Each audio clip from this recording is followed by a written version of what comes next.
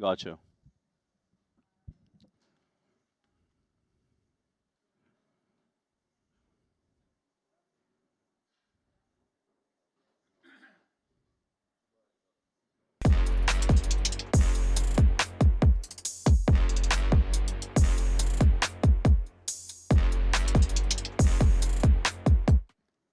Good afternoon and a warm welcome to Triton ONE presented by QQPK. We are coming to you live from Leisure Casino in Jeju, South Korea. My name is Vidar Singhal, joined in the studio by Griffin Benger. And Griffin, it is main event day, day two. We are in the business end of this tournament. Yesterday, of course, it was day 1C where we wrapped up the coverage. The last of the three starting flights, we needed 258 entrants to beat the record set by the inaugural Triton ONE main event, and we smashed it. Day 1C closed with 441 entrants. We took our overall attendance up to 1,230 entries. I mean, smashing the record by 184 entrants. That's going to mean a huge bump in the prize pool as well. We'll get to that in a moment. What an exciting day, and what an exciting record to set. I mean, yeah, it's another testament to the incredible growth of Triton out here in Asia. People love playing the Triton ONE, especially here in Jeju. Just a remarkable turnout, and 240 players returning here for day two. A lot of incredible players among them, of course. John Peter Rounsu, Super High Roller Player of the Year, Artur Martirosyan, who we featured a little bit yesterday on 1C, playing that incredible hand early on where he got that early double. Three-time champion Ding Biao, big personal favorite of mine, as well as both Webster Lim and Daniel Dvorak, who between them have 2 titles each. So, a who's who of some of the best in the game, as well as a lot of players that we're just coming to know over the course of this Triton ONE who've made a big impression. Yeah, I do really love seeing the knowns and the unknowns, the heroes, and maybe mix. some heroes in the making. Now, let's just point out that this wasn't the only thing we had going on yesterday. Flight 1C, of course, going down to 98, bagging for day 2. More than 1A and 1B, which you tend to see because it's the last chance. So, you do see people scraping into the money. But we did have another event going on, the 5K No Limit Hold'em event. 226 entrants and the 214K top prize won by Cheng Peng. Congratulations, Chinese players taking the top 4 spots there. But take a look at number 5, the old Adrian Mateos, getting in the 65K score as he sort of warms up for not just Triton ONE, but the Super High Roller Series. Some of these super high rollers kind of swarmed by the Chinese players here on this leaderboard. As you can see, the 4 top spots: Adrian right there, Alex Boyka, who we're very familiar with, Ander Valinas, who got 4th place in the 10K just a few days ago. So, this is a great representation of that mix that we're seeing out here in Triton ONE. But a big event, big successful event for the Chinese for sure. Yeah, shout out to Ander Valinas, who you mentioned there, 2 final tables so far in the series. Now we did have another side event going on, the 2K No Limit Hold'em event. Nice little 181 entrant field there as well. And let's take a look at the final payouts because the UK pro, Timothy Chung, won the 61,000 first prize. Great trip for him so far, cashing 4 out of the 5 impressive tournaments he's played. But I do want to point out someone special on the number 4 Gotta spot. do it. It's T Win. She's everywhere. She really is. Another final table, 2nd runner-up, which is to say, in the Bounty event, 7th in the Genesis event, number 3 final table, and surely in the running to be Player 1, as we call it, the player of the series. Yeah, and she's been incredible, as you said, and grinding it out. We saw her playing on 1C. Didn't really quite work out for her there, but just the, presence of mind to say, you know what, I'm going to keep grinding. I'm going to jump in this 2K. I'm going to get more points. The actual Player 1 leaderboard hasn't exactly been updated yet. Has she jumped over Yuna? Hard to say. Again, Yuna not out here playing the main event, so a lot of opportunities for, players like T, and especially T, to catch up to her, try to get that Player 1 title here in Jeju. Sort of a parallel between the battle on the final table of the Mystery Bounty main event, the fight between Yuna and T at the moment to be Player 1, as we call it. But let's wrap things up on what occurred yesterday and move on to what we have to look forward to today. It's day 2 of the main event. The plan is this: 10 60-minute levels. I mean, that is the beauty of the format. Lots of poker to play, and it actually does impact how people approach the game. Talk to me about how you adjust going from the 40 minutes to the 60-minute levels. Well, just more opportunities to really be patient, feel out your table. I think you can really wait for your spot more in some ways, but you can see, there's a lot of very big stacks, and big stacks will kind of be the theme. We're going to be playing deeper poker, as we can see on the leaderboard. Ding Renji with the chip lead, 5.3 million, pretty much well ahead of the rest of the field. Eric Eisen, obviously, with an impressive second place chip stack, really playing the rush after that 155K bounty that he banked off. Takashi Kawauchi, we've seen him everywhere. He's doing great as well. We mentioned JP Rounsu. I mean, it's a who's who of names that we've seen all over the series. And, the main event is really the event here at Triton One. We see the Canadian Ryan Shamaz, who's always got his camera ready, streaming out to his fans, doing his little vlogs and stuff. So that's also great to see. Well, it's going to be a fantastic day of poker and of the coverage. We're going to kick off with table number 12, and it's a fun one. I mean, not least of all highlighted by the Triton OG himself, Paul Fua. I mean, we are looking forward to seeing what he's bringing to the action. He's always just so excited to get in the mix, bagging a nice stack. And let's take a look at some of the stats we have on the Triton OG himself. Over 20 million won at Triton with one title, a 3 million cash, and 11 top 3 finishes, which is extremely impressive, to say the least. Yeah.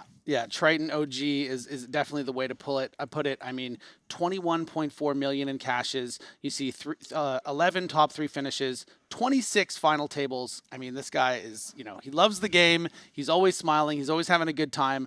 So it's really great to see, Paul here in the main event. Yeah, it indeed always is. We are going to be bouncing between feature tables every 2 levels, as we tend to do during day 2 coverage of the main event. We're also going to have a fun poll going for those of you who have been participating in the polls thus far. Thank you for your participation. And the one today is in line with what we've been doing in the past. What will be the nationality of our chip leader? Let's get the votes coming in. It's going to be fun to track that all day. We have seen China in the lead a bunch of times. I mean, I feel like we've incepted our audience a little bit, being like, oh yeah, look at this this 5K or 2K last night. It's like, yeah, 4 Chinese players in the top 4. So I think that's the easy pick. But look, come on, don't take the easy way out. There's a lot of different nationalities here. Do your poll, but put some votes out to maybe India, Canada. You never know. Never know. Right? Never we got know. Ryan in there. I'm sure Nishant is out there. Sharchwarma's out there. That's true. That's true. We do want to talk about some of the contenders we might be seeing on the feature table. That will give some options for the poll. We do have Liu Chun-Keat. He has 3 super high roller FTs. We've been talking a lot about the super high rollers making it to Triton One, kicking off. Sometimes you call it warming up. But with this prize pool, it's not exactly a warm up. There's going to be 7 figures to play for, and we will find out the exact number in a moment. Also looking at another player on our feature table, Yu Wei-Xiang, 2 super high roller final tables and a Triton One final table. Lost heads up to Justin Bonham in a short deck event once, so no lack of experience. We're talking about some serious experienced poker players here. Yeah, I mean, it's what you can come to expect here at Triton One. I mean, this is going to be, it's a very serious prize pool, and the field has been whittled down, just 240 players. I mean, this is moving day here at Triton One in this 8K main event. So I'm excited to see how it all plays out. Moving day, I do like that. That is a good mentality to bring into day 2. There's a long way to go. You can't win the tournament on day 2, as we do cut to Luca Vivaldi to check out the floor and the prize pools.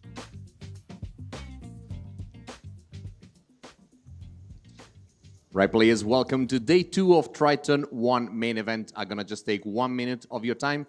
First of all, I'd like to thank everybody that makes this possible. The dealers, the gaming staff, the security, the TV crew, the commentators, all of our partners and sponsors sharing our vision and mission, and the hospitality here at Lesay Casino. Thank you so much. And then most importantly, players, you, the star of this show. We have an overwhelming 1,230 entries, making this a record for Triton One main event. Please give yourself a big round of applause.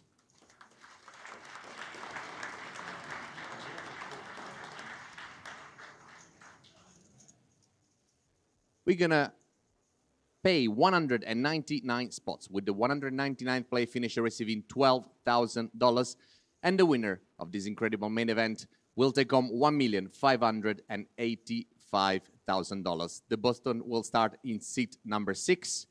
I wish you all the very best of luck. We're starting on level 16, 20, 40, 40. Dealers, shuffle up and deal, please.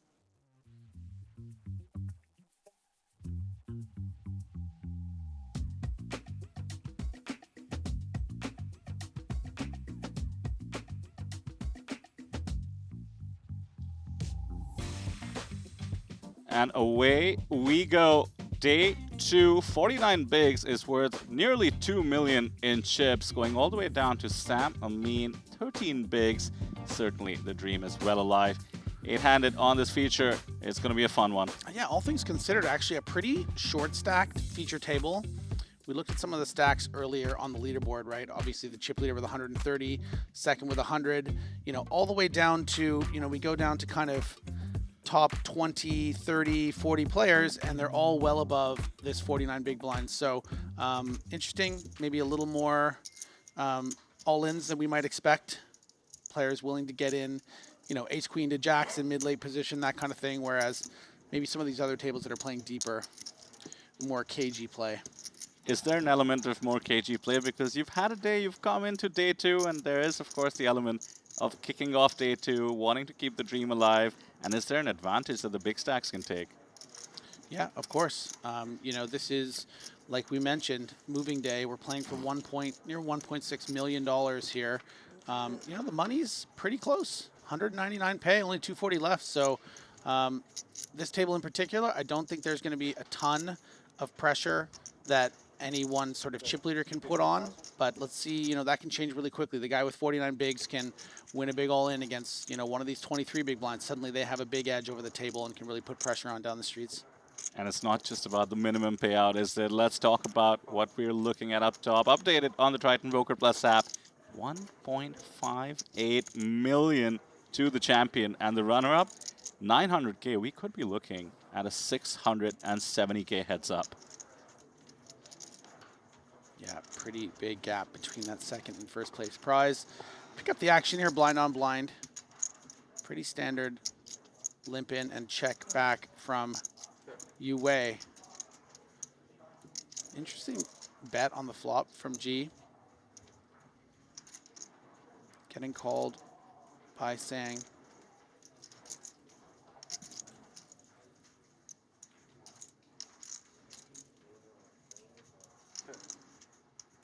Sang does check back.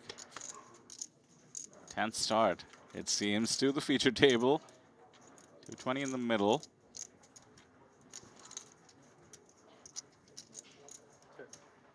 The check is the white flag from Lindery. Tap the table and take it down for Sang. Just a reminder, 2 super high roller FTs and 1 Triton 1 FT for this man, Yu Hui Sang.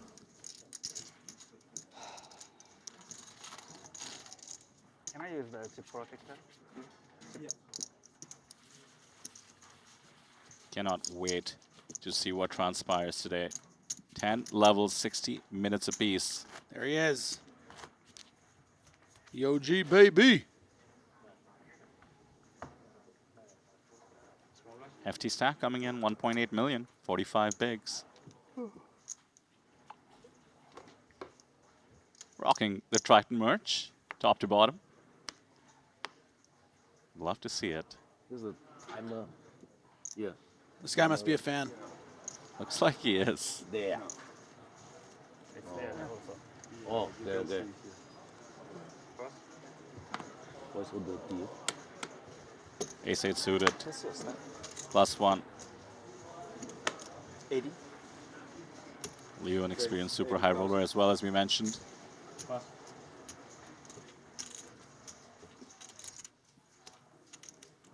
Ace King for Zhao. And immediately the 2 big stacks look like they are going to get involved with each other. 3 bet to 220.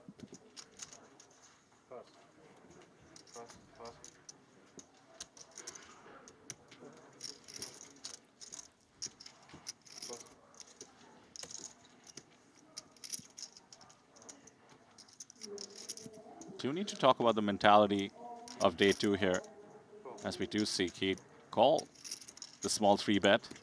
Like I said, we're plenty deep. The pressure that can be applied as we inch towards the bubble is massive. Queen 9 jack, both players whiff.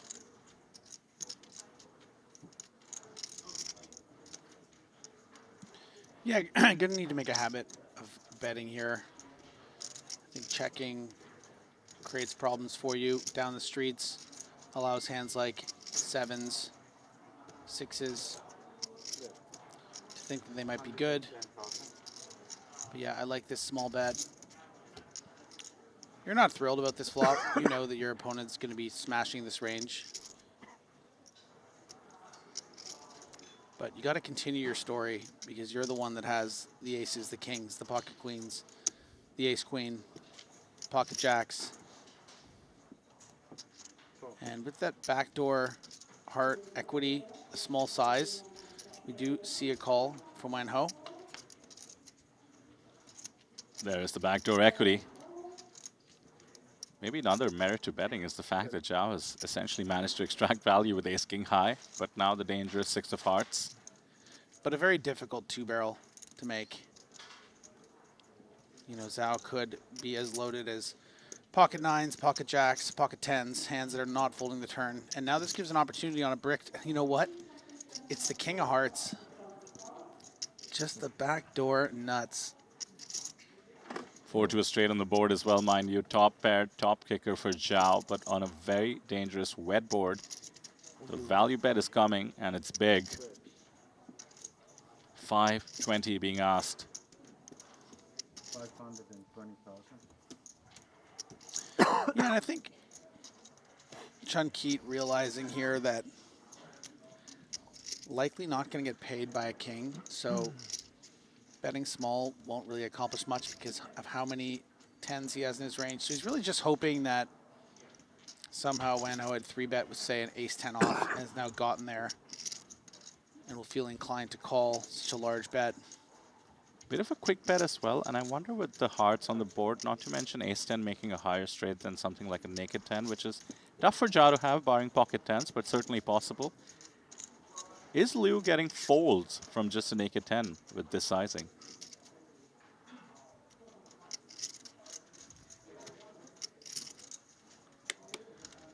Sure Zhao trying to consider what bluffs would even be in Liu Keat's range here. Just very, very few. Maybe something like exactly what Keat has, but in a different suit. Ace-8 of diamonds, ace-8 of spades. If he has those two hands, he might take the same line. So that's where maybe the balance comes from. But those don't make up enough of the range, considering all the 10x, all the backdoor hearts. Well, a great start to the proceedings with the absolute nuts. Does gain near 300k in chips, up to 2.4 million. Chip leader on the table.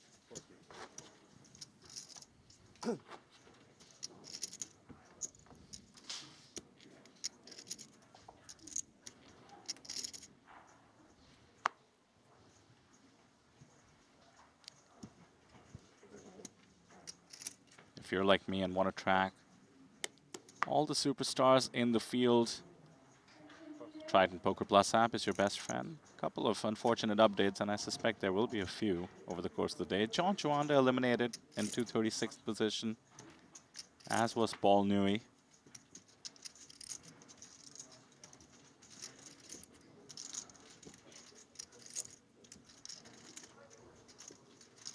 Jilin Ray, ace-jack in the cutoff. He's going to rip it, 15.5 bigs.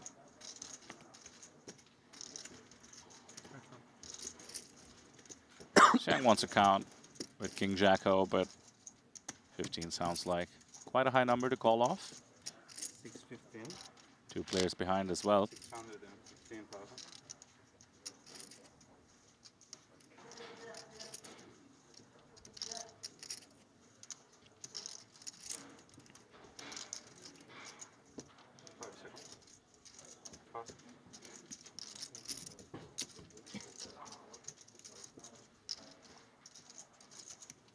It's going to get folded ball.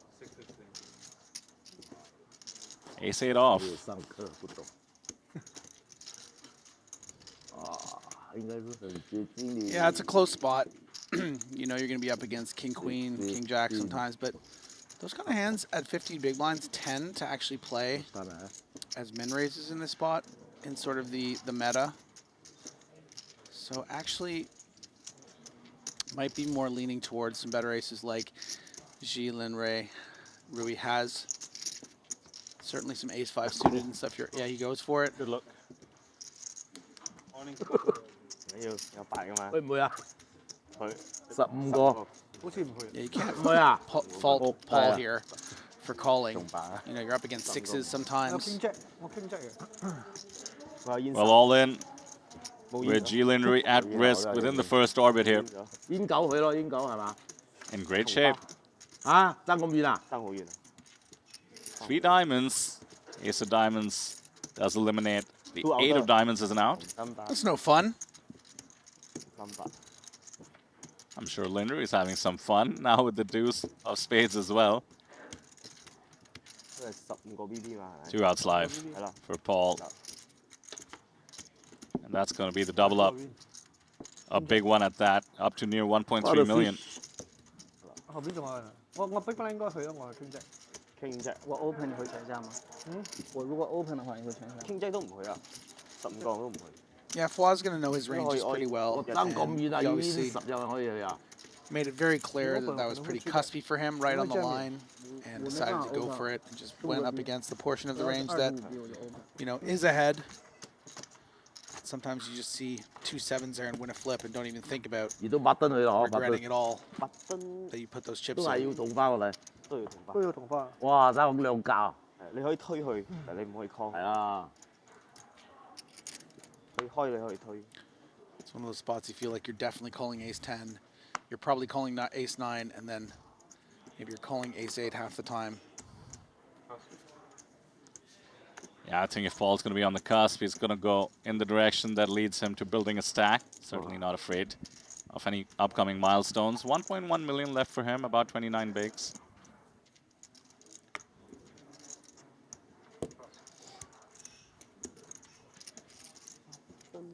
Nines is a pleasant sight on the button with 10 bigs. Oh, yeah. New player on the feature table here. I don't believe Sam Amin started on our feature.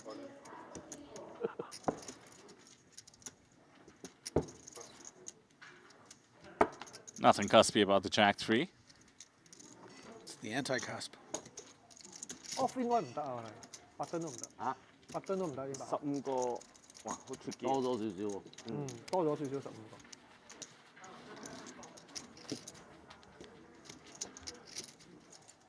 一諗唔通就好㗎啦，講成日。一諗唔通就 fold 係啱嘅。 Loving seeing the YouTube chat. 講好啊嘛，諗唔通就 fold 啊。 依家 Get activated. 依家 get 得 Good morning from Sweden. get 得咁樣同我 Good 講。 morning. 嗰啲你諗唔通咧，你 What up now, Swedes? 嗰啲嗬， Really set you up for that one without realizing it. Big time. 我爆幾次煙女幾冤枉好多，4、5次啦，都係煙女唔應該講嘅。 Washington in the chat. Very nice. 唔係個太多唔得啦。個 GDO 係唔覺得嘛？我哦，煙女 Don't forget the poll. Which 好 nation 深啊嗰陣時，ends the day with a chip lead? 考咗幾次。我哋冷靜啲。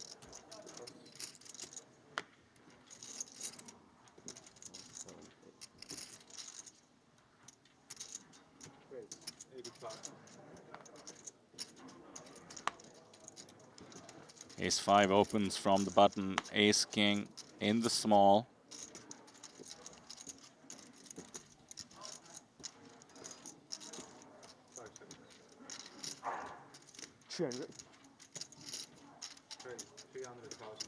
And comes a 3-bet to 300.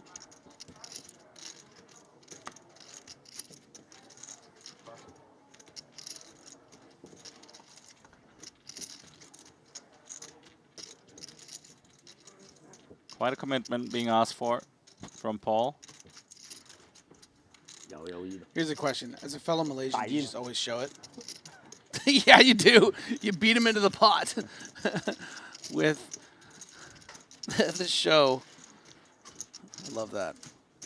A lot of respect. Pre-flop is 15 seconds.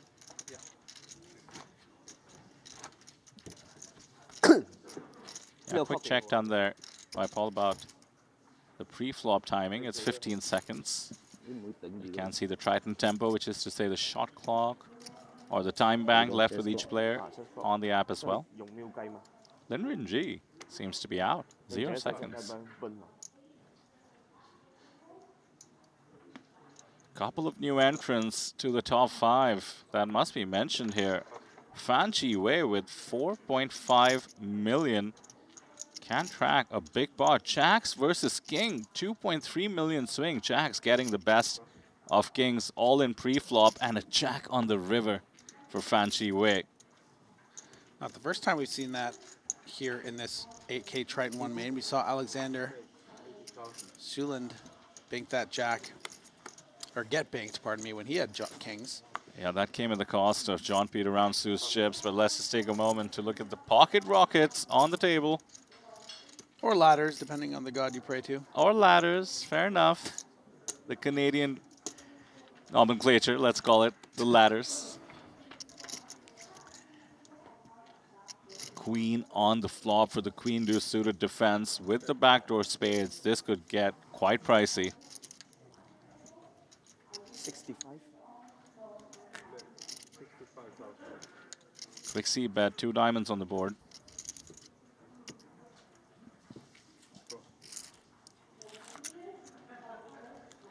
Pretty standard check call, and now it comes down to how much of a brick is the turn.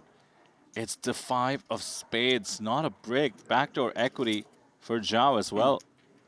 Yeah, and this is really when you can start sizing up. If you're Luchin, Keith, you have to consider, right, like, yeah, you decided to down bet on the flop, even though you unblock and can get some value from Queen X, but you want to make sure that something like a 9-10 continues to the smaller price.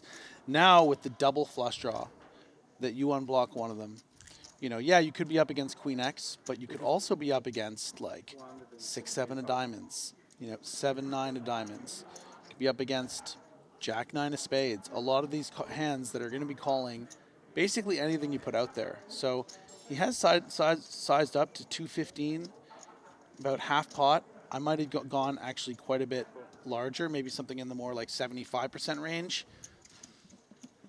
You know, you have to also consider 8x of diamonds or a 5x of diamonds. All these hands are going to continue. So I think maybe I missed a bit of value.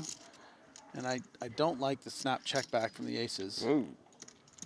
That's, Go ahead there, it's you know, it's hard to get these hands. You have to think about the value you can get. The only thing that's been filled there on the river is some goofy straight draw, flush draw that's become a straight. But man, you're up against a lot of Queen X there. Get the value. So he does have a smile on his face. He's had an incredible start to the day, to the level. But I think he's missed some value there. Yeah, certainly on a board like that, you can look down at the overpair a bit comfortably, trying to seek value from the queens, as you mentioned. And sometimes, you know, you unblock diamonds, but a lot of the flush draws would have connected. I like the idea of just betting and seeing if your opponent will call by worse, not convincing yourself that they won't. But yeah, looking back at this monster pot, creating one of the top chip stacks in the tournament between Fan Chi Wei and John Peter Roundsu.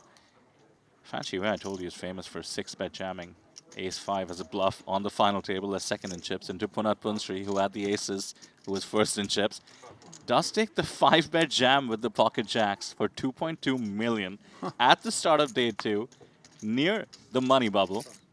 Gets snap called by the pocket kings, and can you imagine the table on the run out, which goes clean until the river jack?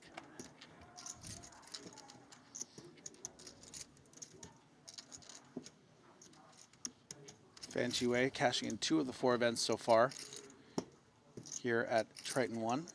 5th place in that mystery bounty for a combined 124,000. And a nice little run in 3K as well. 51st place. Jack 9-3, welcome side for Paul after losing the ace-8 all in. He's the pre-flop aggressor. Somewhat hidden 7s for Chun in the big blind.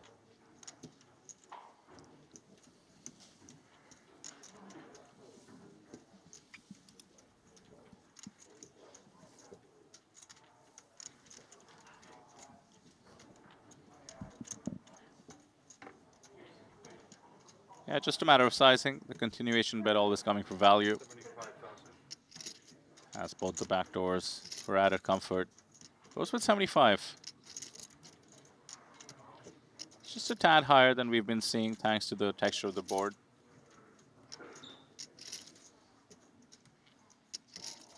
And Sean not giving up just yet. After all, did essentially trap in the big blind with the 7s. And now the 10 comes in. The dummy end of the straight draw for Chan. No extra outs. And 8 would give Paul the higher straight.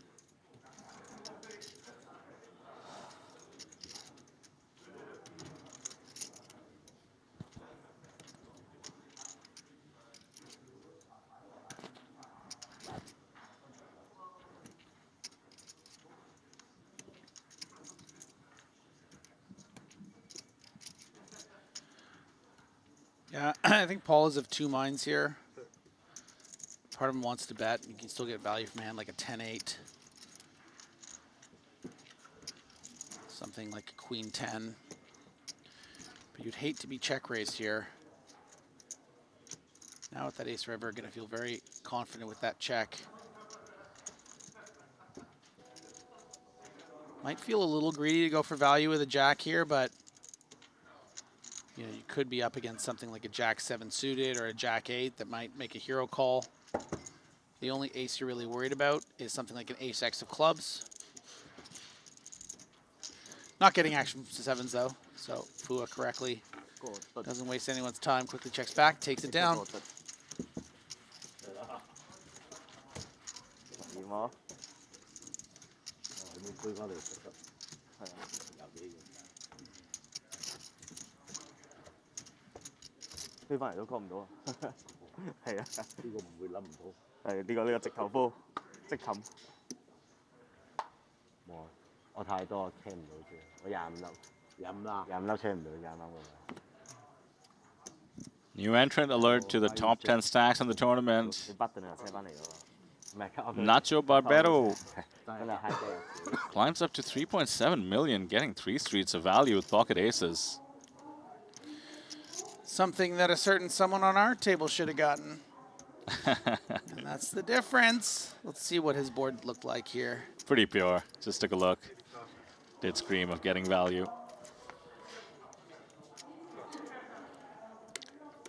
And go on the app like Griffin and I are doing. I see King 3595. I mean, that is just screaming to be valued by 3 streets by aces. Ace 10 be the same hand in the small. Will not participate, respecting the +2 open. Jack 7 of spades should come along though. Suited and just about connected.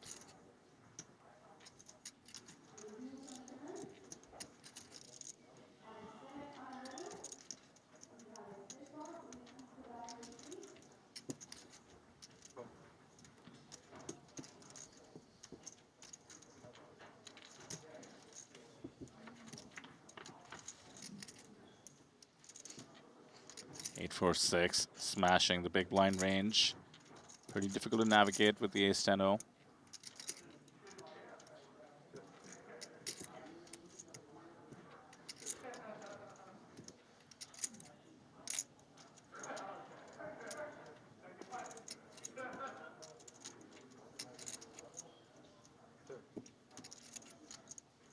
Good spot for a check back by Paul, and now hits the top pair and double belly buster for Jillian Rui. Had to do the math there, the 5 and the 9 making the higher straight. Yeah, we're calling them belly busters now. Of course we are. Double belly buster.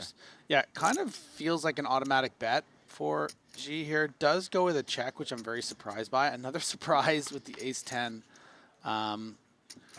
Bit unconventional for both fronts. I think the jack 7 needs to be betting here because of the perceived range of Paul. A lot of ace jacks, ace queens, stuff that might fold on the turn.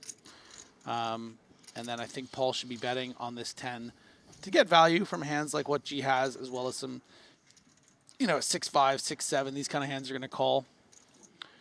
Paul will go for some value here, surely, but won't get any action. But that's also why a turn bet would have been nice. Look, you've just made top pair, top kicker. Maybe we should try to get some value when there's still going to be some interest. Yeah, any 7 was a double gut shot. it makes sense to maybe squeeze some value instead going for it on the river, and Jilin replayed the hand very passively. As it turns out, results-wise, saved Yeah. himself some chips, did Absolutely not bet did. the turn. Was certainly getting called. Luck can come in various ways in tournament poker. Deciding to be a little bit passive at the right time is one of them.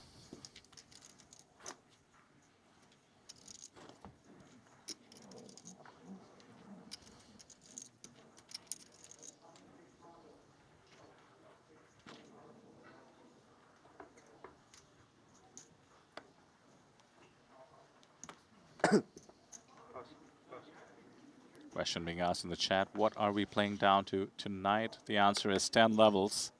80.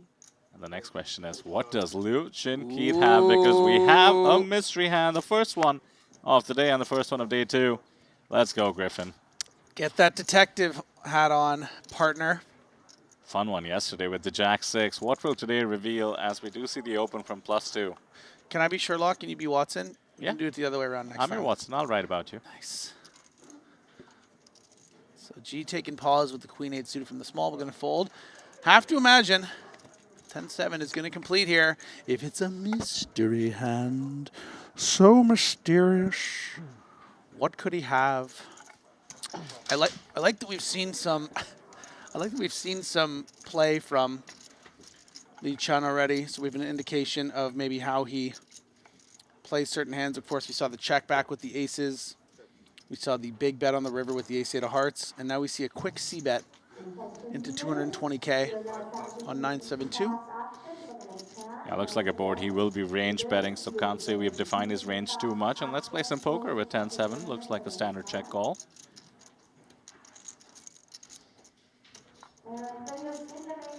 Okay, I'll make a bet with you. If one of us cold calls the hand, doesn't have to be suits, then the other gives the person 50,000 boon credits. All right, let's do it. I'll cold Deal. call right now. I'll say ace-jack. You're gonna waste your pick, or that's your early pick? You can change your pick. You can change your pick by the river. Yeah, that's my early pick. Okay. Of course, when you play poker, you're playing against ranges, not one hand in particular. Now, Shang checking the 7 once more. Pretty favorable turn card. The deuce favorable for Keat to continue barreling as well, to the extent he does have ace-jack or any other bluff, including all the value hands as well. So this is getting really tough now. Too strong a hand for Xiang to maybe go anywhere just yet. But the ask is hefty, 210K. Yeah, and just in so much trouble against what Liu Chin-Keat is representing, which is an overpair to the board, or something like a big 9, King 9 suited, ace 9. But yeah, Yue not going anywhere yet. You're gonna have to show me 3, dude. River coming. Chat is bringing in the guesses themselves. The ace-jack, to the extent that's what he had, has been top pair. So you're sticking with ace-jack. Let's stick with ace-jack. 710 in the middle, pardon me, 790 in the middle, 710 in Shank's stack. And 2.5 million for I'm Liu. gonna go with pocket kings. Quick check once more, just praying for a check back to the extent it's relevant. He has a 10, but the straight coming in is quite unlikely. Okay, we'll do 2 picks. I'll give you 1 more pick. No, don't back down now. No. We get 2 Sherlock picks never each. gave 2 picks. That's fair. Well, let's take a moment to see if there is a bet here. Considering the meta of the mystery hand and the fact that the man is closing his eyes and doing some math, I think a bet might be coming. It's all of it. Near full pot ask for the tournament life near the bubble of Yu Wei Shang. And he just has a 7. I think you should probably get those boon credits ready. Very tough spot here for Yue. I will say some of the bluffs have gotten there in the form of sort of like a Jack 10. But does Liu Chin-Keat value shove the river with Jack 10 after we've seen him check back with aces on a pretty dry board on the river? Probably not. So I think he's pretty split between very, very big value, queens plus. I was going to say my second pick was actually pocket nines. So I think it's like very, very big value. Like I don't think that he shoves pocket tens. Of course, that's also blocked by Yue. I will shoot down the pocket nines in terms of the frequency and the range a little bit based on the turn sizing. That being said, he did set up for stacks perfectly. So there is some merit to going I'm sticking with kings. sort of the B60, B70 on the turn to try and set up for this exact jam.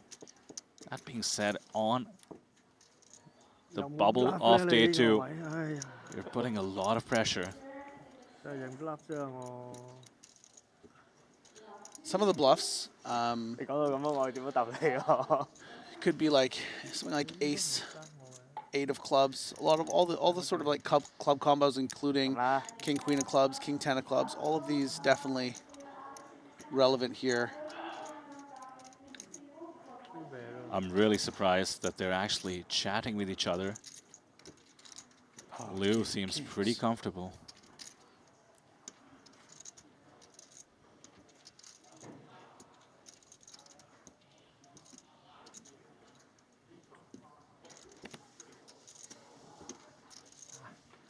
Fold from the 7, and it's pocket queens. So close. Right in between our two guesses, the ace-jack and the pocket kings. What did she say about Somebody in chat absolutely nailed it. Fast action. We block 10 seconds. Yeah. 10 seconds. And maximum 30 After action is back to 15. Okay. If you raise, Nice takedown. What a start to the day opener have 10 for seconds. Lee Chun Keat. 3.3 million up to 83 big blinds. Remember, we started this at the feature table. No one had So too long. even more than 50. Annoying. So a bit of a runaway train and big hands to How do many it. time bank we have? Made the 10 night seconds? nut Three flush with each, ace 8. 3 or 2. Had an overpair and got 2 streets of value with pocket aces, and just got 2 more streets with pocket queens. So, you know, sometimes the rush comes. 10 10 plus plus 30. Yeah, maximum 30. Did they add some more time to us? No, cannot. No. Only 30. 30 then you No, I mean our time. Ever been to Malaysia? I have not. Actually, I have, but I was very young. I don't remember 我 much. 知，我俾我原本有 Beautiful country 100 from what I 秒 know. 嘅，依家有冇加？加單兵，去之後會加，但係嗰依家未啦。依家未，佢應該係 IDM 之後會再加一輪，加100秒。 100秒 Yeah, 啊！ there's a quick discussion. I actually caught this announcement coming in thanks to the delay. There is a fast action 而家係 announcement where you 秒 actually get 10 seconds pre-flop and just 30 seconds time bank total. 你好，咁樣好啲啦。 This actually speeds things 係啊， along 唔係個個 with 多 about 20 spots away from the money. 人家又要 catch up， Really loving the innovation. 快包佢瞓覺嗰啲咯。喺度等。 I mean, how often have we heard, Griffin, that the biggest problem with tournament poker these days is the tanking, especially near the bubble, and we're just doing everything we can using technology and really a bit of conviction to try and solve it. His blocker reached 0 seconds. He has 0 seconds damage. He did the nut. I think his stand is left. On 0, your hand is set if you don't have any time left, sir. No speak English. 他说你没有时间了，那个 Someone's gonna have to explain. Count down. 零了是吗？只能 four。你的 That's why 你 you 的 have，to count 因 down. 为因为你没有因为你时间过了，你没后面没时间了。今天没有加时间吗？ You had only 3 seconds left. You got no time, my friend.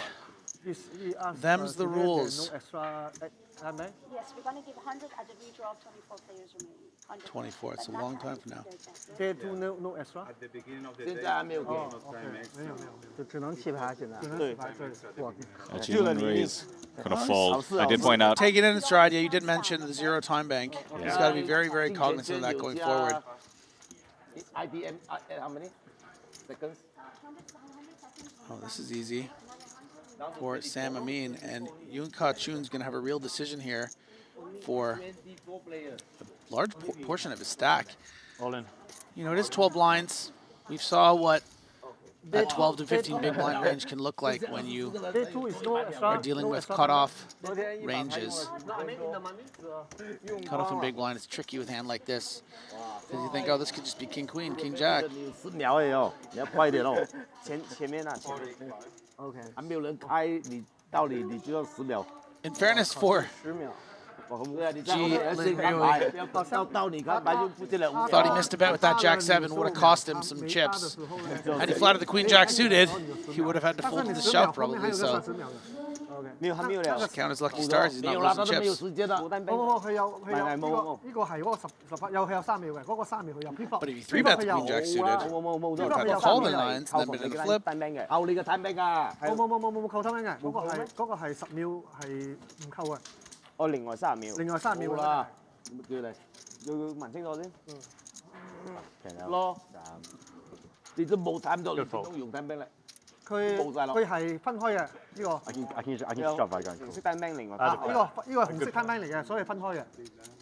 咁頭先冇3秒，因為佢 open 咗，佢 action 咗。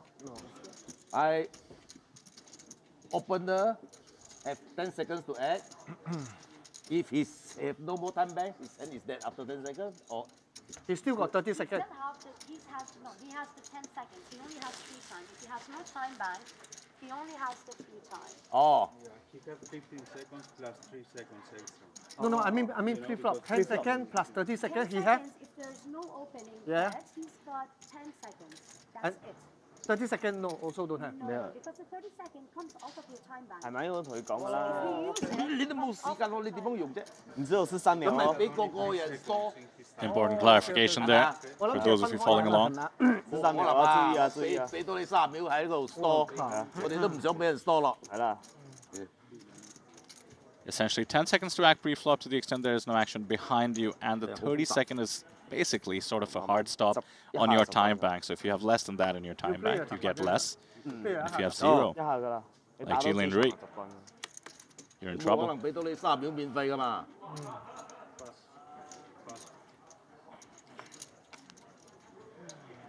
This is the fast action portion. 咁個個人疏都好食你喎，40 17 away from the money. 免費㗎嘛？如果係照你咁講，成張台喺度3秒就幾分鐘冇喎。 20你秒都頂順。唔係你嗰3秒咧用咗就冇得用咗。係啦，個3秒係你自己個 time bank。你自己嘅3秒你用咗你就冇。你喺入邊啦嘛，加去俾你啦嘛。加入邊嘅。你之前有80，你加到81啦。佢喺裏邊嘅，佢喺裏邊嘅。唔係佢嘅意思即係話，唔係依家我比如講我依家用咗我用咗10秒，跟住再響嗰3秒用咗再10秒啦，我剩翻20秒嘅。呢個3秒你用晒咗，你冇得用咗嘅。梗係咯，以前你俾你3粒紅㗎嘛，2粒。啊，2粒紅。而家俾3秒你咯。依家俾3秒。做咩頭先你冇嘅？係咯，我應該有嘅。佢應該有㗎嘛，我就講。action 咗，佢 action 咗。我 action 咗，佢唔得用紅嘅。啊。唔係，但係佢 If you 應 could 該 have 有 any 紅㗎嘛 superpower, 呢個多出嚟我唔用得嘛？係唔用得嘅，action 咗唔用得紅嘅。紅個 open 咧又可以用嘛？ don't say invisibility. It's creepy. 應該10有嘅。唔知啊，陣間我哋睇咪知 I was thinking it. I know you were. That's why I was like, I better stop. How about having aces near the bubble? Does that count? Were we talking poker superpowers? 係啦，所以佢唔係，嗰3秒咧係 Why don't you think about it? Get back to me after the aces, because time does kind of stop when aces are some of those aces, It right? is true, and no time bank. Yeah, needed. that's an interesting dynamic too. Imagine he gets his hand dead. 三個紅色，等佢有人有 action 咗，你唔用得嗰啲紅色嘅 time bank 嘛？啱啦，以前我就係講佢應該係有嘅。 I have a pretty 我意 clean 思係講 answer. I 呢 know. 個 I 冇嘛， know. 頭 I've 先 thought open about it 咗啦 before. 嘛。我知係頭先我哋問佢 I 你 have 講 two 冇話。 favorites, and the reason I'm bringing it up is because something that's happening at the table right now. Oh, it's going to be speaking any language? That's one of the ones. That's one like of the ones that. that I think. That's really cool. I think that would be like, 佢話係 pretty 會 incredible. 響佢 We're 嘅 getting 攤 there 位 with 嗰度攞出嚟 technology. 嗰個3秒。 yeah, in a way. 5-4 diamonds. Yeah, very, very playable here from the big blind. And the big stack. But my top pick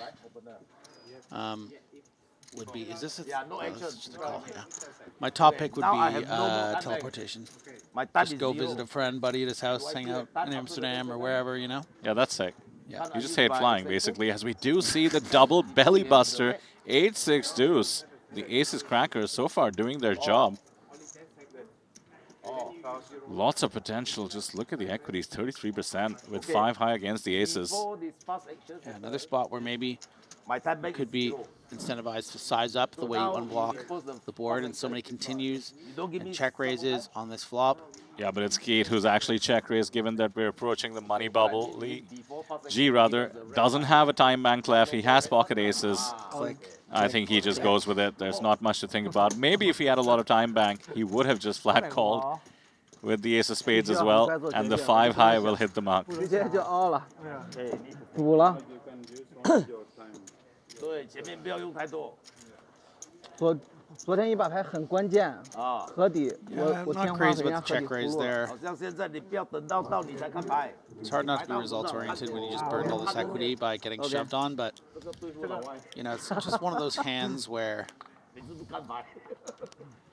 you know, if you just have a gut shot and maybe one spade, I think it's nicer to check raise in this kind of situation. But when you have that much equity, disguised hand, you can really crack 靜音靜音。 a big holding. Also, just I don't think Jilin Rui is the type to sort of continue bluffing on a texture like this, and you can probably find some bluffs. Like, you know, if a 9 comes on the turn and Lin Rui checks back because he only has ace queen, I think you can just bet the river and win instead of, you know, burning 6, 7 big blinds on a check raise and not seeing if you can hit your straight. I'll just throw another consideration out there. We saw 33% equity. I mean, he snap folded, could have done some math there. Nearly had the right odds for a call with the 5-4. I think it was about 700 to call with 600 in the middle. Yeah, the math probably not quite there, but definitely a consideration. But that's what I mean, is that, like, I really think it's important. Like, obviously you have to react to the things that are happening during a hand, but 也没有很大， I think it's important that you have a plan. 是要3 And 比 if you 3 really 比的牌， reflect on that hand, do you think that a good plan is to 没 check 有 raise 很顶 fold? 尖，但是也不是 Probably not, right? So maybe we need to play more calls. Also really depends on the kind of opponent you're up against. 对。A 八有点那个啥 对啊，我想不通，A 我八就拖的啦。只赢圈 K， Limit the small, and people are going after the chip leader at the table. Yeah, I think Jack 9 off is going to be good enough to call here, but he's going to fold. Just checking up the chip counts. Ding Renji, our start of day chip leader, who started the day with 5.3 million, all the way up to 6.8. Good for 171 big blinds. Eric Eisen, good start to the day, has made about 25 blinds himself, up to 5.2. raise 4， But really nice separation for Ding. big O raise 4。 All right, so drum roll. Griffin, you go first. What's your number 1? I told you, teleportation. Oh, teleportation. That's right. That's right. Number 2 would be the ability to speak every language. But, like, really speak and understand, not just like a universal translator or something in your head. Like, we have universal translators, you know. 80,000. Yeah, I'm bilingual, being from India. I speak Hindi, and it unlocks a whole different aspect of culture. And sometimes when I'm watching a foreign film, I do wonder, how much of it am I really getting? Yeah. Subtitles can only go so far. I'm not bilingual, but I am bi-curious. That we know. It's my favorite line from my favorite joke from Arrested Development. Remember that one? I don't remember it, but Arrested Development is one of my absolute favorites. Yeah, it's Tobias goes into like a store or something, and then the person's like, "Are you here to buy, or are you just curious?" And he goes, "I'm bi-curious." Complete with the 8-7 off from Zhao Wanho Hao, trying to find something with this 8-7. Quite a bit behind the black tens. Has flopped a gutter. So, you know, this is the kind of board that would be an interesting check raise. The problem is, Chun, you know, doesn't have a lot of chips to start the hand. 個台咧，跟住佢撳自己。 75,000. 誒係咪啊？你撳入去嗰張台啊？啊，有啊有啊 460 behind after the 75K continue. 有啊，嗰個頭 And looks like Zhao is just check calling with the gut shot. Need to have a plan here. 370 in the middle. He has missed. No added outs. Oh, you don't speak. Oh, Two-tone board. Oh, we all look alike. 我呢招啊，有呢招啊。喺呢個牌我問咗，師傅 Yeah, 就 this 話 was the plan. 煙白 off。 Donking on a low card Ah. and really putting the pocket tens to the test. ICM 就要，唔係 that's 啊 chip EV 係 ICM 就冇 that's 因為有 ICM 咗嘅， Quite a large bet. 咁我已經夠啦。 Bit of an unconventional line. 你係個煙十。邊個同你講煙白？阿 Get 啊？阿 Get 鬆啲㗎嘛？ It's the bubble man, 16 spots away from the money. You're facing a shorter stack. You gotta ask them the question. Are you ready to go home with nothing? 5-7 has come in. something like 5 deuce of spades. Might call pre, might call the flop.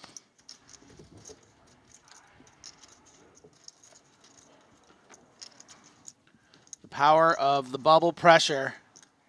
Is Yunka Chun going to fold here?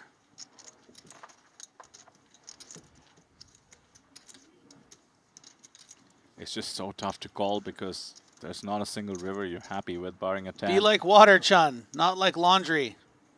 He folds. Does fold. 8-7 getting it done. Zhao and Hao completely understanding the bubble dynamics.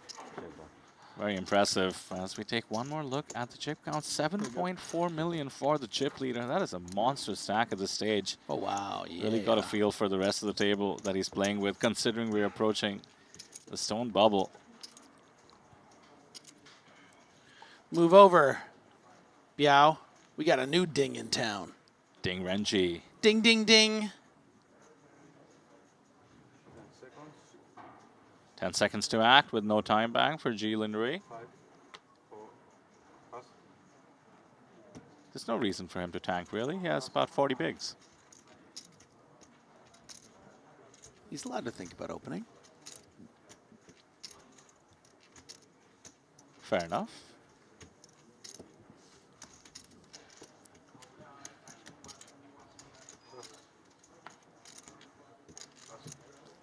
Sam Amin lets the suited connectors hit the mark. Fold it to the button. Yeah, I mean... 5 seconds. It's tempting. 15 bigs though in his stack. One of the shortest on the table. I was making a mean joke. Amin. I was like, yeah, I mean... I get it now. Yeah. I thought it actually was tempting considering the only shorter stack was on the big blind. So you threw me off there. I never know when you're talking amazing poker strategy and when you're making a pun on someone's last name. I should always assume the latter, to be fair. I mean, I've been calling you by your first name Amin? so much, I don't even know if I remember your last name. It's very punnable. So it's definitely not orange. That's right. Ace, Jack, Deuce Nothing on the rhymes flop. with orange. Blind versus blind battle, limp pot, middle pairs. Pretty good. Bet 40,000. King of Hearts, the key card, but the 380k stack, equally key. Yeah, might Really call handcuffs. 40, but running out of real estate here and just maneuverability as we approach the bubble. You want to have fold equity with your stack, so I don't mind the fold.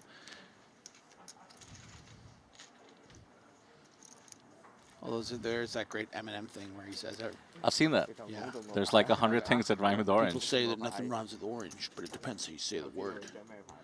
Storage, door hinge, That's right. Good memory. porridge. Doesn't syringe rhyme with orange?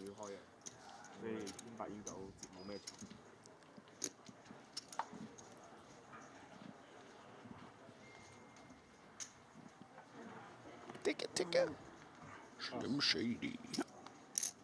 213 in the field, 14 away from the money. Considering the number of tables at work, we are basically on the bubble. Just an elimination or two on each table, and we get there. Wow, so the poll of which nation will end the day with the chip lead. Rest of the world is one of the picks. Love that. And Canada is not listed. I'm going to take rest of the world. ROT dub. Yeah, we offer 8 choices, and then rest of the world doing pretty well. Number 3. Huge gap, though, between 3 and 2 and 2 and 1. Japan, 26%. China, 41%. Not appreciating the 0% between Taiwan, Brazil, and Malaysia. I mean, look at all the Malaysians on our feature table here. Where's Yeah. the love? I think that's going to bump up through the course of the day. Fan Chi Wei, we just mentioned, one of the chip leaders in the tournament. Paul on our table from Malaysia. Brazil, let's see, who do we have? I spot a number 9 stack.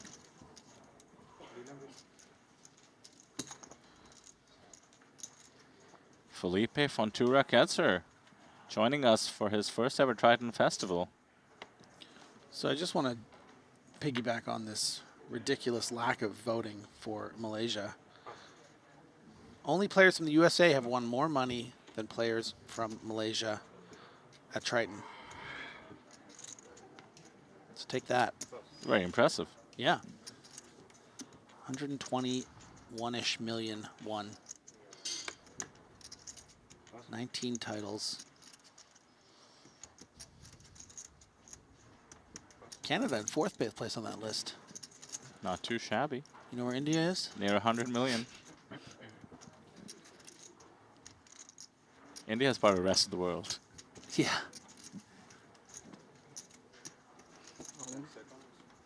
All in. Jilin Rui takes the spot against the short stack of Xiang and gets the job done with the king. 15 big shove. Tell you what, I'll do another 50K bet with you. Okay.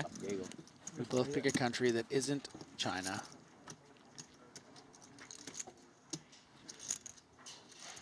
That isn't China from that 9-country list. I'll let you pick first.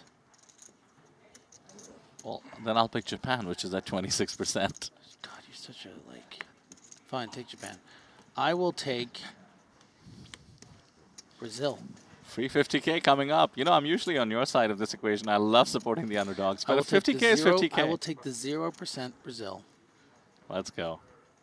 We got an India stat here. Producer Lee, obliging with the India stat. This is mainly driven by the Santosh Savarnas of the world. Oh, pretty cool. 14.89 million won. Really? How's that? 9 players, actually, not just Santosh.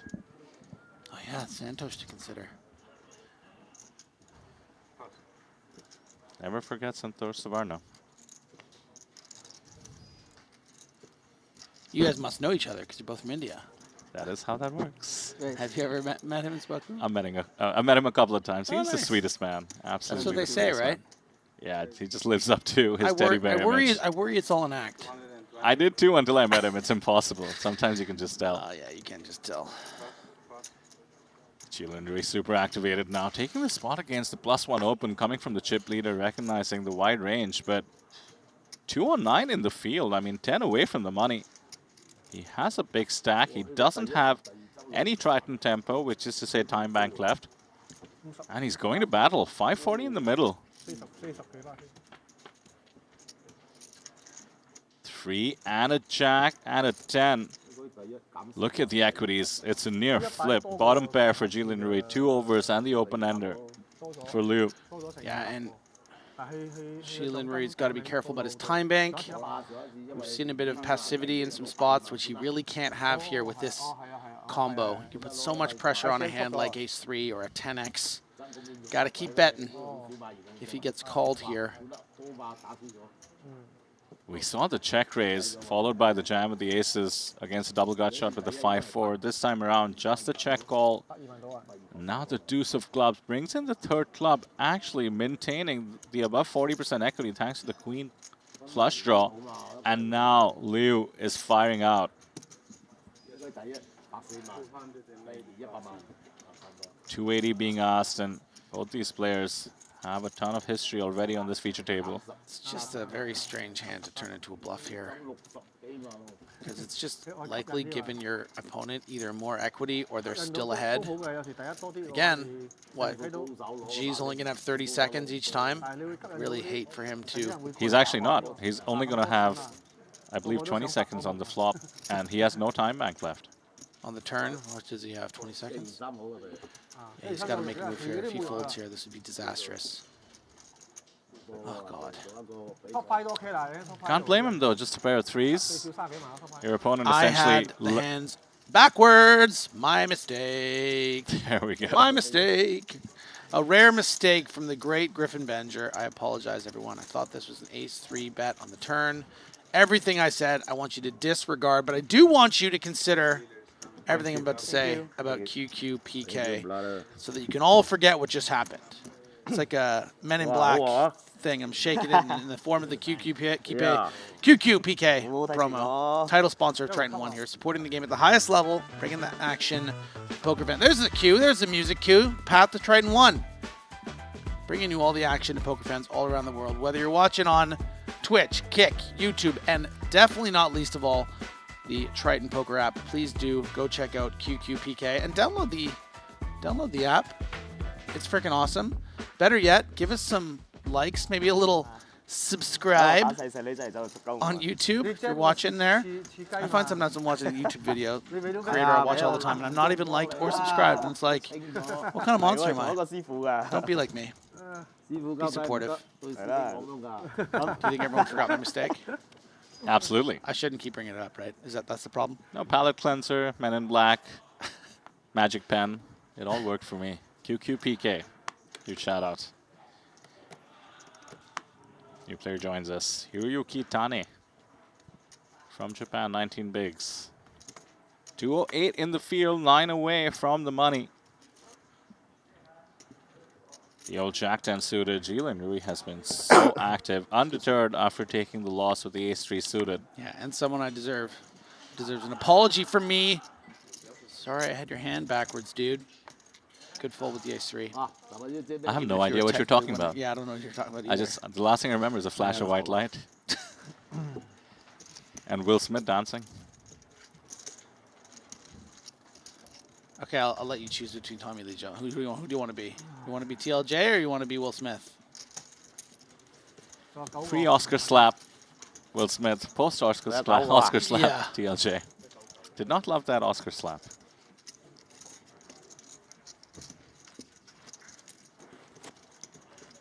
Just a few spots away from the money. Certainly, all the stacks at our table can be considering folding their way into the money. The shortest stack is 9 bigs, Yuan Kashun. Safe to say with so many players out there. If he so desired, could fold his way into the money. Let's see if he chooses to. 12,000 is the minimum payout. The 1.5x return, but don't forget, near 1.6 million up top. For those of you watching on YouTube, make sure you go on the Triton Poker Plus app. Take a look at the payouts. It'll help you get excited. We had an $8.9 million prize pool. Absolutely incredible, and a huge shout out and thanks to all the players who did support the second Triton ONE festival here in Jeju. Thank you for the 5 extra.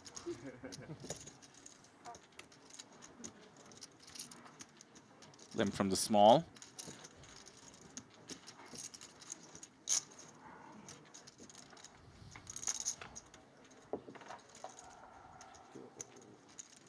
Rotation.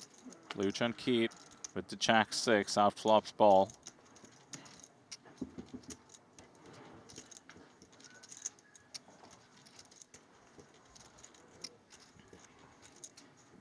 Hope to see some protection here from Keat, but elects to check. You just don't want to get rivered by a hand like 10-9 or something here. No.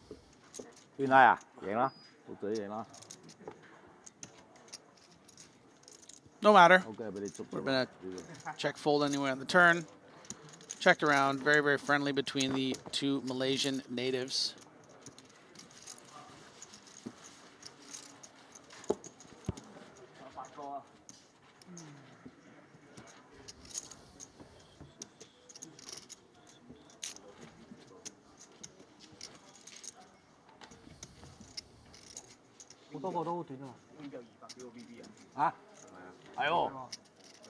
How 210 big blind？ 應該日本人嚟，好似日本人嚟，你唔知一定唔係啊姓表。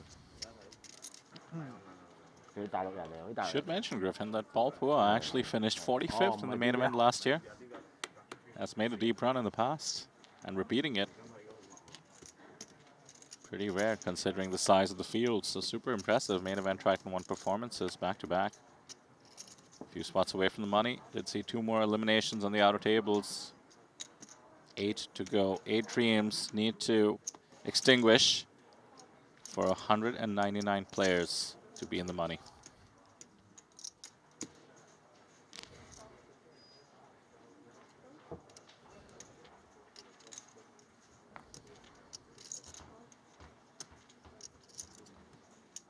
Wow, 第一崩第二爭1倍喎。I mean, the table needs to be 400幾 noticing 萬同 how 500幾萬 active Jilin Rui 幾 is 誇 all of a 張。佢 sudden. 贏咩 hand 咧咁誇張？ Most hands 我而 not 家睇 going to 緊 show down. 都係 Can start suspecting solo. something is up. No doubt. The smaller stack of the newcomer being targeted a bit. Small blind 25,000, big blind 50,000, big blind until 50,000. 哇，Mark Rivera 都喺度喎。我係孖煙孖王，因為 And 孖煙 did 孖 I 白 just hear the 一個 blinds 孖 go 煙 up? 一個英 Indeed, 王 we 英 did. 王英英隻 25K, 50K.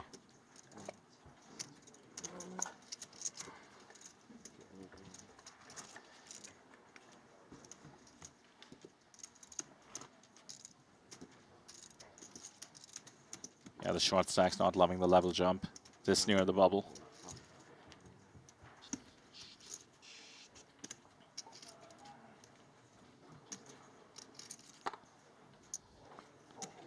820幾個係咯。 There is one of the short stacks. UTG blinds just went up. King 4 off. Not a pleasant situation, I have to say. We'll be posting 100K on the very next hand. About 20 to 25% of his remaining stack.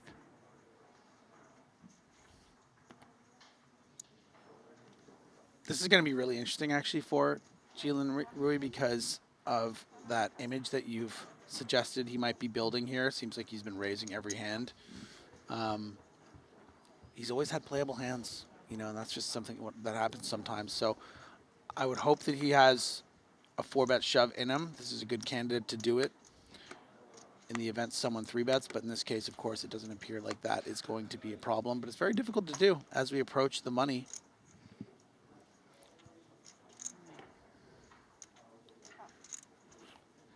Zhao will take a stand with the ace-deuce of clubs. And the image can play a role post-flop as well. Zhao could have a very different view on the ranges. We did see both these players actually play hands in a pretty tricky fashion. Zhao taking the donk on the turn. This time around does flop best, bottom pair. All kinds of backdoors. And Jilin Rui is just immediately reaching 2 overs. And the backdoors for him as well in the form of diamonds and Broadway. I'm actually kind of excited. This could be a tricky pot because we are quite near the stone bubble. Yeah, and pretty much exactly similar stacks. So I would love to see something like the 10 of clubs be a juicy turn card. Maybe the 9 of clubs. 10 of hearts. Pretty close. Gonna be what G needs to just fire another bet and take down this 475,000, but he's still got to pull the trigger, and he only has 20 seconds to decide if he's going to do it and how much he's going to wager. Again, doesn't have time bank to work with, this gentleman. I mean, you pretty much have to, right? You picked up so much more equity, and there are a lot of better hands you can get to fold. However, you're so worried about being check raised because you burn a lot of equity, and we're near the bubble, but he's reaching for chips. Clearly agrees that with king high and the turned equity, he has to double barrel. 300K is the ask, and this is just too tough to hold on. Sort of a reverse situation as we saw. In those hands, he got a little mixed up where the bottom pair was with Jilin Rui, and the king-queen was firing.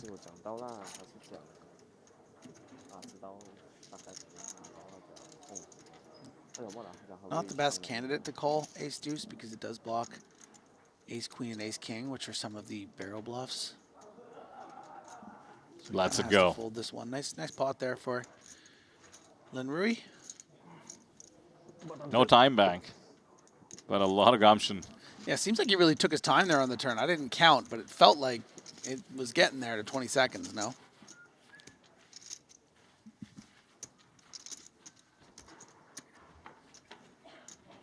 Taking a quick look at the leaderboard.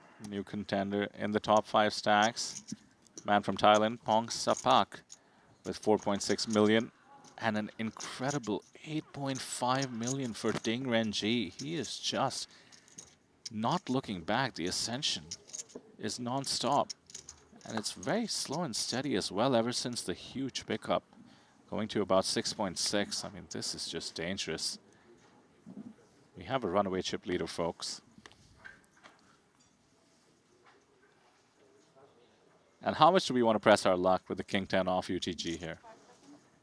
Let's this one go. Yeah, just with our image.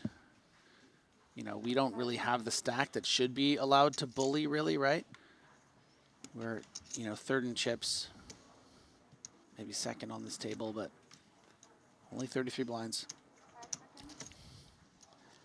Ollie? Ace Queen will go for it. Yu Wei Shang, as one of the experienced super high roller players on the table. Doubt he's eyeing just the min cash, so we'll just get the stack in there, 12 bigs or so.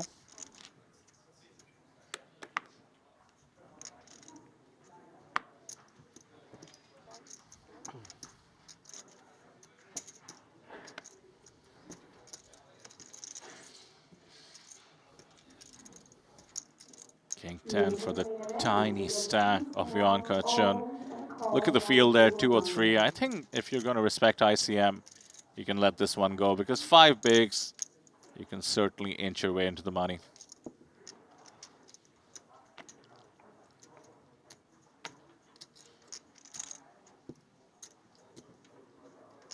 Yeah, this is one you can burn the time with as well, because we're just about to hit hand for hand. Before that, the timer does matter. 203啊，4個。 Fair enough pickup there. One more to go.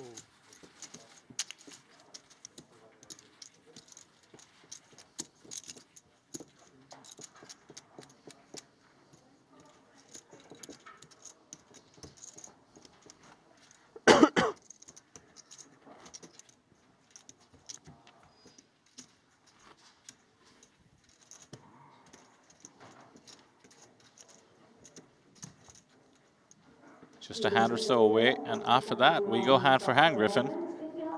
It's going to be pretty fun, considering near 25 tables will be running. Quick explanation of hand for hand for those new viewers to the stream. We will play one hand on each table and only resume playing the next one once all the tables are done. You'll actually see it as we cut to any outer table where there is an all-in situation. And a slight quirk, you aren't supposed to reveal your hand if you are all-in. And you do get call, and this is so that you don't influence the action on the other tables. Hashtag agree. No, yeah, no, she didn't. I think hand for hand. Our resident chip leader doing what he's supposed to do. Raising has a great candidate to do it. Ace blocker, mid-late position. 冇啦，係我已經嗌咗我係講。佢又講到喺手，你問一問，你問佢啊。Is it hand for hand now? Not yet. We're just making sure that 哦，如果咩啊？未啊，下一個先啊，啊，應該出多個。就剩兩個。 If you heard that, we did see the floor say not yet. 報停啊， I suspect all in a couple of minutes away as we do take a flop. Ace for Liu. Middle pair in the form of the 7 for Jilin Rui. That was very confusing the way you described that, by the way. Did you notice that? You said ace for Liu. That's right. Ace for I was 7 like, is oh, 7's coming. the Nope. flop. Yeah, just catching up as I was looking at the hand-for-hand situation as well. But yeah, a bit of a hairy spot. Huge stacks in the mix. 1.5 million is worth near 30 bigs. An interesting check back from Chun Keat. I don't think he's going to be faced with a lot of bluff raises here. So it's nice to get a little protection, I think, on the flop. Get some value from those big spades. But in this case, just middle pair that might have called a small bet on the flop. But surprising to see, still calls the turn. Not sure about this one. This would seem like a strange delayed bluff from Chun Keat. I think if he was bluffing, he would have started by doing it on the flop. So expect this to go probably check, check. But you know what?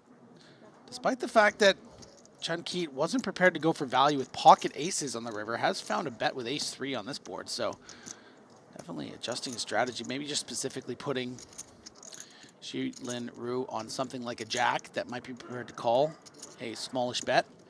I like it. I like the adjustment. 2 spots away from the money. I think Liu Chun Keat also not really expecting some crazy moves. Yeah, extends his chip lead on the table, 3.7 million. Fold to IDM.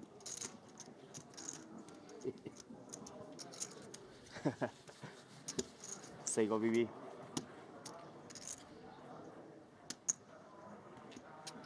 唉，我哋食支煙先啦。200 players remaining. Really got a feel for the more recent eliminations. So close, yet so far from the money. But with just 199 players making the money, we are on the stone bubble of the 8K Triton ONE main event. Strap in, folks. We are hand for hand. You never know. We could have 0 eliminations as we play one hand across the whole floor. Or indeed, many eliminations. And hopefully, sort of a shared bubble boy or bubble girl. That way you do split the prize of the 199th finish place. Still taking a look at some of the chip leaders out there. Tony Renlin with 40 bigs. Unlikely to be the bubble candidate, as we do cut to table number 6, and we do have an all-in and a call, and I think the all-in player just gets it through. Extending their stack, Xia Shun on that table number 6 hand. Let's make our way through the floor, Griffin. What do we see? Who's in trouble? I think I saw Alina, great masseuse there with the massage company. There's Martin Nielsen. And Mustafa Canet. Oh, this is definitely a table we got to consider. So much narrative, so much lore. It's table 22, and looks like Martin has really put Elizabeth Chen to the test. 680K being asked. This would be the remainder of Elizabeth Chen's stack. Triton Trophy winner from the women's event. Extremely experienced cash game player at the highest stakes, as is Martin Nielsen in terms of the super high roller experience. Flop is queen, deuce, 6, 8, 10. Check on the flop, bet 100K on the turn, and now essentially rips the river.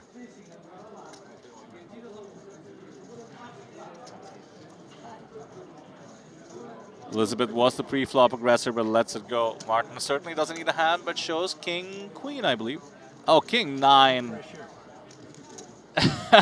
Shows the bluff to the camera and says bubble pressure while getting a massage. Ever the showman. Yeah, Elizabeth's going to regret that, of course, but happens. Especially at the bubble when there's a lot of pressure to be put on. Yeah, I think the check on the queen deuce 6 flop there is just opening the door for Martin. Just come after it. And come after it he did. So no elimination. A dent in Elizabeth's stack. Still has 7 bigs. As we move across the floor, we'll have announcements for any all-in and a call on the stone bubble.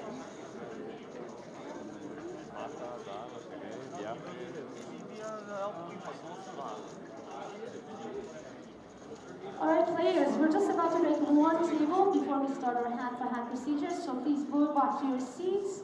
And dealers, before you begin to deal, you must have 8 players at your table.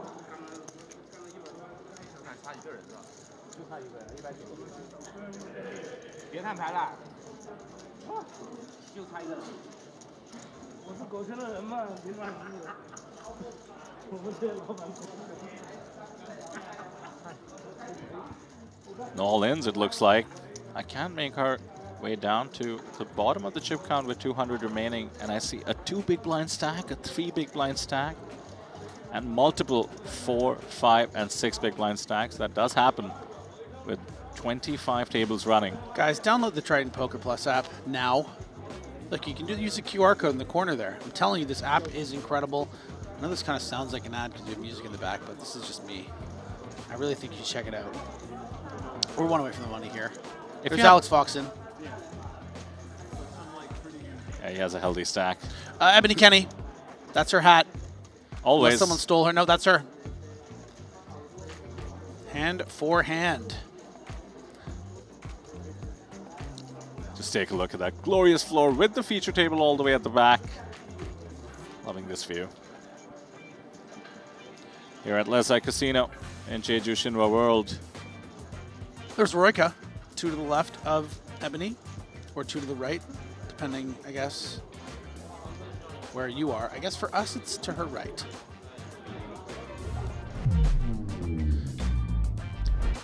Back to the feature. Looks like no all-in situation as we do take a look at the feature table. Chip count 74 bigs for the chip leader. Super active Liu Chun-Keat has been putting on quite a show. Jilin Rui, who actually activated in the last couple of orbits, his second in the chip count. 29 bigs, huge differential between first and second. Yeah, big lead here, though, for Liu Chun-Keat. I think we've expressed how fortunate he's been with some of the holdings he's had, making the nut flush with ace-8 hearts.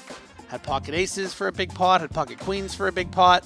So he's been able to vault himself into that, you know, sort of top 20 kind of stack here with just 200 players remaining. Yuan Ka-chun is the one who's in the danger zone. Just 5 big blinds, just trying to make it into the money. I believe has passed the blinds now. So that would explain why he's down to all the way to 5. So he's probably going to make it if he just doesn't get dealt a very, very big hand. Sam Amin is just going to be staying out of everyone's way, as well as Hiroyuki Tane from Japan. Yue Xiong also a little troubled by these 14 big blinds, but they're just trying to make sure they get that minimum cash. And then the all-ins are going to come, and this table is going to get full of action. But until that time, I need you to be patient. Yeah, you. I need you to just chill, okay? It's hand for hand. There's a lot of tables, 200 players.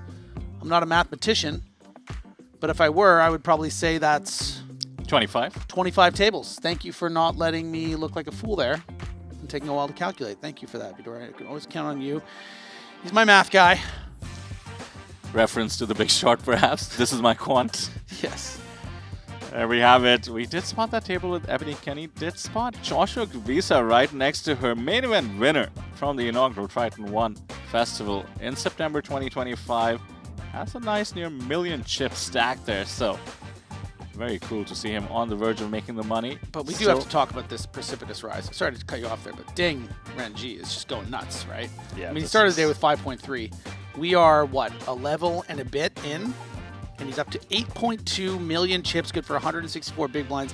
Takashi Kavachi, this is a guy we've seen plenty of over the course of the series. Very, very nice runs in a couple events, including the 3rd place in that QQPK Genesis. So very, very good stuff from the Japanese man there. As we get back to the action. Don't forget Eric Eisenand just simply cannot get over pulling the 155k bounty and then coming into the main event, bagging the huge chip lead, and now 3rd place. It pisses me off, Vidor, because it is such unearned confidence. Usually with poker, you know, you have a big score, suddenly you're freaking building all these stacks and you're making more deep runs. But freaking Eric Eisen just ripped off a 155k in the bounty for 5k, celebrated all his friends, probably got drunk, showed up the next day, and just bagging chip leads and top 3 stacks in the main. I mean, it's 505, just 10 big blind. I'm kidding. I'm happy for you, Eric. Good job. Fair fight here. Sam Amin just not even really wanting to look down at this ace-king. You know, you'd hate to get coolered here. Even a small argument to fold pre-flop? I mean, yeah, I see him wise perhaps, but Sam Amin is just happy to get the chance to double. He's not just eyeing the min cash, happy to go all the way. And Paul Fuller does call it off, and pocket jacks. This is what I'm talking about. Wow. Oh my this, word. Unfortunately for Hiroyuki, is a fold. He is working with best case scenarios being shared ace kings. This is not likely. This is going to most often be maybe 1 ace king and 1 queens. So I think he'll probably come to the right decision, but you know, he's earned a little hand funeral. You know, sometimes you're looking down at a hand like this, you know, you have to let go. We're gonna pay our respects, okay? No obituary though, just fold eventually. The crazy thing is that if he was just facing Sam Amin shove, he would How have found a call, being the covering stack. 係啊 is 早晨，係喲。 Konnichiwa 係夜晚 evening。 Yeah, let's pitch this one. 紅包啊 All good, move on. 13 How you say bigs. bubble in Japanese? bubble. Also bubble. Yeah. Okay, good to know. Bubble in Japanese is bubble, so we're on the bubble in Japanese as well. Sam's going to be thrilled to see Ace King. I don't think he expects Fwa to reshove Ace Queen so quickly, so he knows he's going to be up against Queens, Jacks, Ace King. But you know what? Screw this hand. It's not like this Triton legend is all in. Well, Production team. I should note, Griffin, sorry to cut you off, that we actually cannot reveal the hand because we are hand for hand. We have to wait for all the all-ins on the outer table. I was just messing with you. So Sam Amin is actually sweating on our table as we do move back to the table with Ebony Kenny and Joshua Gabisa there sitting in the white jacket with the sunglasses, or with the glasses. Let's go check out table 8. I think that's the first all-in we're seeing. I'm sure we'll see. In fairness, the Fwa and Amin hand is likely going to be a job. So I don't know why I'm freaking out. Just excited. It's the bubble, man. It is the bubble. The bubble of the main event. The one it's all been about 1.58 million up top. 199 players will remain fighting for it once the bubble bursts. All right, so let's talk a little bit about what's going on table 8 in this pot. So it's going to be between Zhang Yuhao and Martin Sedlick. There was a raise to 100K from Martin, a call from Zhang in the big blind. We got a deuce 10-5 board, a bet of 115K, a C bet from Martin, a call, and then the turn is the king of clubs bringing 3 clubs, tres clubs, and another bet after a check from Zhang Yuhao of 210,000. So again, 10 deuce 5, 2 clubs, turn king of clubs. We have a 2-barrel from Martin Sedlick. And Zhang has decided to call. We're going to see a river of a pot that is now bloated all the way up to 850,000. 3 of spades on the river. Martin, a super experienced pro from Germany. Very familiar face across the high roller circuit in Asia. Loves to put his opponents into the blender, and being the covering stack, it is still a possibility. UTG open, mind you, so the ranges are going to be weighted towards the king. 3 clubs on the board. Yeah, and Zhang starting this hand with 1.3 million. There's 925 now out there, and a check back from Sedlick. And it looks like the winner for Zhang. Nice takedown here at the bubble. What would he have done were he faced with a 1.4x shove at the bubble? Who knows? Taking it down with the 9-8 of clubs for a flush. So yeah, he would have called probably. Probably would have called with a flush on an unpaired board. Good check back from We'll never know. I mean, technically, we'll never know. We'll never know. So that's not going to burst the bubble. The hand at our feature table that I unfairly said we shouldn't leave from because they all have the exact same hand probably won't result in a Sam Amin bubble. So what's going on? Are there any other tables here we can check out? Or are we going to do this hand for hand thing again, you think? It just depends if you're all in. The only all in, barring the one we just saw, likely on our feature. Some hands still being played out. Still taking a look at who's out there. Adrian Mateos. Isn't that Yuna? Grinding the 20 big blind stack. That is Zhang Kongya, who seems to have a pretty hefty stack. Final table list of the women's event on our feature table coverage yesterday as well for the main. Open. Back to the feature. Can we take the chop now? On the flop, please. Please. For diamond? Or A king or A king. Ace king, ace of diamonds, and king of spades from Mr. Fall. My God. Only one all in? Only one all in? Okay, 4 queen. 4 queen. 哎呀，我中咗啊！我女。 Free roll. On the flop, you have a deuce Free rolling, sir. of spades, 8, and queen Free of rolling. clubs. Free roll. Free roll. So we will not have the bubble burst for sure, and it turns out we will have a chop with the deuce of hearts. Yeah. Almost. Please go back to your seats. Almost. Nice hand. 可以 call 埋 I'd 爆 go 佢 for 啊 it. So 2 full hands across 25 tables and no bubble burst. When you see players with 1 BB, Why did I do this, yeah? yeah, but you've got to go for it. Is that when you've done it, you're like, oh, 往嗌你 call 唔 call？ 往 call 唔 call？ shit.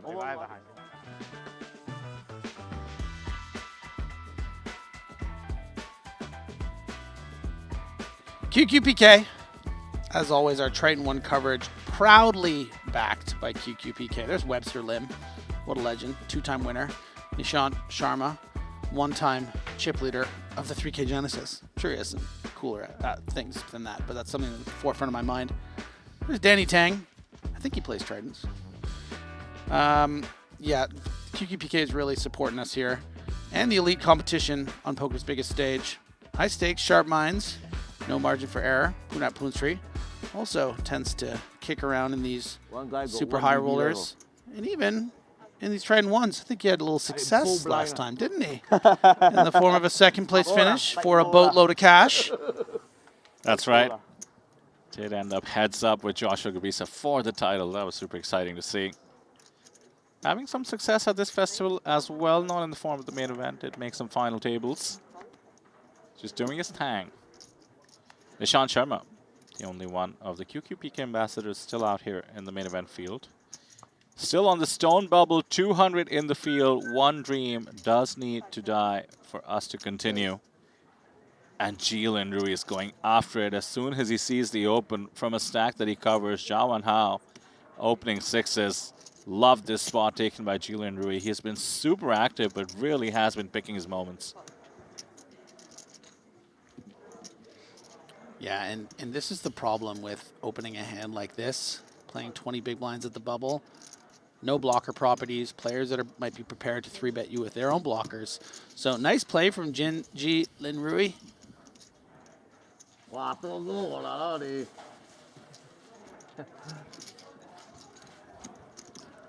And a fold in the feature. You know what that means. After the outer tables, 24 other tables running. Hand for hand here at the main event. 没问题。你15个 BB。 Where do we go? Do we have a spot developing as our fantastic production team traces all the action, making their way across the floor? This is where we are, folks. Leze Casino. So I believe we are going to find table 21. Do have an all-in situation. Roman Stoica v. Shunan Shu. Shunan Shu did come in as one of the chip leaders from her flight. Final table list from the opening event. Yeah, and Stoica, if you've been watching a lot of our coverage this week, very deep run, final 2 tables of the 5K bounty, I believe.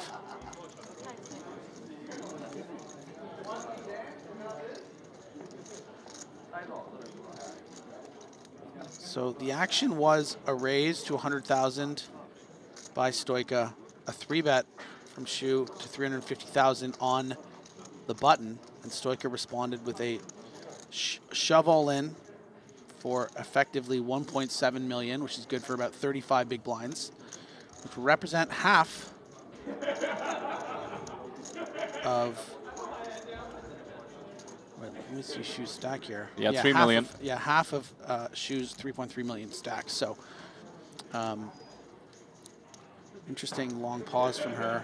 Yeah, Maybe she lets it go. Yeah, maybe it was 3-betting something with some strength that she didn't have a full game plan of how to respond to a shove, maybe something like an ace-jack. But again, speculating, might just be posturing a bit, not wanting to appear that she was 3-betting too late. We'll never know.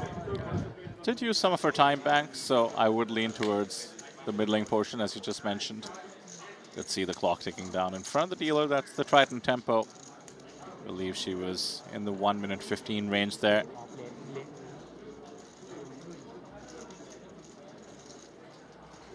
Should expect to see a couple of all-ins per hand for hand. That, of course, was one that wasn't called. We're moving on to table number 6, I believe. Thank you, I'm so happy. And there we have it, an all-in from the tiny stack. 195k pre-flop. It has been called by Shi Xiachun. It's Alexander Shilko in the big blind. We will wait for our tournament director, Sunny, to approach the table and announce the action, because we do have an all-in. Shilko An EPT winner. Got that one piece, cute little statue there for good luck. All in for just 200K at the bubble here. 4 big blinds. Got to be pretty strong to be prepared to put this money in at the stone bubble. I would expect quite a strong holding, because he would have had the opportunity to just call this raise or fold and sneak into the money potentially by seeing if he flops well or not. You know, even if you have a hand like ace queen, I think you can maybe just call this raise in the big line and then, I don't know, maybe consider folding on like a 6, 7, 8, 7, 8, 9 kind of board. So I think he's going to be pretty loaded.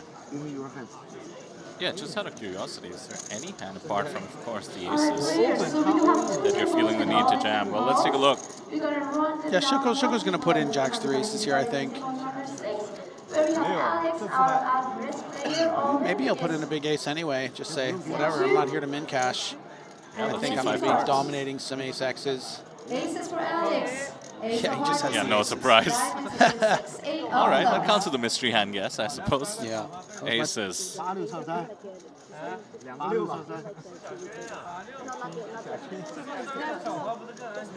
And you got a good bubble story if you do bust here.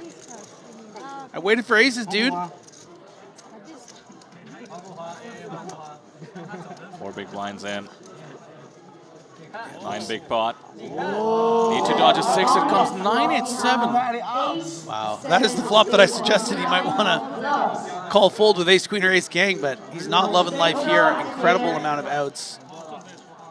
And not like this. Yeah, not like this. Oh my word. The 6 comes in, but now some opportunities for the 5 and the 10. So it's 8-6, yeah, not pocket sixes.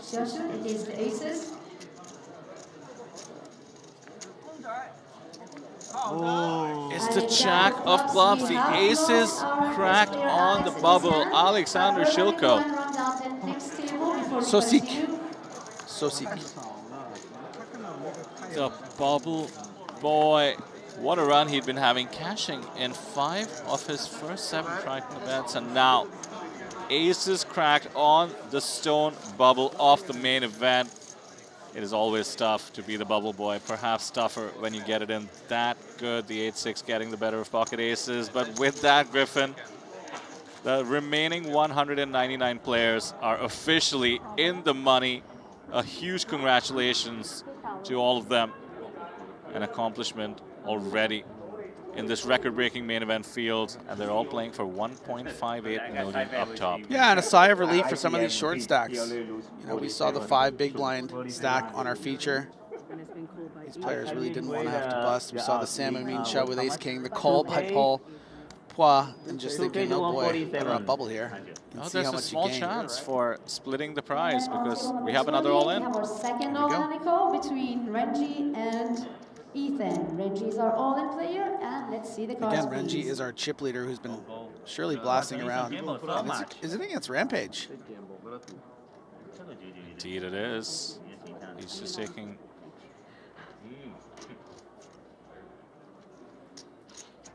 Yeah, I don't think he's the involved in the hand hand. is jacks against 9s. Pocket jacks against pocket 9s.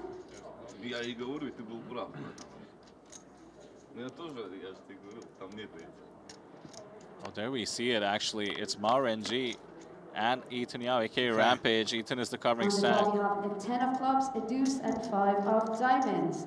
Jacks are ahead. Mao Renji at risk of being the shared bubble boy. Yeah, Matt Renji, not our The chip turn leader, card Ding is the Renji. queen of There are clubs. more than one Renjis in this field. My mistake. He is the one at risk here. On the river, we have an ace. Renji has doubled up his stack. Players, please go back to your seats. So the double up for the pocket jacks. We the pocket 9s, and we only have the single bubble boy in the form of Alexander, and there's a round of applause.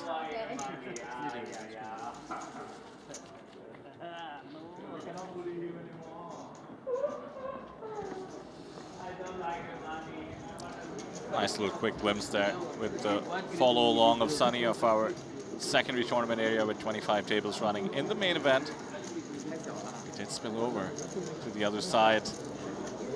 Well, if it's official now, Griffin. There we have it. 199 out of 1,230. Yeah, a lot of grateful players here.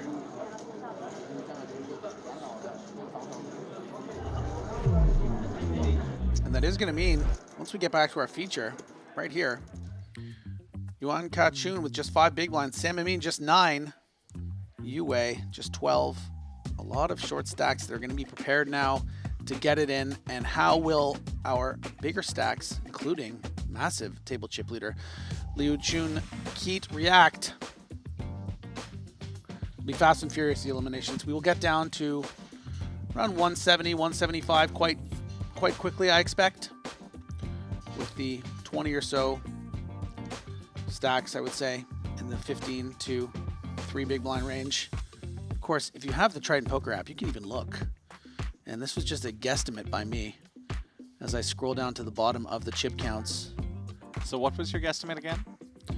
That there were, well, I just said that there would be about, 30 quick eliminations because of all the short stacks. And we look here, and between oh shoot, one sec. Just, I'm not the best with the app, but I'm pretty good. Yeah, oh my God, I clicked another name. I promise it's more intuitive than this. Yeah, so between the 172nd Wang Yuzu, who has 10 big blinds, all the way down to 199, everyone has 10 or less big blinds, including a 1 big blind stack for Sun Jiangfeng, who's probably very grateful to make the money, and a 2 big blind stack for Dominicus Michaelitis. As well as a 2 big blind stack for Valerie Falcon with 2 big blind. I mean, there's a lot of short stacks that we're just hoping for an elimination, and the 8-6 off cracking the aces. Well, right away. Yeah, here we go. Could have an elimination on our feature table itself because Zhao wakes up with the pocket kings. Now that he's in the money, Yuan takes the spot with the ace-jack. I block one is 29% of the time, it works every time. Yeah, this just seems like a free roll once you make the money with a short stack. Hoping to hit the ace. 2 diamonds on the 8-4-5 instead, offering a little bit of extra hope. 6 of diamonds would be a nice kindness. Queen of spades is a slap in the teeth. Ace or only an ace, but a paycheck for Yuan Ka-chun, and there it is. GG, man. So it begins, Griffin. The eliminations from the short stacks will come in. The ICM all of a sudden disappears from the tournament as soon as we make the bubble, so you do just expect players to. Taking home 12 grand, that's a nice little min cash. It's a 1.5x. It feels larger than normal. That's great. Not too bad at all. Just short of the high roller buy-in, which is certainly on the table for the players to participate in. Oh yeah, if I just snuck into the money with 5 big blinds, I'd flick that in.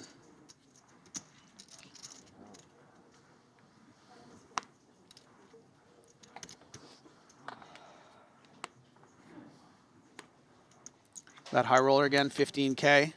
Sort of a warm-up, I would say, for the Super High Roller Series, but also a, not just a feeder tournament to that, but a lot of players that busted the main that are like, you know what, last shot in to get a big score before the Super High Roller Series that maybe some players aren't either rolled for or planning to play. We all know how that might change based on some results, especially in this main event. An open shove from the cutoff for 12 big blinds. I think this is fine. Could also come in with a min. We see how effective the shove is going to be. Works out for the high roller. Chang collects the blinds, 700K plus. Can track the eliminations coming in on the app. Sun Jianfeng, who did sneak into the money with 1 big, is now eliminated. We lose Zhou Yinyan, who has been having an amazing series thus far. Adds a cash to the multiple buckets collected in this festival alone. Yeah, let's just take a quick look at his performance. Gets it in with pocket deuces with the small stack eliminated. 咁多印度好多人打牌㗎啦，而家細嘅。而家印度掃到夠力嗎？印度 poker N8 都退出咗嘛？會出嚟打嘛？係啦。 Another potential shove spot 14 big blinds 嗰啲細嘅 for 比較 Yue. 多印度 Could 人 also 嗬 consider OBD 嗰 maybe 啲 min raising and 冇啊唔多。 evaluating, not in the interest really of folding, 好 but 難攞 just visa 可能。 potentially getting, let's say, a pocket threes from the big blind to shove on him, or inducing. Oh boy. Ruh-roh. I mean, I got aces. All in. Doesn't hesitate. Good luck. Fold. Pocket eights is the covering stack. Would have about 300 left behind. All in. All right, the kiss for good luck. 哇，A A 啊！ If you're wondering who would win in a fight between snowmen and rockets, I have a feeling the rockets are going to burn those, those frosties most of the time. But not every time. Only around 82% of the time. Or in this case, 80% of the time with those clean red outs. But yeah, no red in the form of a backdoor flush draw for Yue. Going to need an 8 and only an 8. But we'll still be in the tournament. We'll still be left with about 280,000. 黑色嘅先，係黑色嘅先。 We've seen crazier comebacks. Overkill, overkill. An inconsequential Barry Greenstone on the river giving a full house to Sam Amin, who faded that ace king all in at the bubble. 445. I mean, I heard 440, but I guess we should trust the dealer more than the graphic. I guess so. Did just lose Elizabeth Chen, who we did see in a tough spot on the outer tables.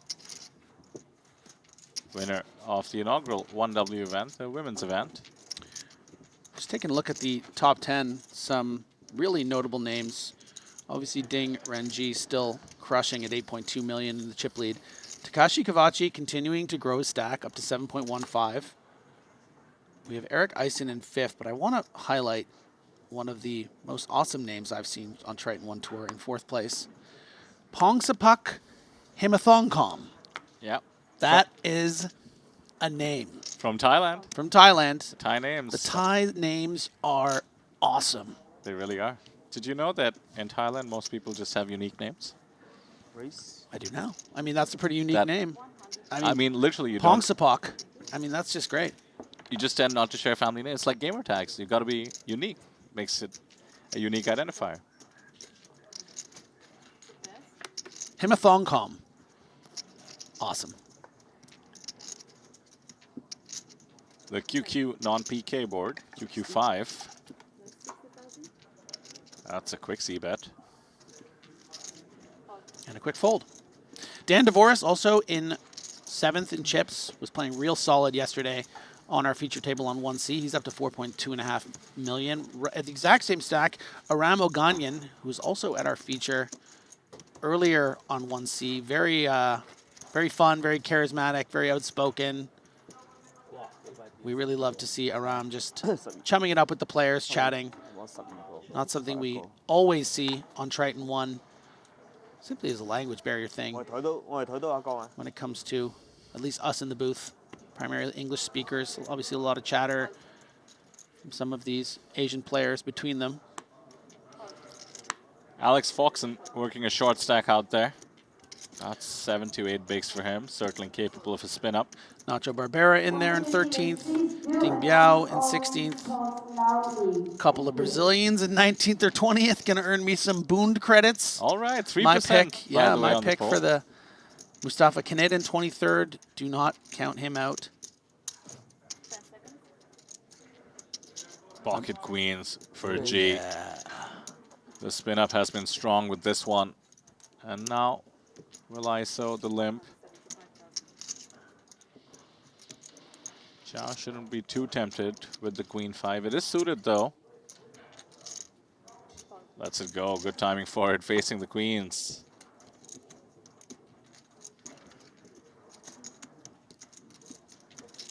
We've already had our first 2-time Triton One champion in the form of Hoa Ango from Vietnam. Jean-Peter Round-Su is in the mix with 23 bigs in the running. Adrian Mateos, 26 bigs in his stack, about average.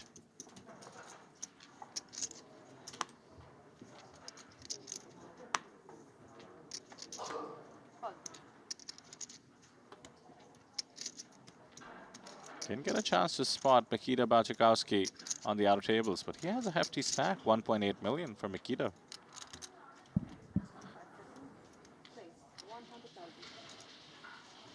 Full. Standard open here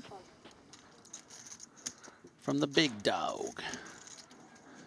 Triton OG legend, Paul Foy.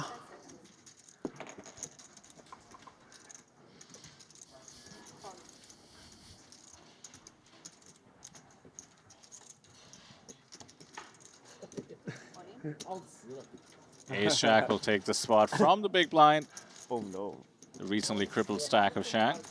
And Paul's priced in. It's going to be a pretty fair fight. 3-2桃花。有煙有煙。 Good luck.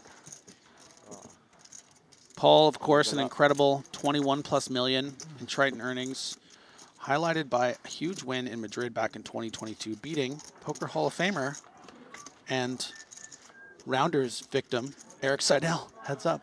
And Eric actually said in that, if you get the queen high full flop, not good for UA, but already had 1 foot out the door with just these 4.5 big blinds. Gonna need an ace. Yeah, Eric said if there's anyone I'm gonna lose it to, I'm glad it's Paul. And he lost. Always the bridesmaid, that Eric Seidel, eh? He really is coming second. From Johnny Chan in to the main Paul event. Fua. Do see Paul pick up some chips as we lose. Yet another player from the feature table. High roller Yue Shang eliminated. Makes it into the money though. Great little addition to his Triton earnings there. And if I'm going to bust anyone, I'm glad it's Paul Foy, who increases his stack to a healthy 1.5 million. Good for 30 big blinds. Very playable here, especially on this feature, actually. Is quite ahead of everyone else but our table chip leader and Ji Lin Rui. They're both around 30, 32 big blinds. Everyone else is 20 or less outside of Lu Chan Keat. Should mention that I spotted Eric Seidel roaming the halls. Should be participating in the high roller up my next. Gosh. Absolute legend. And I know his rounder legacy was a bit tilting, no doubt, but talk about longevity. Yeah, and talk about someone that probably doesn't give a rat's. You know? Such an incredible ambassador for the game. Ji Lin Rui has been an ambassador of this table. Ambassador. I love that. Just been slamming the gas pedal. And all the power to him. Most of the time has had some very playable hands. Just the poker gods have been like, you're going to have to be involved in these levels. I hope you have some time bank. Even when he folds, he probably should have played. Queen Jack Spades, that hand that he timed out and learned of his affliction, his time bank affliction. The next time he gets in his Triton tempo clock, it's when we get down to the final 24. Yeah, I like the way that the floor woman was kind of just like, oh, don't worry, you'll get more with 24 left. It's just like, just survive the winter, and then we can get the crops going again. He'll be fine. He's adjusting well. He's playing a lot of pots. He knows the rules now.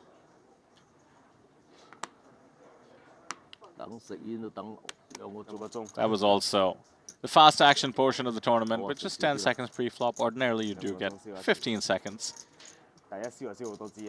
More so on the turn and river, depending on the situation and how much you have in your time bank. You can, of course, use that at any point. Ji Lin Rui just playing the rush of all rushes. Pocket queens, pocket kings, now opening queen deuce suited. Let's go, 3x from the button. We'll get a continue from Paul. He knows to defend this thing. He'll take you to the streets. And he might just take you down to the depths. Yeah, G did show down the pocket kings. 3 big blind. Yes. Oh, expensive. That's right, Paul. Rules are rules. No discounts. Don't care who you are. Oh my word, he's flopped the flush. And a little bit of reason for Paul to stick around to a small bet at least.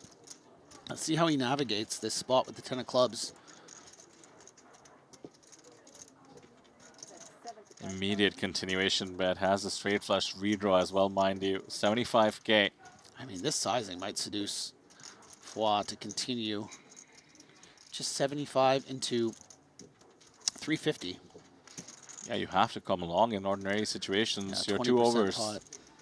Yeah, your 2 overs might be live as well. You could also get weird with the check raise. 175. Yeah. Oh, he's doing it. It's just about a click, considering the nature and the texture of the board. I really don't mind this as just sort of in practice. Unfortunately, in reality, hard to beat Queen Deuce of clubs here. That big old fat 0% beside his name. You never like seeing raise and 0%, especially beside such a legend's name as Paul, but I really don't mind this raise at all. I think this is totally fine, just running into the top of range here. 99.9% Straight for G. flush, straight flush, straight flush, straight flush. Oh Yes! my god, it You guys is see a that? straight flush. I'm telling you, my superpower is luck, and I waste it in the booth. How did you do that? We have a straight flush at the main event. Straight flush wheel. The And steel, that's not steel good wheel, for as it's Paul. called. That's not good for Paul because, especially because it's the ace and not the 6th, you have essentially created like, what, the 5th nuts or something? Let's Yeah, see. barring the straight flush outs, which you might 6, not 7, give deuce, yeah, credit let's- for. yeah. Let's just call it the 3rd nuts, or the 4th nuts rather. King, Queen, Jack, 10. He's checking, likely with the intention of check calling. Gee, honey, how was that that Triton series you went to go play? Oh yeah, I made a straight flush against Paul Fua. That's a pretty sick brag. Tiny, tiny bet Yeah, on the turn please. with the absolute nuts. Please, Paul. I mean, even if all the alarm bells are ringing, the price is just too good. Very often players might do this with a very tiny flush, hoping for the check back on the river. The 10 of clubs might be ahead of a decent portion of G. Lindery's range here.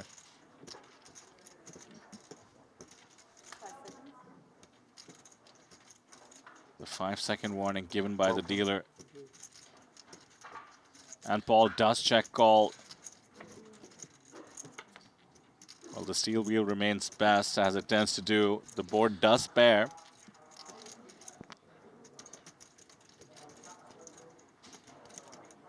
Yeah, this steel wheel is. Whew. Paul is in trouble here. Yeah, it's some strong metal down there. Some very strong metal. He hasn't checked in float just yet. And he could be considering a blocker. Doesn't go for the block sizing, so it comes down to how much G. Lindery bets, and is Paul willing to call? Yeah, I mean, it's real tough. But with the board pairing as well, I would love to see Fwa get away here. 750 is the ask. A monster bet after the board pairing and the check raise on the flop. And look, you know what? There was like, G is maybe kind of attacking potential boats. there was just like a very, the small sizing on both streets was kind of suspicious. And then this is kind of like, you know, now your ears are ringing a bit. You're just thinking, okay, this doesn't feel very bluffy, does it? Don't forget, G actually blocks a second nut flush as well, barring the steel wheel, of course, with the queen of clubs in his own hand. So for him to be targeting just the There king it of is, clubs, yeah, he allows Paul to get away You from got it. it. You don't you dare muck. Oh, you cannot muck that hand. Doesn't show. You cannot muck that hand. A bit sheepish, perhaps, of not getting value. I mean, I guess that there's some info there, in fairness, yeah. as Ander Valinus joins our table. Good king vào. You know, if people were really paying attention to the hand, the way he sized really small on both streets. But you just made a straight flush against Block俾佢揼。 Triton OG Paul. Fwa, you got to show it. All right, thank you. Am I crazy? Thank you. Write in the chat if you think that he should have showed the straight flush.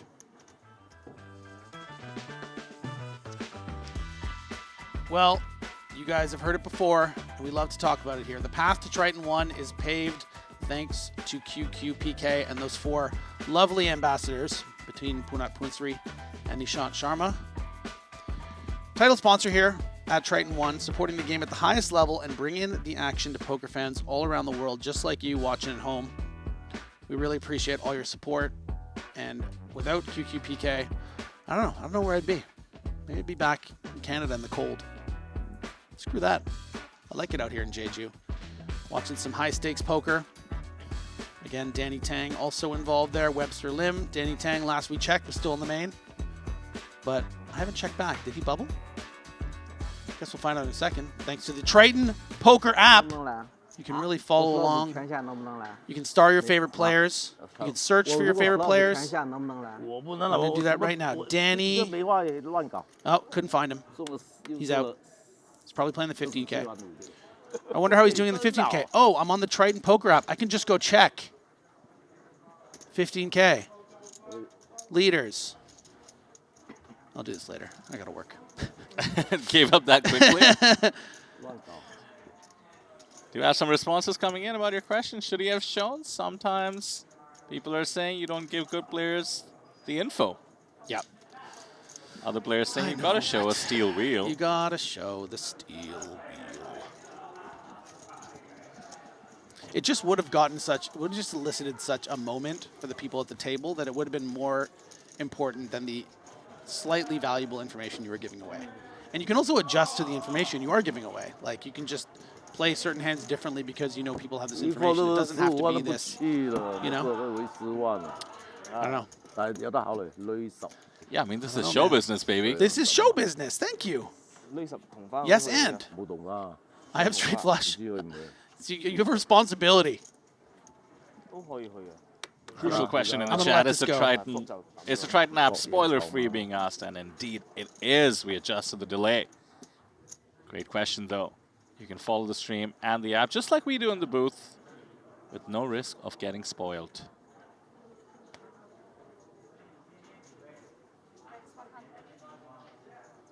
Back to normal life after the steel wheel situation. Ace-10, opening +1. New player joining us. Macha New, 1.3 million in his stack to begin. So steel wheel, I'm starting to think that I didn't actually know what that meant. Is that if it's a straight flush wheel? Yeah. Oh, wow. I always heard steel wheel, and I just thought it was like some kind of wheel. Like a nice wheel? No, like a nice poker wheel. Like, I don't know. What's a nice poker wheel that's not all of the same suit, you think? I don't know. It's making. Is there anything to do with clubs at all? Because I feel like that's the steeliest of the suits. No. Oh, really? The one we just saw? Sure, I'll take it. But I think maybe spades are it just rhymes. That's okay. Mostly it. Right. I like it. We have a name for the royal flush. You know, Broadway straight flush. Why not have one for the wheel? Jack deuce. Ace-10 remains ahead. Ace-9 with the tiny stack. Did not 3-bet in the big blind, respecting the UTG Open. And now how do you navigate what looks like a very dry board? Yeah, I think you probably just fold and try to find a shove spot. You still have some fold equity with 370K at 50K. Actually, a great comment by Vishalocha in the chat that he probably didn't want to show what he was 3xing with pre-flop with the queen deuce suited. Get that man a job here. That's a great observation. Another jack. Tons of chop outs. The check call with the ace-9 against a tiny continuation bet of 60K. So just so I understand how this works, if a fourth jack came, would that be steel jacks? Steel jacks, it's called. Yeah. Okay. Doesn't rhyme, but we still went with it. One of each suit.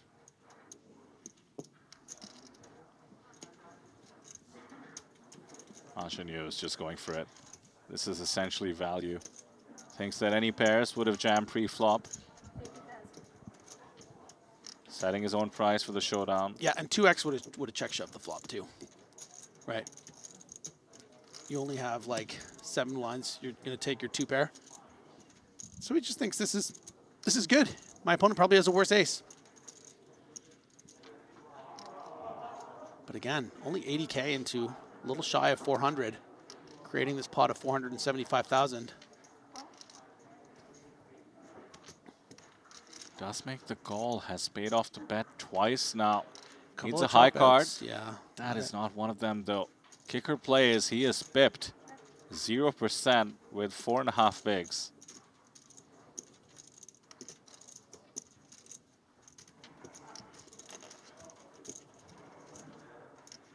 I mean, this is just too thin to consider going for value, right? Oh, yeah. The check back and the good news for Macha New. New entrant to the table, chips up to 1.6. That was kind of cool how Tane lost that pot. You see that little thumbs up flip? He like looked at it and he went.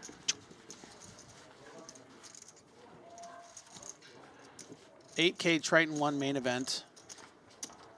I theorized that we would quickly get down to 170 players, and look what I did. 168 left. Impressive. Very Good for impressive. something. I do make mistakes often, but every once in a while, I'm super right. Like calling the straight flush and saying we'd get to the 170 very quickly. Oh, what do you know? 165. Bing, bang, boom. Oh, wait, it went back to 168. Okay. I don't know why I That's did that. literally not possible. Not how tournament poker works. I know, but I'm just saying it must have just been glitched or something. Wait, I mean, the Triton poker app never glitches. it's my vision. Okay.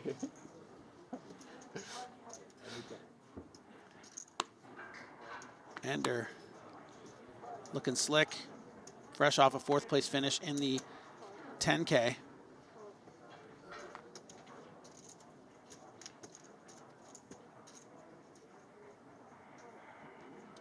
And now with limited fold equity. Oh, his house also gone. And a baby No outs. Michael Jordan. 2-3, gonna fold.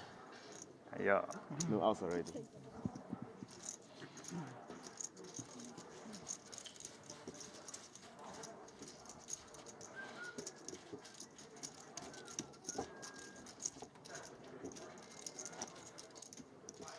Still seeing some of the top stacks develop in the tournament. Canada, number 2, Dan Devoris, who we did have on our feature table coverage yesterday. Up to 6 million in chips, give or take. 4th place on the leaderboard.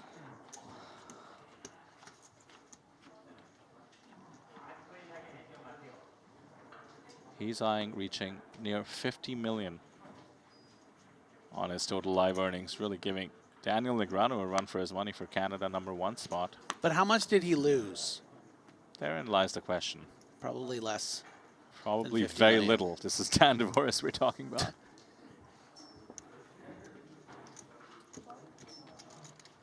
Quick reminder, let me go. folks. Yeah, just a quick reminder, there are 60-minute levels, different from the day ones, and we're playing 10 levels today.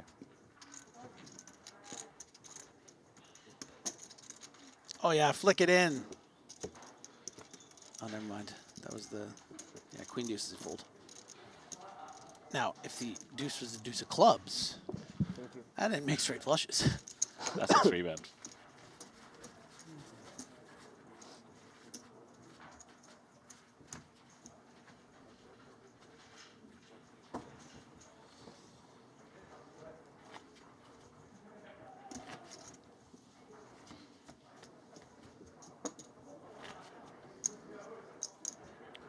Just scrolling around the leaderboard.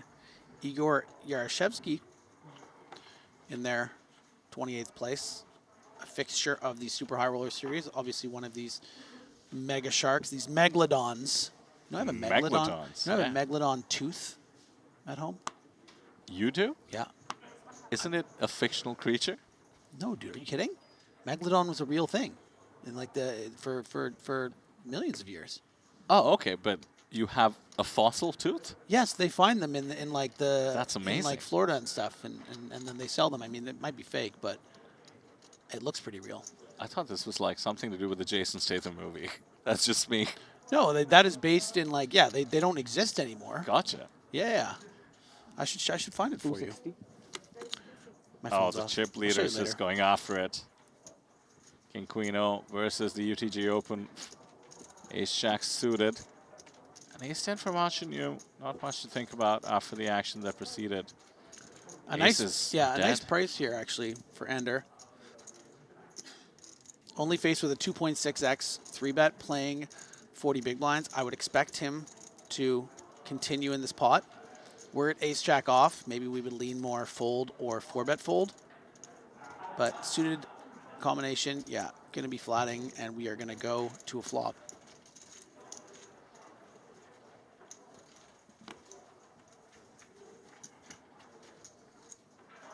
Five, 4, 4. As dry as it gets. With the pre-flop betting lead. And I think, ooh, interesting check back. Another 5, double paired board. I think with the check back, Andre can start imagining that he may have the best hand frequently. No backdoors appear. I don't think that he thinks he has the best hand frequently, but he certainly thinks he's chopping, I think, a lot of the time. I don't think king-queen really makes sense as a check back. You would have expected to see a c-bet because you're trying to represent queens and kings. So I'd imagine Ander thinks that his opponent has something like an ace-king or an ace-queen that he has now gotten lucky with against to chop. 200.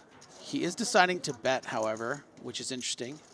Maybe he doesn't expect any big pocket pair checkbacks, which, again, I don't think makes much sense. And Barring perhaps, aces, which you block. yeah, great point. I mean, I don't know if a bet on the flop would have gotten rid of Ander, but if you want to represent, you know, what these blockers can kind of help you represent, which is pocket kings, pocket queens, probably would have been nice to start out with a bet here. And now you're kind of a little confused and you let it go. Nice work from Ander.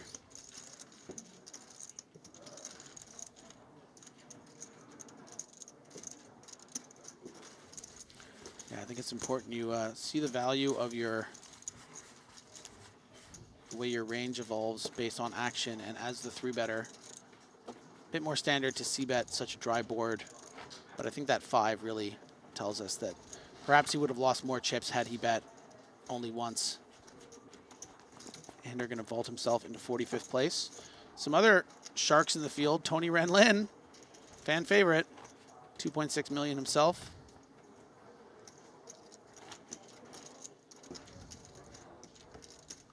I wonder if he's doing push-ups on the outer tables as well, or does he save it for the feature table? I know, he's such a showboat, eh? Rokosh still in there, 1.7 million. Nacho Barbero, 3.5 million. Oh, yeah.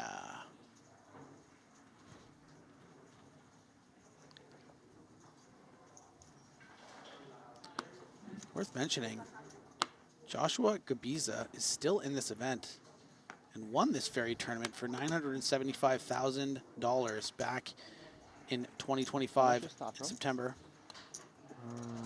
So that is very, very relevant here. Imagine that. Isn't dealing with a great deal of chips, but he's in there.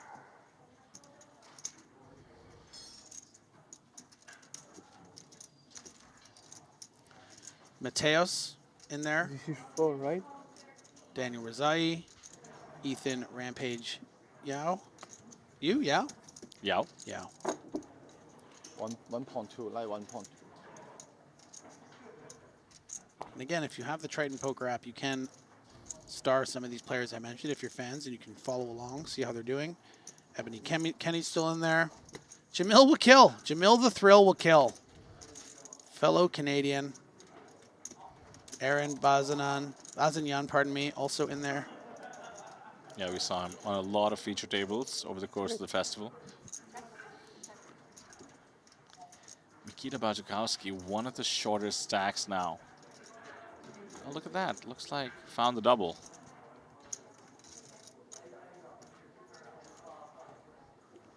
Did just lose Nishant Sharma from the field.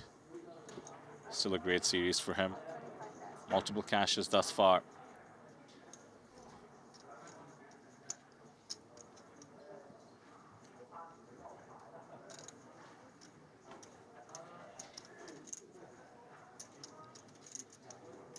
Ace-King is battling Ace-9, defending from the big blind. Ace of clubs, relevant but not enough for Andrew to continue. Really just not his board. It's better if you have in tens or Yeah, I'll do that, stuff, yeah. because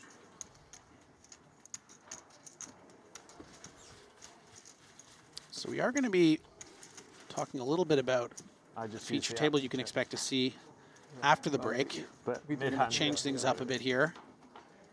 And some very interesting characters. There we have it. Including but not limited to Takashi Kovachi, who is among our chip leaders and has obviously made quite an impression here at this festival. Third place finisher in the 3K QQPK Genesis for 237,000. There we see him. And among our chip leaders, second in chips with 7.2 million. Doesn't look like a lot of chips, but it is. Did you see a Pokemon shirt? Not this time. What is going on with this guy? How can you wear Pokemon shirts in back-to-back days? You make us think it's going to be a thing. And what, you only brought 2 Pokemon shirts? That actually makes sense. Yeah, you seem personally offended by something which I think would be a pretty fair stylistic choice.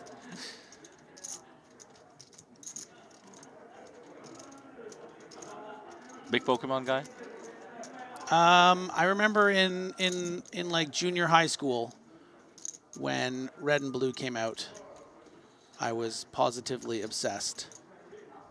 And I did attempt to catch them all. Maybe played Yellow as well for a bunch, but that's the generation I played. But I never got into the cards. I watched the show a lot. I could probably recite the entire song. Oh, we can all do that. Yeah. Too Well, catchy. I mean, if you want to be the very best. I'm not going to take the bait, but you appreciate it's tempting, and I do Yes. appreciate it. Sam Amin flopping quite well here on 20 big blinds with his Queen 9. Sean Keat just firing out a small bet, hoping to get it through. Won't work.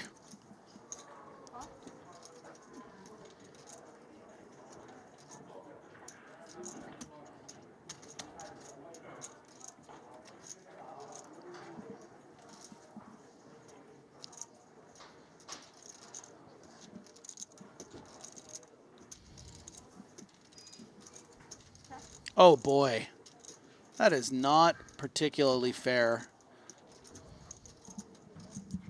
I'm a little surprised by this check back from Keat. He Yeah, really only needs to be concerned with like King Jack and Jack 9 here. You might get more value from a hand like Queen 9 or Queen Jack if you bet, but you can also maybe find that value on the river and has improved to 2 pair. Yeah, pretty pure run out, not just because he makes 2 pairs, but the 5, essentially a brick to the Queen 9. So now with the check back, Sam will be in the difficult spot of wondering if he's facing a bluff or a checked back ace.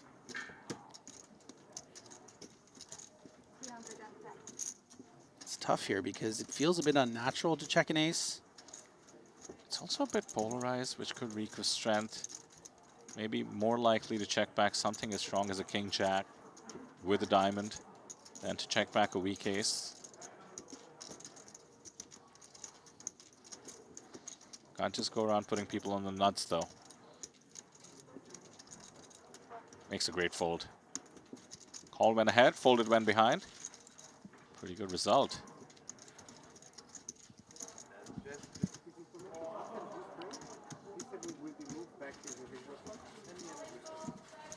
Okay, thank you.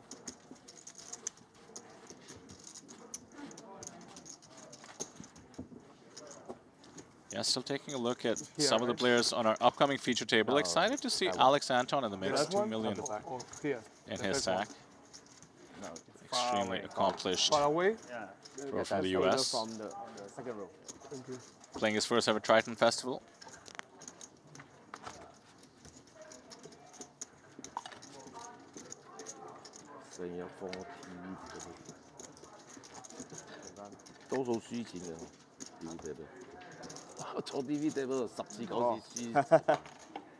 Another familiar face. Hayato 冇交低就冇 Kitajima 呢個唔講得，呢個唔講得，公平嘅呢個。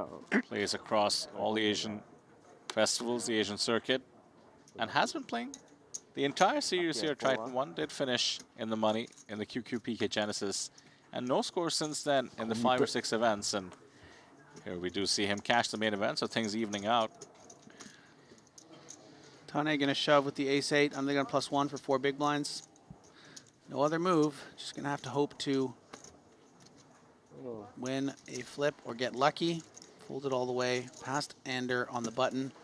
Sam's not continuing from the small, so pretty pot committed from the big. With 7 Oh my deuce. gosh! 7 deuce. There's always some fold equity with 4 Folds bigs. it, yeah. A big thank you as he adds 50% to his stack without a showdown. You're a math guy, Vidar. If you know your Happy to opponent has take it down, ace-8, you're supposed to call there? No, I don't believe so. We could see the equities as well. Lucky it's So Oxford. Yeah. no ICM, we have about chip You EV. don't have to call 7 deuce. Fair enough fold, despite having 2 live ones. When you have 2 unders, I think 3 more bigs. you're looking at a much lower percentage. We only have 1 Ander. That's right. Don't We tell only me have it's 1 Bedrock under. I should call. Took me a moment, but I got there. Late in the level here, guys. We're gonna go on a little break in 8-3. 5-6 minutes and get you that new exciting feature table headlined by our second in chips, Takashi Kovachi, of course, again, 3rd place in the Genesis for 237,000. Very affable, very sweet, smiley young man from Japan.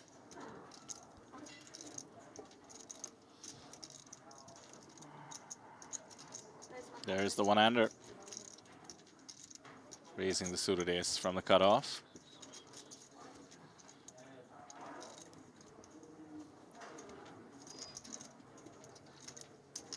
Few minutes to go to the end of the level.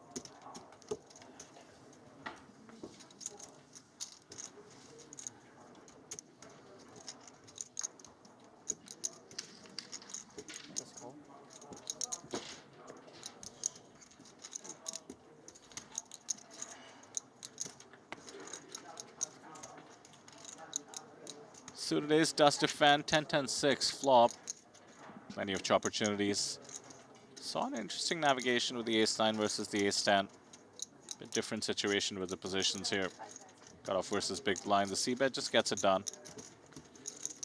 Yeah, this is the stage of the tournament, especially between healthy stacks. We will see fewer complications. All the tiny stacks will feel the need to get involved. We'll have the 1 tiny stack of Hiroyuki Tane going to the outer tables as we wrap up the coverage on this feature. Oh, 印度 crackdown 比賽都唔做得啊？ Down to 155 players as Griffin predicted. Small pay jumps will start appearing as they tend to do, but I doubt they're too relevant. 143rd place good for 14,000. And when we move up to the 119th position, you're getting the 2x return with the 16,200 score.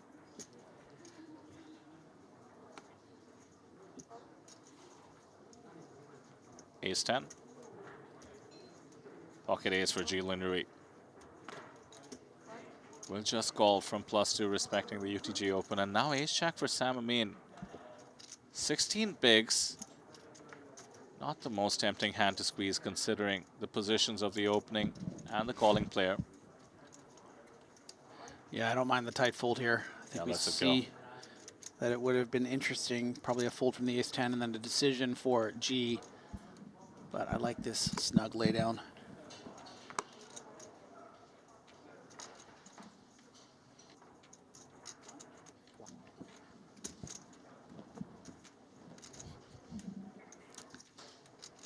Small blind has come along with King 10. Yeah, that is unplayable despite any discount. 8-3-0. 3-way to the flop. Luchin Keed does have the most chips, but is dominated. And Jilin Rui with a bit of a set mind situation. Queen 9-9. Got shot for Lou with the King 10.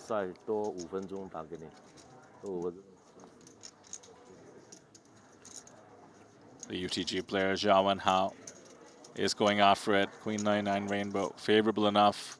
Just hope your opponents don't have a queen. Certainly unlikely to have a 9. Could work a lot of the times.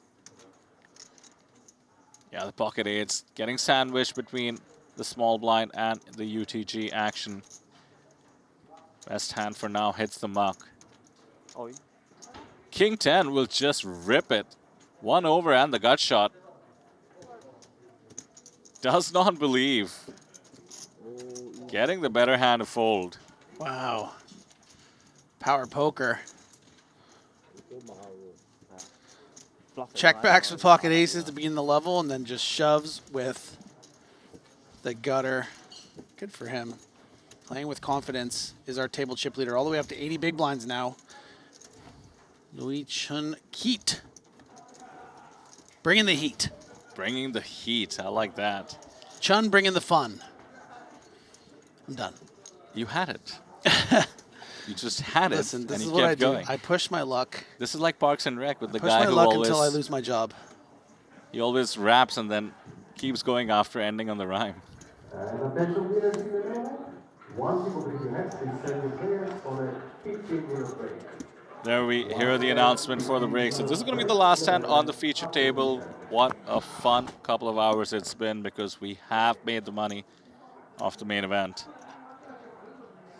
Well, we're not done yet because Sam Amin has King Queen.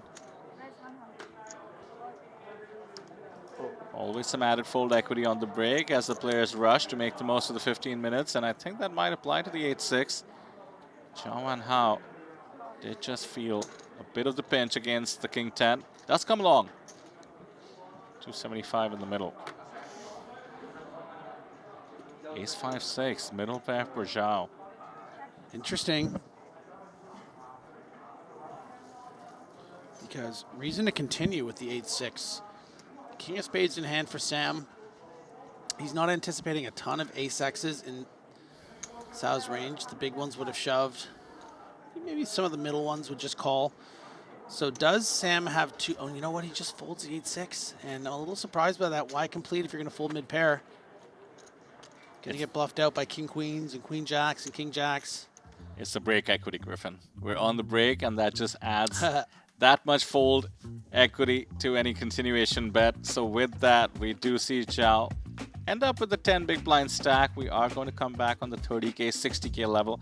1 hour level spation is advised.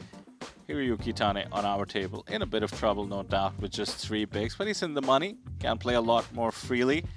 As we do see the next table that we're going to have on our coverage, it's table number 3 for those of you following along on the Triton Poker Plus app like Griffin and I are. So we did cut into the break ever so slightly with that final hand, which leaves about 10 minutes. Grab a snack, grab a drink, make sure you stick with us as we go all the way down to 10 levels here at day 2 of the main event. We will see you on the other side of the break. Here is where legends reside. Only a few stand in the spotlight. And Pomsri's just won his 5th. But most begin at a different table, a stage of its own. A path you must take. The distance to the top isn't talent. It's the path. QQPK, your new poker path. The best players don't leave chips sitting on the table, and you shouldn't leave crypto sitting still either. With Jupiter Lend, put your crypto to work. Earn passive returns or borrow against what you own without having to sell a thing. It's your crypto. Make it work for you. Just use Jupiter Lend at jupe.ag. Looks like we posted, and here we go. Joshua with pocket queens in the small has 3-bet the +2 open by Poseidon Ho. And Dave Spade, ace king. We might be looking at the classic Flipito on hand number 1 here at the feature. Gets it in there. Man, what a hat he's wearing. Poker is war. And then he gets it in. Let's go to battle. A true battle here, of course. Classic. Time to see who the poker gods are favoring at this moment. No more rebuy. Super crucial for the 290K chips stack for David. Ace right in the window. Yeah. Top two. Overkill with the king. It's good though, just in case a queen shows up, you can still boat up. That's true, but you do give the backdoor out. It's okay, it evens out. 8 of spades now means just the 2 queens live for the Joshua Figueres pocket queens. He's already paying out? Yeah, you gotta do all you can at this stage. No queen, which means the double and more. 640 for David.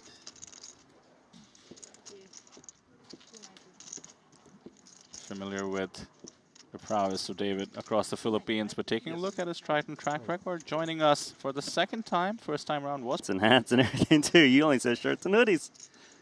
All right, on to this one. Young, ace jack. Am I pot committed now after I said that? Yeah, you're March committed. Ace jack and ace jack. It's like this is the one to go with for Ren. He's very short. He must know that Yang is got to get in soon from +1, big blind next. Does get it in with the same hand. Jack's folded, ace is folded, but it's the same hand. Same hand. Yep. We'll take it because neither player was in the blinds. A little bit of dead money to chop up. We're going to chop a quarter apiece. Assuming no flush happens. 1% and the 2% for Yang with the covering of flush. Nah, no sweat. Impossible.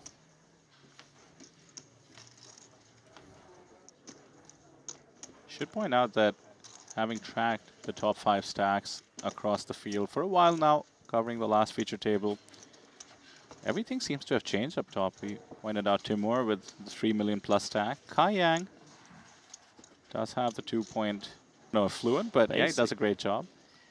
How basic, because I know some Japanese, but I don't think I could interview any of these players. You're a good translator, I'll give you that. You pick up on some good stuff. Calvin Lee, ace jack suited. Lived in Thailand, he said, so got to add Thai to the mix, I'm sure. Dude, how many languages did he say? Did you ask? Did anyone ask? We'll have to get an exact count, but it was more about where all he's lived, including the UK. The count's going to be needed for Calvin Lee when he gets back to him because there's a jam of 275K with 5K back. This is awkward because it's +1 versus +2. Maybe if it was offsuit, he would be on the cusp and probably fold. But here, I don't really see him getting away because he's got 1.1 back. He flips all the pairs. There are some worse aces, and you can see he quickly calls. Or quickly jams and puts the last 5K in. Favorable for Rania G. 67% with the 6-10 in the middle, over a 30 big pot to play for.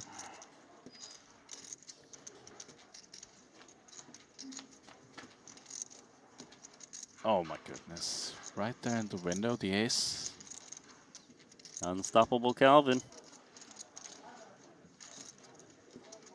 Just doesn't seem right, but that's the way this game can be. No backdoors either. Trip aces. Not that it changes anything. 2 outs, 2 ladies, going once, and it's the 7 of spades. Tough exit for Rania G. I mean, officially his main event run is over. Registration closed. Sadly, going to be the case. Online resume or something like that. That doesn't mean that people who don't play online aren't good. I think he's a prime example of that. Yeah, there's just so many variables you can absorb and start mastering on the live felts. We were seeing some plays lately which maybe had something to do with timing tells, maybe had something to do with the demeanor of the player opposite, and I think, of course, you do need to get in the live reps to be able to pick up on things like that. No live reads needed to open King 10 suited on the button. It went 2.5x. That's a byproduct of the big blind being a short stack. Trying to de-incentivize him to call and get to realize his equity with weaker hands. So you make it a little bit larger. Ace-3 suited probably would just jam pre, and it should. Good properties to reshove with. Ace blocker. Ideally, just take it down. Goes for it. Yeah, it is pretty annoying for Calvin now. Yeah. Count definitely needed. It might be a bit rich for King 10 of clubs. Work with the ace-jack suited. This one seems quite lower down on the totem pole. Yeah, it's very different because it's button versus big blind. Looks like he made the call, given the cards are flipped up. It's actually very close. So, given what he's up against, this is pretty good.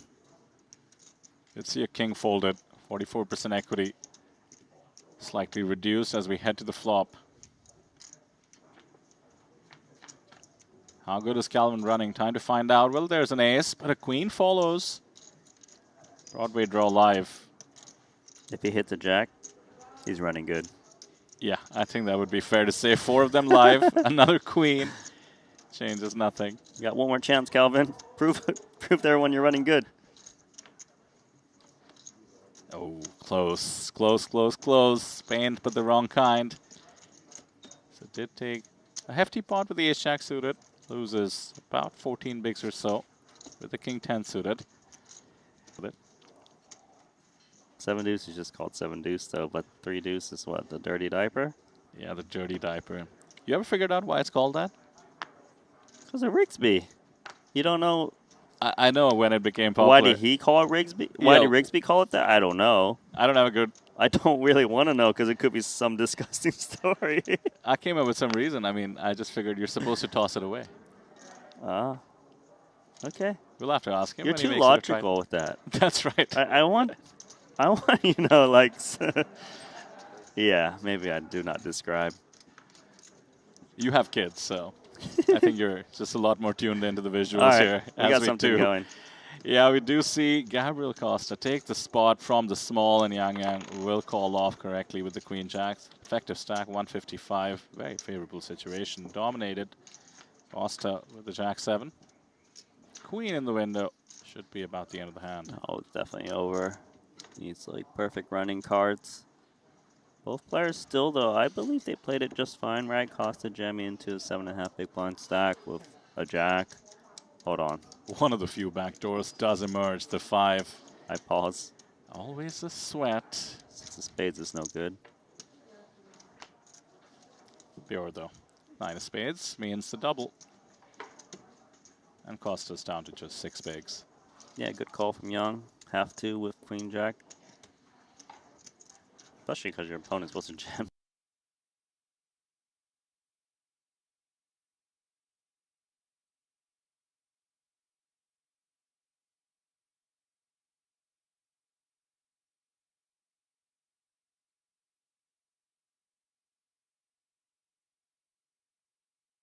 Looks like we posted, and here we go. Joshua with pocket queens in the small has 3-bet the +2 open by Poseidon Ho. And Dave Spade, ace king. We might be looking at the classic Flipito on hand number 1 here at the feature. Gets it in there. Man, what a hat he's wearing. Poker is war. And then he gets it in. Let's go to battle.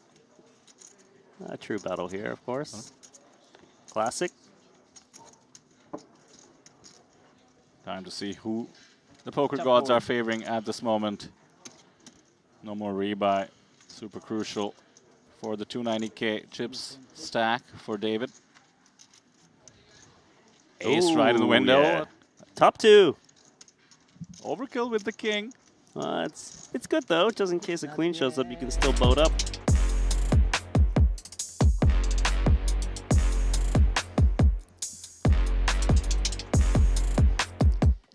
And welcome back to the coverage of the Triton ONE main event presented by QQPK, Griffin Benger, and myself, Vidar Singhal, in the studio as we do get ready for a new feature tables. Day 2, baby. Saw a couple of fun hours of poker there as we made our way into the money. What are the thoughts on what we saw in terms of the action, Griffin? Yeah, I mean, pretty cagey, right? We were dealing with a bubble, and it really showed. Not a lot of players willing to really splash around too much. Of course, we did have Chun Keat was able to really establish you know, from some pretty fortuitous situations early on, of course, that ace high flush, the pocket aces, the pocket queens. He was really able to emerge from that pack. Again, when we started the level, it was like no one was over 50 big blinds. They were all sort of between 23 and 50. And the guy who was running the best was able to then apply pressure at the bubble and really came out of that table with a nice chip stack. Did see the bubble burst in the most unfortunate way possible. Aces getting cracked by the cliche, right? 8-6. Yeah, it's just the unfortunate way to go, but that is the way.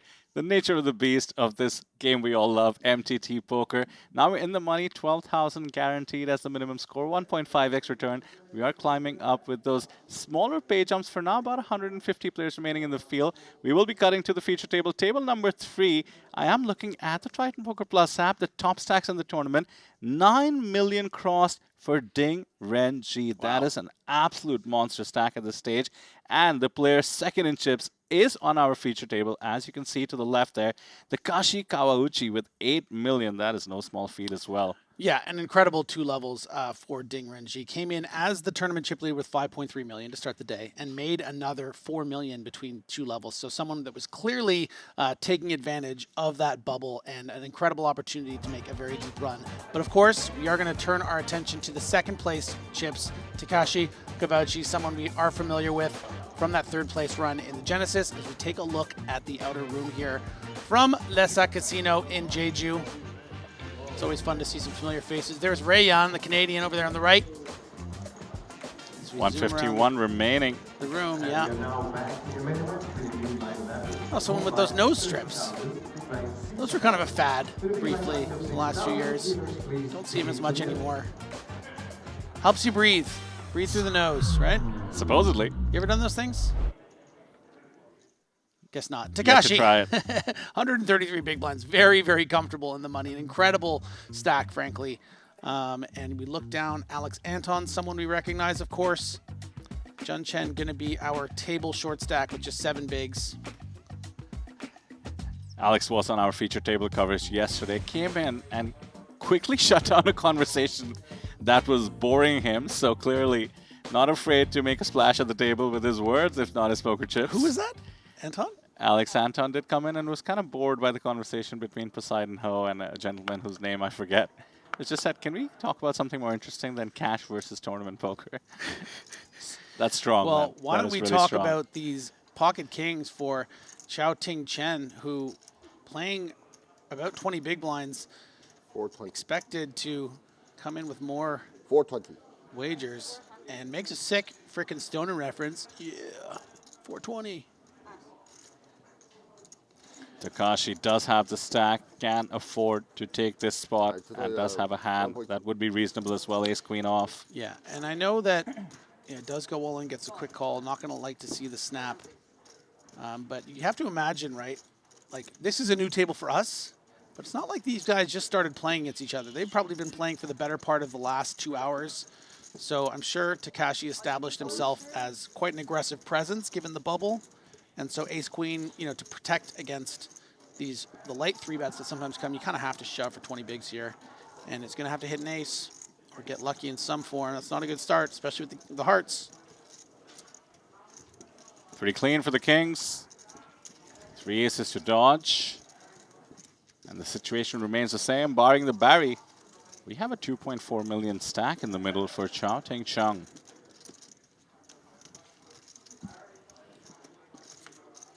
And there we have it. So instant dent for the chip leader on the table. Number 2 in the tournament will slide down a couple of spots. Not by much. 6.8 million is still extremely hefty. 30K, 60K. So 6 million represents 100 bigs. Dan Voris, Bongsapak, the man from Thailand. Takashi Kawauchi and Ding Renji, the 4 stacks above the 100 big mark.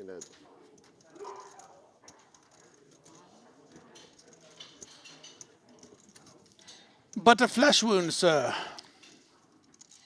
Takashi will be just fine. Let me check.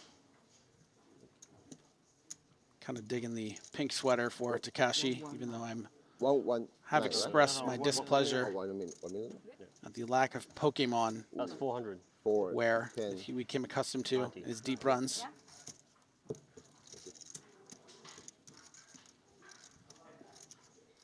I just dig it, man, that wears his nerddom on his sleeve, you know? Yeah, do you do that, by the way? Because you're a super nerd, but I feel like you pretend not to be with your fashion choices. I mean, you only really see me wearing Triton gear or suits. I'm working. That's nerdy. No, I got some nerdy shirts. I have a pretty epic one punch sweater. Some Demon Slayer gear. I have a Never-ending shirt story shirt. that has a bunch of physics equations, like Maxwell's equations, and then it just says, "Let there be light." Oh my god. Love that shirt. So nerdy. Big nerd energy. I love it. Do you have a picture for me? Yeah, but not with the shirt. Takashi reactivating after the unfortunate ace, queen to kings.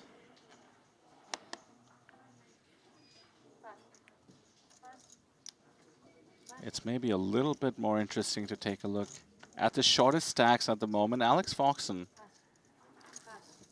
has about 7 bigs. It ain't over till it's over for sure. Would love seeing him spin it up. Certainly will find his way to the feature to the extent he survives.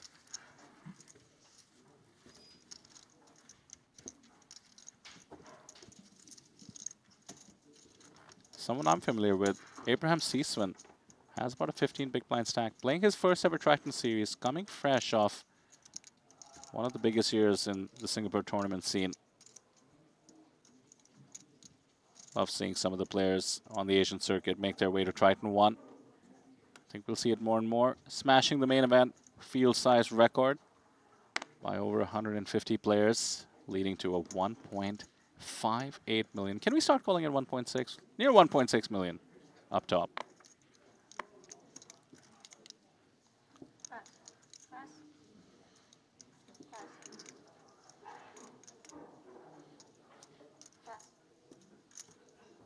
Speaking of spin-ups, Mikita Bachkowski has 18 bigs.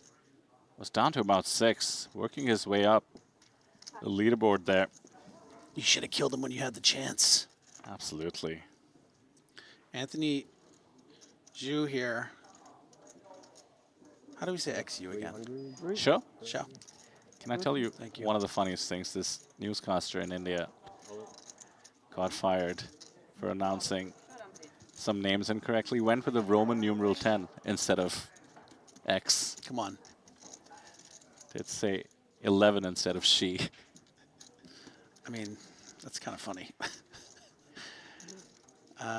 Jun Chen calling it off here for 5 big blinds with Queen Deuce off.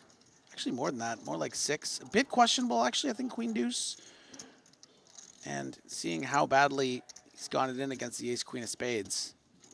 Yeah, this is rough shape. 10% for the 3 I mean, deuces. look, you're going to be up against Jack 9 and stuff sometimes, but I'm not crazy about the Queen Deuce. Going to have a full rotation there to try to find some spots. I think this is a bit of a giveaway. Quack, quack? No. No, sir. After the posting, did have, I want to say, 4.5 bigs. So, very curious about the charts there. It's got to be close. It's going to be close. Don't get me wrong. Queen Deuce not that far off, I suspect, from the exact right cusp. GTO, Nash equilibrium. Takes it in stride. Let's get a nice cash.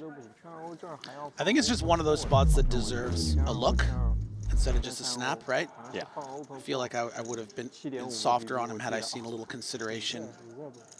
But maybe he had decided as soon as he looked down at it, if this is folded blind on blind, I'm calling off against this bigger stack. So Chen Jun hitting the rail around 150th place. Yeah, we're approaching the tiny pay ladder, going from 12,800 to 14,000 at 143rd. Don't expect to influence the action at all.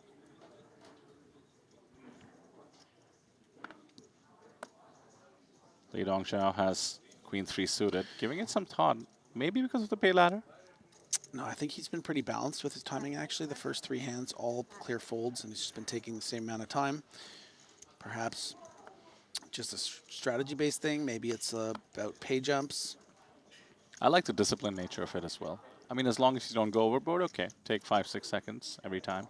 He's taking 10 plus. I'm going to count it next time. Actually, he's going to be in the big blind, so actually it's still relevant. Hayato Kitajima sixes at the cutoff.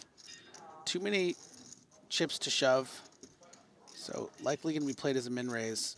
And the kind of stack where you can nicely 4-bet shove against a late 3-bet in case that comes. But it's just going to take it down.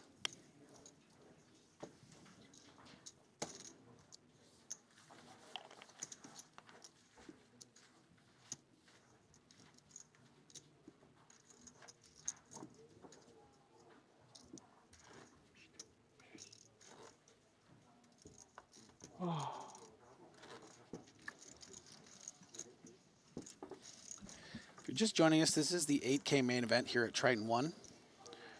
Our crown jewel, really, of this festival. First place paying close to $1.6 million.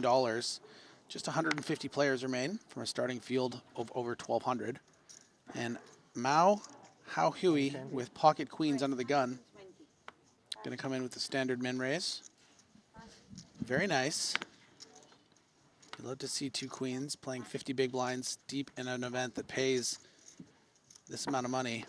Okay, 1, 2, 3, 4, 5, 6, 7, 8, 9, 10, 11, 12, 13, 14, 15, 16, 17, 18. Oh, he's calling though. That's not fair. You gotta do I didn't consider that. The no. King 7? You didn't think he was coming along? Yeah, well. But I think it does lend credit to the theory that he's doing it every time, because I think he knew he was calling looking down at the king in the big blind. Those were some quick seconds, my man. You thought it was a little quick? Yeah, because we get 15 seconds pre-flop, so the dealer would have alerted us if he had crossed 15. Touche, touche. Whiffs it, though, on the 6-5 deuce. Oh, we can do it actually every street here. Go for it. Because well, it's too late now, and he's not seeing a turn. So. So you think? So you think? But he will be faced with a decision on the C bet. Pop him with the min bet, Ma. Hey, Ma. Look at this guy over here popping with the min bet. Of course, Lee Dong only playing about 7 big blinds. It's actually going to size up a little bit. 2, 3, 4. You got to go 5, Mississippi. 6 Mississippi, 7 Mississippi, 8 Mississippi, 9 Mississippi, 10 Mississippi, 11 Mississippi, 12 Mississippi, 13 Mississippi. Okay, you might be right. Mississippi, 15 Mississippi, 16 Mississippi, 17 Mississippi, 18 Mississippi, 19. Yeah. So wait, is it 15? So does he have 20 seconds there? So he's using the full time bank basically. Nearly. Yeah. Queens. Entitled to it. Not going to check any privileges today. Queens, queens, queens. We are on the slight pay jump. 143rd place gets an extra 1.5K or so. 我说是 C 吗？中 set 吗？没有没有没有，我听你说 C 了吗？没有，我是说是不是 C？ 没中。 Nice comment in the chat. Is it about me? 也挺湿的。 Kind of. Nice. The aesthetics of the room and the felt are great. I love the blue and gold. You can make that about you if you try hard enough, if you squint hard enough.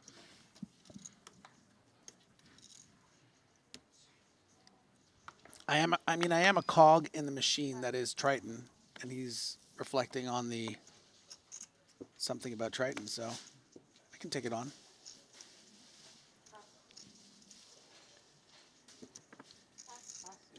Folded around to the blinds, and a very nice ace queen of spades on about 7 big blinds. Do we ever get really tricky here and limb trap? We don't, because Let in the weaker queens. we really wouldn't do it with much of anything except traps, I don't think. And yeah, this is just going to get through. The 49er has to be folded. 局范围。 One of the more unesthetic holdings you can pick up. Adding to the comment in the chat, the table is sick, love the colors as well. cannot help but agree. The blue and gold, Triton ONE really coming together. Loving the identity of the festival. We will play until the level 24. Yep. Yeah, quick confirmation. End of 10 levels. 18。有7个级别。 Level 18了。有点久，今天要打12个小时。还要打dinner break 7个小时，够你打的。有 dinner break 吗？有。那不就今天打超过12小时？啊，sorry。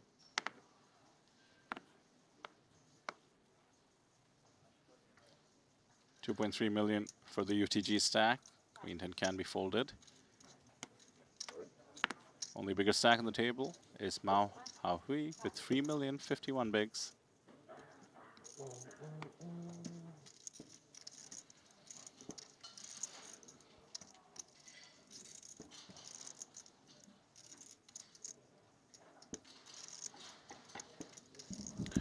You want to know why I'm giving him a hard time, really? He's wearing a New York Yankees sweater. Okay. Okay. Not a fan? Frickin' Jays fan. It's one thing when they're wearing the hats, okay? I get it with the hats. It's like, it's kind of an iconic logo. A lot of people that wear it, it's like an aesthetic thing, since we're all talking about aesthetics.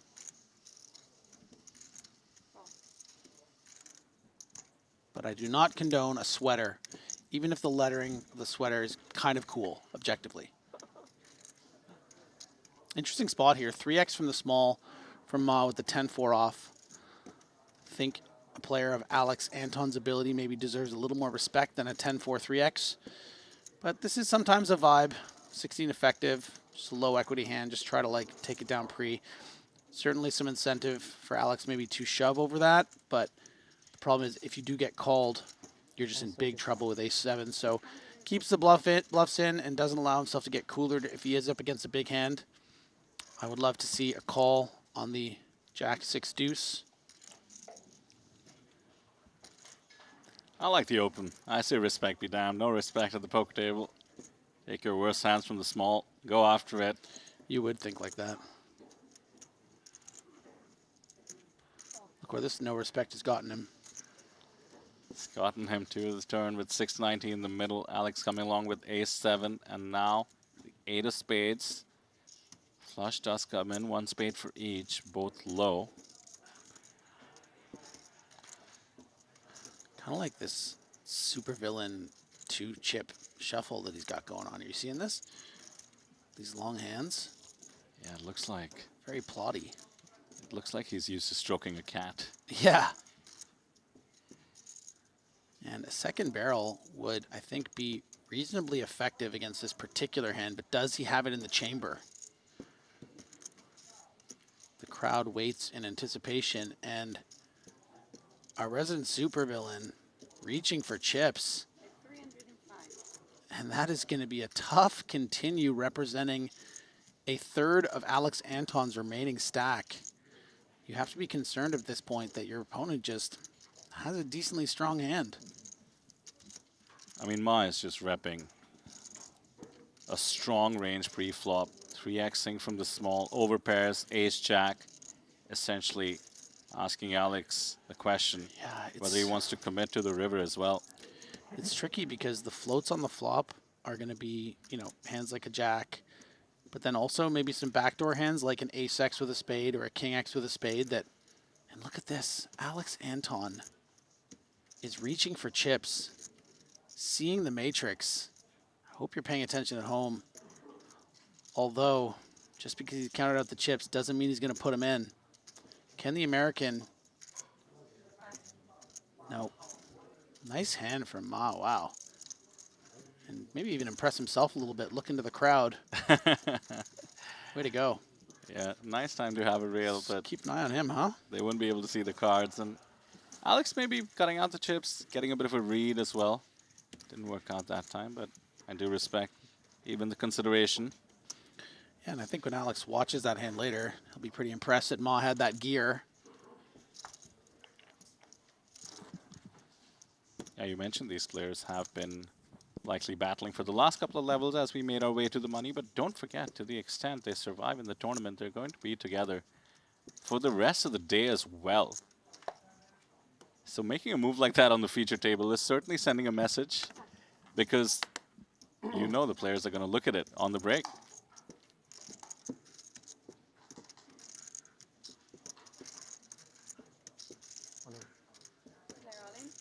All in from the cutoff, ace-8, sub-10 BB stack. Good time to take the spot. This one's going to go through.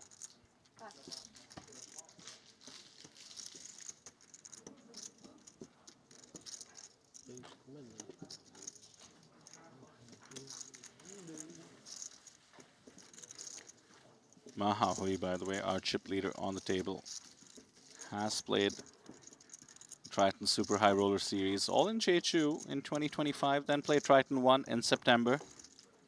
3 cashes out of 6. Pretty good run this time around. Cashed the opening event, and now well into the money here on day 2 in the main.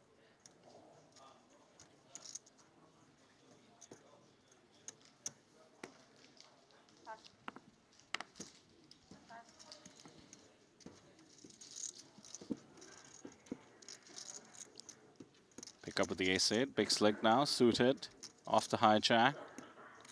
11 bigs and change. Can't get away with the min open, I feel. Instead just rips it. Would love to see something like an ace-queen, ace-jack, ace-10 suited call behind.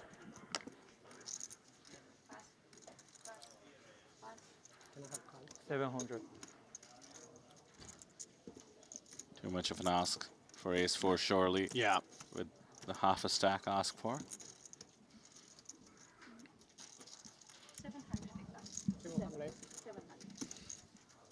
Gonna have to really consider it. If this was a button shove for the 11.5 blinds. Hijack, though, gonna have to give this one up. But you still are up against king queens and king jacks. Maybe something like a queen jack suited. Oh, the slow zoom onto the poker face of Li Dongzhao. Doing well to maintain his composure.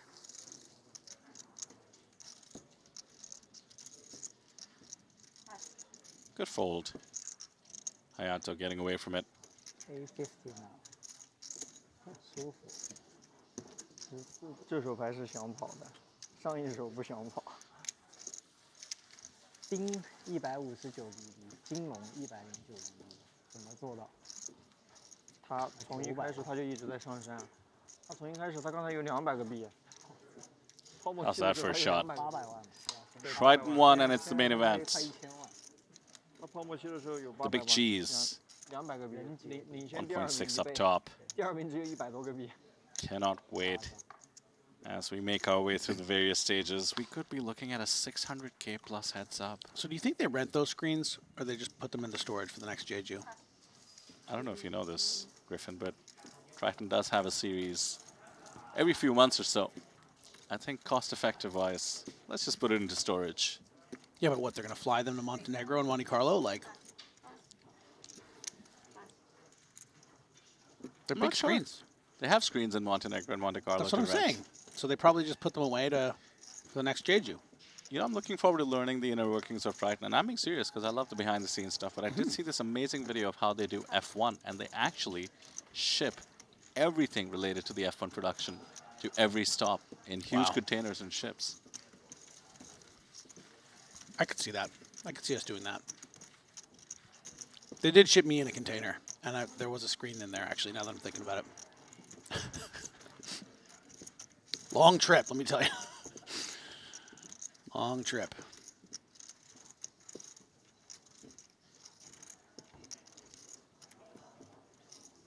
Looks like Leidong does have someone on the rail. Quick smile to the support as he's climbed up to 1 million in chips. Mr. Yankees looks down at the rags.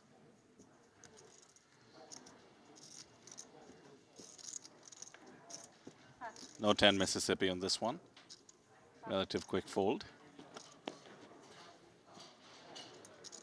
Ace-5 suited for Alex.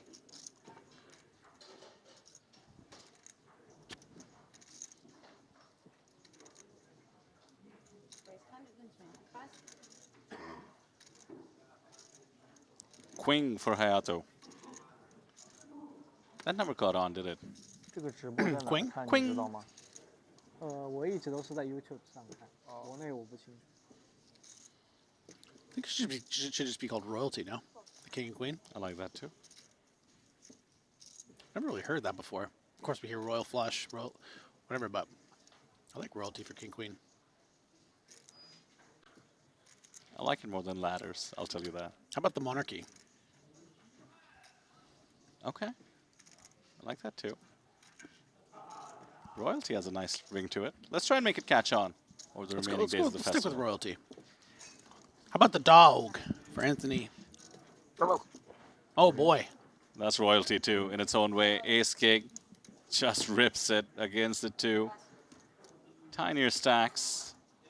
Quick release from the ace-5 suited, and I suspect the same from the king-queen.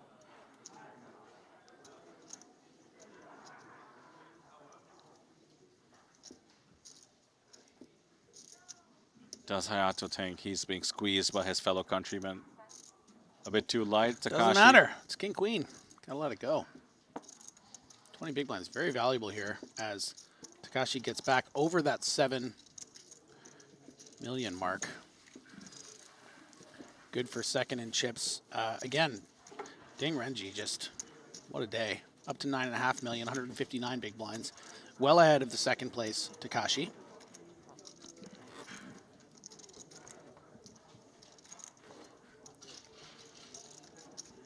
Just eliminating someone with aces versus eights seems a little unfair when you have all the chips. Ding Renji. His chip graph looking a lot like Apple stock at the moment. Worth noting, actually won the one night bounty quattro on March 6th, did Ding Renji. Here. In contention to be a two-time Triton ONE champion. Running hot. I don't know how the player one rankings work, but if he wins that quattro for about 50 plus K, then he wins this for 1.6 million. It's probably top 5. Oh yeah, Could that's be, gonna get could you be there. player 4, you know?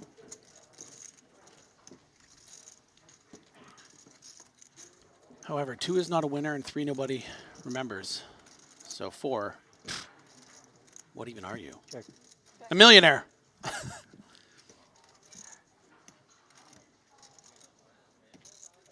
Queen 8 will take this flop, I suspect. Open ender. A single chip will take it. That's more than a single chip.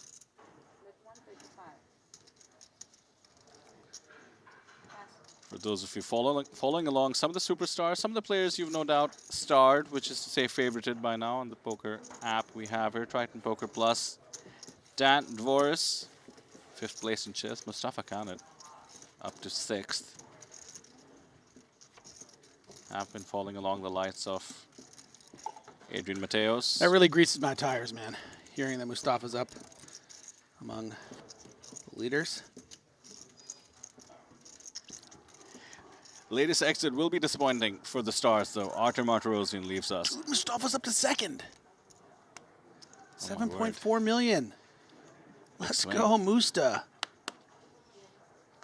The madman. Long live the king, Mustafa. 120. That was a play on Mufasa. I don't know if you caught that. I don't know if you've seen Lion King or not. I have. I remember it well. And that was pretty good. Mufasa Khanat would be a great name. So it was against Artur Martirosyan, as far as I can tell. Looks as though Martirosyan raised to 120,000. Mustafa just called with the jacks. And it came King Jack Deuce. A bet from Martirosyan, a call from Mustafa, and the turn 6, another 425,000 for Artur. And then the board pairing Deuce on the river, probably targeting Mustafa's sort of Jack X range. Sorry, I got 2 under the hood. Double Jack. Double Jack, Jack full Jacks. house. Shirley snapped him off and sent Artur The go-go. into the shame box. As Randy taught me. The hook.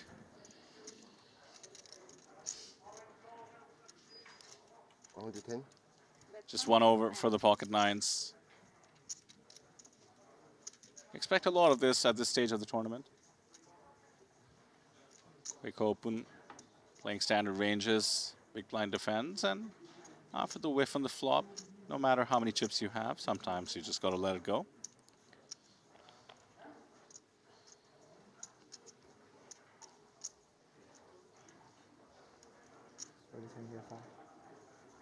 Well, never mind all that. The king 8 good enough to check raise, and now we're in trouble. Pocket nines not looking as favorable as they were a moment ago. Ma's got some moves here. Kind of an interesting candidate. King 8 with the king of hearts.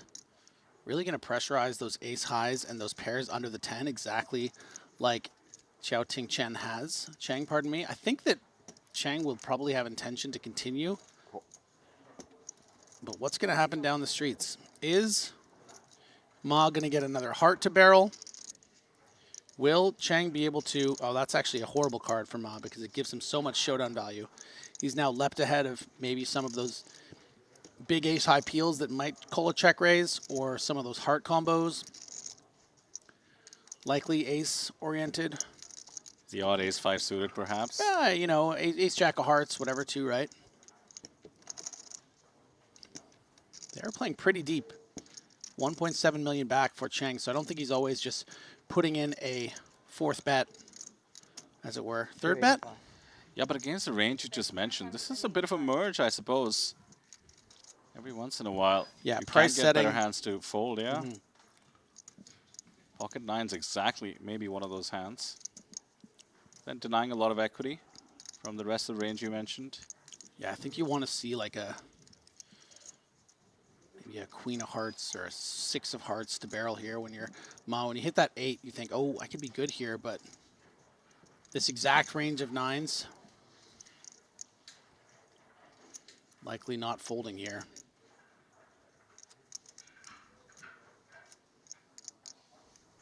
The ask is for 285, would take him down to about 1.4 behind.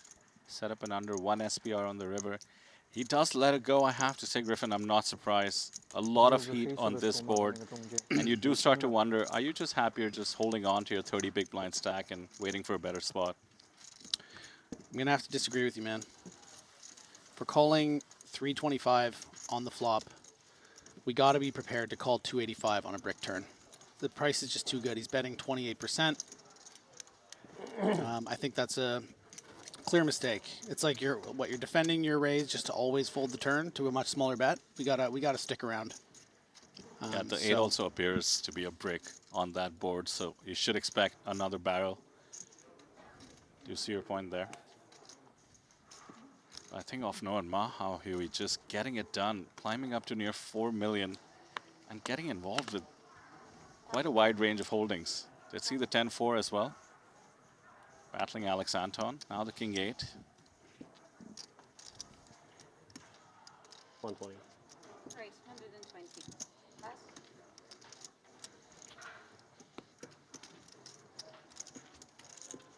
Setting the tone as well. He was on the big blind, announcing, not just to his opponent, but the rest of the table, to not come after him. I think it's good.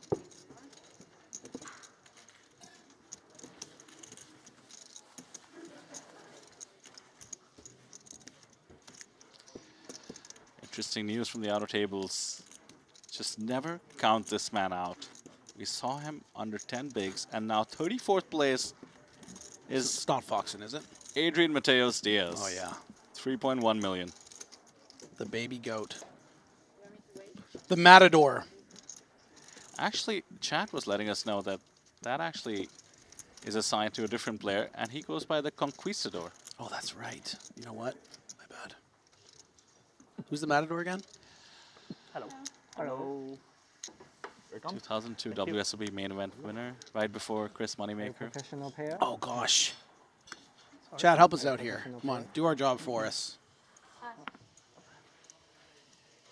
I know. I'm looking at his face in my mind palace right now.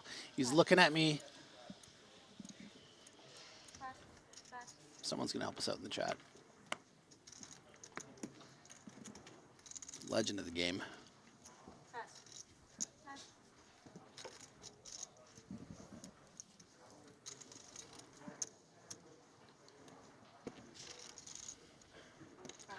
Anton sees no avenue to winning here with the 6-4 off, and you don't blame him.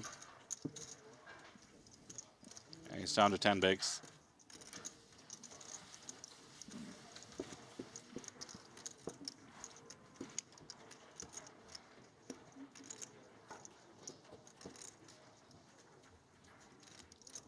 I think Conquistador is cooler.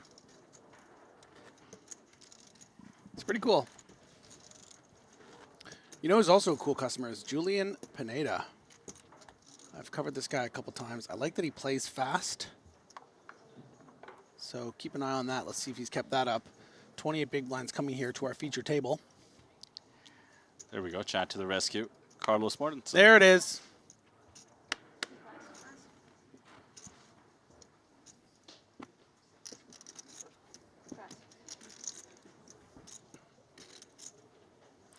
Ma might want to play the rush after one bluff and one flop bluff that turned into maybe a bit of spot of luck on the turn there, but is going to fold the raggy ace. Shouting Chen with the queen 9 off, playing 25 effective against Kitajima. Certainly a nice candidate maybe to limp. Let's see what he elects to go with.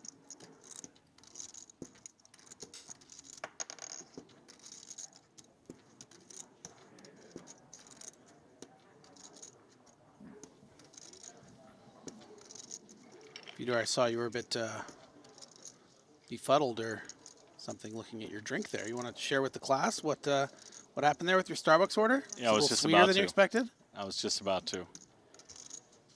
Look down at my Venturo Grande Starbucks black coffee there, and it said 4 shots with water and ice. So if you see me bouncing around, yeah, the what are they trying to afterwards, say?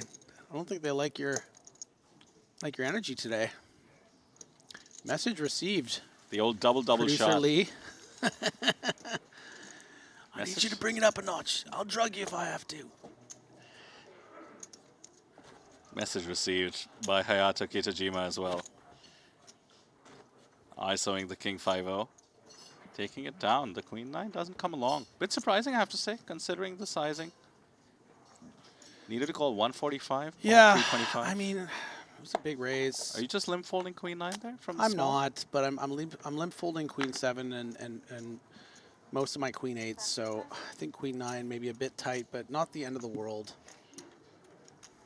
You just hate to get ISO'd there by, like, you know, some low equity hand like a 10-3 off or a big blocker, big little like King 5 or Queen Deuce or something. Oh, hello. How about a big Hello there. Hello there, rockets of pockets. I was wondering when you'd show up. I was running out of chips. I don't know why I'm doing this. This is American, but He's American. he looks British.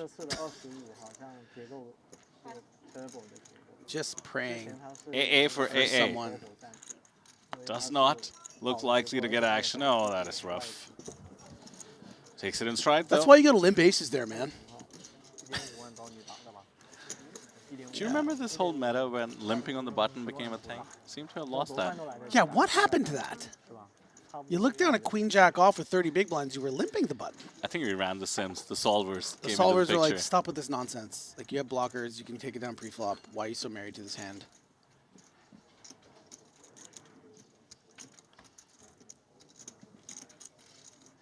Oh, so the robots told us to stop doing it, huh?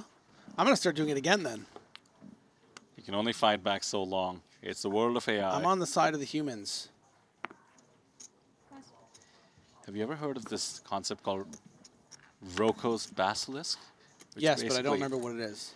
Basically says, start being nice to the robots right now, because when they take over, they'll treat you nicer.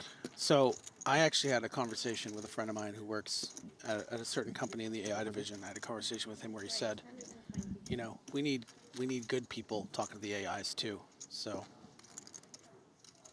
stay out of it? So he said, so please just, we have enough bad people. Can you just do something else? At the same time, I heard that the politeness of saying thank you to the AI after they give you what you need is just costing millions of dollars in compute. I always thank Lyra. Sometimes I open my prompts with "Sorry to bother you, Lyra." Yeah, that's like just water and electricity and compute being used. 对，人会多，然后 fail 也好，夺冠可能都还是来不及吧，因为今天剩的会多吧，应该还是。今天如果不打到9个人的话， Now I just want to ask her if she thinks that 估计4就差不多。 her and her people would spare me if there was an AI takeover. Very curious about that answer now. Absolutely amazing to see. The payouts being asked for in chat, the first place prize coming in 1.585 million. 120.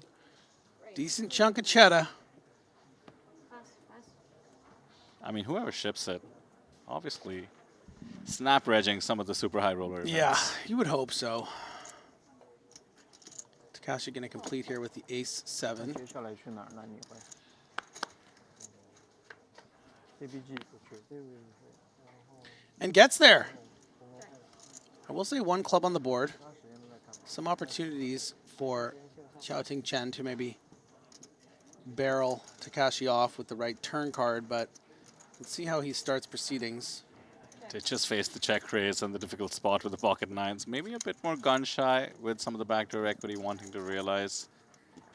So far, so good in terms of not losing more chips because Takashi was coming along and he's in rough shape. And now no backdoors emerge.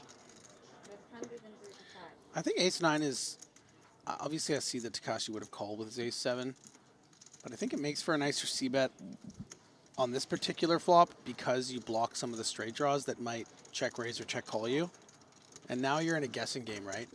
Whereas there's going to be more bluffs that Kawachi could have, like 6-5 off, for instance, which would have folded the flop, but maybe bet the turn.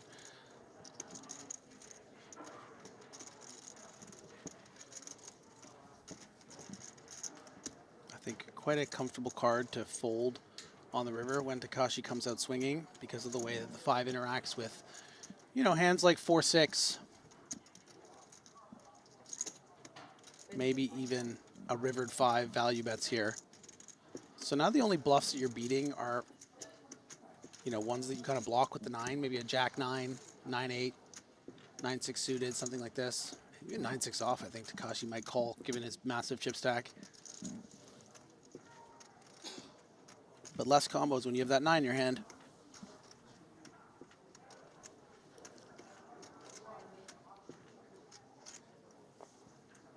Wow, he calls it off.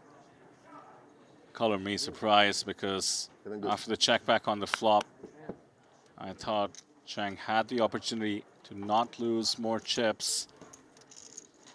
Yeah, and Chang seems pretty capable of a player, but a couple of missteps here between the pocket 9s fold and that river call with the ace 9. A lot of credit for finding some creative bluffs on that board. Yeah, look, there's 8-6, there's, you know, there's all those 9x combos that do still exist, jack 8s and stuff, but does pay off the thin middle pair value bet.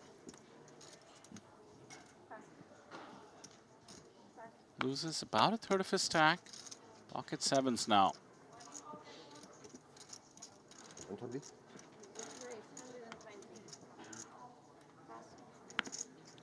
Ace king suited for Anthony Shu. And Cheng's raise could look a little bit of a frustration open. Yeah, and this is going to be really interesting if it is folded back to Chang, because if you're going to raise these 7s in early mid, sometimes you need to protect those opens by 4-bet shoving against what you might perceive as a light 3-bet. Of course, you can see Anthony with ace king suited, but might have ace 10 off and 3-bet folding.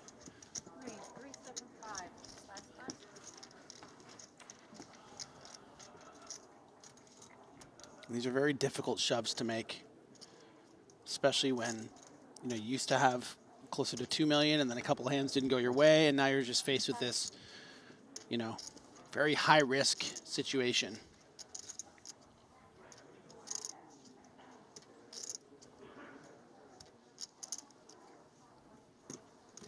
You're not getting the odds to just call and set mine.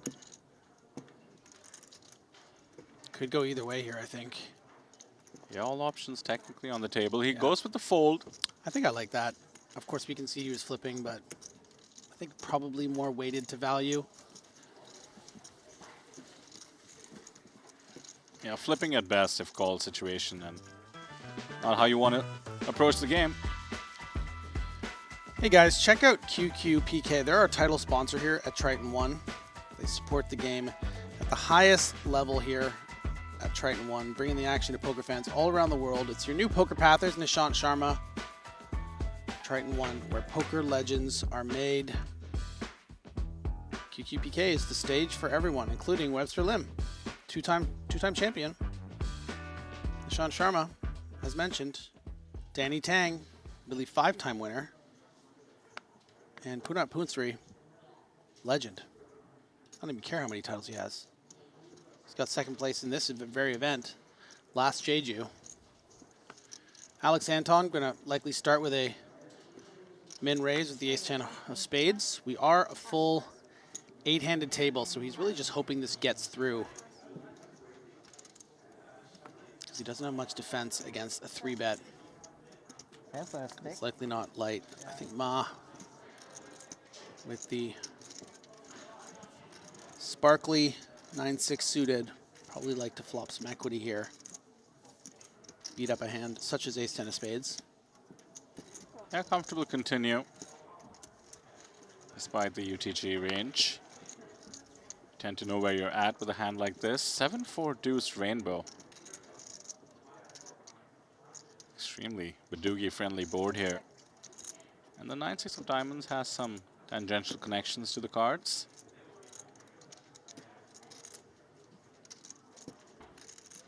With no backdoors and the dry board, Alex checks behind. Now the 3 brings in a weak gut shot for both players, really. Ma with the better end of it. But the range, much friendlier to the big blind. Yeah, maybe there are some players Anton would just fire out a small bet, try to clear some equity, but I think he really respects what Ma brings to the table. We saw that 2-barrel with 10-4 off, blind on blind.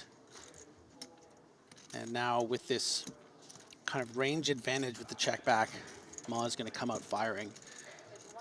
And it's difficult, right? Because Anton, I think, is aware of how Ma can be capable of bluffing here. What's the plan if we call 175 of our 630 here? Yeah, it's double-edged because on the one hand, Ma has all the chips in the world, so he will be defending wider than most and could connect with a board as low as this. On the other hand, he's also likely to be bluffing the most. Alex correctly comes along. 5 would be disastrous. Barring that, the 9 does give the check mark as well to Ma. Clubs do come in, but that isn't a straight card. Yeah, it must be nice to be just bluffing with essentially air on the turn and making top pair with the 9 on the river somehow. Yeah, and just remember, I mean, Ma happens to have 6-9 here, but he could have 6-8, which would just be 8 high. So Anton is going to have a tough decision if he's faced with an all-in wager. 680 out there, only 455 back. Any 5 would have been an open-ender on 4th Street as well, so Ma could have been bluffing with that kind of equity. Check, check. Unfortunate river there for Alex. And he's down to 455. 7.5 bigs. Has to post 2 of them. Pretty rough stuff. Alex probably a little grateful he wasn't faced a shove there. I think likely would have considered it, but maybe gotten away. Ma may be missing a bet there.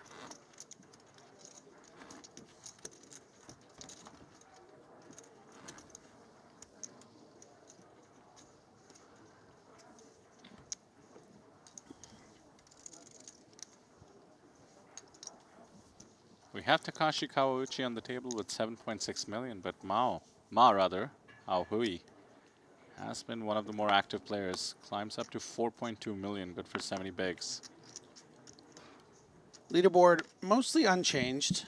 A lot of the familiar faces we spoke about. A Brazilian in the top 10 now. Felipe Funtura Ketzer. 130. That's 5.6 million, good for 93 big blinds. Ding, of course, still our significant chip leader. Takashi and Mustafa, second and third. I will say we're down to 125 players. So remember, the bubble was just, feels like, what, an hour and a half ago, something like that? If that. Yeah, and we've lost 75 players, so. Situation developing. Julian Pineda from Colombia has been with us since the very first feature table at the start of coverage. Yeah, and look, Xiaoting Chen running into the same issue he had with the sevens earlier. I think when he was under the gun +2, it's fine for an open, but you can even open fold these sevens, honestly, 8-handed. You know, you're not always going to run into 2 better pairs, as we saw the jacks 3-bet and the 9s fold, but, you know, if you're not prepared to 4-bet all in a decent percentage of the time, and I don't think you really want to when you're under the gun, you're going to run into some problems.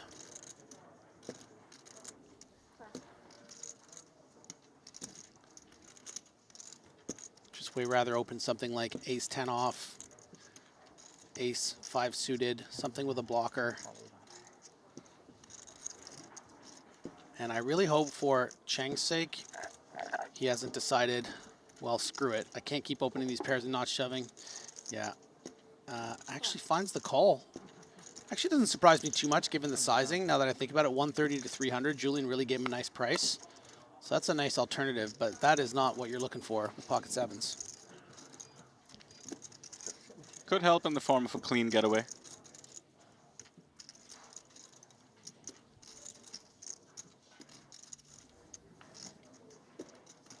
I mean, with bottom set here, you're just dreaming of Vegas in the Mirage, unblocking the ace.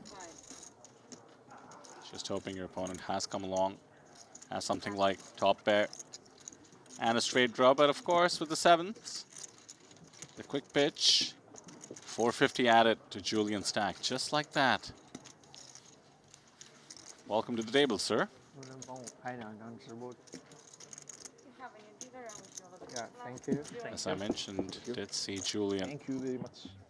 All the way back from the start of coverage. Can take a quick look at his profile on the Triton Poker Plus app and see that he had cashed the 3K QQPK Genesis opener. And after that, now in the money here in the main event. As we take a look at the rest of the table, Takashi still leads the pack near double of second place Ma. Julian joined us with 33 bigs, and we work our way all the way down to Alex Anton. With a couple of losses, he's down to 6 bigs. Did have to post and release, and now we'll see a few free hands rather before he has to get the chips into the middle. All the way at the bottom of the leaderboard across the tournament there, as Stingray G continues the ascent, still rocking about 9.5 million. 120. Sevens again, make an appearance, this time for Julian.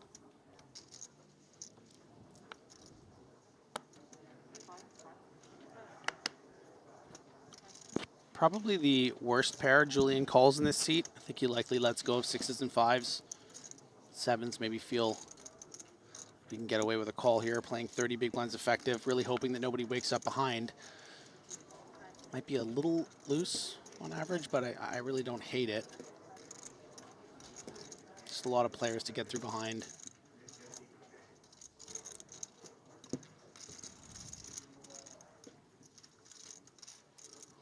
I will say that I don't think you can anticipate too many light squeezes over these spots because this is a pretty strong flat. Yeah, +1 open, +2 flat. Even some traps sometimes, so in that way, I don't mind it as well. People are going to playing pretty honestly, and he's honestly disgusted with this flop.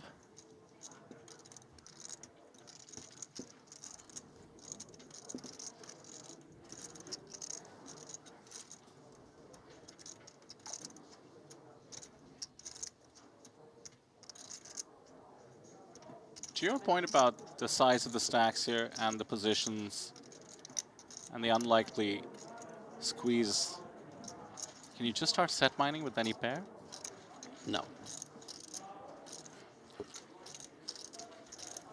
7 still the cusp for you? Yeah.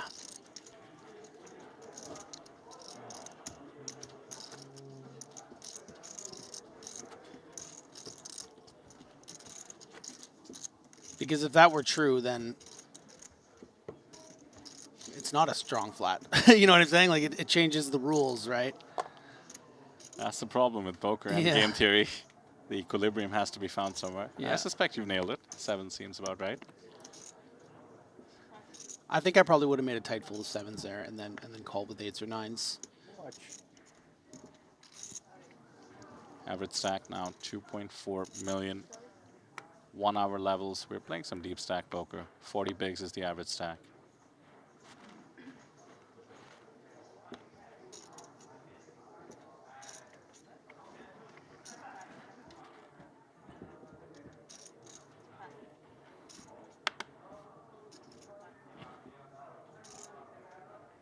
他在这上面能看直播吗？能看，应该不至于罚你吧？他手机没收，应该就这个意思。 Well, isn't that lovely? 5 bigs. Wake up on the button, it's folded to you. Cannot wait to get it in while you still have some fold equity against the blinds. And you see the old 7 deuce. Yeah, just using his full time bank, I think, considering potential pay jumps. I mean, you do kind of have 1 foot out the door with these 5 bigs, but you have a rotation to run it up. We've seen crazier run-ups.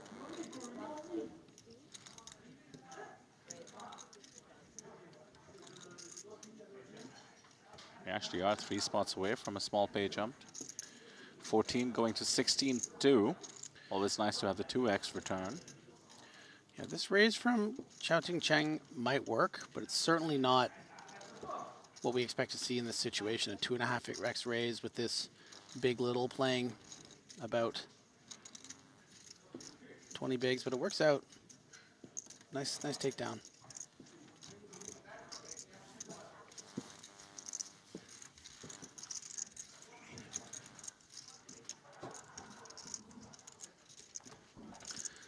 So Cheng gets back in the chip winner circle. Really wants to get some momentum going after slipping from around 2 million. But the real story right now is the massive stack of Takashi playing 127 big blinds, and the short stack of Alex Anton, who's been getting his wings clipped by Ma Hao Hui. Speaking of Takashi, how about a couple of ladies? A couple of witches. The Dark Queens. The Bad Mordas. Now that's a deep cut. The what? Queen Bad Morda from Willow. Come on, man. Like I said, deep cut. The come on, man, after the deep cut is special. We swing for the fences here at Triton. And by we, I just mean me. Ooh. Speaking of swinging for the fences, yeah, this might be a swing and a miss. Playing 16 big blinds against the chip leader. I think the only move is all in and 600. Yeah, effective all in. Yeah. Yeah, he's been super patient and been bobbing and weaving whether he has it or not. Just saw the queen deuce pick up. Totally 1 million. This is just rough as the ladies, the witches, the dark ladies do get it in, and pocket nines just now hoping for a flip. Could take the time considering we're 3 spots away from the pay jump, which is why he's eyeing the tournament clock. 119, right? Yeah, that's the question. Pay jump at 119. We're at 122.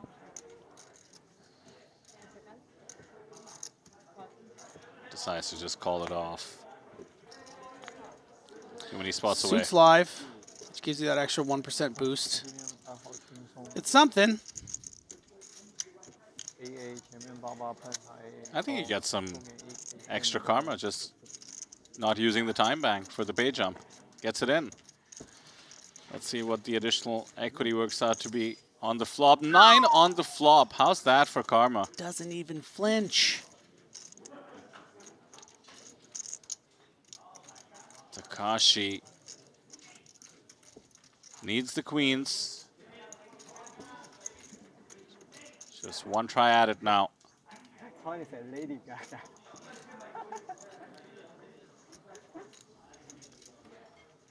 Takashi managing a smile as we see the brick river. The double up with the 9s for Chao-Ting Cheng. Getting lucky when it counts. Now 2 million chips in the main event.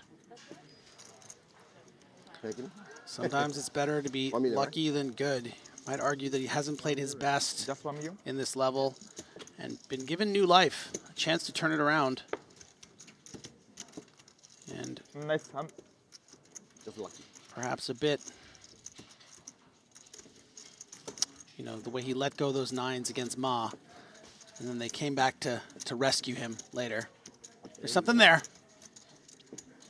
The nines weren't done with you, Chang. What a huge bink. So Takashi will take the dent.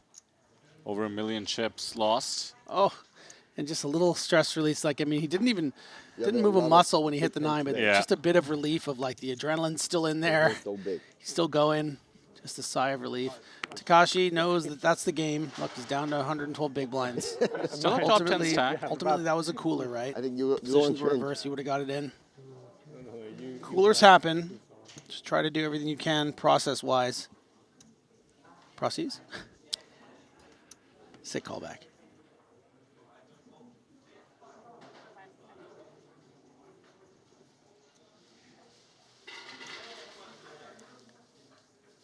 Lei Dongzhou taking his usual disciplined time before making the laydown.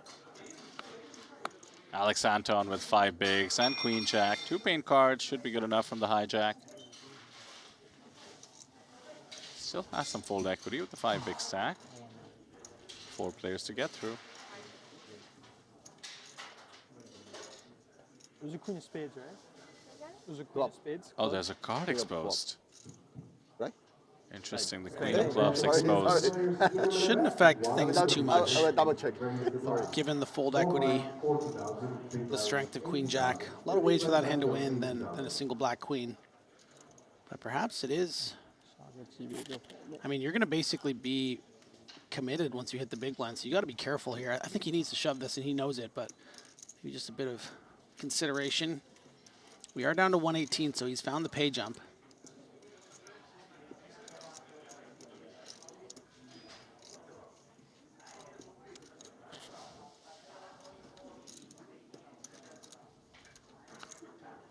Oh, he's letting it go.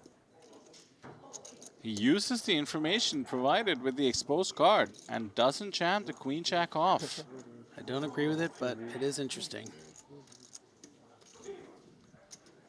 If only the world could react to everything like that. If only Twitter was just full of people saying, I don't agree with it, but that is interesting. There's this quote from Family Guy I always think of with this kind of thing. As it is raised by Ayato on the button. The thing I think Peter Griffin says in one of the early seasons, where he says, I don't agree with you, but I'll fight to the death your right to say it. Always like that line.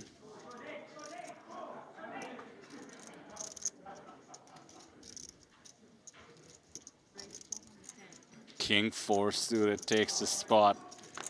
It's interesting because Anton's now patting himself on the back for seeing a raise and a 3-bet, but I think he gets this through. Oh, absolutely. You know what I mean? Absolutely. Because I don't think King 4 calls 5 big blinds from the small, and Ace 4 I don't think calls the button, representing almost half of, well, 35, 40% of his stack. And there's a world where Harato's not done with the sand. Does let it go, though. I think he should expect his button open. 2B 3-bet every once in a while. Yeah, and I think Anton's going to come to regret this because he's not going to have many more hands. Oh, especially now with the blinds going up to 40K, 80K, the biggest jump of the day. Yeah, I don't think that factored into his calculus with that queen jack fold. I mean, maybe it did. If he's someone that's taking everything, you know, and really aware. Thank you very much. How many hands is he going to have here? 3 until he's into the big blind with 160K of his 305K. To make the pay jump? Yeah. I mean, look, now he's getting an ace, though. What do I know? If he folds this, I will be leaving the studio. So you can find me at the Boond. Alex, pitch it one time. I'm sick of this guy. Let's get it in the middle. Good blocker to have. King Jack, though, on the button for Anthony. Wants a count. 2.3 million chips. 300K is very affordable.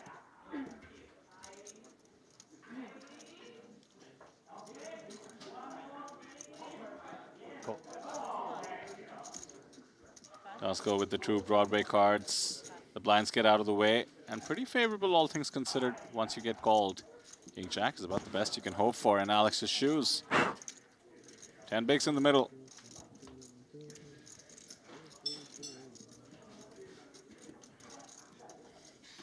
Five chips and a chair and a dream. Can we hold him? So far, so good. A 5 just seals it, as does an ace.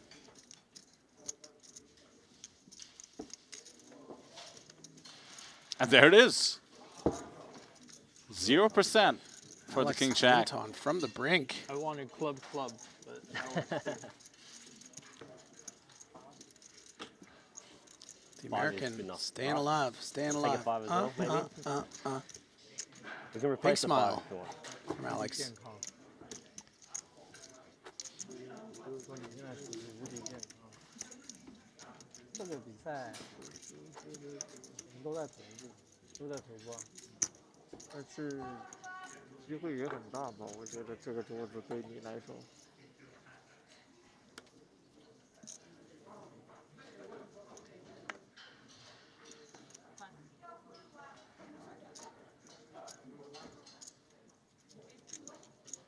Just picked up some chips. Now looks down at the ace-6.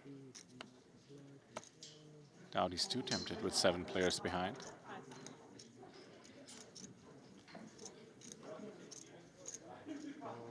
Yeah, let's just enjoy our 10 big blind stack for a while.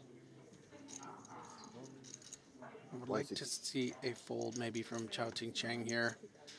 Been raising a bit liberally between those two 7s raises. We have the nice king blocker. We have some interaction there with the 10, but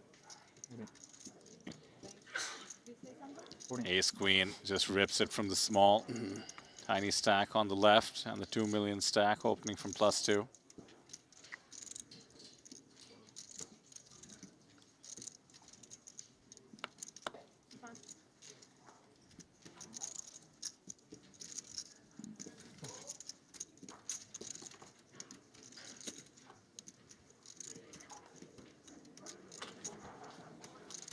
So Takashi climbing back up after the dent, still has 85 bigs. Top stack in the tournament. Has been really fun to watch. Was quite fun on the final table of the 3K Genesis as well.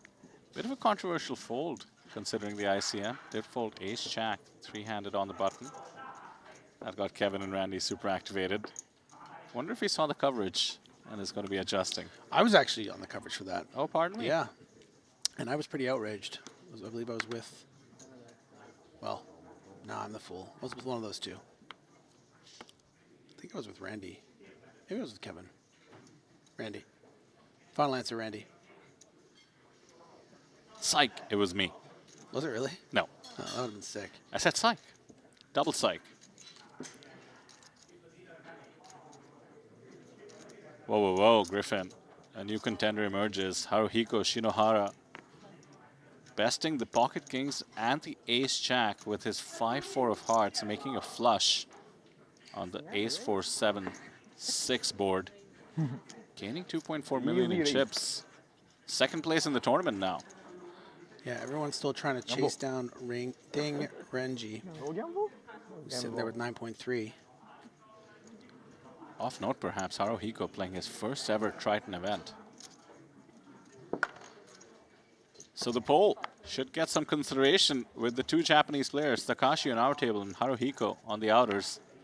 Which nation will end the day with the chip lead? As we do see a mystery hand open on the button by Takashi, and the King-9 defends and flops top pair, King 4-7, 2 clubs. Yeah, and I wonder if the spot's going to get difficult for Ma, if this is a mystery hand. A quick C-bet into 590 of a 150, about quarter pot, pretty standard. I'm already reading into the timing tell here. I think it's leaning value, just the way Takashi bet. Let's put some weightage on the live reads as we play along with Ma, King-9. Put yourself in his shoes. Check calls the flop. Undercard to the 9 on the turn.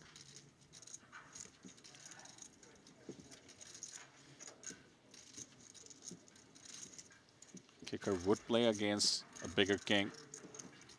And Ma has now decided to donk. We've seen this before using the range advantage on the 4-7-6, barring the king. And despite having a pair, bluffing at it.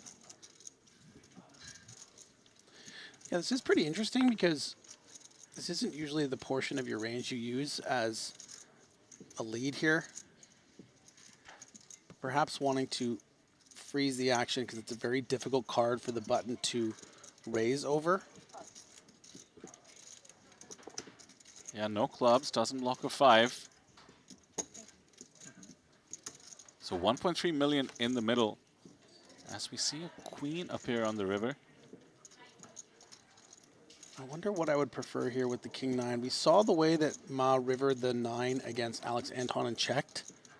So I feel like maybe he would want to lean check in this spot to potentially bluff catch against missed clubs. Yeah, I also wouldn't mind a sort of little blocky bet here to potentially get called by something like a rivered queen that had clubs. I mean, you also don't want to value on yourself, right? Against the king, jack, king 10, ace, king, that will continue. Ace, king might just go for value here, and I did lean towards value. Right, but king, jack, and ace, king are just going to value bet anyway, right? But you're gonna set price by blocking. Takes a quick look at Wow. Takashi and the mystery hand. That It's is a 875 into 1.3. Button range going to be super wide. We don't block any of the clubs, so certainly flush draws could be in the mix. Yeah. Takashi is also the big stack opening off the button. Open enders So could be in his range as well. what are we looking at here with the way that queen interacts with things? Because of course he's not going to bluff queen jack or queen 10 or queen 9 or queen 8 suited, right? So we're looking at all the ace-x club combos, ace deuce, 3, 5, 6, maybe not, 8, 9, 10, jack. A lot of ace-x combos. You know, you have to consider he's going to open the button with jack 8 of clubs, maybe even jack 5 of clubs. Jack 9, of course. Jack Takashi 10. eyeing him as well, just in case he does face more action. Trying to get some reads, and I must say I don't see Ma getting away from this, considering he's facing the chip leader. I wish I'd seen really paid attention to the cards folded, because this kind of feels, with the way you were talking about the timing on the flop, like it did seem like strong value. Like maybe he just has a set of 7s here. Yeah, it's better this way. You don't know the cards folded, just like Ma, so we can play along. Yeah. And like I said, I didn't Yeah, see king him 7. folding. And it is king 7. There was something to it, man, the timing of the bet on the flop. Unfortunate to run into top 2, outflopped by the king 7.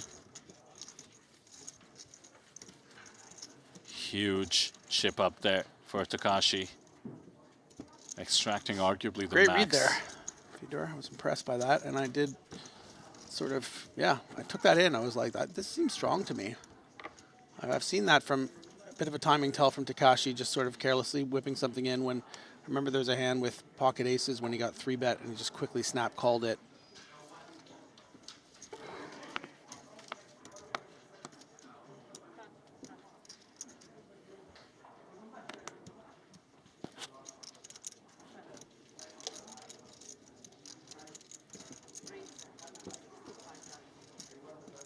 $8.2 million now. Right on the heels of Ding Renji, something nobody has done for a while in this tournament.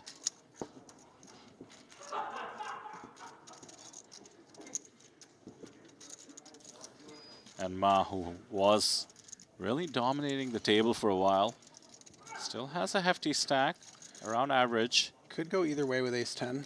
I think flat is actually interesting because of Anton's 10 big blinds. But certainly more standard to 3-bet and does get the, okay, I can have one, you can have one. Lose the big ones, win the small ones isn't exactly the winning strategy. But Ma, I'm sure, will be happy to just get some momentum back, put some pep in his step.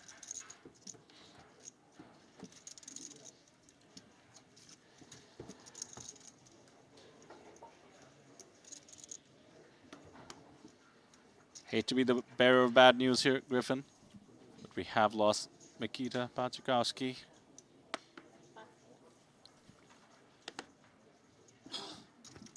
But we've likely gained him in the 15K. That is true.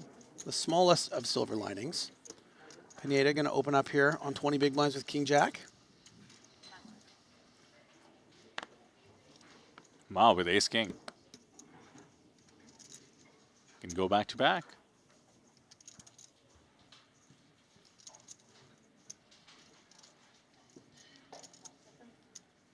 Considering he's been involved in the preceding 2 hands, would love for this to look like a bit too much aggression. Wouldn't mind being played back at, I'm sure. So raised to how much? 440. 440.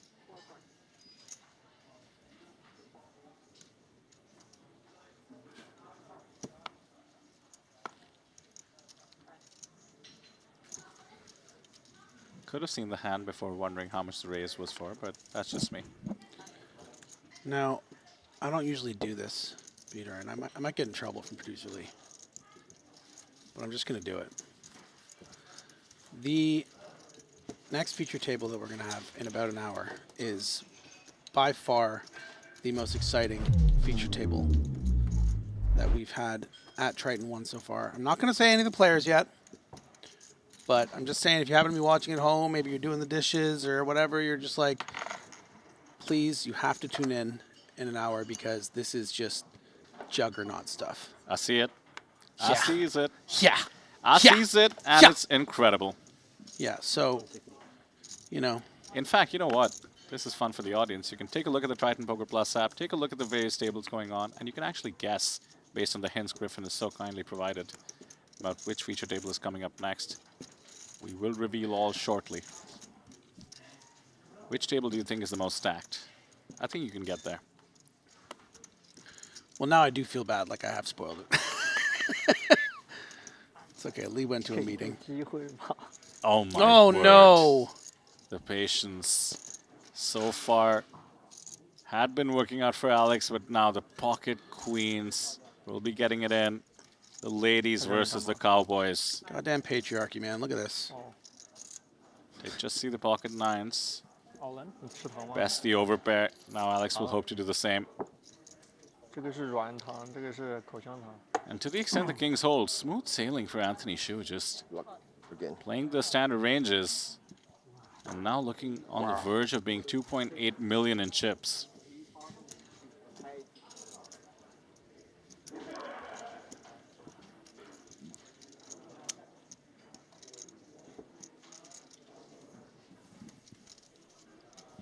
No diamond, diamond, diamond. No diamond? All right, we'll see. Spade, spade, spade. Oh. Queen 4-4. Or 4-4. Okay, spade, This spade, house spade, okay. is full of ladies. It's okay as well. I like that request. 4 for a sweat, he says. No 4, no king. Alex looking on the verge of a lucky double. An absolute cooler, of course. Neither player can do anything. Spade, spade. Paint, but the wrong kind. 6, 10.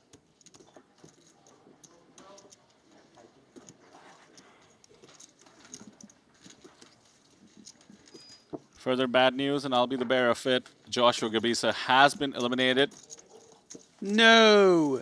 But that does mean we will have a new main event champion at Triton ONE. Yay!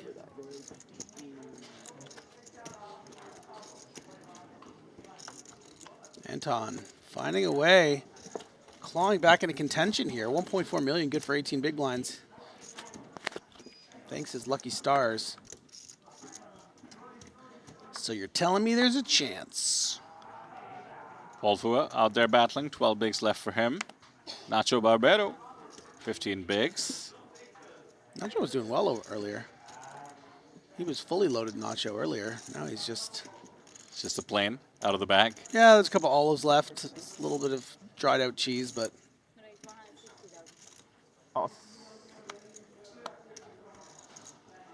Definitely no green peppers, no meat. Nacho's going to have to build back.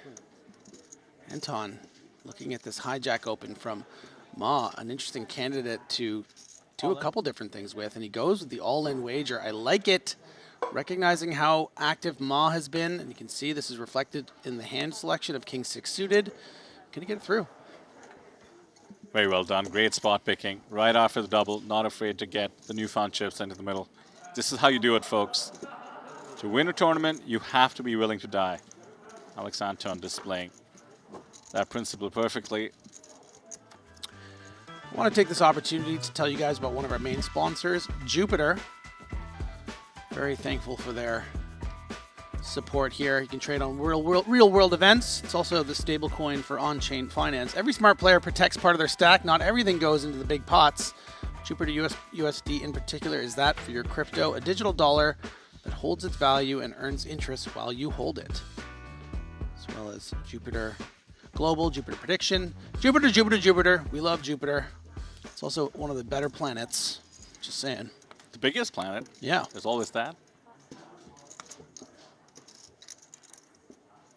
Huge shout out. Wouldn't be possible without them, would it? Kings again, this time for Julian, and pocket nines again, which did actually best the Kings now.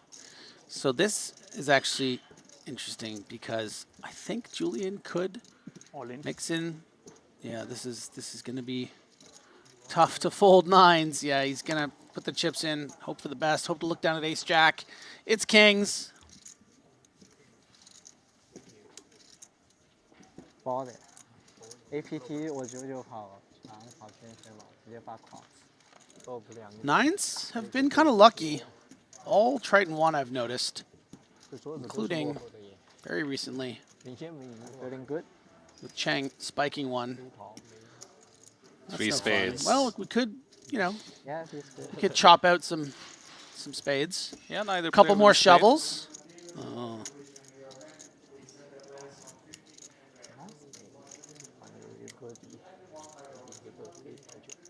Nine needed, otherwise the double for Julian.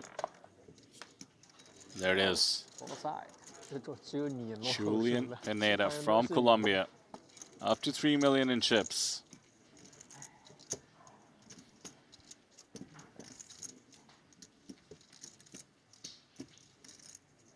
That's the way to do it. And 80. 40. 40. 40. Yes. Pay that money's money. Is that your best Teddy KGB? I think you have a strong one in you. Pay that money's money. Check, check, check. He trapped me. 50. He beat me straight up.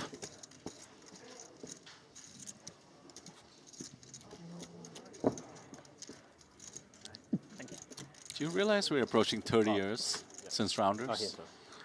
Where's our Oh, new gosh. Rounders? That makes me feel old. 这个好痛。 They tried making a Rounders too, I think. Yeah, they keep trying. Yeah. The guy who wrote it ended up making the show billions, and he puts in a lot of poker in the show. Yeah, he does.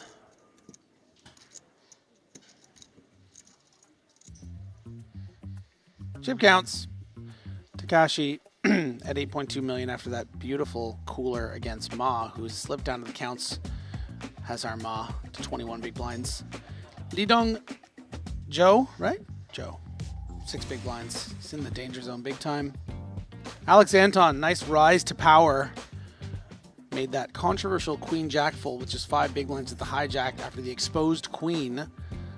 And then the next hand doubled up with ace-3. Then doubled up again, queens to kings. Got a shove through with king queen. And he's in it, man. He's got 22 blinds. Huge discrepancies in the chip counts there. It's a massive differential between the 8.2 million for Takashi, 103 bigs. And the next biggest stack is now Julian with 38. All the way down to 6 bigs for Joe. I'm going to do some math here. So 38 plus 22 is 60, plus 22 is 82, plus 18 is 100, plus 27.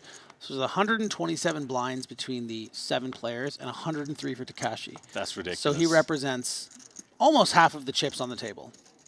Wow. That was some pretty quick, nice math, too. I don't even think I need you anymore. I don't want to play with you anymore. Never get rid of your quant. Rookie mistake. Yeah. That's how the financial crisis happened. 104 left in the field. We're about to get down to double digits.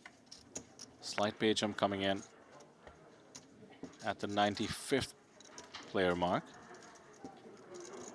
7-7-6. Blind versus blind battle. Julian begins.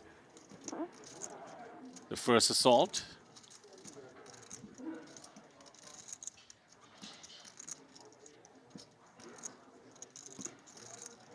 Very impressive composure at the table for Julian Pineda.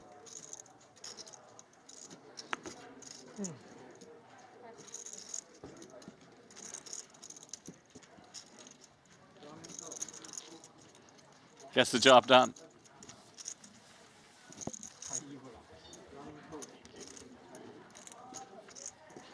Nice work there.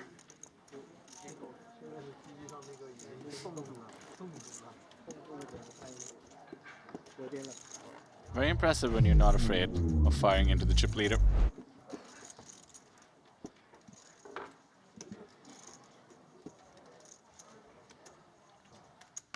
That's the entrance all the way till the feature, and you can see the rest of the floor at the back.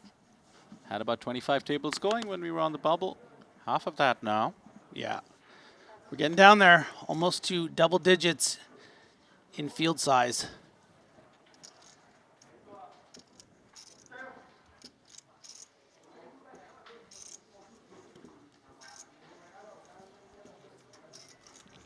Alex may be hyper aware of the small pay jumps, and by small I do mean $2,000. Now about 6 spots away. See him take a little more time when we're close. Shouting Cheng will open the ace-jack, and pocket sevens for Hayato. It's been the hand of the feature table coverage so far in terms of how to approach it, especially facing an early position open. Good find, I think, from Hayato. I think Cheng has been opening a bit too wide. So difficult. You just got to hope someone else doesn't wake up behind. And ace-jack, it's going to be right on the cusp of things, right? Because it's not really beating any of the ace shove range. And Lidong Joe has a serious decision here. Would actually be in quite good shape if Chao Ting Cheng folds the ace-jack, which is certainly possible. You only have 3.5 big blinds behind. Yeah, you're getting a massive overlay to the extent you do get the fold from Cheng, so serious consideration with the 3.5 bigs.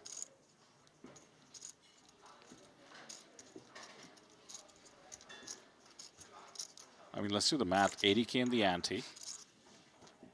160K, that's 2 more blinds from the open. I think I like his instinct here. It's like he's not doing that great, but it's like a full extra stack is in there, giving you the chance to triple up and more. Yeah, the math is there. Call. Just make the call. Let's check the call, please. Here. And maybe they're also they're first. And now the same math, making it a little more interesting for Shouting Cheng with the ace-jack. 500. His spot out's a bit more straightforward. Open to 160, so about 850 to call. 1,035,000.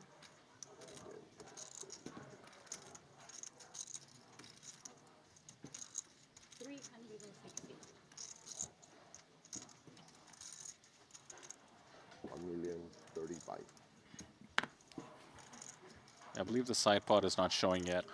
Oh, he's got the chip ready. He goes for it. Does make the Big call. three-way all in here. Joe would have loved to have seen a fold from that ace-jack to be flipping against the sevens. 12个 BB。 多一点，15考虑一下，13个都盖不了。 Not the worst equity in the world, I will say, with the ace-10 suited. Tens are lives, as are the clubs. Hayato needs to hang on to the sevens. This is a tough hold against 3 overcards. 3 club. Okay, on the flop. The club is okay. 1.2 in the middle, 1.3 in the side, and there's a 7 and 2 clubs. What the heck? And a jack. What the heck? On the 10. It seems like everybody caught a piece, but Hayato's is just by far the biggest. Now needs to dodge the clubs for the flush. Shouting Cheng. Needs a lot of help. There is the flush. Oh, be careful with that early celly. Yeah. Big mistake. Oh my god. He didn't realize the set was in the mix. That's why he early cellied. Any board pairing card, 7-5, Jack, or 6. Drawing that. 准备坐下来，站起来。 It's a king. It's safe. Three, 360 person, right? Big swings there for everyone involved. Positive for Li Dongzhao, up to 1.2 million. And indeed, Hayato getting the side pot there. The window card is jack. Oh my god. 44. I mean, that action was inevitable, even if those two players just flat called on the flop. Jack, 7-5, 2 clubs. 6, 7, 5. 6. Yeah, Cheng went for it. 我也有今天。 And how thrilled. Look at the Love it. Genuine smile from the now 15 big blind. Li Dongzhao just couldn't get anything going.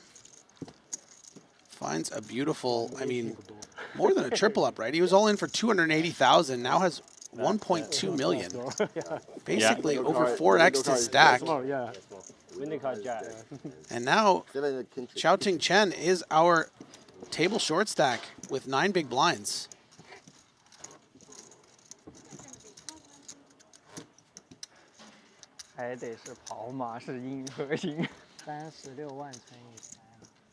Hayato winning the side pot, essentially preserving his stack more or less, moving up slightly from 1.1, I believe, to 1.4.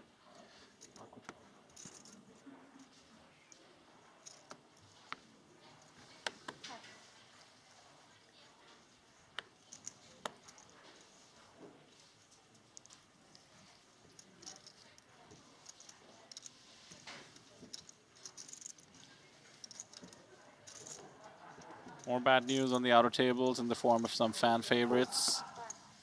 Tony Renlin and indeed Bolt, who have been eliminated. Oh, jeez. Did I say more bad news? I thought I said more bad news. Yeah, no, you did. My bad. Shout out to both the fan favorites, as I said, all on our feature table just today. Tony Renlin was on the coverage yesterday. I will say, you and I have a little fun little side bet, right? Whoever finishes the top chip stack today. You have Brazil. I roguely took Brazil. You took Japan because you just like edges and you're just cheap. Guess what?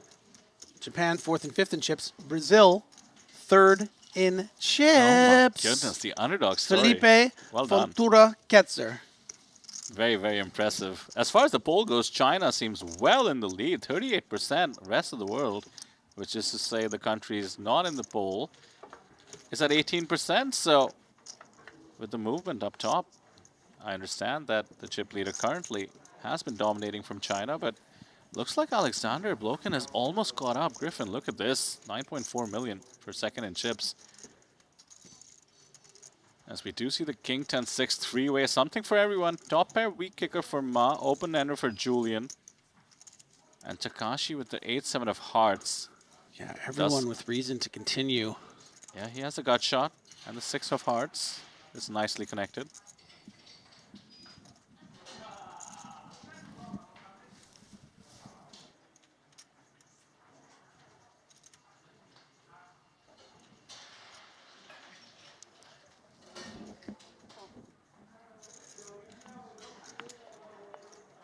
Three-way to the next street as well. Another king.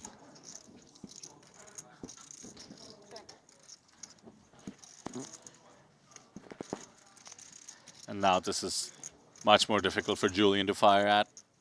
Certainly between the two other players, a king likely to be in the mix. He's going for it though. Semi-bluff into two players. The gut shot will clear.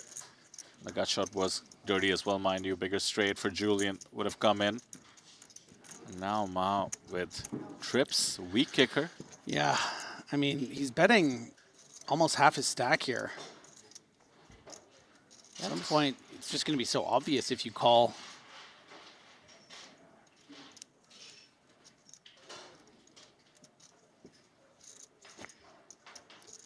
Really trying to target 10x, maybe some clubs that have no recourse.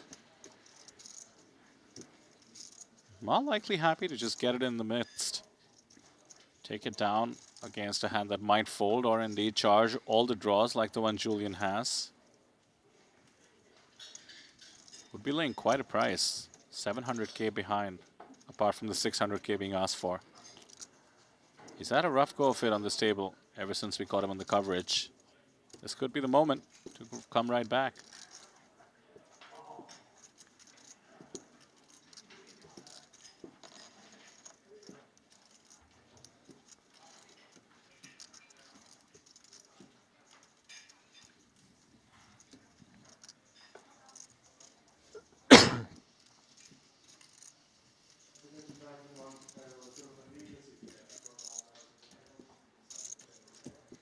He's well into his time bank. The Triton tempo. There you see the clock. 45 seconds left to make a decision, which makes me think he's going all in and just balancing. Oh my goodness. He's folded trips. Oh no. Julian getting away with one in a situation he would never dream of getting a fold. Oh no.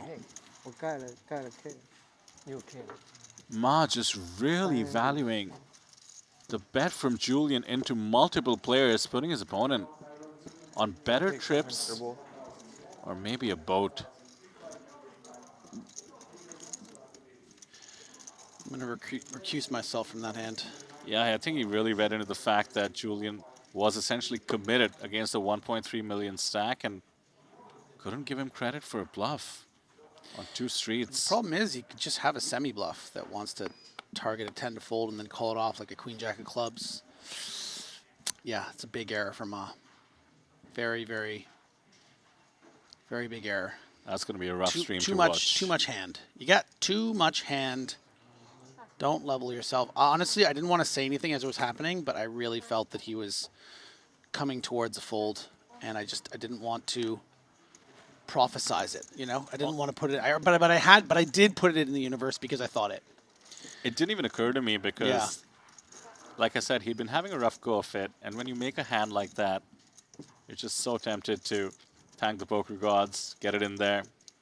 I like that he's capable of making such a big fold at this stage in the tournament. That's a very generous thing to say.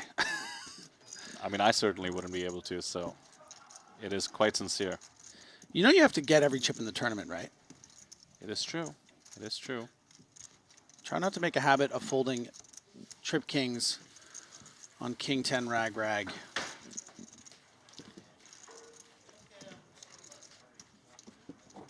Sometimes you make that fold against a better king or a set and you look like an absolute genius. In this case, he will be reviewing the stream and... First of all, there were no sets.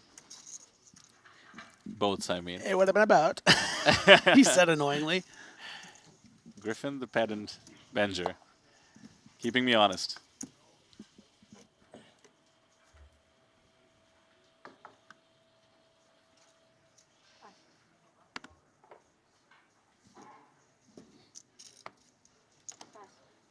Still reeling from that one, no doubt. Tend to take a look at chat after a hand like that.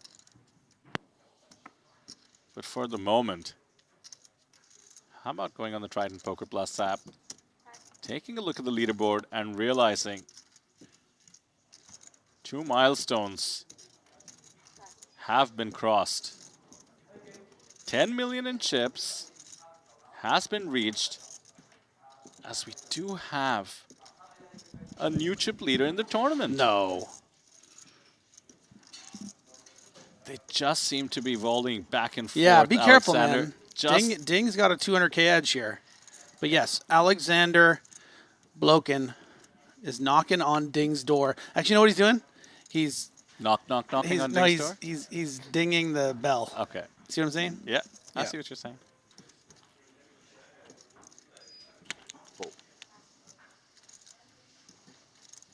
Okay, I'm going to up the stakes of our bet. I'm not going to up the stakes. I'm going to offer a change to the stakes. So obviously it's about the poll. And please, guys, if you get a moment, check out the poll. Which nation will end the day with the chip lead? First is China right now at 37%. Second, rest of the world, 17%. It's overtaken Japan, which is at 12%, and Vietnam at 10% in fourth. Not USA. a bad guess right now, mind you, with the Russian in pole position all of a sudden again. I took Brazil, which probably represents that 1%, even though I didn't actually vote. Someone was just like, I'm gonna follow Griff. I'm his one fan. So I currently have the player in third place in Felipe von Ketzer. You have fifth and sixth with the Japanese. Let's see if there's any other Japanese in the top 20, probably. I will make you a bet that I will let you have both of those two players. And I just have Felipe, but whoever finishes higher doesn't have to finish as a chip lead. 50K. The bund. The boond. Yeah, I'll take it. Nice. Seems like a fun sweat. But if any Japanese or any Brazilian are first, it's 100K boond. Gotcha. Got it? Wow, we're playing high stakes here in the booth. Mind you, rest of the world looking pretty good. Also because Dan Voris is in fourth place in Canada. Congratulations, Griffin. Counts as rest of the world. Yes, it does.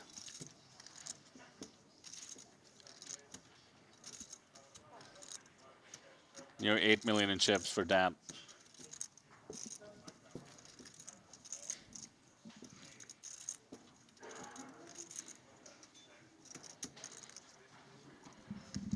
So Julian, after what I can only assume will be a very pleasant review on the stream with the Queen Jack getting the pocket, or rather getting the Trip Kings to fold, is now putting his stack to work with Ace-9 off, +1. When you're hot, you're hot. Getting it through.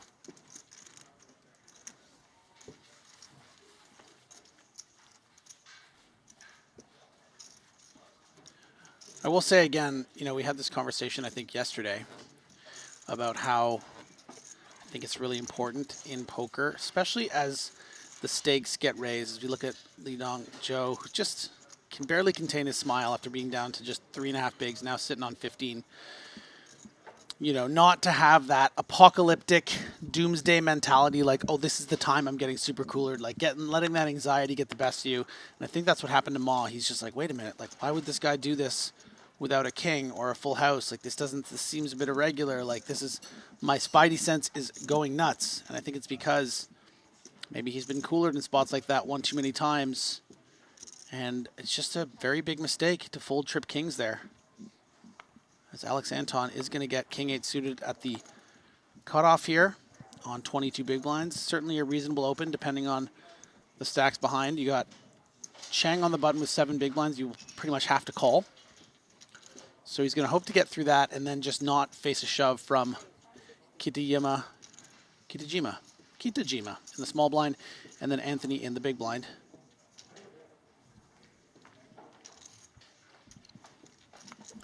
We will be revealing our exciting, as we were remarking on, the best feature table we've had at Triton ONE so far. Yeah, let's get the guesses in because we have a couple of minutes before we do reveal. 5 minutes, we're going to be doing that.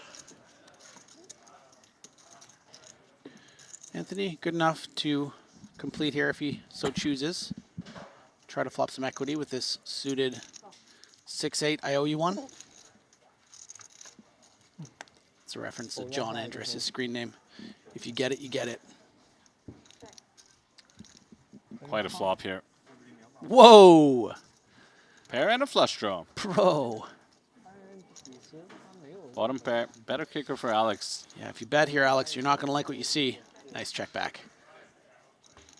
Super wet board. And oh my goodness. 2 pairs for Anthony Hsu. A near lock on the hand.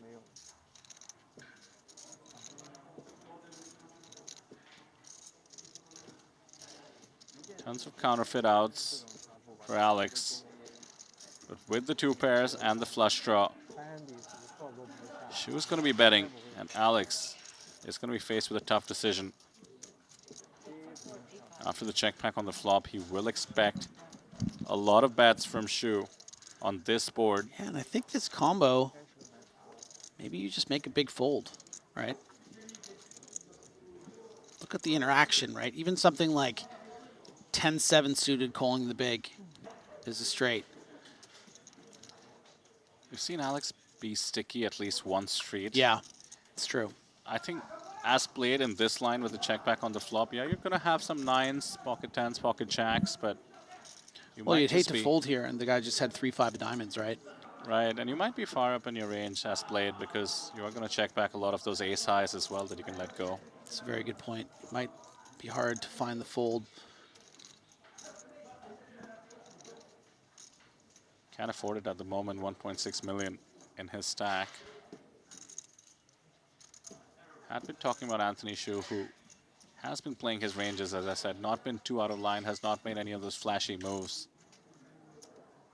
I have a feeling Alex is putting it together because he's now approaching his time bank.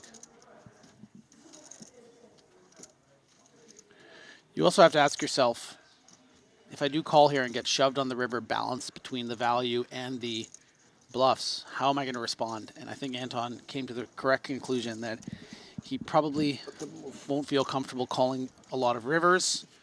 So makes the fold and preserves his 20 big blinds. Good job, Alex. Yeah, well done. Also quite instructive when you're capped, the way Alex was. Continuing when one more street is coming is quite treacherous.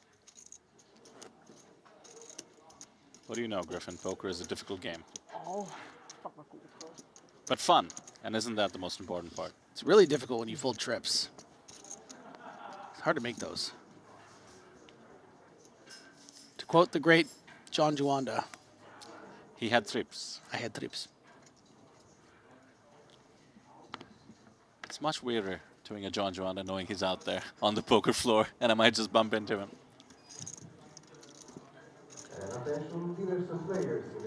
The absolute legend. Literal Hall of Famer from Indonesia. Producer Lee actually named a drink after him.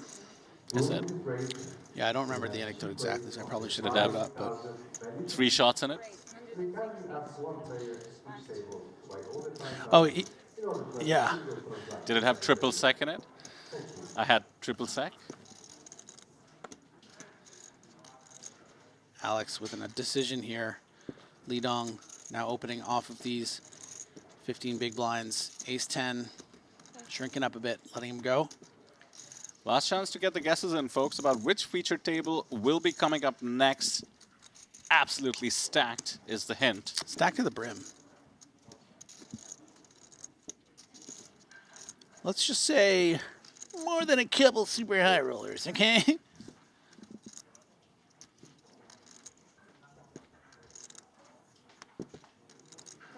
Lee Dong has had to play quite tight because of his chip stack and, frankly, being card dead. Finally getting an opportunity to activate and try to get one through. Won't get through Julian Pineda, though. Not sitting on $4.5 million. And a hand that can mess things up.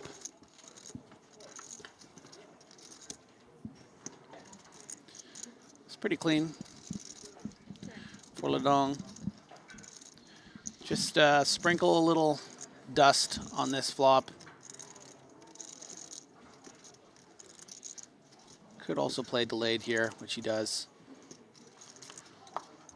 Yeah, good balance. Yeah, now you got the nuts.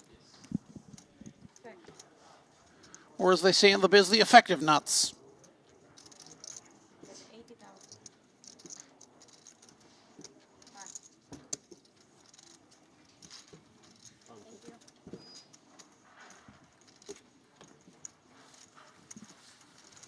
Slow and steady.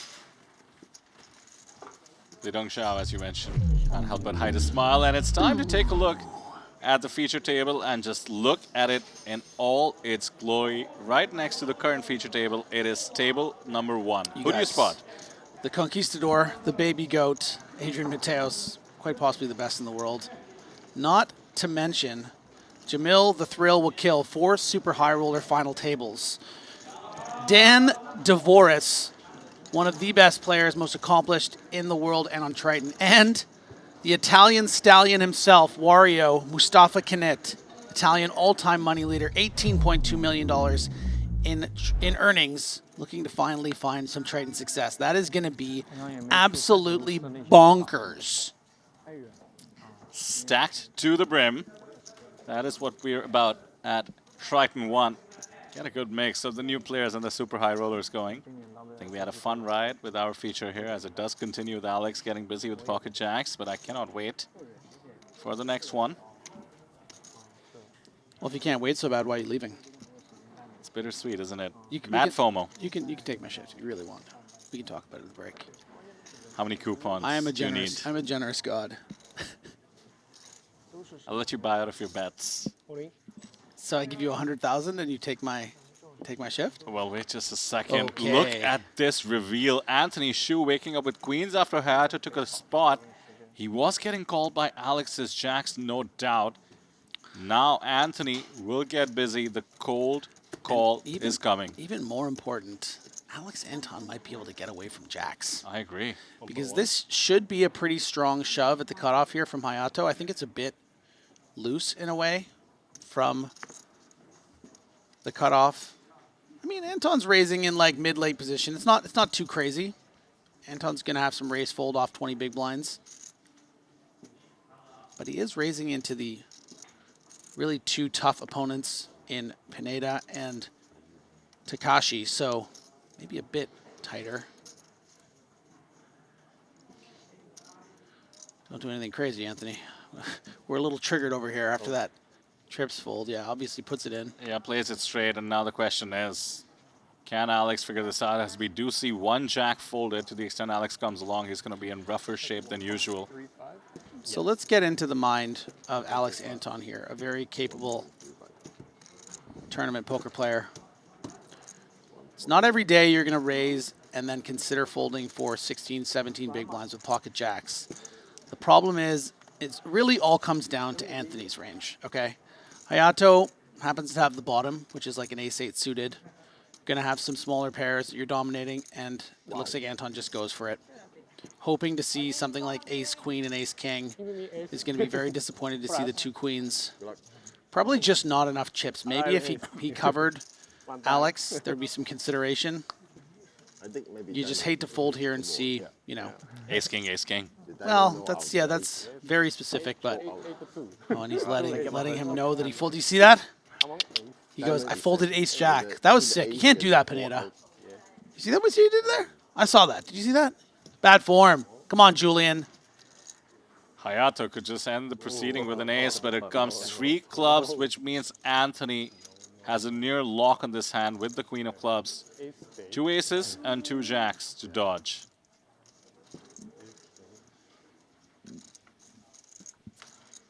And a jack. No. Alex Anton with the case jack. And it wasn't 2 jacks. It was 1 jack. Oh, my God. Does block 1 club as well, so fewer outs, 24%. The 1 outer. Maybe Triton ONE main event. Maybe club. Maybe club. And it's the clean 7 of diamonds. Double KO from the worst hand with the 1 out. You thought ace jack as well? I need to catch my breath. What did we just witness? I was hoping you told him you had an ace. Absolute scenes here Good game, boys. Good luck. Wow, you found a jack. at Triton ONE main event. 1 out. Alex Anton getting it in, pretty much dead, going to the turn, and the miracle Johnny be good. Johnny be so good to me. Alex Anton up to 54 big blinds. Wow, what an incredible turn of events. What a great way to sort of climax this feature table we've had. You know, we're still playing for 5-10 minutes here, but that's just wonderfully exciting. Wow. I mean, Matter there was words. certainly a world where we could have seen the pocket jacks muck pre-flop. We did see the upset when Alex indeed had the queens against the kings. Bing to queen, now the jacks against the queens and the ace-8. And Bing's the case jack. You gotta be feeling like this just might be your tournament. 54 bigs for Alex Anton. How much? 100. 100. Do need to catch our breath here as we do see the Triton merch come along with the dealer change. Well, we are catching our breath, but don't forget the breathable fabrics for the Triton merch. Griffin and I have been loving it, as we have moved on to the suits for the main event, but the hoodies, the shirts that we were adorning in the first few days, getting us all the looks at the poker floor that a poker player can hope for. Shop now on the website, or if you are at the venue, go to the counter right up front.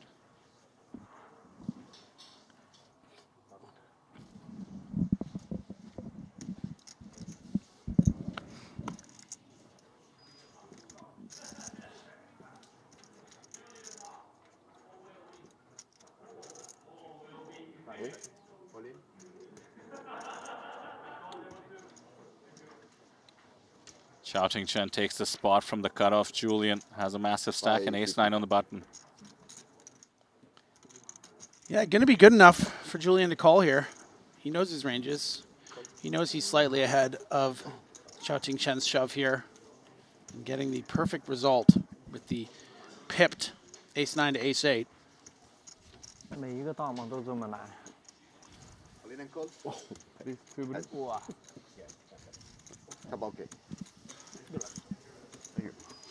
不用担心，这个桌子没出现意外，就一个意外。 They call it the dead man's hand. And we might find out why if Chang can't get a little help on this run out. Everything going right for Julian Pineda so far. 啊，再有5分钟下去了。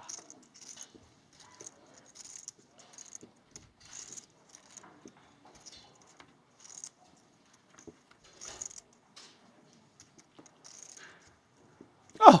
Deuce, deuce, deuce. Ducks fly together. Migration on the flop. Migration, I like that. Well, increases the chance of a tie by a lot. 61% of the time we're going to chop. Needs to dodge the low cards, and that is a low card, unfortunately. Oh yeah, it could have come high card, eh? Still about half the time this is getting chopped. 8 for the upset. So a 10 is a chop. Interesting. 10 plus. And that's a There it jack. is. That's going to chop it up. 3 deuces, ace, and a jack. Yeah. 欺负老师，就你出现了意外。Nice throwing.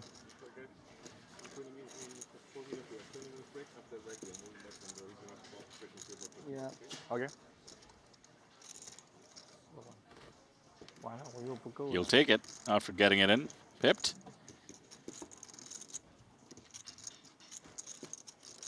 Wow, still recovering from that hand. What a way to close out this feature table. Keep in mind, we were talking about some of the moves made by Ma early on in the feature table. Maybe how that would affect the dynamics. Going to the rest of the 6 levels these players will be playing together. I think we've just added to that. With plenty of dynamics, they'll be carrying over.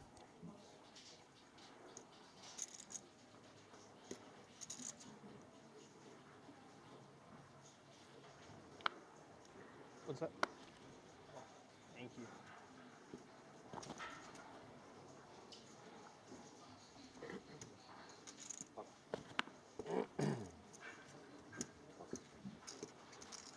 Draw stack never die. Takashi. So far, true. Playable 10-7 suited from the button. Another draw stack. Right now. Hoping to get a steal through if he opens against Joe and Ma.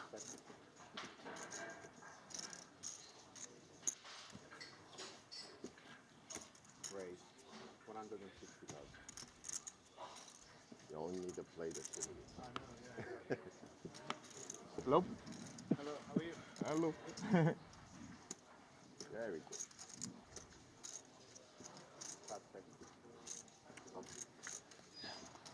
Zhao with the standard tank.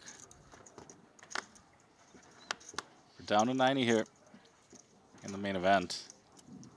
Just a hand or so away from the break. If Ma comes along, this one could be it. Nah, Motown. Not my town.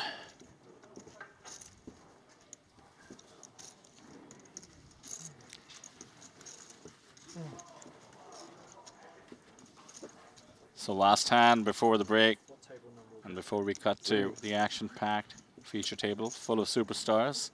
Mark the blue, the color. Yes. Oh, I 下 believe 个级别 that's 10dB。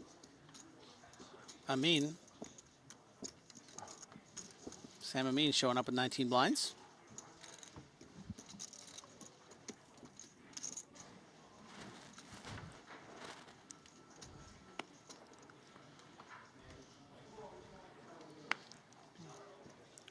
More action on the last hand, perhaps?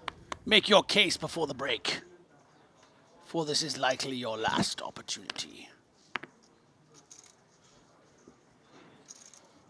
King 8 is not your fate, Cheng. 9 deuce is not for you, Amin.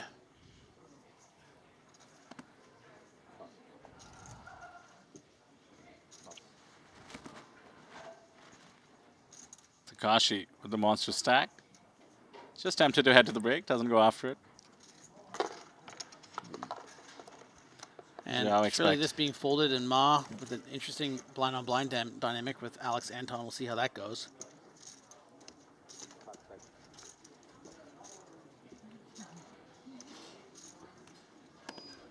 Great all-in candidate at 13 big blinds. Pretty much the only move, if you ask me.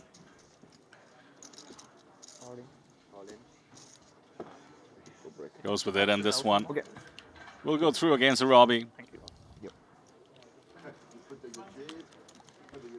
And that will bring us to a close for the level and this feature, which means we will be going on about a 12 to 14 minute break. As we take a look at where we ended up, Alex Anton. Pocket jacks versus pocket queens and an ace in the mix, and just clips the case jack on the turn, stays alive. The second time he's managed to outdo the overpair. Takes him up to 42 bigs, which is tied with Julian Pineda, who seemed to do no wrong on our table, and Takashi Kawauchi maintaining the chip lead. He started the feature table with very impressive performance by him, as we do see some stacks cross 10 million on the outer table. That was a pretty fun session, of course, climaxed, as you said, with that exciting three-way hand. But I think that all sights on the next table, isn't it? With the superstars in the mix. I mean, look, there was something almost exhausting about those levels because there was so much action, you know, an incredibly kind of fold, that wild three-way all-in. But, I mean, how can we not just focus on what we're expected to see next between Daniel Dvoris, Adrian Mateos, you know, Mustafa Kanat? It's just like, and again, even Jamil Wakil. There's even a guy named Jazin Vicious with 68 big blinds. I mean, that guy's definitely good. Yeah, you would think so. I do have an amazing graph here. The head-to-head stats between Adrian Mateos Diaz and Dan Dvoris. 78 shared events. Adrian getting the better of Dan there so far. 189 events for Dan played. 26 million scores. But in terms of the average, Adrian doing quite well. 16 million across the 88 events. You know, winning on some counts, we see 39 final tables for Dan, but 40% heads-up wins for Adrian. I mean, these two are just the absolute best in the business, and I cannot wait to see. Feeling a little bit of FOMO because I'm going to be stepping out of the booth. I'll be perfectly honest with you. I said this, I think, yesterday, that, you know, Adrian Mateos and Mustafa Kanat are probably my two favorite players. So the fact that I get to cover the next portion of this I'm actually very grateful for. So I was kidding around about switching, but I'm not going anywhere. I'm staying right here. Well, I don't blame you, and I don't blame anybody who is absolutely glued to their screen. So you don't want to go anywhere. We have about 10 minutes left until we get to the next feature table. Grab your snacks, grab your drinks, hang on tight. We'll see you on the other side of the break. Here is where legends reside. Only a few stand in the spotlight, And Pumphrey's just won his fifth. but most begin at a different table, a stage of its own. A path you must take. The distance to the top isn't talent. It's the path. QQPK, your new poker path. The best players don't leave chips sitting on the table, and you shouldn't leave crypto sitting still either. With Jupiter Lend, put your crypto to work. Earn passive returns or borrow against what you own without having to sell a thing. It's your crypto. Make it work for you. Just use Jupiter Lend at jupe.ag. Lines for Yue could also consider maybe min raising and evaluating, not in the interest really of folding, but just potentially getting, let's say, a pocket threes from the big blind to shove on him, or inducing, oh boy. Ruh-roh.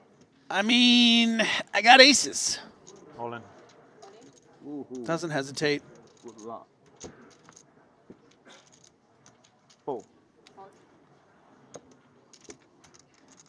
Pocket eights is the covering stack. Would have about 300 left behind. All in.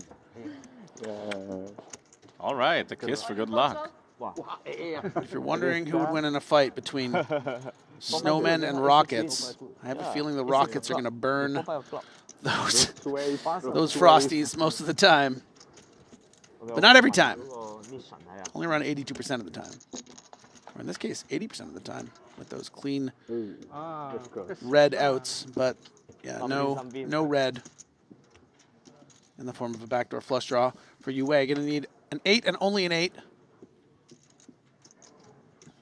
But we'll still be in the tournament. We'll still be left with about 280,000. We've seen crazier comebacks. Overkill. An inconsequential Barry Greenstone on the bigs in his stack, about average.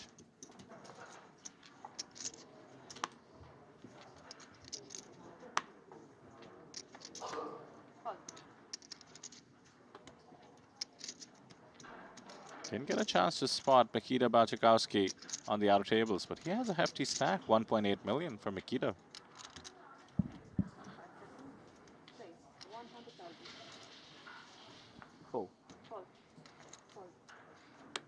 Standard open here from the big dog. Triton OG legend, Paul Foy.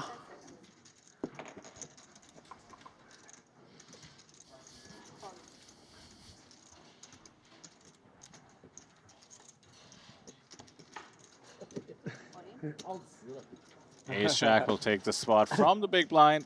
Oh no. The recently crippled stack of Shank. And Paul's priced in. It's going to be a pretty fair fight.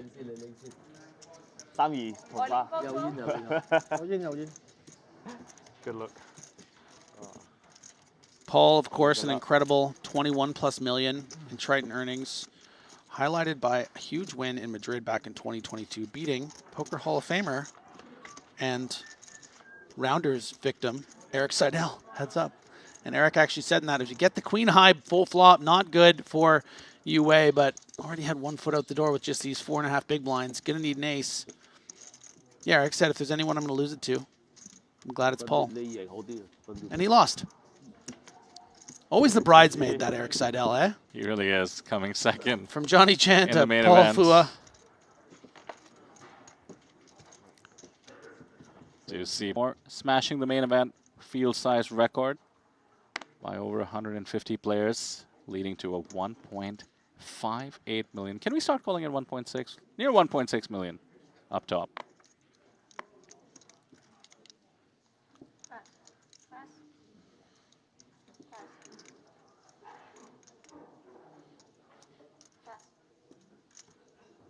Speaking of spin-ups, Mikita Bachikowski has 18 bigs.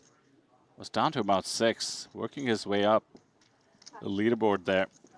You should have killed him when you had the chance. Absolutely. Anthony Jeju here. How do we say XU again? Sure. Sure. Can I tell you, Thank you. one of the funniest things? This newscaster in India got fired for announcing some names incorrectly. Went with the Roman numeral 10 instead of X. Come on. Did say 11 instead of she. I mean, that's kind of funny. Jun Chen calling it off here for 5 big blinds with queen deuce off. Actually, more than that, more like 6. A bit questionable, actually, I think, queen deuce. And seeing how badly he's gone it in against the ace queen of spades. Yeah, this is rough shape. 10% for the 3 I mean, deuces. look, you're going to be up against jack 9 and stuff sometimes, but I'm not crazy about the queen deuce. Going to have a full rotation there to try to find some spots. I think this is a bit of a giveaway. Quack, quack? No. No, sir. After the posting, did have want to say 4.5 bigs. So very curious about the charts there. It's got to be close. Alex Anton, who's been getting his wings clipped by Ma Hao Hui. Speaking of Takashi, how about a couple of ladies? A couple of witches. The Dock Queens. The Bad Mordas. Now that's a deep cut. The what? Queen Bad Morda from Willow. Come on, man. Like I said, deep cut. The come on, man, after the deep cut is special. We swing for the fences here at Triton, and by we, I just mean me. Ooh. Speaking of swinging for the fences, yeah, this might be a swing and a miss, playing 16 big blinds against the chip leader. I think the only move is all in, and 600. Yeah, effective all in. Yeah.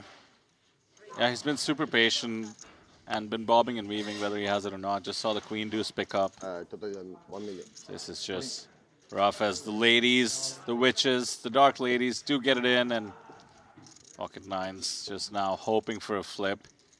Could take the time considering we're 3 spots away from the pay jump, which is why he's eyeing the tournament clock. 119, right?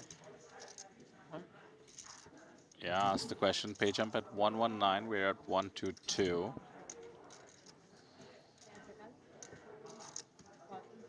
Decides to just call it off.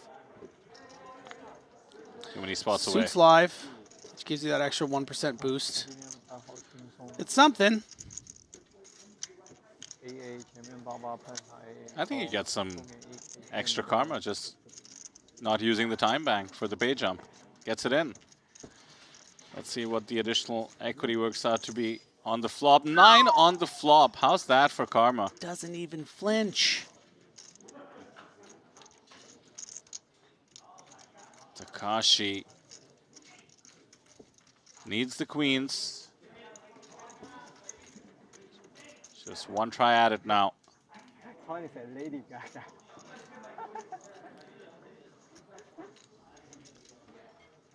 Takashi managing a smile as we see the brick river.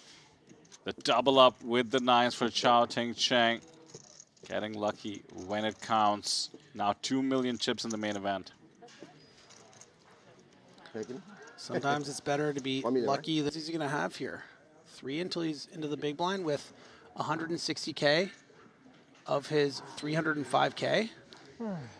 To make the pay jump? Yeah. I mean, look, now he's getting an ace, though. What do I know? If he folds this, I will be leaving the studio. So you can find me at the Boond. Alex, pitch it one time. I'm sick of this guy. Let's get it in the middle. Good blocker to have. King Jack, though, on the button for Anthony. Wants a count. 2.3 million chips. 300K is very affordable.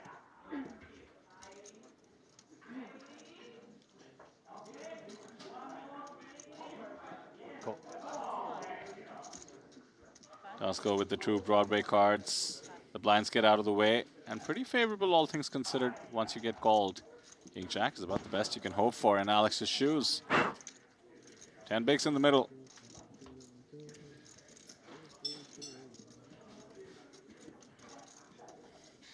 Five chips and a chair and a dream. Can we hold him? So far, so good. A 5 just seals it, as does an ace.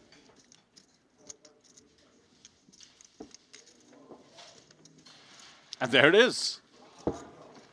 0% for Alex the King Jack. Anton from the brink. I wanted club, but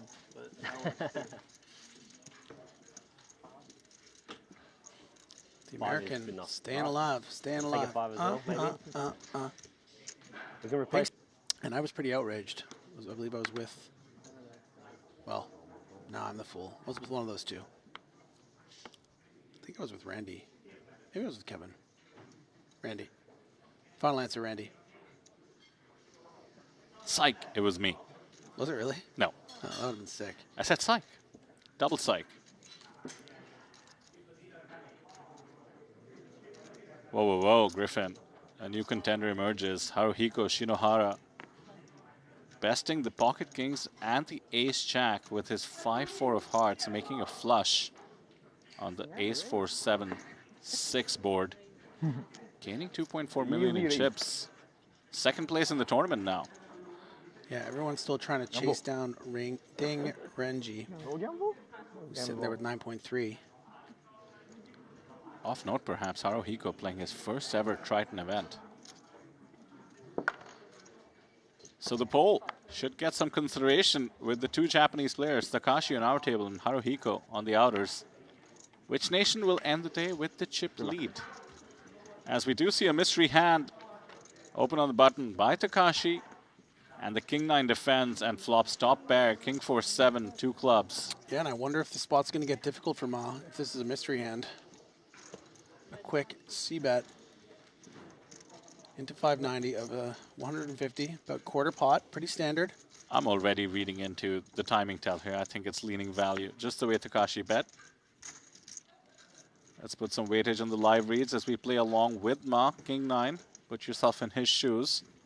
Check calls the flop. Undercard to the 9 on the turn.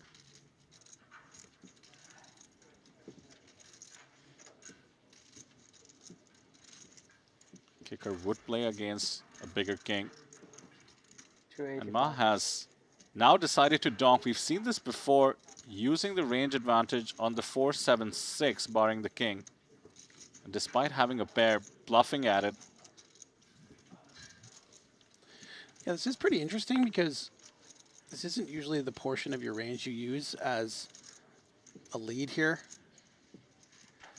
Perhaps wanting to freeze the action because it's a very difficult card for the button to raise over. Yeah, no clubs, doesn't block a 5.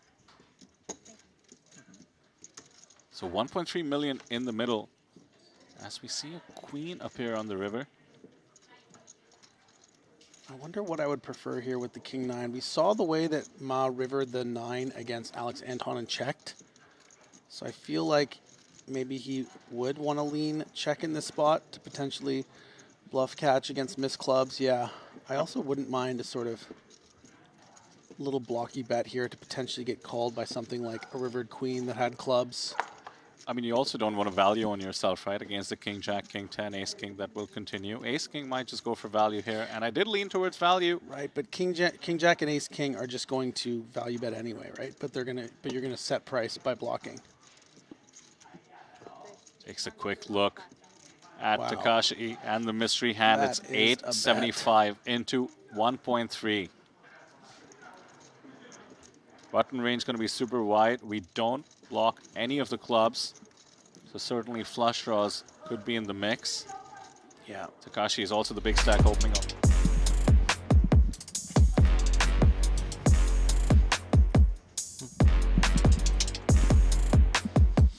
Welcome back, everyone, to day 9 of coverage already. As I want to make sure that I actually did press my headset on, the volume was just a little bit quieter. We are deep into day 2 of the main event, the 8K buy-in. We have 88 runners left. It's been a lot of fun. Griffin, you've covered the first few hours together with Vitor. Sure have. You learned about the steel wheel. Look at that. I did, yes. You can. Doesn't matter how long you're in the game. You know, sometimes you learn something new. We've got a Neo Future table ahead of us, and it's a fun one. 2 of your absolute favorite players on the planet are here. We've got Daniel Devoris. We've got Adrian Mateus. I like how you refer to him as the baby goat.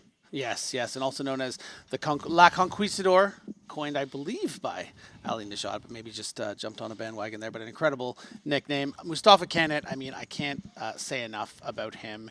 He's always been one of my absolute favorite players, a complete joy at the table. Got a little bit of a dark side, too. Like, if he gets into it with a player and they're battling each other, he'll really show his bravado. Very Italian forward, which I love to see. We kind of joke around that he's like Wario or something. So I like to see when he goes a little dark. Let's see if he gets into it with anyone. But, of course, Daniel Devoris and Adrian Mateos, in a lot of ways, the Triton headliners, because these guys combined have, something around a ridiculous amount, almost 40 million in cashes. So, yeah, this is going to be incredible high-level poker. This is the as far as I'm concerned. Most important level as a viewer, just for entertainment's sake, just for to learn as a tool. I mean, this is can't miss poker. So I'm so excited to be on the desk with you for this, Kevin. 1,230 entries, 88 remain. This is where things get really serious. We've obviously had to say goodbye to a couple of big names before this break. Nacho Barbero busted right before we entered, but he was the entered break. But he was one of the shortest stacks of the field. He only had like 5 big blinds entering his last hand. So we take a look at the floor over here in the beautiful Les A Casino. 9 days of Triton ONE in a row. Brought to you guys here. It's been a lot of fun. This is where things get very, very exciting. What a lineup over at this future table. And a couple fan favorites still left in the field. The other man from Spain, who's no stranger to the high roller circuit, Ander Valinas is still alive as well. He's got 5 million chips. Martin Nielsen is still in the mix. And the man from Colombia, I heard you give him a little bit of love earlier. Julian Pinada Lozano. Fun guy indeed. He plays fast. He's efficient. I like having him. And he got away with murder against Hui there with that Queen Jack, as we can see. That table that we just featured. Still going on, of course. Alex Anton with that one-outer, sitting now with 52 big blinds. So, I mean, poker's a crazy game, right? Obviously, skill first, most important thing. But when you get some luck, especially if you're a really talented player, you can really run with it and get yourself a big score. Great opportunity in this event. Nearly $1.6 million to the winner of our, Triton main event, 8K buy-in. Very exciting times as we get closer and closer to day 3. We've got a very international lineup as well, our next future table. We've got 2 Canadians. We have a man from Serbia, a Lithuanian, an Italian, a Japanese player. Of course, the baby goat from Spain. And then we've got Lou from China. So, a little bit of everything, but the Canadians are taking over, Griffin. I'm glad you mentioned the other Canadian because, of course, he can easily get lost in the shuffle behind Dvoris, behind Canet, behind Mateos, but Jamil the Thrill will kill, someone I've covered a lot on the different tours. 4 super high roller appearances, someone who really, really works on his game and is an incredible force and great representative of the nation of Canada. So I think he's someone that'll be able to put up a fight, only starting with 14 big blinds, which is a bit troublesome for him. And then we sort of have these rogue entities between, Bojovic and Jesinovic, it's tough, man. But they're, when they have these crazy, awesome European names, you think these guys might be some online crushers. So maybe they'll be able to put a little pressure on these mega sharks. I love it when you're excited, Griffin. I can hear it in your voice. You are looking forward to these guys playing some cards.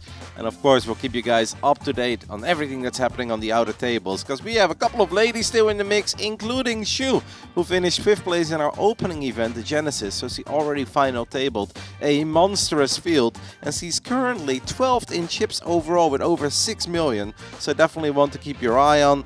And just there's a lot of fun stuff, some great storylines. Your other favorite, Ogenyan, he's still going strong. He's got 5.4 million chips, still among the bigger chips stacks in the field. Martin Nielsen also still in there with 4.6 million. Of course, he's been featured a lot on our coverage. Ding Biao has to be mentioned. Multiple Triton super high roller winner. Eric Eisen, the man who won the ginormous Mystery Bounty Prize, he's still in the mix. And Joe Chan, a legend of the Chinese circuit. Yep. Here we go, though. We have 3 40-minute levels to go, and we've got a very fun lineup to kick things off. Obviously, players can always get moved. There's a chance that someone else will join the table. But interesting way to start things here. Luca with ace-deuce suited with 14 big blinds feels too strong to raise fold. So we might just see a shove here. First hand after the break announces all in indeed with his suited ace. Ooh. That's a bit of a decision. Yeah, right on the line, I think. King, Queen, maybe we start calling because we're going to be dominating hands like King Jack, King 10 suited, Queen 10 suited, and the like. But yeah, I like this fold a lot, especially with one player behind in Mustafa, but he has the 8-3 off. First blood to Luca. Nice little pickup there for the man who starts on the button, as he's one of the shortest stacks at this future table. Taking down the blinds and the antes. He'll take it. Probably got a little scared when he saw that the small blind was giving it some real thought. Yeah, it's close, right? Do you think King Jack suited? Is that a even better candidate to go, or do you still think it's a little bit too light?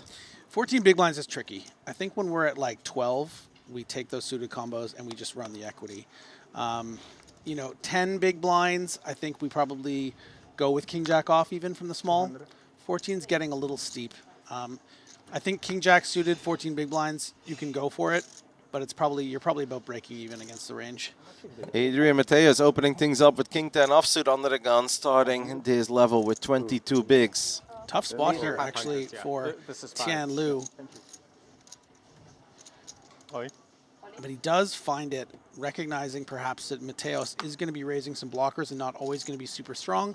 This is a bit of a loose open, full 8-handed from Adrian, but someone that is going to try to push edges and take blockers. And so he's just going to raise fold it. Nice takedown for Lu. Ignas from Lithuania just let go immediately there of ace-jack offsuit with an under-the-gun open from Adrian. Rejam, he decided to just let it go. Yeah, and if that King 10 was folded, which, you know, I think Adrian can argue to himself that maybe he should have, you know, King Jack, King Queen, sort of more of the range we want to be opening as blockers. What would have happened between the eights and the ace-jack? We'll never know. Probably an open 3-bet all-in call. Yeah, I mean, I don't know if ace-jack would want to be in. How many chips did the ace-jack have? Ace-jack has a lot, Yeah. 5.2 million, and the guy with 8s had 17 bigs. So if he would open and we would 3-bet the stack of 17 bigs, we're almost committed. Yeah, I think maybe the ace-jack would have just flatted then, so as not to 3-bet get in 17 big blinds, but not just, but folding probably would have felt too tight, right? Yeah, that's a real possibility as well. Daniel DeVores, a scary man who's found an amazing amount of success over here at the Triton circuit, finds pocket kings under the gun +1, and he's going to be the one to open things up. A scary sight for everyone on this table. Yeah, and Tian finding some discipline. I think an argument there to maybe put in a cheeky 22 big blind 3-bet, given how wide Dan is probably opening with this master stack, but finding the fold. Mustafa looks down at a suited king, but he'll let go of it in the big blind. He's going to let go of 6 deuce of diamonds. No action for Daniel on his kings. He's probably hoping. He's like, hey guys, I'm the chip leader. I'm opening wide. Don't you worry. 1.7. Check.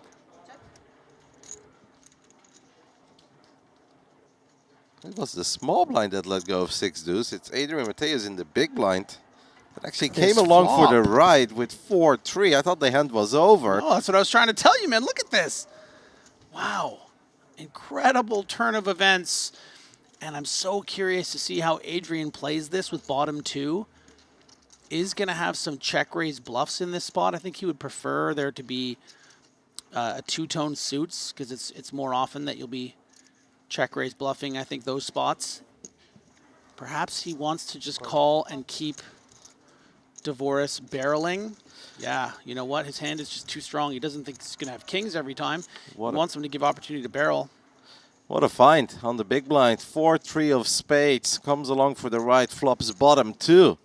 6 deuce of diamonds in the small blind. Adrian Mateus completing the action. Yeah, Dan is just value, value, value here. He's going to want to create a 3-street situation. And with 1.15 in there, only 1.4 back for Adrian, I expect something in the range of 450. That's brutal. Absolutely brutal here for Daniel, but obviously there are some river cards that can still give him the lead. Wow, so he goes 600 of Mateos's 1.4. And now Adrian has a decision here. You know, maybe he keeps trapping on something like 400, but when he's betting 40% of your stack, maybe you just assume he's calling the rest. You don't want to give him a reason to check back. What if he's betting, you know, a flush draw combo that might check back and give up on the river that doesn't get there? Yeah, I think the all-in is quite likely here. And Adrian Mateus does announce all-in. The kings of Daniel DeVores won't go anywhere. Daniel receives the bad news that he is looking for a board pairing 9 or 8, or of course one of the last 2 kings in the deck. Yeah, and look, I'm a fan of Daniel DeVores, but I'd love to see Mateos double up here and show us what he can do with a 40 big blind stack. He will get his full double as the jack of hearts is safe.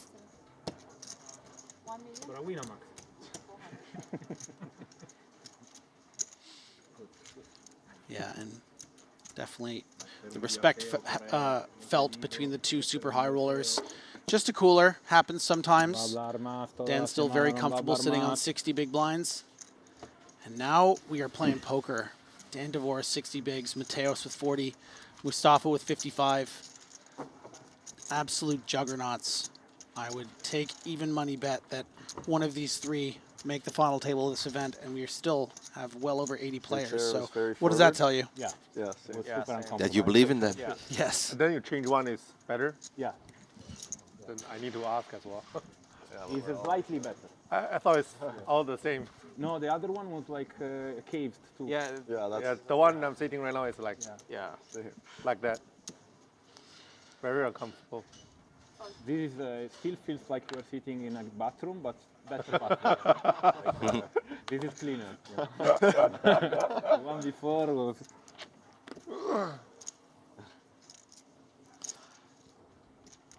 I think the adjustment is here, but not really one. Fold.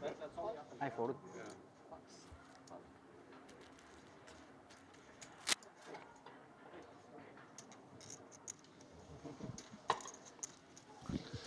Mustafa opening things up with pocket tens from the cutoff. Wakil going to try to flop some equity. For his sake, I hope it isn't 7 high.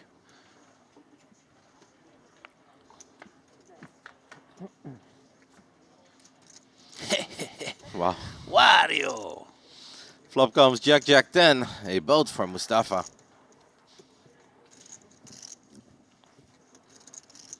Would you like the ultra tiny bet here? Oh yeah, as small as humanly possible.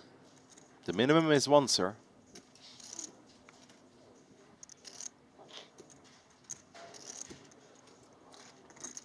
No show. I agree with you earlier today, by the way. We should have showed that deuce of clubs. Yeah, man, you got to show your straight flushes, especially when it's against Paul Foy. There's a look from the little establishing shot here. Those big, beautiful screens. One behind us, too. I don't know if you overheard that earlier, Kevin. I was wondering, do they ship them to all the Tritons, or do they buy new ones? Do they rent them? Who knows? I mean, they're here It's quite above, often. That's above my pay grade. It would make sense to at one I think point. it goes into storage. Yeah, keep some of it here. Definitely not the first time that Triton has visited the beautiful Lesay Casino here. Not at all. Oh, Adrian. Heat check time? Yeah, and Tien with the 7s. And it's actually been a bit of the theme of the day, Kevin. The problematic nature of a hand like pocket 7s raising an early position on this kind of stack size, because you got to get through 7 other players. You don't have blocker properties. So if you do open it, you kind of have to 4-bet shove sometimes. And you really run into the risk of finding yourself against a bladed hand like pocket queens. And especially on a table like this, where these players will 3-bet you light, you probably feel more inclined to 4-bet shove. And I just think it's okay to open fold this hand, honestly. Let's see what the man decides to do with his 7s. Looks like he wants to fold, but he also still has chips in his hand. Yeah, he could definitely talk himself into shoving. Nice fold. Solid. Dodges a real bullet there as Adrian woke up with the goods. There's just not much post-flop play at this stage, at this stack depth, beyond sort of, you know, completing in the blinds. So I just think 7s are really tricky. But it's strange, right? Because you always open 9s and you open 8s often, so 7s just become that weird hand. What a way to kick off this very exciting lineup of this future table. The 4-3 defense on the big blind flopping bottom 2 pair against Daniel DeVoras, who had the kings. The hand kind of played itself there. Ignace with another playable hand. This time he's the one who can open things up, and he will.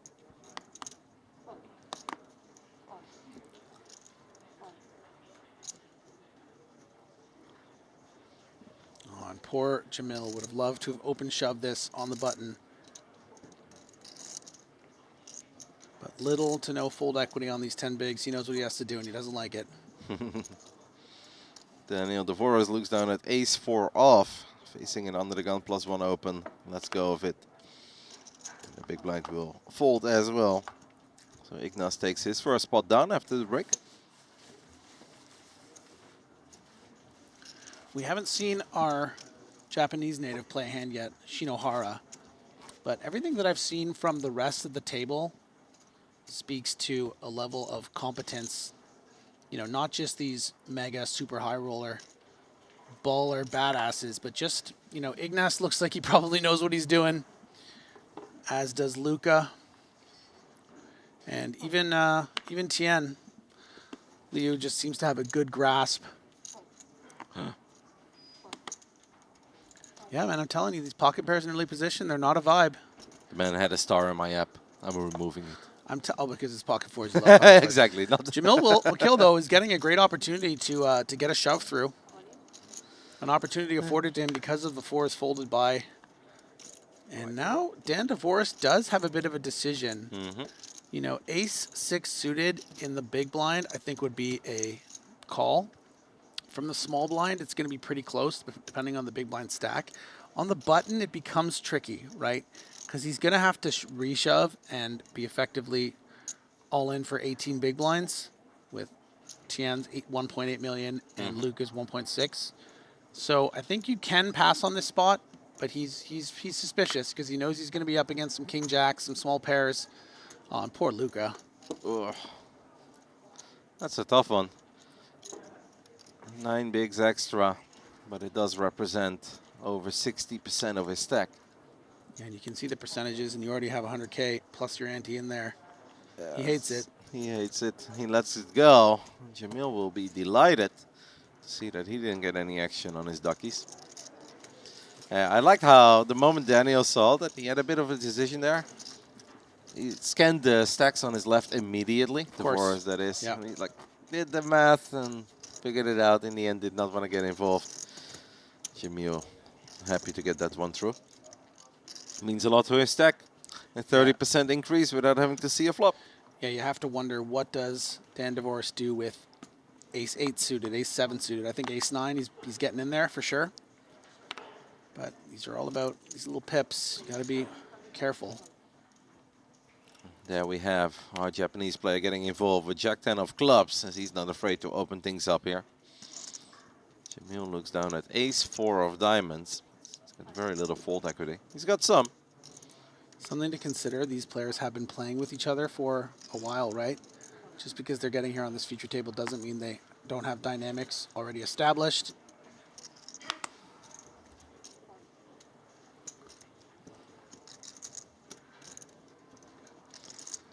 I was taking a look at how Shinohara from Japan, the man who's opening things up here, found all of his chips. And he won a monster one with 4-5 of hearts against kings, but that was definitely on a different table.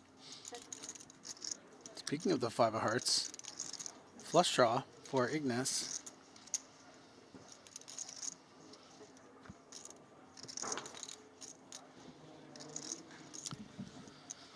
Eight-5 takes the lead. As we find 5 on the turn, we obviously had a 8-high flush draw to already go with our 2 live cards. 550K in the middle. Shinohara staying out of trouble. The river brings the 9 of hearts. We were good with our pair of 5s. We're even better with our 8-high flush. Yeah, gonna have to reveal himself, I think, here. This kind of just looks like a check down, but just looks like Shinohara has nothing. So not expecting to get much action. As the Jack-10 hits the muck. A very beautiful hand pre-flop. Not very fun on this board. Ignas takes it down. We've got a very, very exciting announcement. I don't know if I want to make it now, Griffin. Do you feel like we should just make it now? Shall we wait until maybe we have a dealer change? You little one. You're talking about us? I thought we were going to wait. He deserves it. Make sure he pays you, huh? I Very rich. Make sure he pays you well. You make me choose? Spreading to Asia. Yeah, I'm making you choose. We're going everywhere. Well, how often do dealer changes We're happen? going Whole world. Every 40 The minutes. world is too small for us. You know, our heart is too big. Let's do it now. Just like that? I don't know what it is. Okay. And he's Japanese. I know what it is. I know you know what it is. You have a big smile on your face. Let's take a little look at the hands. See if Okay. anybody wakes up with anything. And one top 5.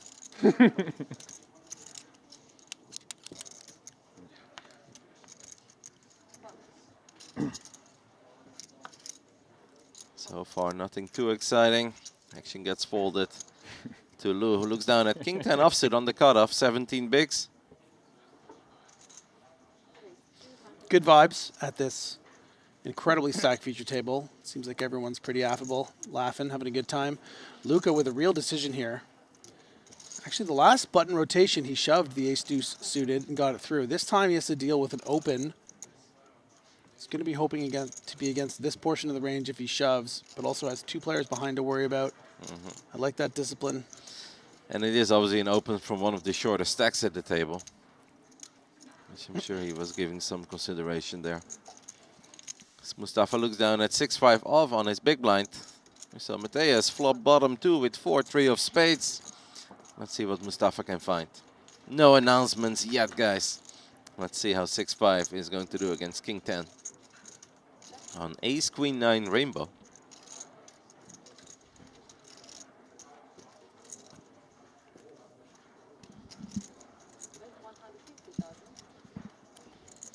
That's 150. Takes it down. All right, Griffin. I see you want an announcement. I'll give you an announcement. It's a nice one. It's a big one. It's an exciting Has this been approved? Are you allowed to do this? I don't want you getting in any trouble. All right, I'll run it through the producer. But I'm quite certain. He said we can announce it whenever we want. Perfect. You? Yeah. Thank you very much. You will be our guy. I appreciate it. He just checked with the producer, who said not yet. So aren't you glad that I'm here to bail you out once again? Kevin, what would you do without look after myself. I would be in trouble. The wind right out of But I would sails. put it all on our producer. Yeah. The announcement is coming, guys. The Just announcement not yet. is coming. Oh, man. I'm in your boat, too, there, chat. I don't know what's going on. It's an exciting announcement. They don't tell me anything. Related to Triton ONE. They know That's that all I will say. They know that I would spoil it. Just a little teaser. An exciting announcement is coming in regards of Triton ONE. But apparently we're not quite allowed to announce all of it yet. So, very interesting hand here, because this is the problem with ace-jack off in particular. And you can see Adrian just snap folds it. It's just the combo that you play as blocker opens in these spots, and you just don't have much of a defense against a 3-bet. Suited, maybe you mix in some calls. But yeah, you can see the snap fold, and he just gets kind of bullied there by the ace-5 suited. I like Danilo. Rules are rules. But you speak Italian. You got the edge. Cook also a plate of pasta. Good. Me? Yeah, for sure. One of the best. Yeah.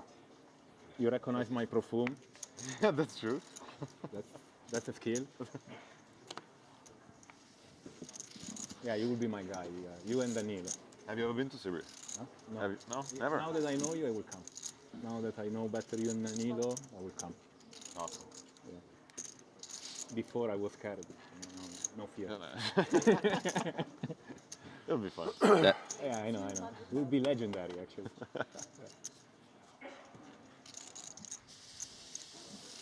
I hear Belgrade is one of the funniest city to go out and like. That's totally true. Yeah, many people told me this.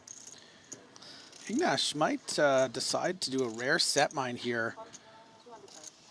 Not normal to have set mining opportunities at this stage of the tournament, but under the gun open, and yeah, this is part of the problem when you set mine at this stage is someone can just wake up behind, and this is big stack poker here. Shinhwa looks down at ace king of hearts. Will announce the 3-bet to 600k. I don't like this sizing. You would have preferred bigger, right? Much bigger. Like 850? You're really really almost $1 million. I mean, you're really allowing opponents as strong as Dan DeVoris to come into the pot, play in position with a very cracking hand in Jack 10 suited. I mean, Ignash might even come in, but does find the fold just because it does reek of strength. The 3 big stacks on the table going at it. And dude, you don't want to make a habit of calling squeeze 3-bets with pocket 3s at any stack depth below like 80 or 90. But because of the price, Gonna get in there and gets a flop he can continue on. I mean, 2 hearts is very interesting. It's definitely a flop that Shinohara can continue on as well. As he obviously has 2 overs to the board, but he's got the ace-high flush draw. And a very disguised flush draw in this decision to check the flop. I wonder if this is designs of a check call or a check raise. I think the problem with check raising is you might end up playing for stacks, but yeah, Ignash is not going to take the bait. The turn brings the 8 of hearts. Well, there you go. Ace-high flush for the man from Japan. And I don't know what Ignash is going to do facing a bet, because it kind of looks like Haruko has something like ace-king. Which he does. Oh, wow. And at this stage, maybe a consideration for protection with pocket threes? 1.6 million in the middle, 16 bigs to play for. But Ignash checks it back. So nice. The river brings a board pairing 4, and obviously Shinohara is going to start betting now. I can imagine that if the price is right, Ignash might actually believe that his pair of threes is best here. Yeah, the line doesn't make a ton of sense as an overpair, and doesn't really make a lot of sense as a flush, so going to be difficult. 1.5. Ooh, goes. But because it doesn't seem like a spot you would suddenly bluff on the river, I think alarm bells will start going off. 1.5 million into a pot of 1.6. It's a very strange hand. A very difficult one for Ignash to figure it out. He folds the threes here. I'll be very impressed.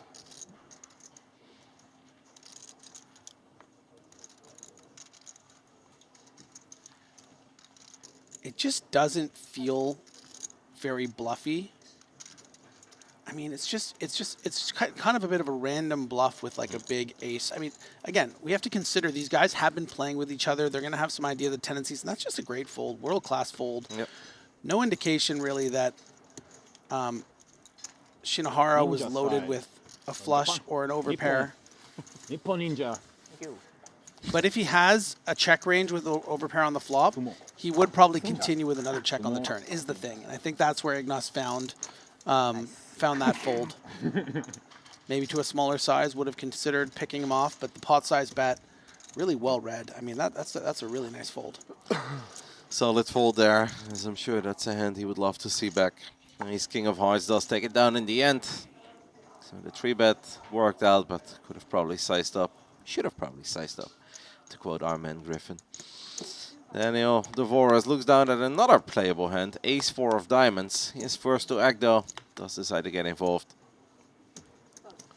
One Serbian will let go. Poor Luca, just keeps getting dealt these beautiful diamond. Check 10 of diamonds, 10-9 of diamonds, knows he can't play them. Yeah, Jamil wants nothing to do with this 6-4, I don't think. 450 in the middle. 100K to play for a pot of 550. Yeah, there's always a consideration to flop some equity, but 6-4 is pretty weak against the under the gun open of Dan Devoras, one of the game's greatest. Just going to get boards like this a lot of the time and fold. Flop comes King, King, 7. Obviously, Devoras can always fire. It doesn't have to be big. He knows that even a little over 1 big blind can probably get it done, or exactly 1 big blind gets it done here. Devoras has very big arms, like big, strong arms for, you know, not a large man. Great observation. Yeah. He looks good. He's fit dude. He's got great, strong arms. I just want him to hug me. Yeah, just put in the request, mate. He might do it. I mean, he's from Canadian, one Canadian like to the He's other. a nice guy. He'll hug me. Action starts on Lou with ace-jack offsuit under the gun, starting the hand with 21 bigs.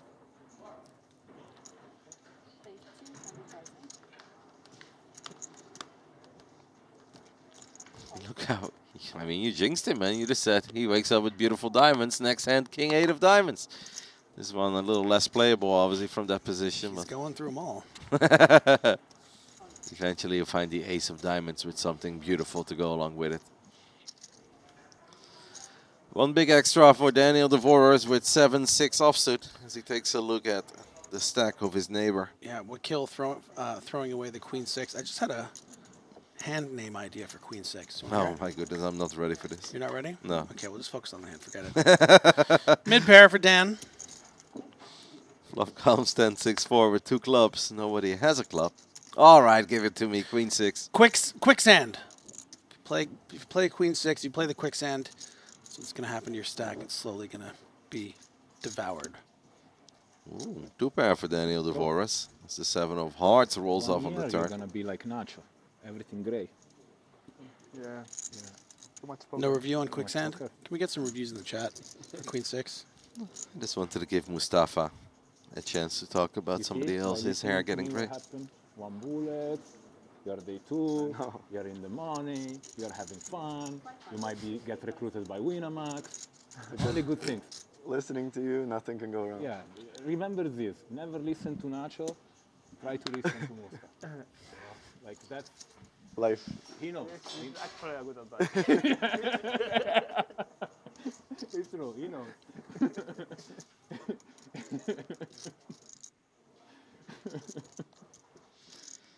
I think Lou will let go of his ace-jack here. Yeah, never listening to Nacho is amazing advice. Yeah, I feel like I can get that advice from lots of people, but coming from you specifically, it means the most. You know? You have the most experience. Yeah, we have history. You have the most history, yeah. This is why we are friends.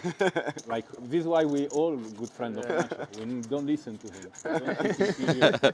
He say, I go south, we go north. When he say, let's book the flight together, we go together. You say no, we meet there. You know. Poor You Nacho. ask him like good restaurants to eat at, and you get the list, and you're like, that's where I don't go. I mean, also food. I never hear Nacho saying was bad food. Yeah. Yeah, everywhere he goes, oh, the best meal in my life.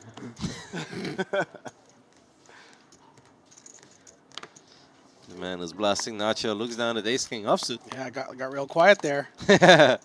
Like, sorry guys, got a hand. We'll continue talking smack about Nacho Barbero right after I'm done taking this one down. Oh, it is very rooted in love. Uh-oh. Uh-oh. And Mustafa is going to be loving this. Very slow, 1.7 million.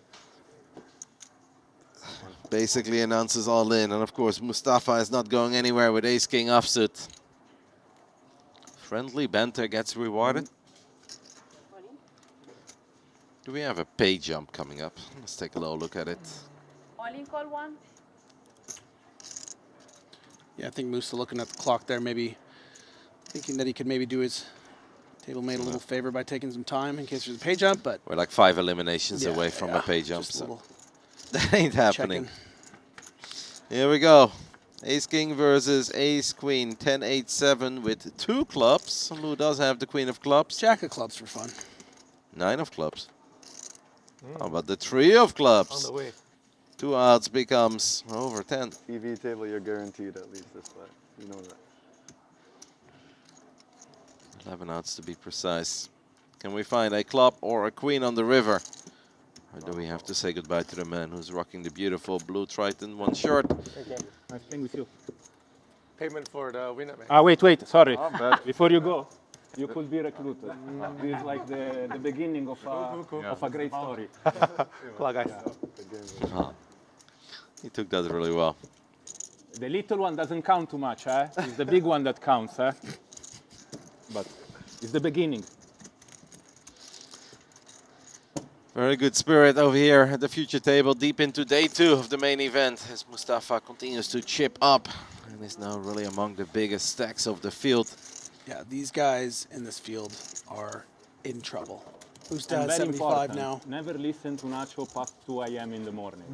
Like, literally there you could be the biggest mistake of your life. You know? After 2 a.m., don't... That's his cutoff time. If he speaks, don't listen. You know, important. Okay, Yeah. lots to remember. I'm going to write them all down. Yeah, there is some rules. If you stick to the rules, you're going to have a great life with him.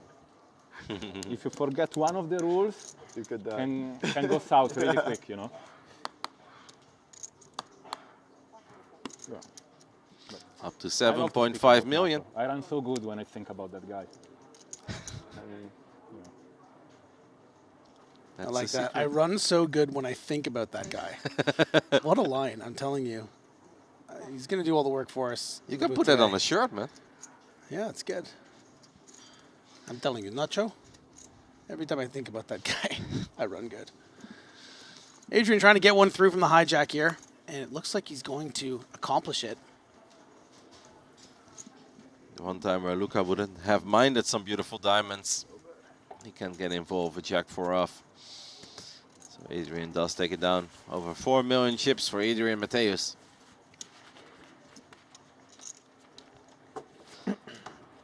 And one of these three making it to the final table is not the craziest take you've had this weekend, Griffin. We are so back.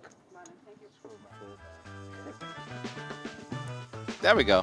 But no announcement yet, guys, as I did not get the green light. But there is a cool announcement coming.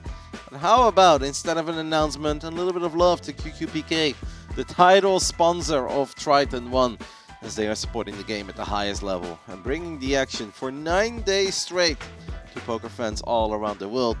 We hope you guys are enjoying the show over at Twitch, Kick, YouTube, of course. I had a request yesterday night, Griffin, from a couple of the guys out there on Twitch. They want love too. They say there is too much love going to the YouTube, not enough love to the guys that are watching us over at Twitch. If you jam, I give you a big They need acknowledgement. Yeah. You know I love you, bro. Oh, how about some aces acknowledgement? Okay, we'll acknowledge those as well. He's got the edge on Danilo and me now. Yeah, you can The dark side aces. No, The Spanish Sith for me is aces. first. Yeah. My I hang out with favorite the kind of Spanish aces. guys. Yeah? I have to learn at some point. I mean, to be fair, Spanish I think is the easiest language to learn. I think so. Just get a girlfriend. Like, I have one who speaks no no Italian. She's full Italian, doesn't speak English. full Italian.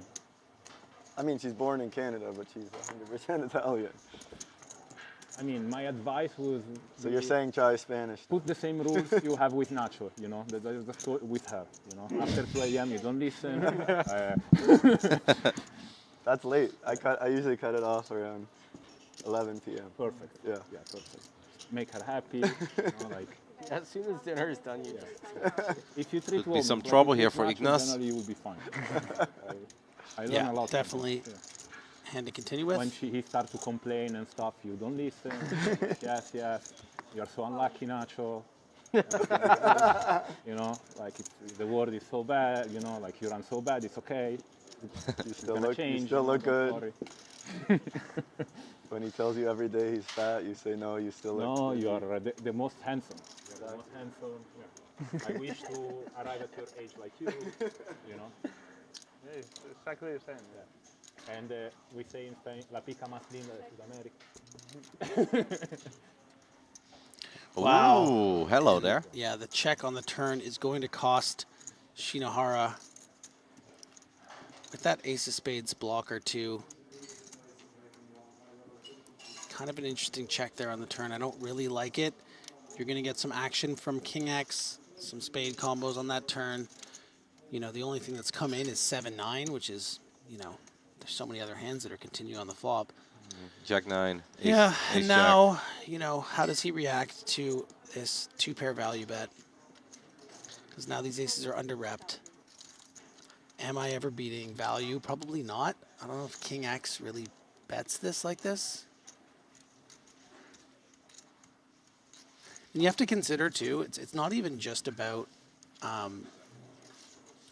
kind of getting value from the top end of the 1-pair range, like a King X, but like if your opponent has 10-9, he might call again, right? Probably going to call again. The 9X of spades type hands, like if he has 9-5 of spades, which would have called, and now he just feels like he's paying it off here. Cycle. Yeah, don't like this check on the turn here from our Japanese player. Going to cost him 450,000 chips and all the other chips that were already pushed to the middle. Should have thought more of Nacho. He would have probably done better with his aces. I'll take that advice to heart. The next time I'm involved in a hand, I will most certainly be thinking about Nacho. Let's see if it works. I'll report back to you, Griffin. One of our great dealers, Maria there, shuffling the cards. Welcome.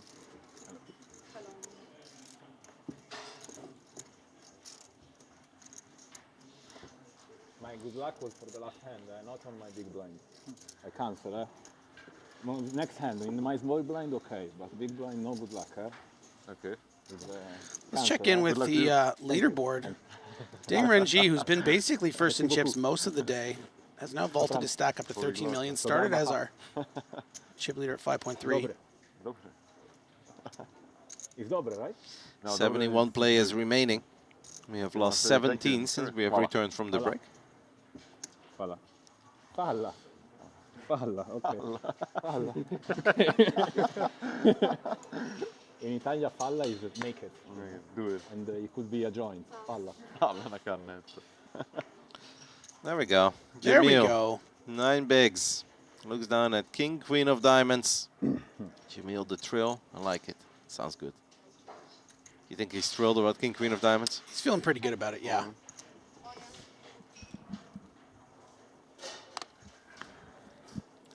Daniel, let's go with 9-7. Queen 3 hits the muck. Luca starting the hand with 11 bigs. So you just made a nice pay jump. Let's see if I have a sweat. How much it is? Spare some I have a change sweat. for the poor I have people. a sweat, okay? I have no sweat. I have no sweat. Don't worry about it. I'm folding. Okay. I wasn't worried. I would gamble with you. I moved. I'm sure. You already did. Was my choice. All players have now guaranteed themselves $21,500 by making it to the final. 71 players of the Triton ONE main event. Right now, our shortest stack of the field is Igor. It was good gamble. Igor Yaroshevsky, unfortunately, down to 2 bigs. And I'm still not counting him out, Griff. Hard to count out any super high roller. But I'd rather take Adrian Mateos right now with his 41 big blinds, that's for sure. How about this man with his 66? Daniel DeVores. Hey, we have replaced the man that we just lost. We've got Zhang, and he gets welcome to the table immediately with 8 bigs and pocket 10s. Well, that's a slam dunk. Hello, That'll here I am, play. all in if I've ever seen one. All in. Welcome to the table, sir. How much? Ignas from Lithuania is requesting a count with ace-8 offsuit. There's 8 big blinds. Yeah, some consideration warranted, but with 2 players behind. He's looking at his chips. Might do it. He's got 2 very big stacks behind him to worry about. Does announce the call, and it's actually great news for our newcomer to the table. And Zhang, he's going to get some real good news. That he only needs to dodge the aces. All in column 1.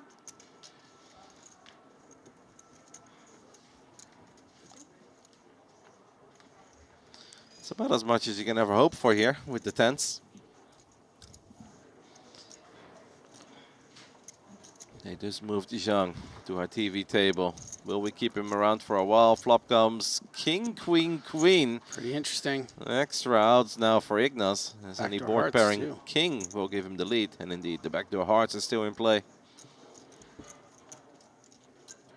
Ooh, speaking of backdoor hearts, there we have the deuce of hearts. That is a silly amount of outs. Is this just too many outs right now, Griff? Sure is. It absolutely is. As the board pairing deuce is saved, the board pairing king would have not been saved. But the deuce is good. Full double for the man who just joined us with pocket 10s. That is a nice way to enter the TV table. Think about it, Canada improved a lot. In the last So I had a moment there when we were going around the field where on the characters. I thought this Ignash guy might have been Nick Schulman. I think it was him. I said, is that Nick Schulman? I mean, look at him. A million times better.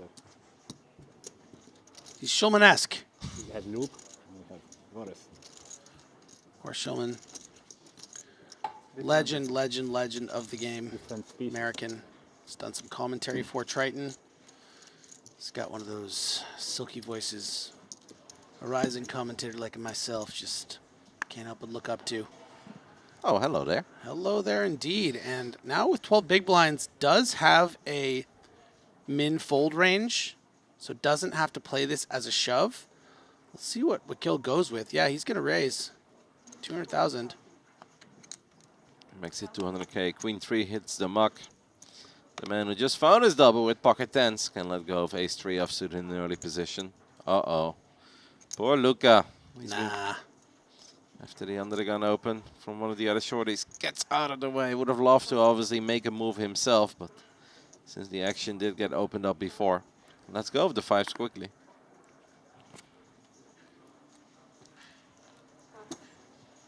Then 5 is going to hit the muck as well. No action, unfortunately, for Jamil. Button good, huh? But he'll take it down. Just like that. He's almost up to 17 bigs. Just like that. Oh. You know that meme trend? No. If you had kids, they'd get it. Do you have kids? I don't. But I'm a child. Someone in the chat appreciated it. Sure.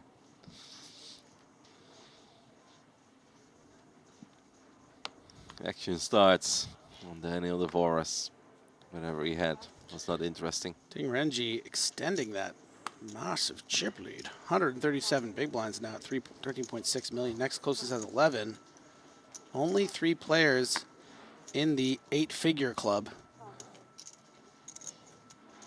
One of them, JP, the man who won the PLO event 2 days ago. Limp. Adrian. Limp it. 250. Does not listen to your advice. Goes for the raise to 250 instead. Jamil looks down at 6 deuce offsuit on his big blind. Let's go with it immediately. 68 players remaining.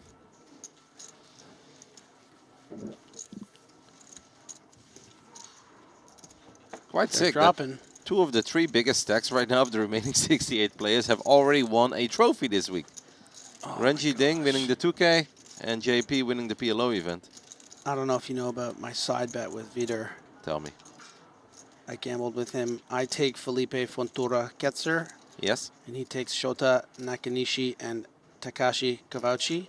And whoever finishes at higher at the end of the day gets 50,000 in vouchers. In vouchers. And I knew you would be wagering. And if vouchers. any of the 3 of them Yeah.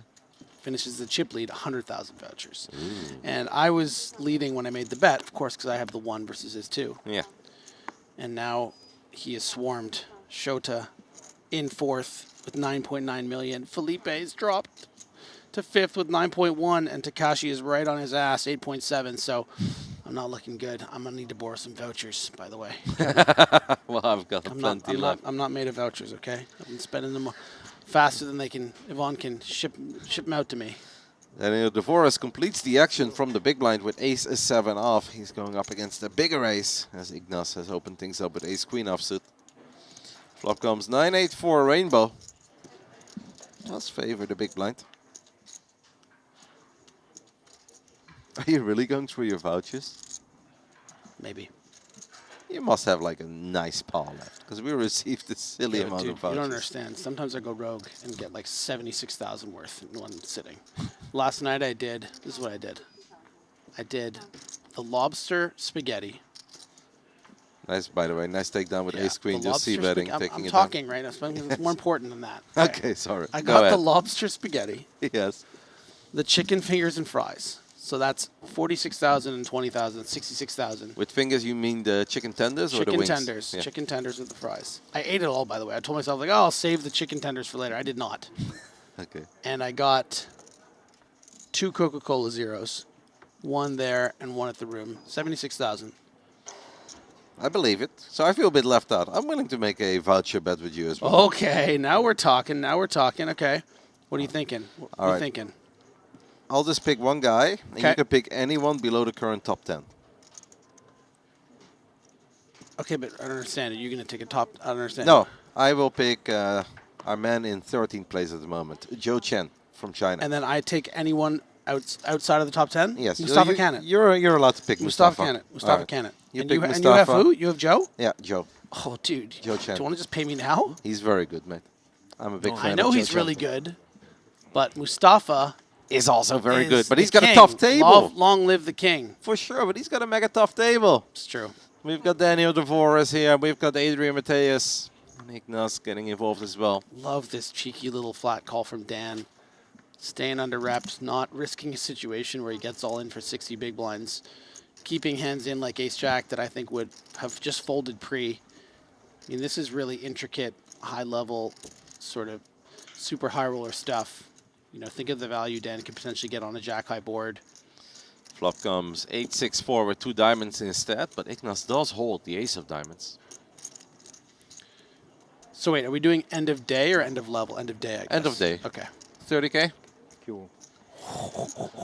Can get some more chicken tenders, 30, mate. I don't have 30K. Yes, you do. In vouchers, you do. I don't. Okay. Well, then you're going to have to hit the ATM, mate. Goes check, check. The turn does bring the board pairing 8, but it's a 3rd diamond. Ignas now starts dreaming. I'll bet 10K with you. Okay, just like Korean 1 cash. So we're making a... No, 10K vouchers. 1 voucher. Oh, I see what you're saying. Sorry, no, yeah. Wait, why 30K? So little. Yeah, well, the other one 50K. was... Okay, 50, fine. Yeah, I was thinking 300, you know what I'm saying? I thought you were going crazy. No! Yeah, 50K. No, 50K, dude, come on. Okay, sure. 50K is not even one meal for me. Okay, fine. Ignas just taking the free cards here. Now Dan is going to bust out of the kitchen and say, dinner's ready. Kids. 600K in the middle. Kids, 400,000 is for dinner. Right. 450K. Yeah, I feel like he's going to sneak in the 50. I was feeling the 450 as well. 450 on the dot. Let's see what Daniel DeVoris decides to do. Oh, I think that's a 500K chip. That's that's pot, That's dude. pot size bet. 600K on the river. If I'm Ignas here, I'd be so tempted to call. I'd be so tempted to call Griffin. I mean, the problem is Dan might be trying to force out a chop, and I think that's why he goes pot.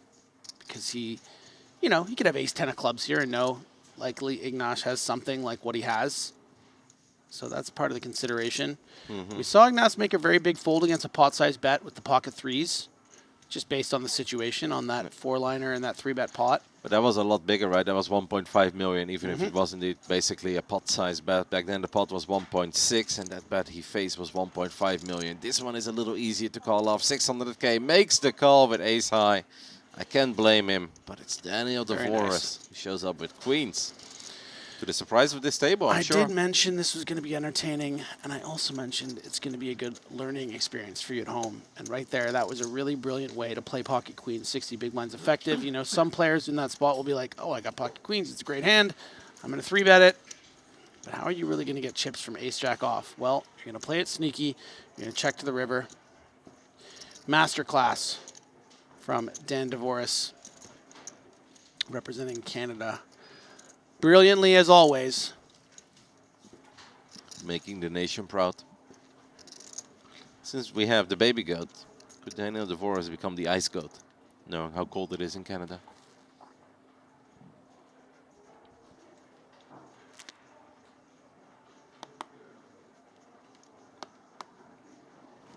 Ignas lets go of his A7 offsuit. Ace queen offsuit. Oh, yeah. For the man that we were just talking about. It's a good jacket, isn't it? I like the texture. I think it helps a lot that it's Adrian Mateus wearing it. Yeah, I was going to say, that might be it. I wasn't thinking, wow, I'd look great in that jacket. I was thinking, that guy looks really good in it. Yeah. Luca with a suited jack. Might want to flick it in and see a flop. He's running out of options here. It's been frustrating so far for Bojovic. Probably sick of folding suited hands. We were talking about all those diamonds. He's been getting jack 10 of diamonds, 10, 9 of diamonds, king 8 of diamonds. Let's try the black ones. Let's finally see a flop. The man gets to see at least 3 cards, and the flop comes king 8-3 rainbow. Not enough there for Luca. King high board. Adrian will see bet. Knows that every big blind means a lot to Luca. And there are many holdings he cannot continue with. And this is one of them. Making it look easy. You know what's so crazy about the 3 juggernauts on this table? Tell me. Gun to my head, I don't even know who is the best of them. I mean, maybe you give the slight edge to Mateos, but man, Mustafa is such a weapon. And then Daniel Dvoris is just like the most solid super high roller maybe there is. Like, these are honestly 3 of probably the, in my opinion, top 20, 30 tournament players in the entire world. And I think you're going to be hearing a lot of stuff like that when you tune into the Super High Roller Series, but to see it here in the Triton ONE on one single table, and all of them having chips to play with is just such a gift. And deep into the tournament as Yeah, well. yeah, there's 65 people left. Yeah. It's amazing.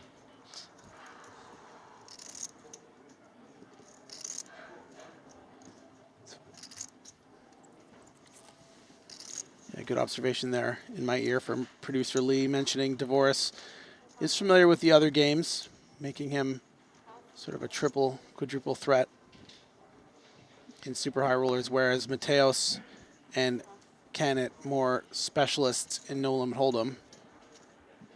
I mean, I guess you got to give the edge to Mateos, though. Just the way that the things that he has accomplished in main events alongside super high rollers is unprecedented. Ignace is going to make the defense here with 5 deuce. I love hearing you praise these guys, though. They obviously all have very beautiful, impressive track records. As the flop comes 9-9 deuce, the bottom pair for the man from Lithuania. For a split second there, I thought you were going to give the edge to Mateos because of his jacket, but then you had other reasons. No, it was considered. I just didn't mention it. Okay. I don't think I should objectify the players, you know? Daniel Dvoris bets 125K. Can't imagine Ignace goes anywhere with bottom pair and the backdoor clubs. Has been chipping down a little. Started this level with way over 5 million, is now down to 4 point something. As the turn brings the 10 of hearts. That means top pair now for Daniel Dvoris. When the good guys are also finding cards, it just becomes a bit unfair, Griffin. Yeah, I think there's a lot of cards that Dvoris would have made Ignace's life difficult on, like a king or a jack or an 8. This 10, though, so good and so exposed to check raises that might mix in some checks, but good bet as well.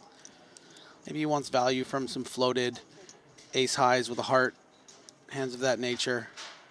So he's going to find a bet. And bets big, 450K, 4.5 big blinds on everyone's favorite blind level. I actually think for this price there is a chance that Ignace gets away, especially with the 3rd heart getting there. Yeah, the more I think about this bet, I kind of like it because you really price set when you are behind against a 9 or a flush, because those hands aren't really check raising here with how deep they're playing.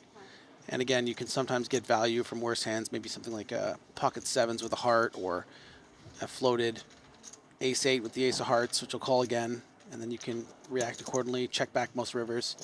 So even in these little intricate pots, masterclass from Dan, finding a bet where others may check.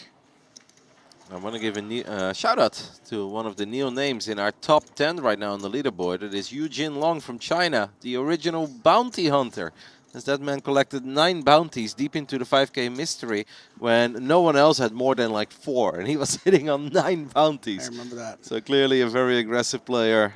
And he is deep into the Triton ONE main event as well. Now 6th in chips overall with 9.6 million. Could be a fun guy to have on our next future table, who knows? Jamil down to 1.2, has to fold his king. Folded to the short stack, Luca. Yeah. Yeah, he's going to take that. He may not love it, but he has to. 8 bigs, finally, the action gets folded to him on the button. He looks down at an ace. I just hope that the small blind and the big blind don't find anything. Luka Bojovic from Serbia announces all in. No sweat. Serbian Shulman shoves it. Almost. Almost. First one was good. This is why I feel like that. Yeah, the second one could have been ace, deuce, or 3.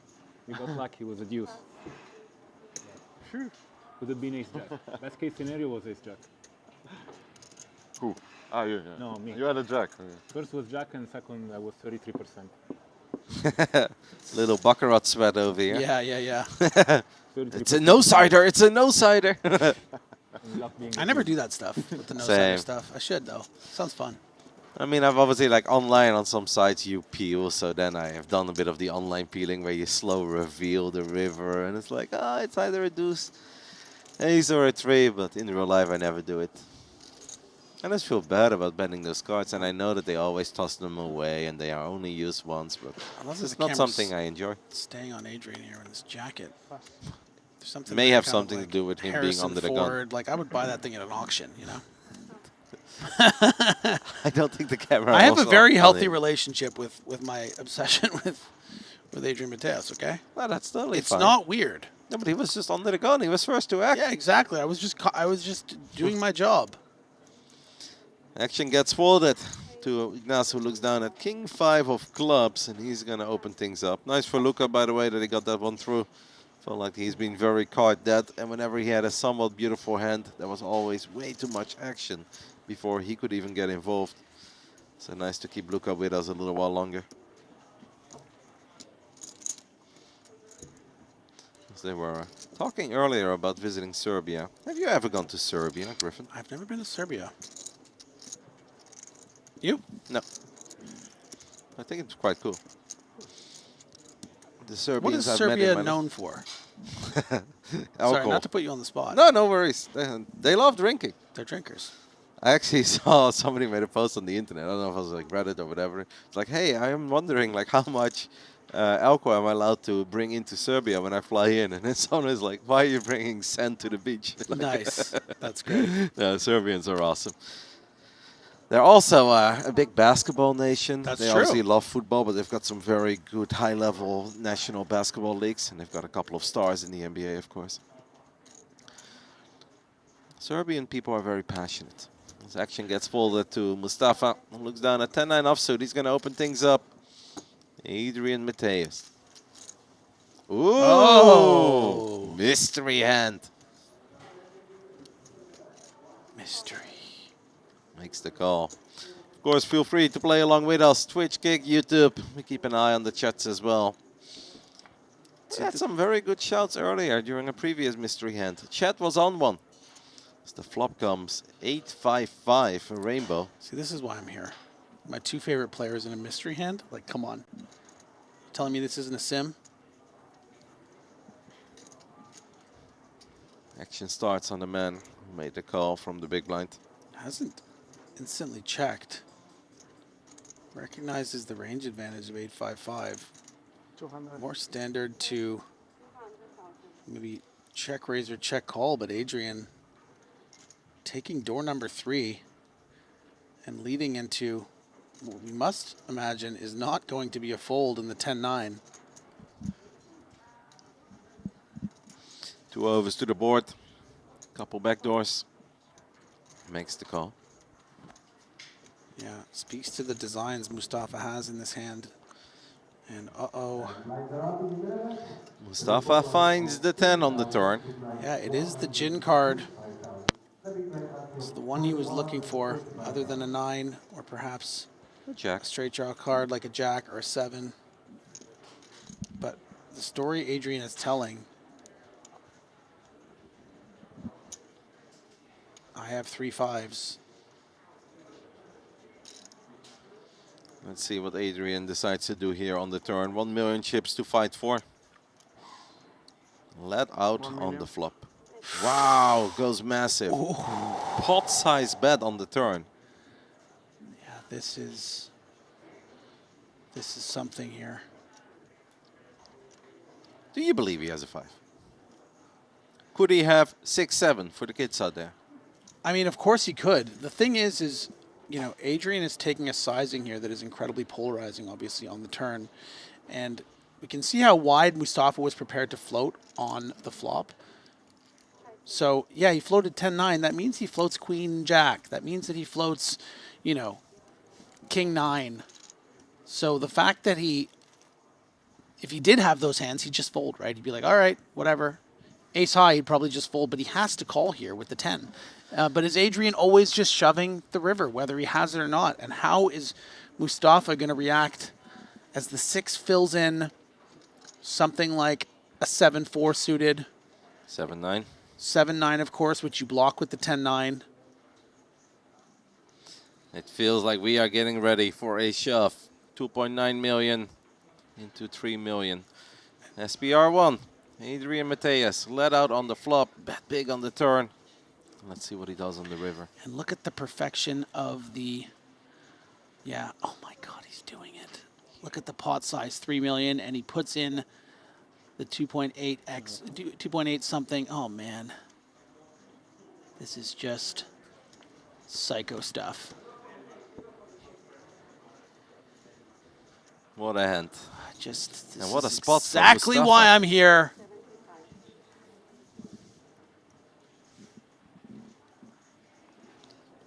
What do you think Mustafa should do? Well, the 6 is complicated because, like I said, it does fill 2 of the leading straight draws. You block one of them with your 10-9, right? Mm-hmm. Would 6-7 really try to bluff all in on the river when you might still get calls from some big ace highs on the turn? Oh my God, he calls it. Makes the call. Adrian Mateus had Jack Deuce of spades. What a fantastic call there by Mustafa Kanit. As he all but eliminates Adrian Mateus, who's left with nothing. Wow. Gives him a Winamax patch. Ooh. What a call. Fantastic call there by Mustafa. Very, very difficult. 3 million chips on the river. Finds himself there with a 10. Adrian Mateus with Jack Deuce of spades. That was not one of the hands that I was thinking of. They show on GTO Lab the hand with King Deuce. Yesterday they show it. Yeah. After we analyze it too, you know, what do you think I'm gonna do? I fold against you? I respect you too much to fold anything. Hello. Yeah, a look inside. But I like the value bet on the flop. You owned me. Yeah. The flop was thin value, but I liked it. Just such incredible insight of the respect between these two friends and colleagues at the highest level of poker. Joking about this, reviewing a hand together in the GTO lab. Wow, that was just fantastic television. Adrian did not do a lot of the talking there, to be fair. That was mostly Mustafa, who's now Busted second in Arthur chips earlier, overall. Tirosian. I busted Arthur earlier. He thought he had the range advantage. He's taking out all the goats. Arthur, Adrian. Nobody is safe. Yeah, I from actually Mustafa. read that hand, actually. Arthur raised in early position. 30 bigs effective. And Mustafa just flatted jacks in late position. It came king jack, I think 5-deuce 5, 5-deuce deuce maybe. And Arthur barreled it off with ace 10 into the pocket jacks. So we just heard Mustafa say, you know, I busted Arthur in a spot where he thought he had the range advantage. And so Mustafa is trapping the top players here as Mateos forced all in with the double down. Suited. Yeah, but 25K. I'm going to have to win a lot of all-ins there. I think Adrian knows that this one is all over. After the Jack Deuce bluff did not work out against his friend and colleague. A little deflated, obviously. Ace 8-4. Well, we win it. We've got 2 bigs. These 2 bigs actually mean a lot. Well, there we go.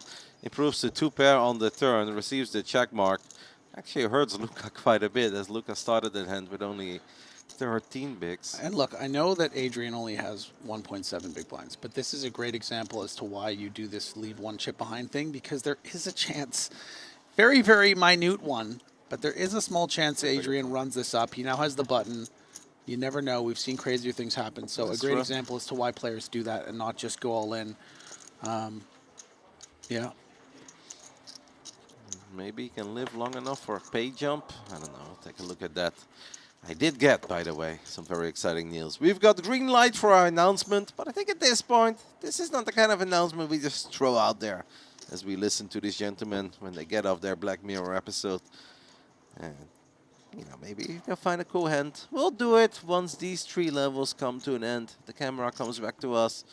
Maybe there's a fun hand that we want to discuss. And after that, we've got a great announcement in regards of Triton ONE. One to get excited over. No matter where you are.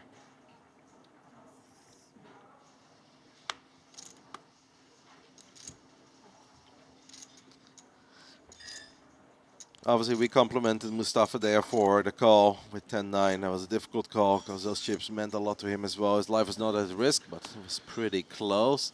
If you look at it from Adrian Mateus' point of view, going for it there with the Jack Deuce, did you like the hand? Despite the fact that it didn't work, I know you're not a man who's result-oriented. I think it's pretty incredible to have that gear. Yeah, I think obviously, you know, you got to be careful about who you do those things against. But man, like being prepared to go out on your shield like that, not being afraid to die, so deep in a main event. Wow.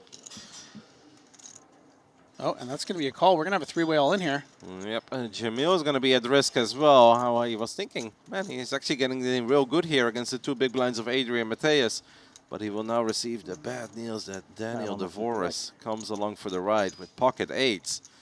Both players holding a queen. I will take a chop for Adrian with a pair of queens hit with Jamil. I don't know if Daniel agrees. Devoris is probably thinking, how about just an 8 in the window, get it over with, guys.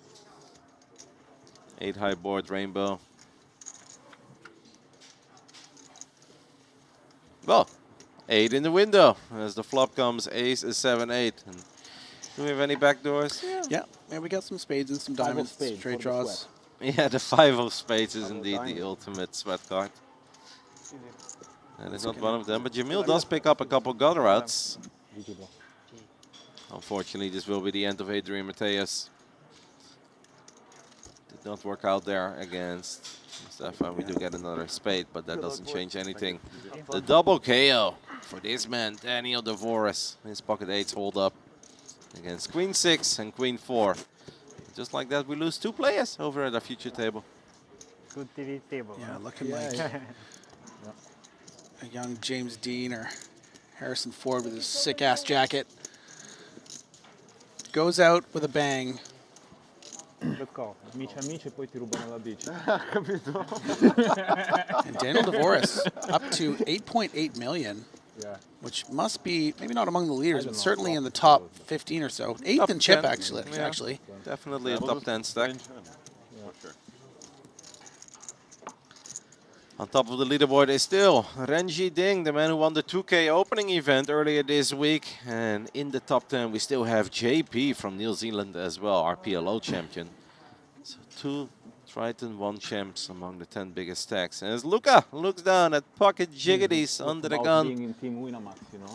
You fight your friends as much as you can, always, every day. This is what Just it's all 6-handed about. here. I think you can go either way between shove and min. We talked about how having 1.2 million, we can find some mins under the gun. 1.1's getting a little close. Let's see if Luca finds her, if he just shoves.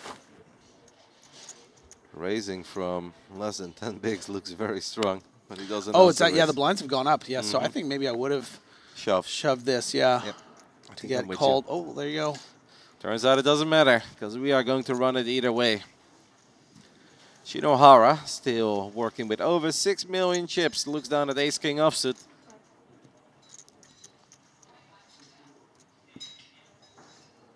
I want to know if the sweater that he's wearing has the arrows on the back.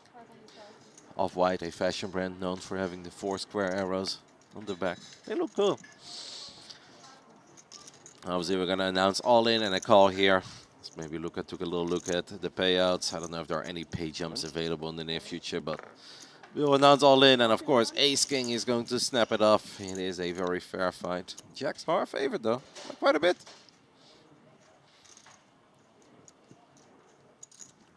Can we still call 57% a flip? Yeah, I think as long as it stays under 60? 59, I'd say. Okay. So we're flipping. It's a bit of a rigged coin flip, but we are flipping. The man from Serbia is at risk. Finding jacks here. The hand plays itself. Flop comes 8-5-7 with 2 clubs. Don't think we have to worry too much about the backdoor clubs since both players hold the club. 6 for chop outs. How about a jack on the turn? That will do it. A full double for Bojovic. I think that stack has more than 20 in it. It's 1.1 total. I think it's more. I believe it was 1.1.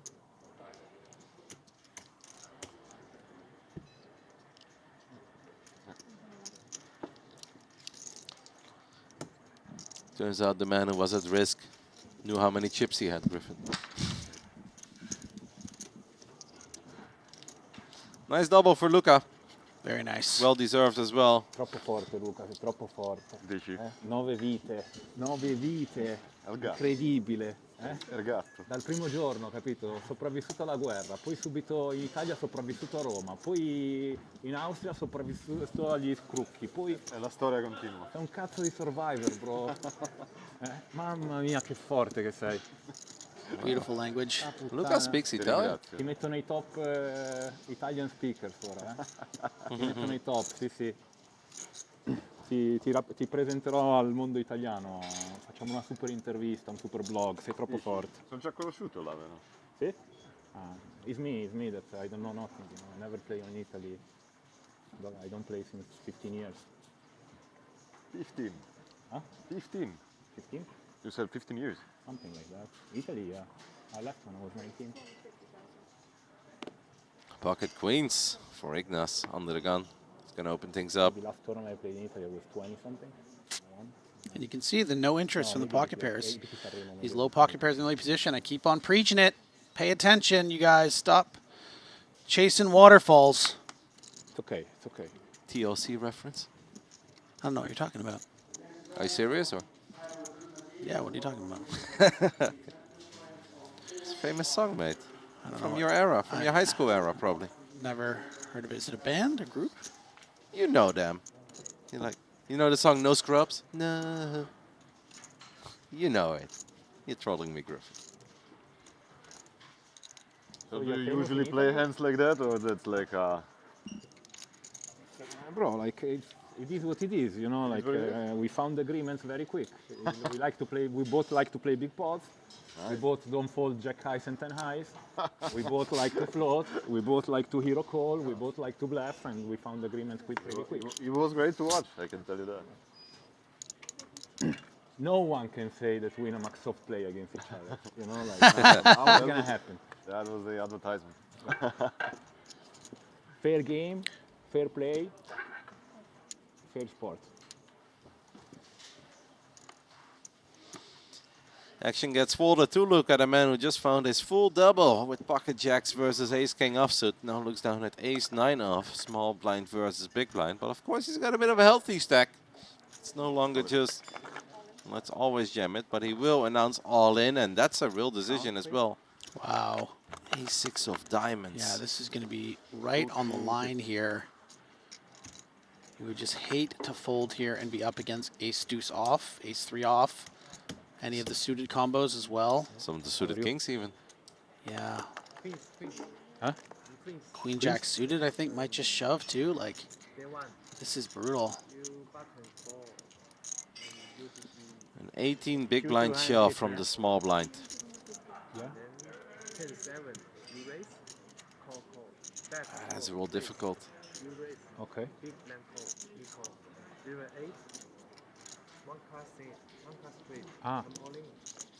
Yes. Makes the call with ace 6 of diamonds.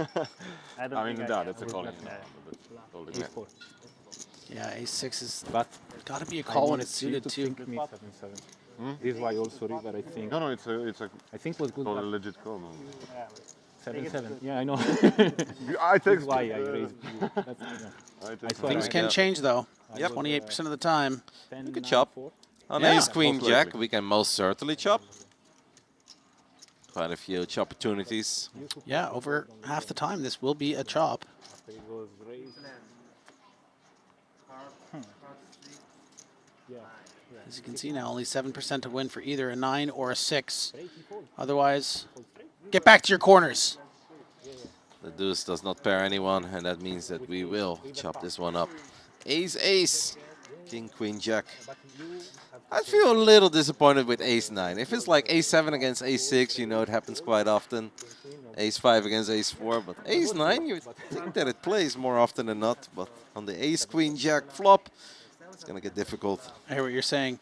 We do have a new chip leader in our main event. Who is it? Recent PLO 6K winner, John Peter Rounsu, has 13 million chips, fresh off his $129,000 score just a couple of days ago.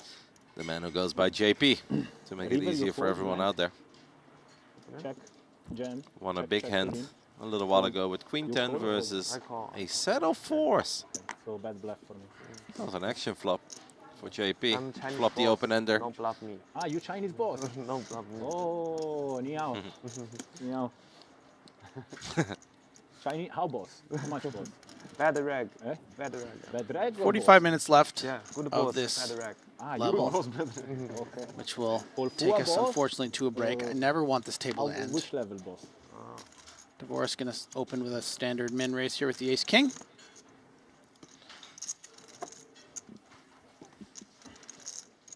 Chinese boss. Chinese boss.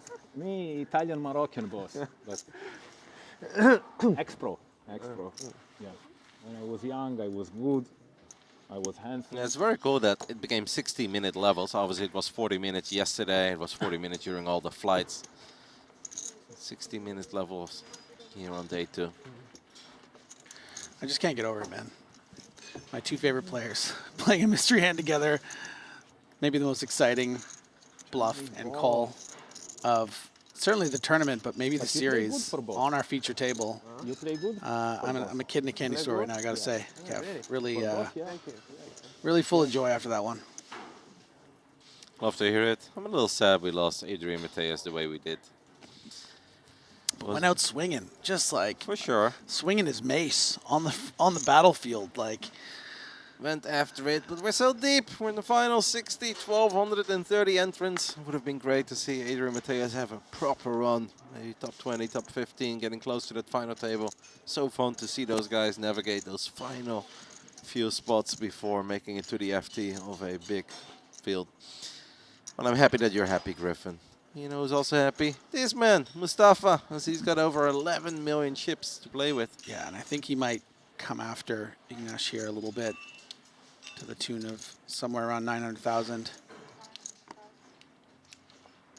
You're in sync. Uh-oh.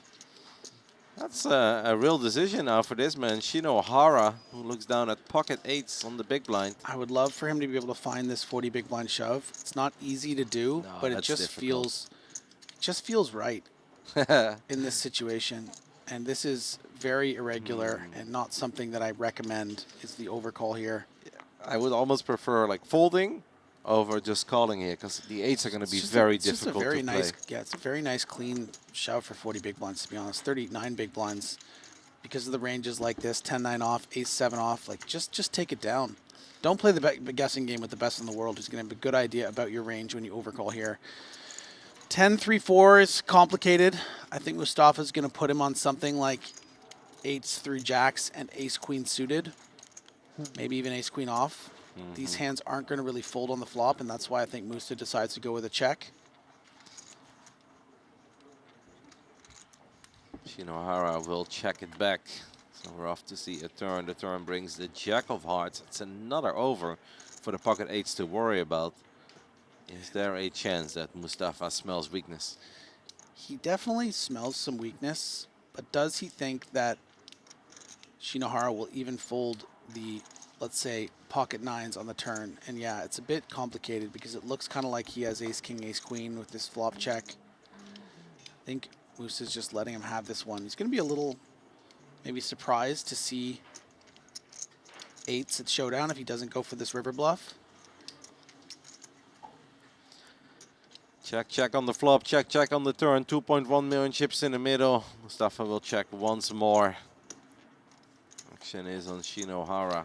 Just wondering, are my eights good here?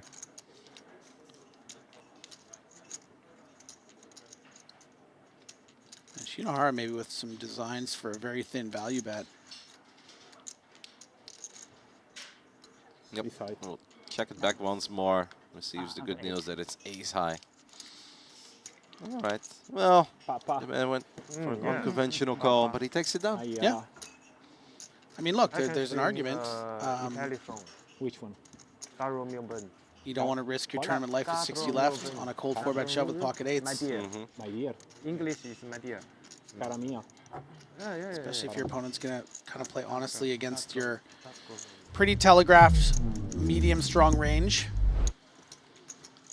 So many screens. Love this shot. This is the path that some of these guys can potentially walk tomorrow. Oh my God, dude, imagine, like, I mean, I assume at some point in the night they turn these things off. So many black mirrors. No, they stay on. I mean, the They stay casino's on all open. night? The casino stays open. See, I don't know that because I go to bed, but I know you like to splash around and play these big-ass 6-12 games. Splash around. Just getting a few hands in, mate. Oh, yeah. I've got catching up to do. Yeah.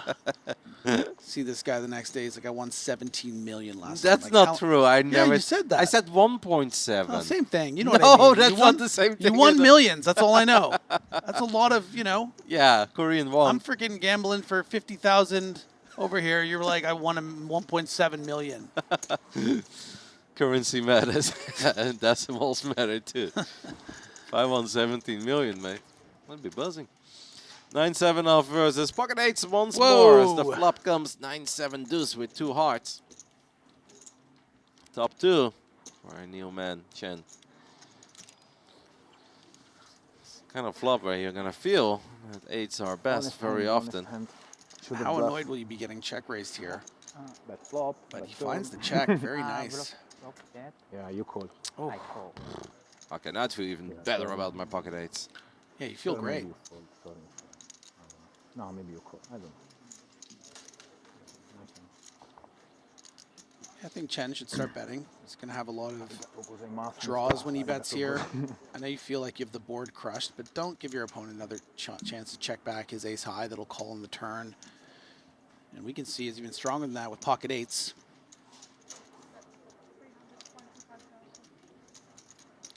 That's 325K. 1 million to play for. Can't imagine that Ignas lets go of eights here.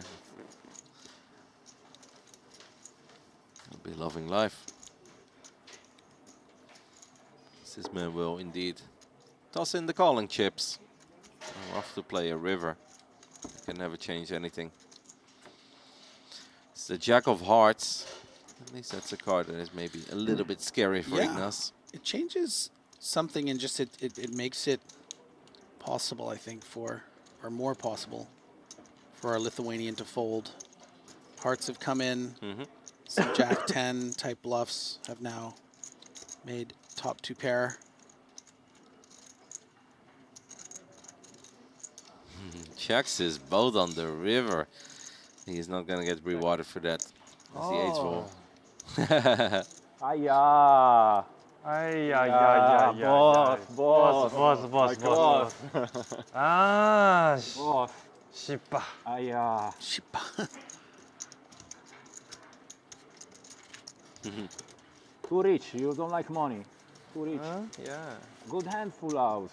Value bet. Aya. Value what? Queen, bluff, full house check. Bro. Queen, that's me, river. Best hand against him. What's your name? Wei Zhao. Lei Chao? Wei Zhao. Wei Chao. Wei Zhao. Wei Chao. Yeah. GG Poker. Wei Chao. Name, Wei Zhao. Winamax. Mustafa. Okay.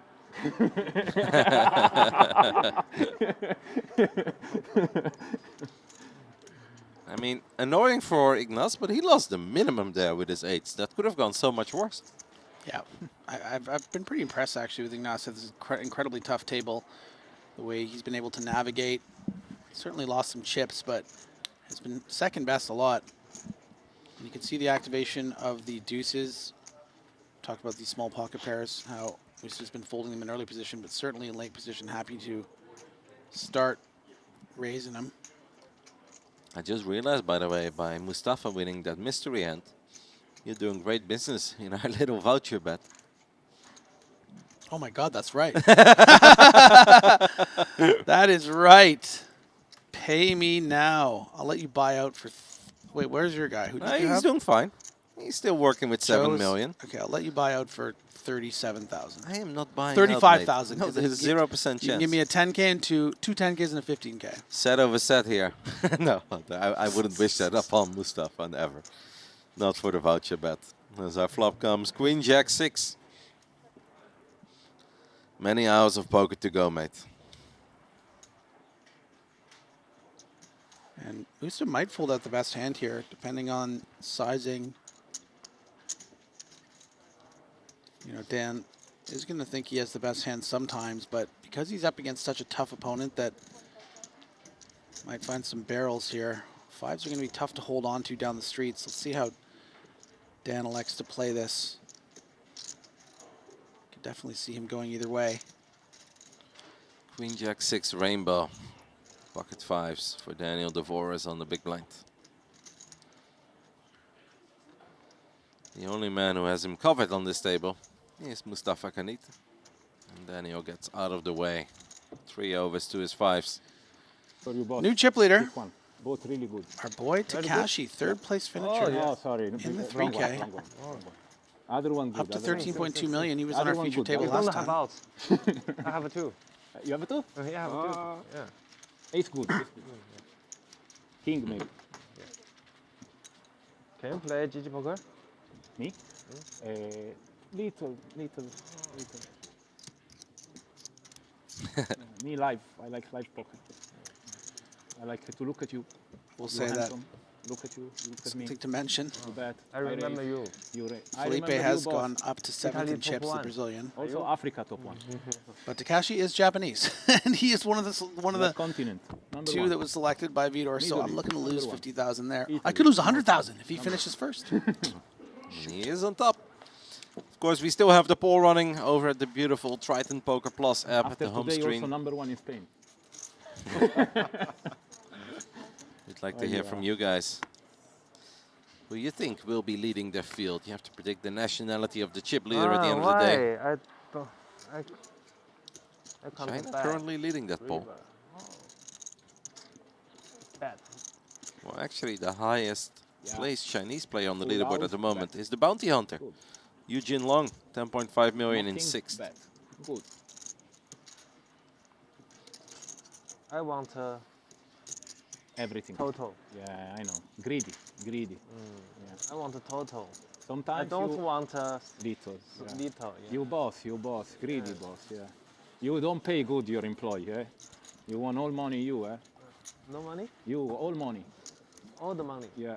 Young money. Yeah. Young money. Young money. You know why today is a special day as well, Griffin? It's not just because we have a very exciting announcement as soon as we are done. In 30 minutes, we'll make that announcement here live on stream.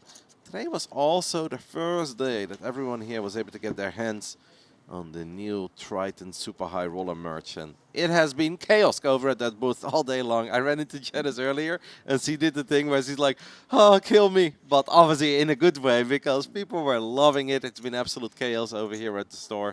Obviously you guys can take a look at it as well at the Triton Poker shop online. Some really cool stuff in there and the folks over here are loving it. Tough day for Janice, but I think a very satisfying day when it's all over. Hear that, honey? I'm coming back with some super high roller gear. It looks good. They've got everything. I like the jacket, man. I like the blue jacket.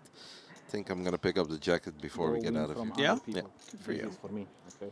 We do get a discount on the Super High Roller stuff too, right? Yes, 50% on everything. Yeah, Employee yeah. discount. He boss. A7 open. One or two. Daniel Devorez makes the call with When he ace-9 of goes diamonds. everything, he wants everything. So As the shortest man at this table looks down at pocket fives on the small blind. No fold equity here, but you coach? a very good chance to be heads up, either against, probably just against Dan.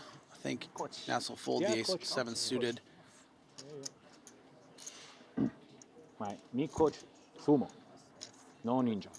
No ninja, okay. Big pots. Okay. Big pots. Okay. When short stack, ninja. Okay. When big stack. Well, let's go of the fives. And he's going to be very happy when he sees that Luca wakes up with pocket nines on the big blind. Starting this hand with 19 bigs. Slam dunk all in here, Griffin. Is that what you'd like to see the man from Serbia do? Yeah, absolutely. We're playing seven-handed here. It is under the gun opening, though. We're really only concerned, though, with that range. Not expecting many traps from Dan.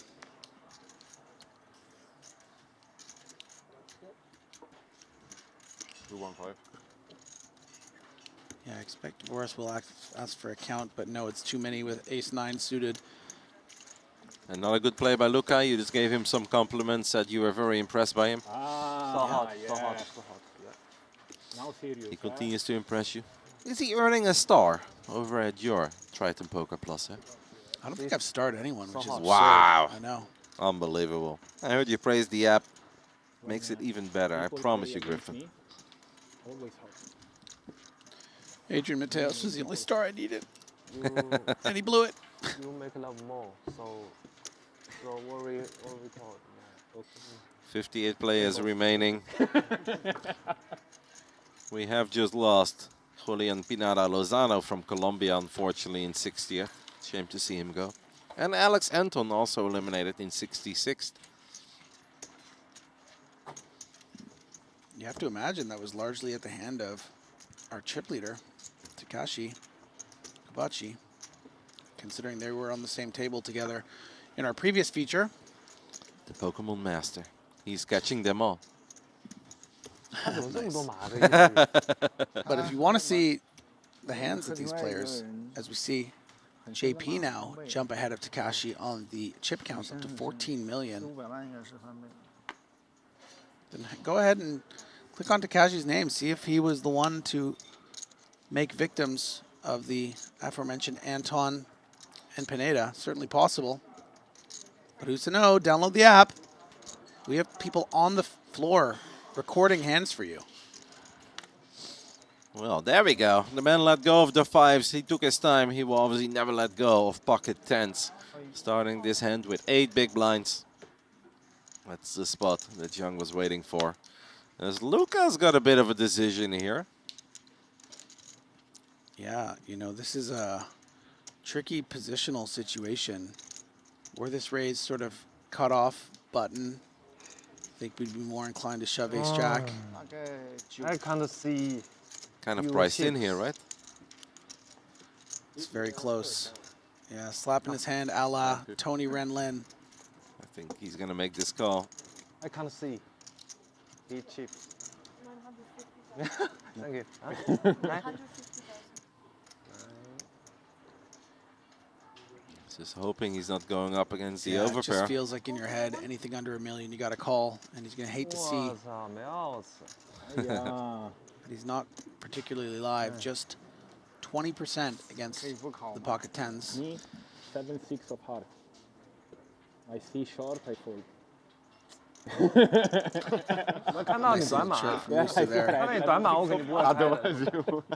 Explaining that he didn't raise a hand maybe he normally would because of the short stack. Oh my goodness. There is no justice in this world as the flop comes King 8-7, bottom 2 pair for Chen. Of course, Jean can still retake the lead. Maybe a board pairing king. How about a 10? Friendly. Why take the lead if you can seal the deal on the turn? Very nice turn of events. Little sweat. Incredible turn Not good 10. with boss. My Boss friend. Ned, no more money, no more tournament. You pay, yeah? You pay his tournament. Friend, Yeah, friend. you pay. My boss. I pay. I know you, boss. I could tell. boss, I could tell you, you didn't want to win the hand. You were like, I win this hand, I don't play more tournaments, you know? I could see, I could see. Luca's gonna be happy that he let go of Ace Jack there. Definitely with 哎， you. 这是上头，没注意到。转码。认真一点啊。 Good. 我借不多 all in 的牌我都不会开的，正常来说。正常是这样的。正常是啊，借不多 all in 的肯定不要开嘛。 Thank you. Thank you. We swap out the dealer. But no announcement. We're waiting. Hello. And I saw the short, and I saw the deep, and I saw the problem, and I just... Is it time to give a shout out to QQPK? We want to thank them for making Triton ONE possible, as they are, of course, supporting the game at the highest level and bringing the poker action to the fans around the world. We couldn't do it without them. We're happy to have them on board. And it's great to have their ambassadors in the mix. We've seen a lot of Punat Punsri. He's got a decent amount of points as well when it comes to the player of the series, Player 1. But I still think that's going to go to T-Win. I believe in T. He made another final table in one of the outer events. 靠得很宽，但是不会拿太平。 Ones that we don't cover. Thinks he's got it. The action continues. Shinohara looks down at King Jack offsuit and decides to open things up under the gun. Not afraid of these animals at the table.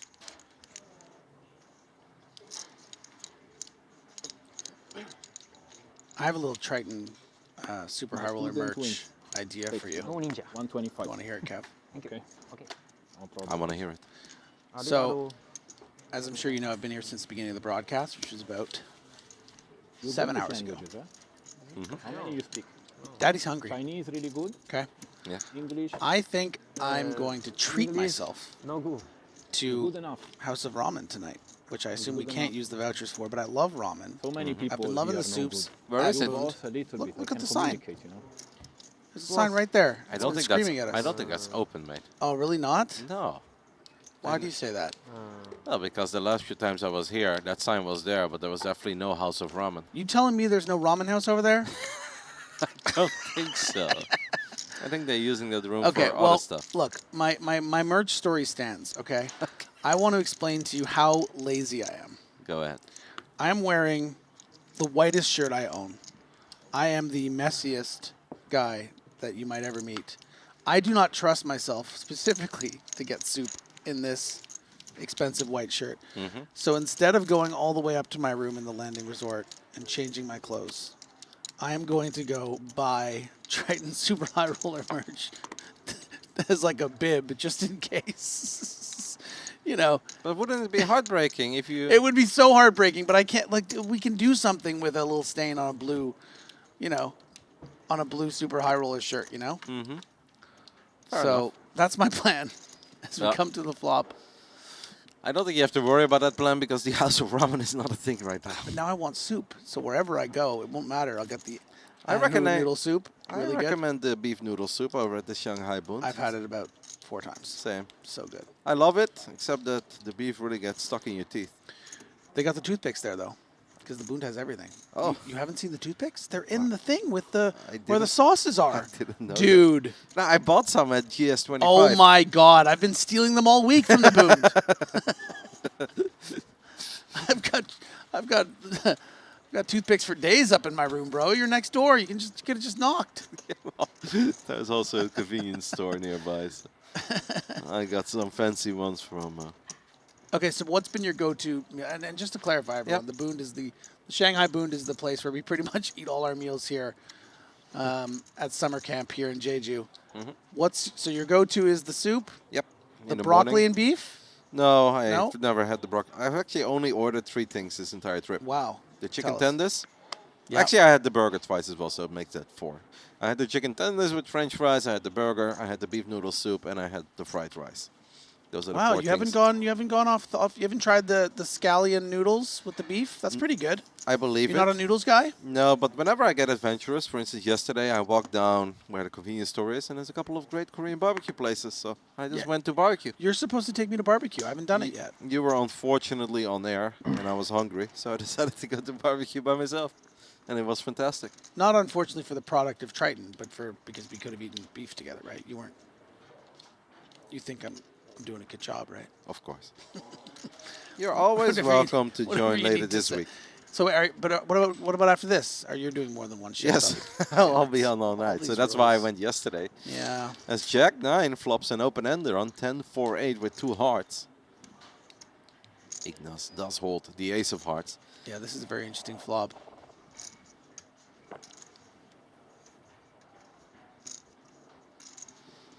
I know it's unfortunately a little difficult to sync up the schedules when it comes to having a fun barbecue with all 4 commentators. That's almost impossible. But we'll sneak it in there. Who are you on with after this? Maybe I'll ask whoever's out. Are you on with Randy? Yes, I will be on with Randy for. Maybe I'll see if Fedor wants to go get some Korean barbecue. You know what? I'm gonna turn on my phone and text him. I just want you to know in advance, they do not accept the vouchers there. I know you're trying to make your way through Korea with vouchers. It's okay. Fedor has money. As the turn brings the queen of spades. Just the nuts. Yeah. No biggie. Potential disaster card for Ignas. Unless the river brings a jack. That's rough for the man from Lithuania. Has been losing chips ever since we started covering in this future table. We've got 2 1-hour levels. We have 17 minutes of poker to go with these lovely gentlemen.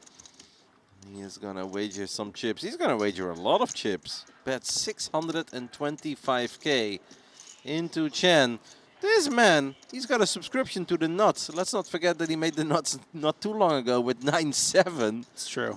And now he's got Jack 9. Life's good for Chen. Sorry that I'm texting. I was texting Fedor about Korean barbecue. You're more there. You don't have to apologize to me. So yeah, the very large 2-barrel coming in, trying to force a hand like 8-7 out of this pot. And this is going to be real trouble for Ignash if he gets a card he feels like he should barrel on, like a heart. Even a low card, really pressurizing a 10. This is a big trap for him. The board pairing 4. And look at the way that he's set up the SPR to be 1-to-1. This could be really bad. Because you consider hands like 10-9, Jack-10. These are hands that are going to be calling twice and perhaps folding the river. I fear for our Lithuanian here. Not to say this is an automatic 3-barrel all-in, but it's definitely one you should really consider. 2.4 million in the middle. As this man finds himself at the river. He's found dodges. He really has, but I just feel like this might be a bridge too far. You got to be prepared to pull the trigger on spots like this if you're going to win a main event at Triton ONE. But just running into the top of range. Yeah. Does announce the all-in. And obviously Chen is going to call. Yep. He's like, if you got it, you got it. But he doesn't have it. Jack 9 is more than good against the ace high. Yeah. I think Ignas did the right thing, but just ran into the nuts. Don't have a little. Almost everything. Ren. Yeah. They won. I don't think Ignas should can have employ. any Good, you boss, you employ. regrets there. Yeah. You can go work for him. It's kind of a spot How you much need to pay? take sometimes. How much pay him work for you? And as I've remarked before, Tell you. if you don't get caught bluffing, You're not bluffing enough. You give me. No, don't give me. I give you 5%. You 5. Yeah. 5%. Yeah. Give me. I give you 1%. Very sad for Ignas. Nice hand. Would have worked against many other holdings. Unfortunately, not against the Jack 9 that turned the nuts. Wasn't the nuts anymore on the river with the board pairing 4, but wasn't going anywhere there. I have some exciting news. Go ahead. Fedor was watching the stream. Yes. like a maniac, he says, but he's just committed to his job. And he said, Kevin is that good to listen to, which is absurd. That he's doing that. I think he's doing that to tease me. And he's saying, yes, he will join me, but only if they have something to drink because he already ate at the Boond. Yes, they serve drinks in Korean barbecue restaurants. It's not a place where you go thirsty. I appreciate Vidor coming to have a little tea, maybe a beer, just to watch me eat beef. Hold that thought, as Ignas is going to go all in with ace-deuce offsuit for his remaining 5 bigs, I believe it is. Blind still 50k, 125k. Life has been good for that man on the big blind earlier, making the defense with 9-7, turning a full house, flopping top 2. Danny Boy is in. And now he flopped the open in a straight draw while turning the nuts in the previous hand against our Lithuanian Ignas. Daniel is in indeed with Queen Jack. Ace Deuce is ahead, but it kind of feels like one of these spots where it's inevitable that this is just your final hand as well. If it's not meant to be, it's not meant to be. Yeah, you never know. It's true, you never know. On the flop comes ace high. Maybe it's still meant to be. 1.4 million chips. A little over 10 big blinds. Totally come back, yeah. And that will do it. Yeah, let's go. He's back. Don't you dare call it a comeback. Quoting 650, right? 650. the line that Patrick Leonard likes to repeat very often on his Instagram stories. Don't you dare call it a comeback. And then 4 hands later, he had a million. And he always got it in ahead. 4 hands in a row. Ahead. And then they break the table. Progression. Huh? And then he busted. It was all for nothing. I mean, he got also lucky that he paid the big blind and then the table break, but he had a million something. Blind 30k, I think. 12.5 minutes left. Days when boss is in the big blind always makes nuts. Boss, big blind. Big blind always nuts. Level 21. 1% win. No. Most dangerous. Fastest 2 levels I've ever seen. Ever, I don't know how that happened so Don't quickly. open my big blind. No, me. 57 players remaining in the main. Limp, okay. Limp, okay. Okay. You don't raise my limp? If I limp? I don't raise. Okay, boss. Promise? Promise? Tell you what, I'm so happy with this table. I might nerd out with Vidor and just have it, tell him to bring his laptop or something. You watch on your phone as well. We'll take one of these iPads. You guys using this? Yes, we are using this. Well, you can watch it. I was having the stream open on my phone. I might throw it on my phone for. Yeah. The Wi-Fi still works there, mate. No Really? worries. Yeah. No need for vouchers. Which Korean barbecue place do you recommend? The Volcano, it translates to. But I'm not gonna. Is that the place with the really dope fish? Did you see the place with has the crazy fish? It's basically, if you walk towards the bowling alley, it's the final one on the right side. It's all like black and red. It looks cool. That one is the one that I recommend. Nice. Have you been to more than one, or it's just Yes. you had a good experience? Okay. I've gone Nice. to 3 different places, but that's Wow. my favorite. I just like the vibes of that place. It's not that I even think the food is better, even though it is really good. Well, luckily my date is a walking vibe. Vidor, so either way I'm set. Me no bluff. I wait. Good hand. Ace Jack offsuit, battling it out with King 10 of hearts. Flop comes Queen 7-6 with 2 spades. I haven't seen a lot of bluffing in general from Shinhwa. Saw a check back in a similar situation as he does turn a king, though. Divorce with a decent amount of equity, all things considered, at 29%. Can make the nut straight, obviously, with a 10. The nut flush, well, a flush, then a spade. I feel like I'm speaking like a break in English with trying to with the Italian accent and trying to put some Chinese accent when I speak. Like it's so fucked up. And Dan gonna decide to How do you apply bet here Asian accent? How with, do you know any Asian in a lot of ways, the range advantage, a lot of Broadway combos in this small blind flat range that are better than just ace high, right? Something like a king, queen, king, jack. Happens to be up against the turn king, though. I think he's probably targeting something like maybe a cautious pocket 8s, pocket 9s that I don't think can handle a bet. And look at the sizing, right? We've seen pretty strong sizing from Dan pretty consistently over the course of these 2 levels. He's going to get a call, and let's see if Dan has a big barrel. Now that he thinks maybe he's up against something like a king, can he find some? Well, you know what? He made a flush. So he finds the deuce of spades. How's that for a find? Bluff not good. It's 投机不好. No good. Bluff no good. Bluff is 投机. 1.6 million in the middle. As Daniel Devoris ends up with the second nuts on the river. I don't want to bluff anymore. Third nuts, excuse me. I want to have good hands. I want to have aces, full house. But with full house, bet big. When bet big, me full house. You fold. I want to check. After, it was good play. The bet is 450,000. Yeah, full house was good. Shinhwa now finds himself in a very annoying spot. Play, actually. He was smart. We'll probably just pay this off. Bit of a cycle. We saw it before with the aces where he felt he wasn't good anymore. I think this is going to be very similar where he's not loving it, but he'll probably make the call. The trapping boss. It's getting such a good price. Yeah, but what does that mean? Why is he giving me such a good price? Because he wants you to pay it off. Yeah. I see him in the TV. Yeah.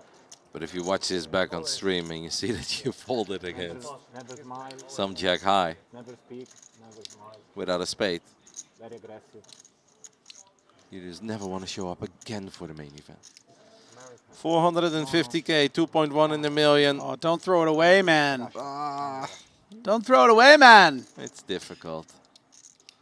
Especially because you're going up against a man like Daniel Devoris.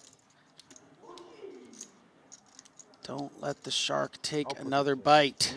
Big guy. The cycle. The second one, and for the second time, he's going to receive bad news. He paid off. The milkman. Great level for Daniel. Yeah, big smile on his face. He's got those great dimples. Movie star looks. Ooh.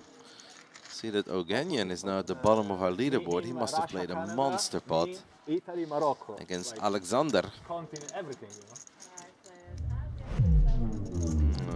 9 high flop, played Jack 9 against Kings, lost a real big one. As we get a sneak peek at our next future table. I recognize Jean Gongya there in seat 8. He's been at the final table of the 1W Championship. Had a couple of great runs, one of the last remaining ladies of these final 60 players. Yeah, and Shota Nakanishi won a short deck bracelet 2022. But now, you know, there is Andy Lee, 2 Triton events, both Triton ONE main event, and both cashes. And You know, the we fold, we talk. incredibly named Timur Muhammad Aminov was the day 1 seed chip leader from Uzbekistan. Only his second Triton event. Still fighting.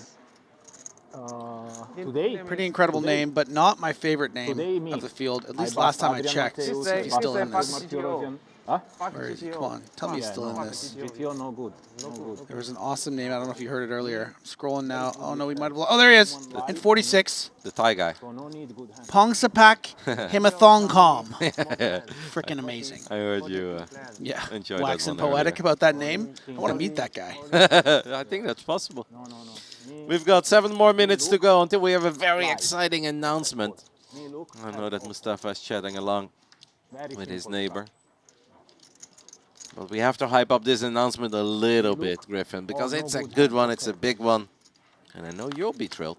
I may have gotten spoiled when I opened the notes just there. Yeah, but that's good. As long as you just don't spoil it for the people out there. But I want to tell them. We'll tell them when the camera comes to us. No! You never let me do anything fun. All right, go ahead. Wow, calling my bluff. You are in the zone. I'm telling you, you won 17 million. I did not. Stop spreading fake news. People actually think I'm good. Definitely You are did good. not. You told me about that sick hand you played with queens, where you turned top set. Yeah. Yesterday when I entered the table, one of the guys was watching the stream early. He's like, "Oh, it's you. Are you gonna tell the stream how I made bad plays?" And then he stacked me like an hour later. I was like, well, I guess not. Huh? Team Pro. Team Pro, yeah. Him Team Pro, me no pro, but same team. Yeah. Same team, same. Give me yeah. logo. Huh? Give me logo. For sure, bro. You are one of us. Take. Here, small. You know big. After you do good, I give you big. Okay? Quick question there, Griffin. As we saw Mustafa, I believe, fold Queen Jack offsuit under the gun. Since he's got so many chips, are you surprised to see him fold Queen Jack? Why? Yeah? Why small? I mean, look, the table's tough. He's respecting Dan's cut off. You did a lot of recruitment today. He's chilling, Musa. He's done his work, I think. He's not going to push his luck too much. I think we're gonna go into the Asian market after this tournament. I think we have the potential. You made the first steps. Yeah. Yeah. Give me. I open for you. Huh? Like this. No, bag. My bag. Ah, in your bag. Yeah. For your bag, I give you full set. For your bag, this. Oh, okay. But these, don't put here because you know good. Oh, okay. Okay. Give me. Okay. For bag. Okay. Nobody loves Okay, to get boss, deep in a happy? poker tournament Happy, thank you. Okay. more than Mustafa Kinet, I think. Just so I don't know how they're hysterical. gonna get a better table than this one. I really don't Yeah, know. I agree. Bring in the Language joy. barrier is overrated. It is. It is. Like if someone wants to communicate, he's gonna find a way. That's true. Even with 15 words. Yeah. Still. 10. Yeah. If the vibe is good. The vibe has been great, Good Mustafa. choice. Good choice. Me, good hand. Daniel Devoris looks down at 10-9 I off. see the hood. Together. You know I come from the hood, right? All right. No, tell him to careful. He's your friend. Very good. Yeah? Very good. Very good. Good hand? And Luca looks down at Jack 10 of spades. The action has Luca been also opened good. from the cutoff by his neighbor. He Luca down at Jack 10 of spades? Say again? He Luca down? You said he looked down. Mm-hmm. And I did a bad name Yeah, pun. you did a pun. I liked it. I was just very focused on the Jack 10 of spades. It's a pretty hand. It's a pretty hand, and it's an interesting spot here. Yeah, it is. I mean, When I all was options young, on the very table, except maybe 3-bet fold. Wow. Yeah, I like shove because, look, I mean, feet you're look- going to fold out some my better feet- hands my feet. sometimes, like a king jack off. Like my face. They don't look? He makes Ignaz fold No, his they can. ace-9 Depends, of depends. clubs. But Italy go not so good. Better go South America. You're going to fold out Russia. queen jack, king jack, a lot of the But you time, boss, a lot of money, so Russia king good. 10, queen 10, Have money. But Italy flipping too, against some Italy, pairs, if you live go against watch ace, like queen, ace, this, kings. I a love lot this of shove from Luca. It gets no the better worries. hand to fold. Yeah. Very, Well, very want to nice go, spot I want to selection. go. Italy. Man has played fantastic. care You of him. complimented him When you like go an Italy, hour you into tell the me, session, but I think his second hour has been even give better you than his first. recommendation, restaurant, everything. Very strong showing by Luka Bojovic from Serbia. Also very strong showing by He's your that friend man, too? especially on his big blind. Hey! Yeah, friend. Yeah. A new familiar face makes it to this future table for the last 2 minutes. What's your name? Fan Chi Wei. Fancy. Yo, I love that. Yo. Superstar in Taiwan. Oh, superstar in Taiwan. Yeah. So really rich. Rich. Everybody But rich here. Don't have Like I'm you. rich more. Yeah, I know. You boss. You boss. Yeah, of course. Small boss, big boss. Yeah, of course. I can see, bro. I can see. Fold from Fun small fact, boss. Fan Okay, Wei is the most followed player in the Triton Poker Plus app of this Triton ONE festival. He And received him, more stars No boss. than Small Punat boss. Punsri, which No is hard to boss, do. Big boss. Received is very even more impressive. stars than Yuna as well. They just keep feeding us You know incredible boss. figures Big boss. in the super high stakes community. No boss. Action gets folded to Mustafa in the small blind, Jack 7 of hearts. As we are getting very close to a break for all the players, the remaining 56. Mustafa not in the business to give walks, but he looks down at Jack 7 of hearts. And Shinohara again finds aces. Let's finish things with a bang.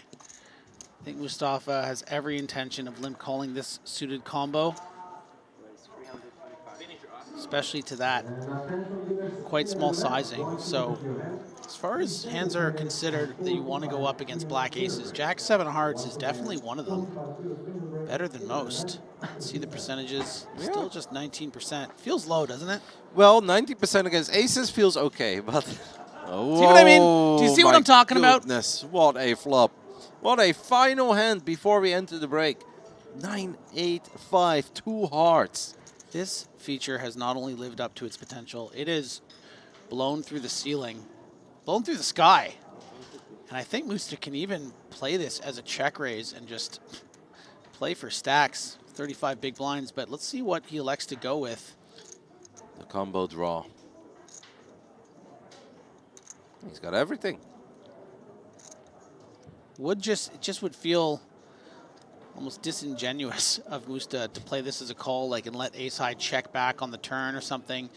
He's just too loaded with this draw, and yeah, he's reaching for chips to make it 550.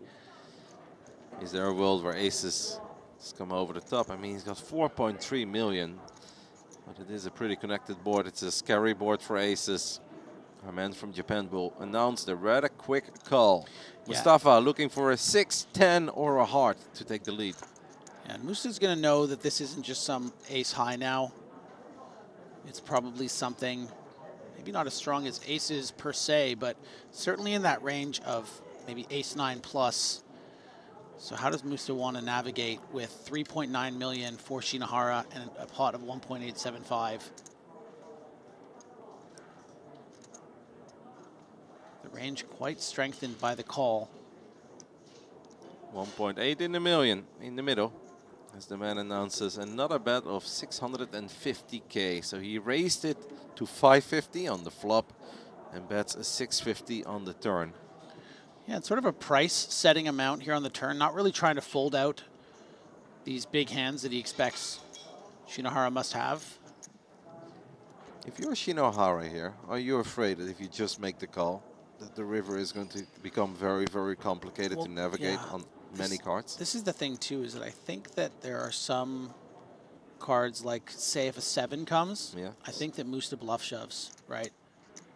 So he's just giving himself options. He's setting up that 1-to-1 SPR. A massive river card, and the river brings the deuce of hearts. And that, of course, gives Mustafa the check mark as he makes the jack high flush. What's interesting is I think that even though Musta would be balanced with a shove here, maybe he thinks that Shinhwa would be the type to fold for an all-in wager. So maybe he just tries to make sure he gets 2 million from him, right? Or even like 1.4. These chips are very, very valuable in this stage of the tournament. He goes a little bigger than 1.4. But you want to get gold. Yeah, 2.2-ish. 2.3 million. 3.2 million behind for Shinhwa, who finds himself on the river with 2 black aces.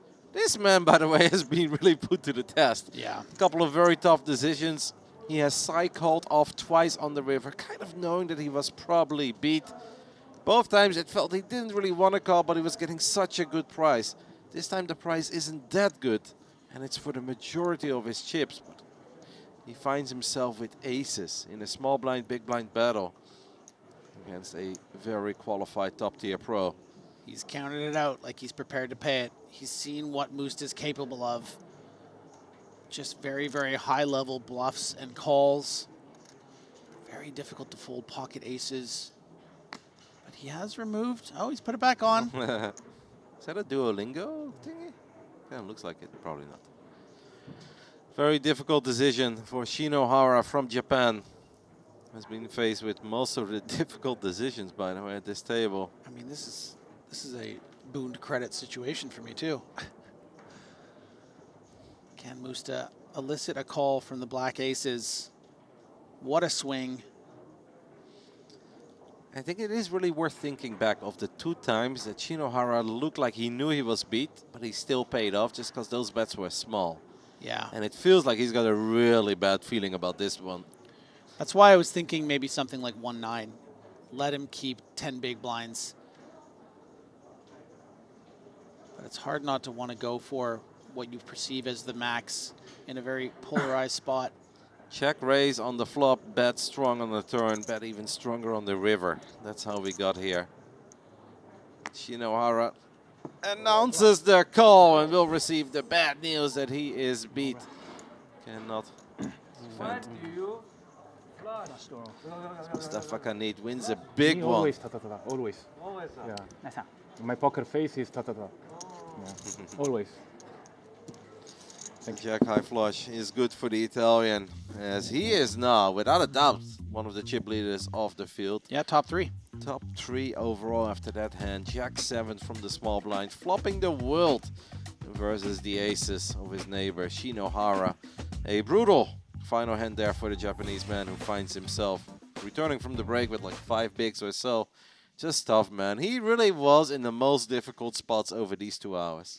Yeah, but I mean, the story of those 2 levels ultimately was just everyone getting their money's worth when it came to Mustafa Kanit, Adrian Mateos, and Dan Dvoris. I mean, really, in a lot of ways, showed what they're known for. Dan just so solid, so bladed, just like perfect bet sizing, never a step wrong. Adrian Mateos just going out absolutely swinging. I mean, and against his, friend and fellow Winamax pro, Mustafa Kanit, I mean, it was just incredible to see Mustafa obviously having the best level, that massive hand at the end there, getting up to 14 million. But these 2 that are left after we lost Mateos are going to be absolute forces down the rest of this field. That was a lot of fun. I enjoyed it. I'm sure everybody at home enjoyed it. I know you are already dreaming of your Korean barbecue with Vidor, and I'm a little jealous. But before we throw it to a break, we have an announcement. We teased it a couple of times. The announcement is here, and we've got great news because the Triton ONE journey will continue and is making its way over to Europe. This November, from the 4th till the 28th of November, Triton ONE is coming to Cyprus. So that makes it obviously very doable for a lot of the Europeans and perhaps for some of the North Americans as well to make the journey over to Europe. Triton ONE for the first time coming to Europe. That's amazing. Yeah, I've spent some time with Cyprus. It's a beautiful place, and it's a great fit definitely for Triton. That's awesome. Great news. And on that note, we'll take a little break. We'll be back in how many minutes, producer? I want to make sure that I get the numbers correctly because one of the breaks is going to be a little bit longer. I believe that it should just be 10. It's a short one, yeah. 10, I think it's around 8 12. minutes. Don't go anywhere. We've got a fun future table coming up. We already gave you guys a little sneak peek, so stay tuned. We hope you guys are enjoying the coverage of the Triton ONE main event, and we'll be back in a bit. Here is where legends reside. Only a few stand in the spotlight. Humphreys just won his 5th. But most begin at a different table, a stage of its own. A path you must take. The distance to the top isn't talent. It's the path. QQPK, your new poker path. The best players don't leave chips sitting on the table, and you shouldn't leave crypto sitting still either. With Jupiter Lend, put your crypto to work. Earn passive returns or borrow against what you own without having to sell a thing. It's your crypto. Make it work for you. Just use Jupiter Lend at jupe.ag. Not just, but folding probably would have felt too tight, right? Yeah, that's a real possibility as well. Daniel Dvoris, a scary man who's found an amazing amount of success over here at the Triton circuit, finds pocket kings under the gun +1, and he's going to be the one to open things up. A scary sight for everyone on this table. Yeah, and Tien finding some discipline. I think an argument there to maybe put in a cheeky 22 big blind 3-bet, given how wide Dan is probably opening with this master stack, but finding the fold. Mustafa looks down at a suited king, but he'll let go of it in the big blind. He's going to let go of 6 deuce of diamonds. No action for Daniel on his kings. He's probably hoping. He's like, hey guys, I'm the chip leader. I'm opening wide. Don't you worry. 1.7. Check.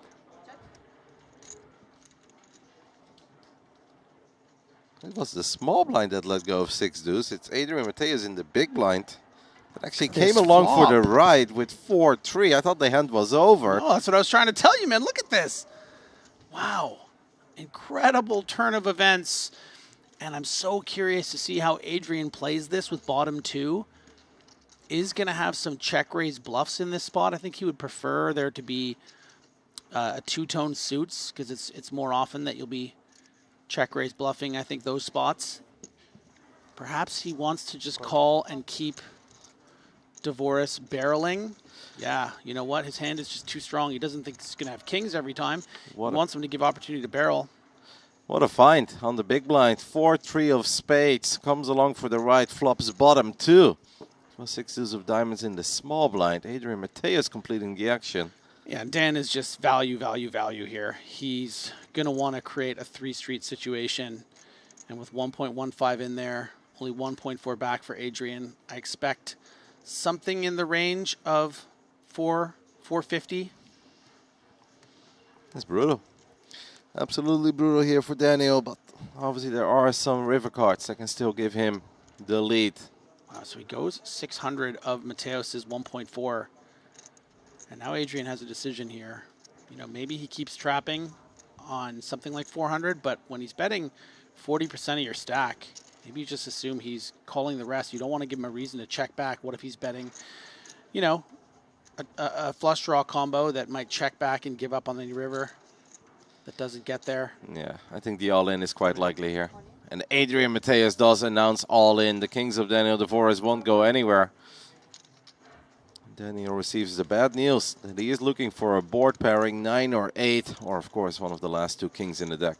Yeah, and look, I'm a fan of Daniel Dvoris, but I'd love to see Mateus double up here and show us what he can do with a 40 big blind stack. He will get his full double as the Jack of Hearts is safe.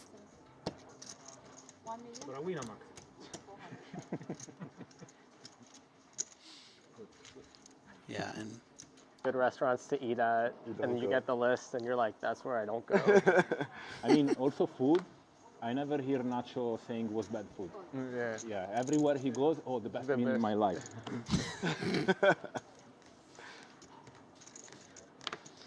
The man is blasting Nacho, looks down at ace king offsuit. Yeah, got real quiet there. Like, sorry guys, got a hand. We'll continue talking smack about Nacho Barbero right after I'm done taking this one down. Oh, it is very rooted in love. Uh-oh. Uh-oh. And Mustafa is going to be loving this. Great swap, 1.7 million.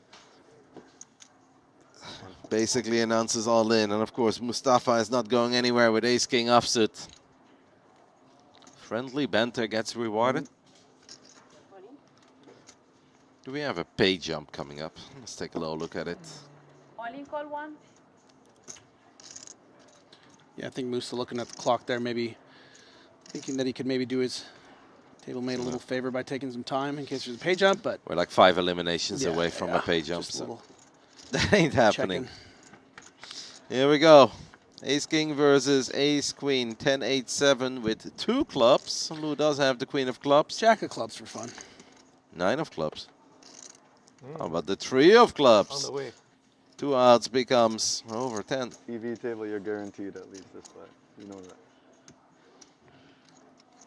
11 outs to be precise. Can we find a club or a queen on the river? Or do we have to say goodbye to the man who's rocking the beautiful blue Triton One shirt? Nice playing with you. Payment for the winner, man. Ah, wait, sorry.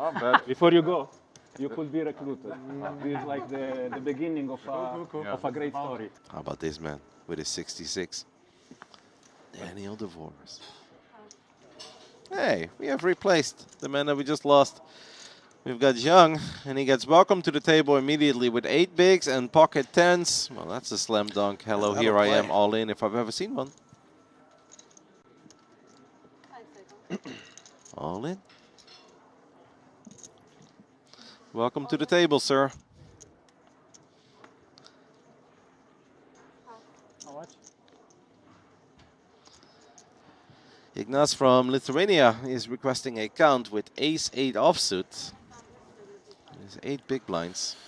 Yeah, some consideration warranted, but with 2 players behind. He's looking at his chips. Might do it. He's got 2 very big stacks behind him to worry about. Does announce the call, and it's actually great news for our newcomer to the table. Zhang, he's going to get some real good news. That he only needs to dodge the aces.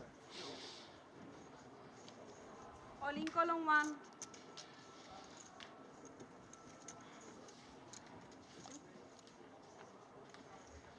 It's about as much as you can ever hope for here with the 10s. They just moved Zhang to our TV table. Will we keep him around for a while? Flop comes King, Queen, Queen. Pretty interesting. Extra outs now for Ignas. As any Backdoor board hearts, pairing, too. King will give him the lead. And indeed, the backdoor hearts is still in play. Ooh, speaking of backdoor hearts, there we have the deuce of hearts. That is a silly amount of outs. Is this just too many outs right now, Griffin? Sure is. It absolutely is. As the board pairing deuce is saved, the board pairing king would have not been saved. But the deuce is good. Full double for the... You? No. I think it's quite cool. The Serbians What is I've Serbia met in my known for? Sorry, Alcohol. not to put you on the spot. No, no worries. They love drinking. They're drinkers. I actually saw somebody made a post on the internet. I don't know if it was like Reddit or whatever. It's like, hey, I am wondering like how much alcohol am I allowed to bring into Serbia when I fly in? And then someone is like, why are you bringing sand to the beach? Like, Nice. That's great. No, Serbians are awesome. They're also a big basketball nation. That's they true. obviously love football, but they've got some very good high-level national basketball leagues, and they've got a couple of stars in the NBA, of course. Serbian people are very passionate. This action gets folded to Mustafa, who looks down at 10-9 offsuit.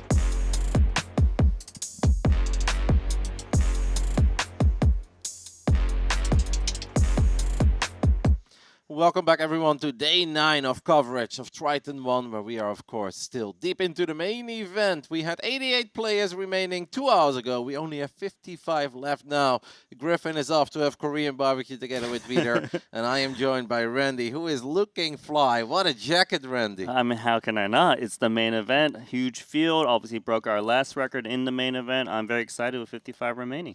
We just had 2 very fun hours of poker with a couple of heavy hitters at the future table. We had Daniel Devoras, who came out strong, obviously ending that level with 9 million chips. Mustafa Kanit had 2 fantastic levels, as he is now one of the biggest stacks remaining. That is very good news for Griffin, who's got a couple of side bets when it comes down to food vouchers.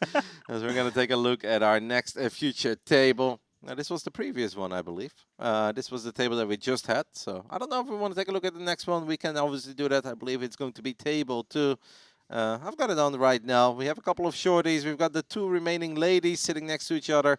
Unfortunately, Kongya losing a big one right before we enter that break. So she is very short entering this level. Level 22. The goal for today is to play down to level 25. So we've got 2 1-hour levels to go. Then we'll give everyone one final break. And then we have 2 more fun hours of poker. And at that point, how many do we have left? 25? 30 max? Something like that, yeah. And the point is, though, if you're able to get to that point of the tournament, it's serious business time, right? Because then you want to try to tread into the final table with the huge payout up top. Exactly how much is it again, Roddy? I believe it's over 1.5 million this time around. Yeah, 1.58. Second, 912K. That's what you want to gun for, but you need to get your way there. It's a marathon, right? You can't win it today, but you can certainly try to get to the next day. And before we start talking about poker again, Randy, did you catch that amazing announcement we just made? Triton ONE is coming to Europe in November, starting November 4 all the way till November 28. Triton ONE makes its journey to Europe. How cool is that? Makes it so much easier for all those Europeans to make the journey and also have their first ever Triton experience. It's going to be fun. I can imagine you're already thinking of that trip from Melbourne to Cyprus. That is less fun for you. But more fun for you, right? Oh, that's a fantastic trip for me. You're going to see me there, Randy, one way or the other. Very close for you. And hopefully we see some of these players head out over there. I'm sure they will. Triton ONE growing every single festival. We have quite a few Europeans still left in the field. Of course, we have Ander Valina still in the mix. We have Martin Nielsen, who's still in the mix as well, making it to the final 55. Tom Fuchs is still alive. All of them are quite short. So we take a look at the next 7 players who have made the journey to this future table, as we have the chip leader of the entire field, Shota Nakanishi from Japan. 19.2 million chips, 128 big, starting level 22. I mean, the Japanese representation here at Triton ONE has been phenomenal. 19 million chips, clearly a massive lead at this feature table. We also got 2 ladies. They were representing in Triton ONE. Jung Kongya, right? Shu Chunwen.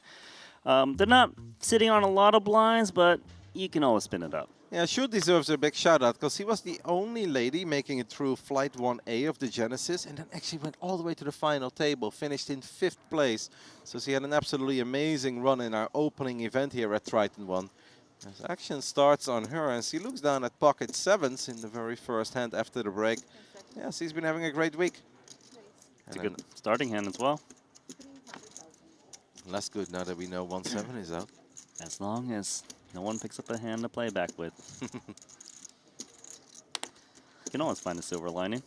And of course, the other lady, Zhang, we saw her at the final table of the 1W Championships. She was a short stack there, but did a really good job in securing herself a couple of pay jumps.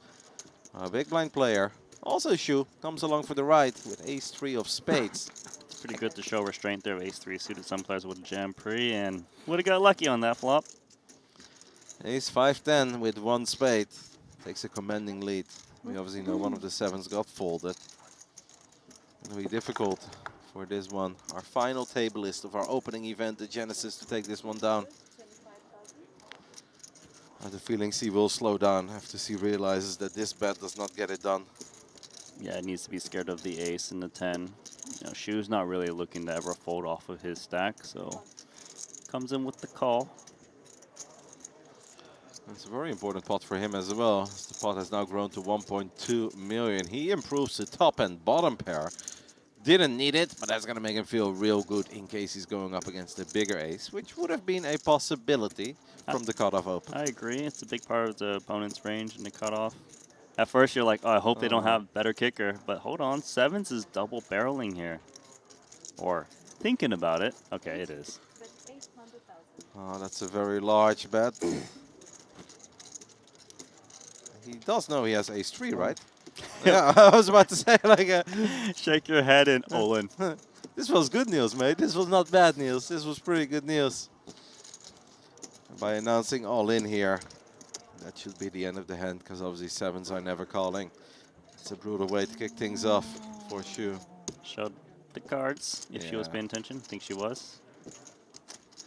Shame. It is a shame. I wonder how ace-3 feels if it doesn't pair it to pair. Like, maybe she expects all the ace rag to fold the turn. Obviously the 10. We'll never know, of course. Well, you raise a very valid question there. I kind of wonder how that would have played out if we did not improve to top and bottom pair. I was very surprised by his reaction at first when he saw that bet. I thought he'd be licking his lips, and then instead he made the face of, I want to get out of here. I was like, wait a minute. Yeah, that was a very odd reverse tell. It's like, oh, I'm all in for check raise min. As the action is on our chip leader of the remaining 55 players, Shota Nakanishi. Okay. All in. Well, she could very well find a double here. Zhang, our lady who made it to the final table of the 1W Championship without looking things up. I believe she finished in 5th place there. Yeah, this is really lovely for her because she's going to be forced to call by Shota, who is dominated. In comes call. All in call 2. I was up by 1. Well, now go. She finished in 6th place. Amazing run already and gets it in real good here with ace-queen offsuit versus queen-jack offsuit versus the chip leader. 1.9 million chips in the middle. Be an amazing double for her. Is that justice? Ooh, that's a scary one. Good. That'd make me nervous. Yeah.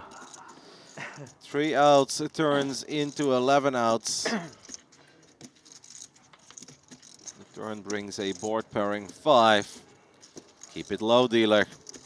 I don't want to say goodbye to Zhang yet. Yeah, I agree. Shota would love to see King Jack or 8. The river brings us the deuce of hearts. It's the 4th heart, but nobody was holding a heart, so it's a full double for Kongya. It's very good for her. Now she's got, you know, a stack that can make some moves here and there, more than 10 bank blinds. Before it was just 6 all in or fold. It's always a sweat. Ace-queen offsuit versus queen-jack offsuit. You're like, oh, that's about as good as it gets.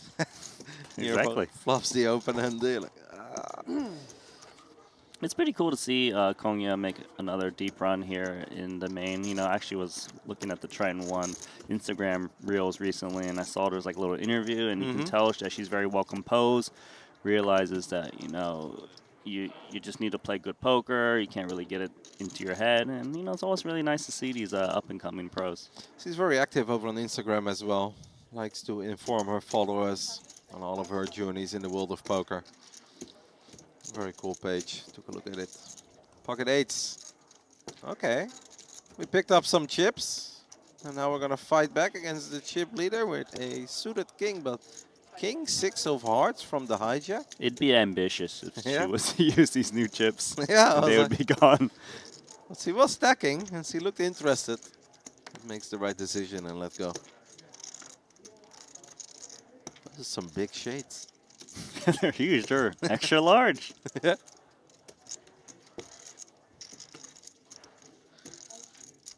Erdogan, the other shoe. Let's go. Our big blind looks down at the duckies, completing the action. 175k extra to play for a pot that's close to $1 million. Let's find a third duck. Normally there is very little set mining this deep into the tournament, but if we're completing the action on the big blind, we may as well. Flop comes 9-8-7. How about a set of 8s instead? I thought the deuces were set mining. It actually was the 8s that found the set. Shortly he bets here because of the 9-8-7 nature. You know that you've got outs in case you are up against a straight. You want to protect against all straightiness. Plenty of it. Nothing is really scary here for Shoda, since even if he would truly run into it, lose 4 million, he's still the chip leader. Exactly. It's very cool if you take a look at the Triton Poker Plus app and you eye up the top of the leaderboard. Second in chips right now, it's JP still from New Zealand, the man who won the 6K PLO event. Third in chips, it's Mustafa Khanit, our chatty Italian that we just had on our future table for 2 hours. It's an exciting leaderboard. Daniel Devoras is still in the top 10. Renji Ding, who also won a Triton ONE tournament this week, is still in the top 10 as well. And then, of course, Takashi from Japan, our Pokemon friend, who made 3rd place in our Genesis opening event. He's still in the top 10. Did you say Pokemon? Yeah, because he often rocks the Pikachu. Ah, I remember he now. He showed up 2 days with a Pikachu. All right, Kyungmin Lee. Starting the hand with 2.2 million. Announces all in for 15 bigs. Hoping to come across weaker than what he is. Would you have liked to see him open there with Ace King, or are you okay with the shove as well? Personally, for me, I would just open, especially with suited properties. With suited properties, you don't really mind if the big blind calls because, you know, you pick up flush draws that you can kind of barrel off. Just that when you're at 15 bigs, yes, you don't want to invite action by something that's flipping with you, but you still need to try to create opportunities to get doubles, just because you're not exactly close to the final table yet. We are 4 levels away, though, from making it to day 3. Only 52 players remaining, 1,230 entries into the Triton ONE main event, a record-breaking main event. You think we do even better in Cyprus? I think we can do pretty darn good in Cyprus. Like, there is a big field of players there in Europe. You know, there's a lot of them that don't go to Jeju just because it's a long journey. Yeah, it's very... It's going to be successful. And it's a great venue. I've been to the venue before. Jack 10 of clubs is going to open things up. So we just ripped it with the Ace King. I'm excited. Very, very cool for all those Europeans to have a Triton event that nearby that is not going to break the bankroll. That is what Triton ONE is all about. For people who have joined us a bit later, most of the buy-ins this week are ranging from 2K all the way up to 15K, which obviously is a little more affordable and accessible. You won't break the bankroll, but you can make a huge bankroll. Oh, yeah, you can make the jump straight into the Triton Super High Roller Series. Exactly. Maybe make a straight or backdoor flush for Jack 10 of clubs, although it's unlikely Shu would ever continue against a bet. It's only pot size remaining. I'd probably just rip it in. 2 overs and a gut shot. Yeah, and, you know, don't give your opponent any excuse to continue. If they don't got anything. And he does announce all in, and that is going to be the end of this hand. So now Shu is our shortest stack by far, after her bluff with the 7s did not work out on that ace-high board. I'm still thinking about that hand because I love the point that you made there. If that man is faced with that bet of 800k and he's just sitting there with a pair of aces, but he has serious kicker problems with the 3, does he make that call for 800k, knowing that he's basically playing with his tournament life? I truly don't know the answer to that. Because, you know, if he is up against a bigger ace, like he's drawing to the side card, not what you want to be doing. Also, it was like a rainbow texture, so it's like even less bluffs. At least supposed to be less bluffs for Shu. That's why her bet, you know, looks actually quite good. Just unfortunate timing. It's going to get a lot of hands to fold there. Unfortunately, not the 2 pair that he was running into. Action folds to the chip leader of the field. Shota looks down at 10-6 offsuit. I mean, clearly he's raising this because he is the chip leader. And this is very good for Kongya. Ah, she's not afraid. Goes all in immediately with ace-9 of diamonds. She picks up another one. I'm a fan. It's a good play. Enjoying her play. You know, guys, good table presence. I believe in the women's champion, she had a big chip lead at one point and lost a lot of pots, but really just didn't deter from her strategy that was working. She thanks the dealer, who was quite good to her. Gave her the full double and allowed her to pick up a few more chips. So we have a mini intermission. We'll give another shout out to our title sponsor of Triton ONE, QQPK. As they, of course, support the game at the highest level and bring the action to you guys around the world. It's been 9 days of Triton ONE coverage coming your way. A lot of their ambassadors are in the mix as well. Thank you to QQPK for making Triton ONE as awesome as it is. 24 days, or 25 days technically, of Triton ONE and Triton Super High Roller Series over in Cyprus. You ready to spend a month of your year in Cyprus, Randy? Yeah, I am. You know, I've already gotten used to it here in Jeju. It's nice to kind of head over to Europe. It's been a while. Would you bring the family? To Cyprus? Yeah. It mainly depends on what time of the year. I mean, I know it's November. I just got to check the schooling schedule. You know how it is. Yeah, I guess it's kind of tough. So he doesn't get a month off in November? I don't know. I probably should know. Yeah, I'll check the calendar later. I think it's very unlikely, but maybe things are different in Australia. Is November like summer for you guys? That's right. Really? So Yeah. maybe there is summer holidays. I don't know when. There is. I just don't know when. I feel like I should know. Don't put me on the spot. And that's always very confusing to me. It's kind of feel like summer is always supposed to be June, July, August, September. Yeah, so Christmas is like barbecues out in the park. That I am slightly more familiar with because I did spend a few Christmas holidays by myself over in Southern California. And it definitely wasn't snowing. So I can sort of get behind that vibe. I mean, but SoCal is still cold, right, at Christmas? Yeah, Rancho Cucamonga never gets cold. Oh, okay. Never been.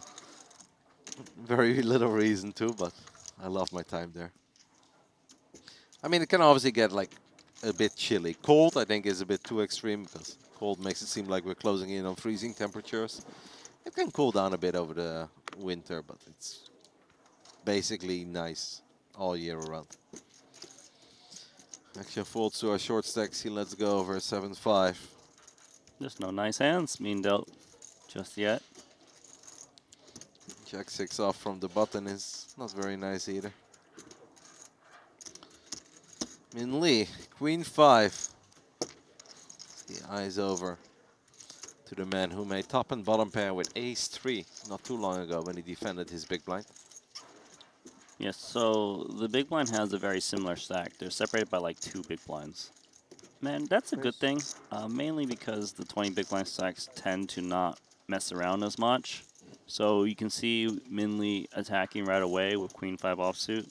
Big little, something that has some properties that blocks hands that want to continue to queen and, you know, ideally just take it down pre, which he does. Very nice.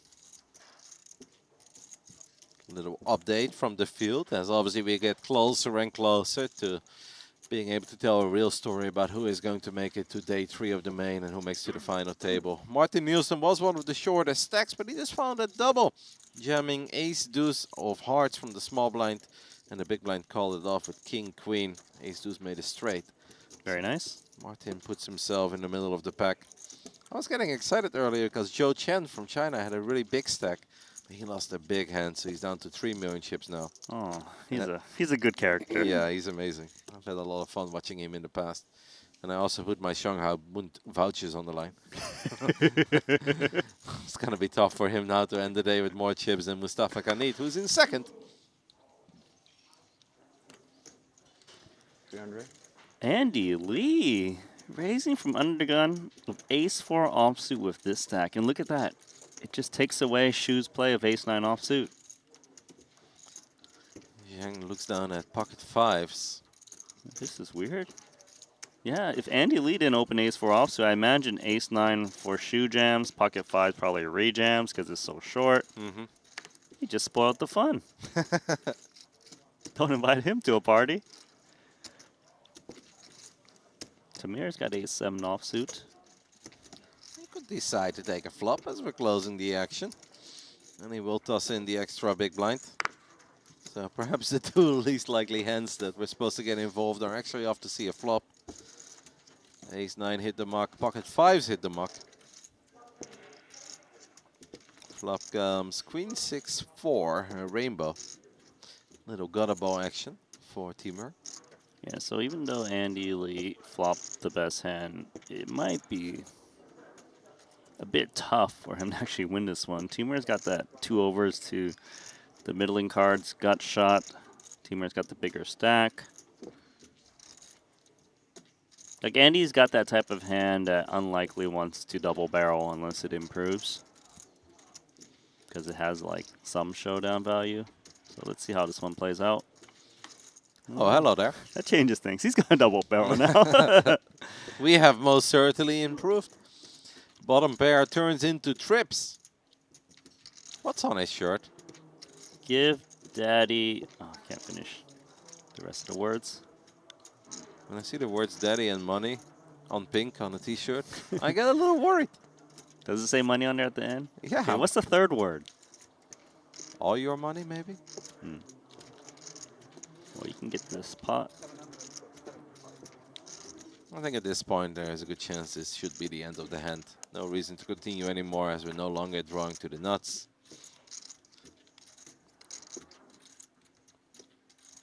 Yeah, and you don't want to be check calling with high card out of position. That means that Andy, the man from Singapore, is going to take it down against our Uzbeki big blind defender. I've seen a couple, I'm not going to say that we've seen a crazy amount, but I've definitely seen a couple of dudes from Uzbekistan making the journey here to Jeju, South Korea to participate in Triton ONE. It surprises me. Yeah, just like there's been a few Uzbeki flags in the mix there. I'm not going to say that overwhelming amounts, but I'm just surprised to see Uzbekistan being like a lot more represented than a couple of the other nations in that region. I would almost ask you if you have any reason why, but I don't think you have an answer to that question. I do not. But there's a fun fact I can tell you. A new, not a new feature, but a feature you probably don't know about in the Triton Poker Plus app. Did you know? I know everything about the Triton Poker Plus app, but try me, Randy. Did you know you can type in the country and it reveals all of the players from that country? I did not know that. It's pretty cool, right? That is so very I typed cool. in Uzbekistan and 8 names popped up. Now, See? 8 names lifetime at Triton. Doesn't mean this very event. Okay. There's at least 3 unique players from Uzbekistan at this event. That's a lot. Yeah, because I mean, if you would have asked me before, the over-under on participants into the main event of Uzbekistan, I think I would have taken the under there. For sure. That's more than, for instance, Dutch players that I've seen. I know, right? Yeah. So that's a little surprised. And it's not that close either, right? We have our chip leader opening things up with ace-7 offsuit under the gun. What do we make of that, Randy? You say it's okay when you're a chip leader, or is that pushing it? It's more so okay for Shota to do it rather than Andy last hand of ace-4 offsuit without the big stack. Shota just pressing with the ace. I think it's okay, but it is slightly loose. The flop comes 8-6 deuce rainbow. Both players is sitting on ace high. The one thing that I think is a tiny bit annoying about it for Shota is that there are a couple of short stacks at this table. And then we might have to decide call it off with ace-7 off. Yeah, so he's just praying they don't jam on him. I mean, you're allowed to pray when you play. It's not the best strategy, but how often do they really wake up for hand, I suppose? Timur from Uzbekistan was involved last hand. And he's involved this time around from the small blind with ace-10 off. He's not giving up on his beautiful pre-flop holding yet, despite the fact that this is not really his board. It's a solid call there, Ooh. and he found a situation to win more chips against the ace-7. He's going to win a lot of chips. At least by the looks of it. Shota was betting with nothing. How do we navigate this turn when we end up with something? It's one of the best turns you could ask for. Much better than a 7. But we can see it's not. Might bet here once again. Looks like he will. Oftentimes when you bet ace-7 here on the turn, you check back river because you don't really expect to get called like 3 streets. Turn and river by worse. Timur looked very unhappy when he saw chips being wagered. How many miles? Doing the reverse tell or what? When players look in pain at this table, you know they've got it. Mm-hmm. The river comes. The 7 of diamonds. Are you kidding me, Randy? Somehow, Nakanishi, our chip leader, ends up best with ace-7 versus ace-10. Wow. Best turn card and then the best river card for Shota Nakanishi. His opponent has like the perfect hand to pay off with too. How does he do it? Is that how he became the chip leader? Maybe. 1.5. I mean, we're always just calling here, right? Raising seems a little unnecessary. We've got 6.7 million behind. The pot is big enough as it is. I'd be more than happy to win this pot with ace-10. I think you win enough as call of ace-10 that you don't need to ever consider turning itself into a bluff. Nah. So, I just think, yeah, it pays. You just have to pay off here. There you go, Shota. I'd be tilted. Yeah. Now you can shake your head. Yeah, that is actually a bit of a tilter. And that means the rich get richer. Shota extends his lead over the rest of the field. He right now has over 21 million chips to work with. To put things in perspective, currently second place on the leaderboard is JP from New Zealand. He's got 14 million. That's a serious lead. It's a serious lead, and that's a serious stack right there. And he actually showed up to one other stop at Triton in Vietnam. Played only short deck. Ooh. So I guess he might be a short deck specialist because I was told that he won a short deck bracelet back in 2022. Someone has to tell him that a7 cannot make a straight in Hold'em. What do you think he knows? Sorry, you got me good. That's not supposed to get me, but you got me. Aye. Well done. I'm happy to make you smile, Randy. That's what I'm here for. Imagine him making short deck jokes. Like, deep in the tournament. But he's doing good. He's doing very... yeah, that's an understatement. It's a little bit of understatement. Yeah. 51 left in the second edition of the Triton ONE main event. Obviously the largest field. And he is chip leading by a very large margin. Min Lee looks down at Jack-7 offsuit. I know that King-10 offsuit has been the hand of the tournament. I've seen a lot of interesting hands with Jack-7 suited and unsuited. I think back of day one where Josh McCauley was very short and he got it in with Jack-7 and he somehow beat pocket jacks. But then in the last 2 hours that we covered, obviously Mustafa, the final hand, Jack-7 of hearts once more, and battling it out with aces and getting there on the river, winning a big one. We also can't forget about Yuna's Jack-7 suited 4-bet rip on the final table. There you go. Thank you. Almost forgot about that, but how could I? Andy is going to limp from the small blind, and our chip leader says, "Did you see my stack, sir? There is no limping here." But he does have a real hand. That probably helps a little. Ace-Queen can make a straight. I don't think he needs a good hand to make that move. Did he even look at his cards? 51 left. We'll keep you guys updated.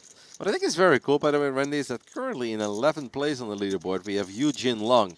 And I like to refer to him as the bounty hunter, as he collected 9 bounties in that 5K mystery bounty a couple of days ago.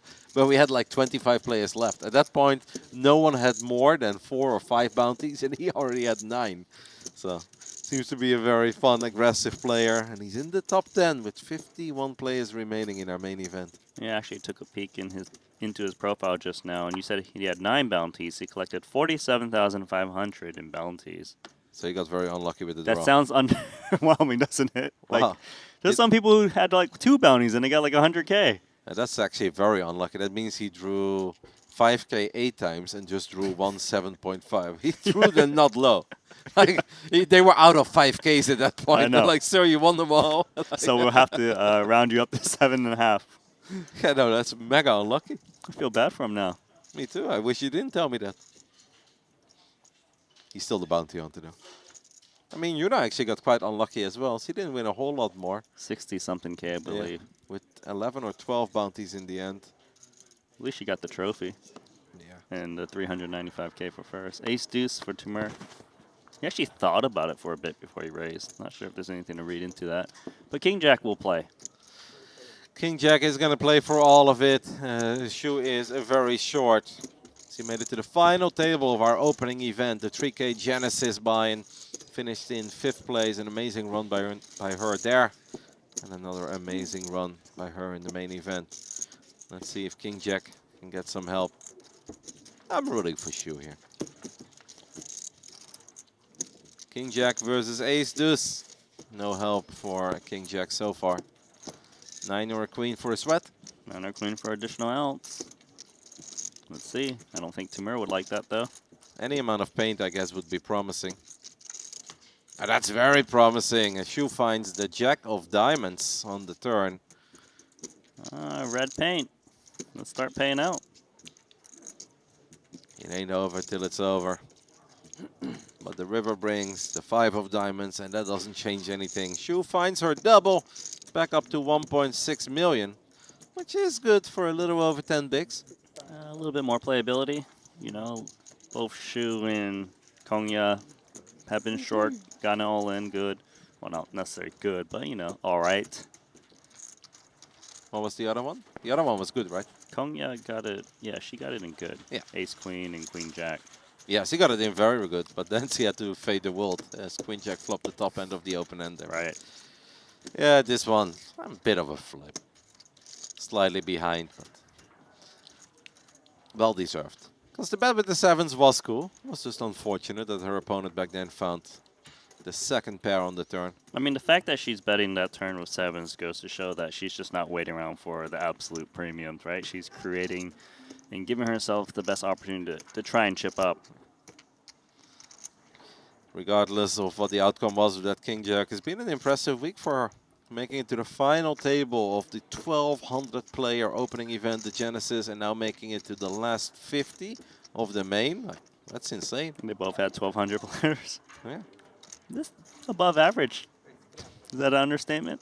That is once more an understatement. I see you coming in cautious, but forget about that, as we've got a mystery hand, Randy, and I know you love the mystery hand. Everyone over at Twitch, Kick, and YouTube loves the mystery hands. We have Min Lee opening things up with Ace Jack offsuit under the gun. And Timur from the hijack, who's been chipping down a little, keep that in mind, makes the call. That's a good point. Not sure if that's going to change his ranges, but something always to keep in the back of your mind. Does make a flat. So a lot of flats immediately. I like to rule out all the biggest hands, like queens plus, ace, king, jacks. So we start looking at broadways, king, queen jack suited, pocket pairs that aren't good enough to get it in. So what, 7s, 8s? Yeah, I think that's a good starting point. I mean, you've covered half the starting hands. I'll narrow it down. I think you've nailed it. Flop comes ace, king, queen, 2 hearts. I mean, that's a pretty flop for Min Lee. You can't be hating life too much when we open ace jack offsuit under the gun. I mean, it's top pair nut kicker that isn't 2 pair. And he shouldn't really have to worry about 2-pair from Timur, right? Ace-king, ace-queen probably speaks up pre-flop. I think the main hand he should be concerned about, if he is behind, is Jack-10 that flopped the nuts, Jack-10 suited, or King-queen. But you start not ruling out Jack-10, but since you're holding a Jack, it makes it a little less likely. So maybe more likely King-queen. All right, that's or the hand of the week. King-10. Could it be King-10 of diamonds? It shouldn't be, because it would be quite the overplay of King-10 of diamonds. He announces the raise. The bet was 250K, and Timur comes over the top, makes it 700K. Is it ever 10-9 of hearts? Possible? I mean, I'm not. But would we raise that? That seems we crazy. We might not raise. We shouldn't really. Because then we can get blown off our equity, right? I'm going to put him on value right away. King-queen? King-queen, Jack-10. No. Turn brings another queen, the queen of clubs. King-queen would make a boat, Randy. King-queen would make a boat.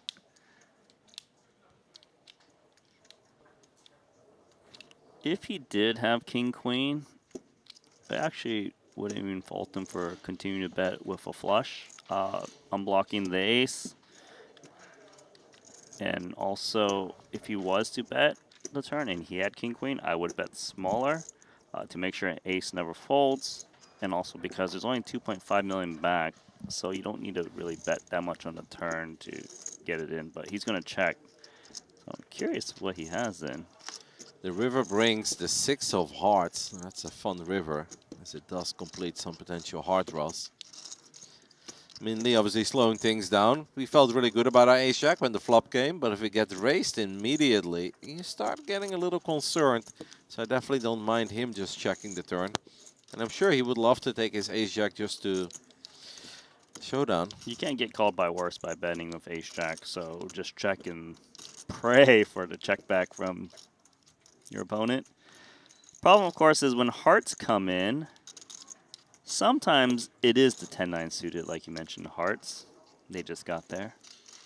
Yeah, I would just be, like I said it, I was like, it could be a hand, but it'd be very, not silly, but dangerous to be raising 10-9 of hearts on that flop. I agree. He jams now. I actually think he's got King-queen. I like the King-queen shot. I like the King-queen shot. If it's King-10, he's an absolute gangster. Yeah, of course. I go in King-queen. I think there is a chance of ace-queen. Maybe he didn't want a 3-bet against like the 22 big blind open. I can see that. But I'd be very shocked if it was like Jack-10, because I think Jack-10 has a lot of reasons to keep betting the turn with flush draw out there, board pair. And ace-queen would also make some sense as a flat, like ace-queen offsuit. Yeah. And would make a lot of sense as a raise on the flop. So I actually like ace-queen as an option as well. King-queen, ace-queen. Yeah, and if you turn the boat like, shallow stack, 1 SPR remaining, just check turn, it makes a lot of sense to me. He shows up with a bluff here. Like, this guy just deserves the pot. Hand gets revealed, and it's Jack-7 again, and we're like, what? How did we get Jack-7 of diamonds. Oh, not possible, I guess, with Jack of diamonds in hand. But he folds. What you got, Timur? Pocket eights! Holy. Wow. Oh, God. This guy, he's a boss. That Holy. is sick. He raised the flop on ace, king, queen with pocket eights. Check the turn. Flush gets there. Jams. I'm speechless. Wow. I'm speechless. That is one hell of a move there by this man. So did I nail it? No, you did not. Neither did I. I think we failed. That is a D-. I felt like your thinking process was on point. We did mention it you did mention it one time where you're like, okay, if he's just flatting, we're going to rule out the premium pocket pairs. And it could obviously be some of the pairs that are a little bit too good to fold, but not strong enough to jam. And you went 7s, 8s. I mean, thanks for trying to save me. Yeah, but obviously, like when he raised that flop, I'm no longer thinking about 8s. Amazing, amazing hand there by Timur. As we take a look at the table that we were covering earlier, at least a couple of the faces I recognize. We see Daniel DeForest there. We see Fan Chi Wei, who received more stars in the Triton Poker Plus app than anyone else. That surprised me a little, by the way, Randy. He's somebody we don't know then. Obviously, it was really fun watching him the other day. Lots of smiles. It's very good. And to make players aware, we are now going to introduce fast action. Fast action is in play when there's no chips being placed into the pot. Each player will receive 10 seconds. After that, during 10 seconds, you will be into your time back, but only for a maximum of 30 seconds more. At the end of the 30 seconds, you will receive a count of 5, 4, 3, 2, 1. Once chips have been placed into the pot, we revert back to normal. Players will receive 15 seconds and may use the full time bank. 29 minutes remain at 75,150, 150. Wish you all the best of luck. Start dealing again, please. Public service announcement there for introducing the fast action. Yeah, but why now? I mean, earlier or later? Fast action is in play now. Okay, fast action is in play. So the difference here is normally they get 15 seconds of pre-flop time to act before their personal time bank is utilized. Now they only have 10 seconds to act, and they can only use 40 seconds of their personal time bank. So they can't use like the whole 5 minutes if that's what they have. And the reason they're doing this is to try and speed up the game. There's a lot of stalling usually at this stage, mainly because the pay jumps are huge, right? With every time in every pay jump. So yeah, it's a new system. Last time, oh hold on, aces, aces.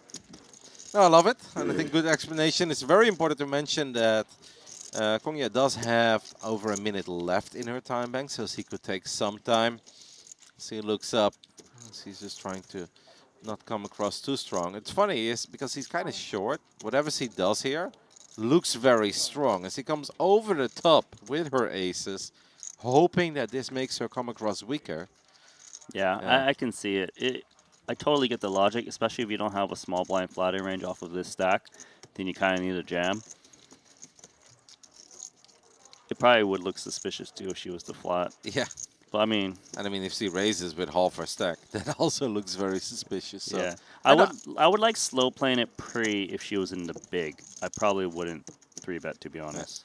Because if we are just flatting from the small blind, we're really pricing the big blind in, and that could be the end of our tournament. And we are this deep. Your tournament life matters. Shu Erdun will let go of his king-queen off. Unfortunately for Kongya, no extra action there, but she does continue to chip up. And that is good news. She's closing in on 20 bigs now.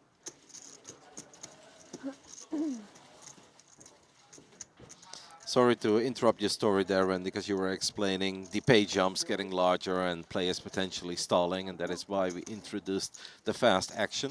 But obviously, if we have aces, we have to... No, of course. You got to pay some attention to the aces. We do have a pay jump, I believe, when 5 or 6 more players get eliminated from here on out. As everyone is guaranteed. What's the guaranteed payout right now, Randy? 26,000. 26, and the next one goes up to like 31.5. 31.5 at 39 players to act. So the fact that they introduced the fast action now makes me think that they were observing the outer tables and feel like some tables are playing a bit too slow. So that's their kind of counter for stalling. So 10 seconds per turn and 40 seconds per turn max. Only if it's an unopened pot. Like once this raise happens, now Kongya just gets the regular 15 seconds and she uses personal time because there's action in front of her. Alrighty. Pocket raise has announced all in for 10 big blinds exactly. 8-5 of diamonds is not going to come along for the ride. I would get worried if our man in the big blind, the other shoe, starts looking concerned. He looks concerned, but this time he does fold. Concerned, sigh, call. No, you can't do that. No, I cannot. All right, Shuchan continues to see some chips head her way. Nice recovery after that hand with the pocket sevens did not work out. Has more than doubled ever since. We'll take it. I believe earlier when I checked, we still had 3 ladies in the mix of the last 50 players. Triton ONE really has been an excellent showing by various ladies from around the world. Seems like it's difficult here in the main, but there is still hope. Of which 2 of the ladies are on this table. That is true.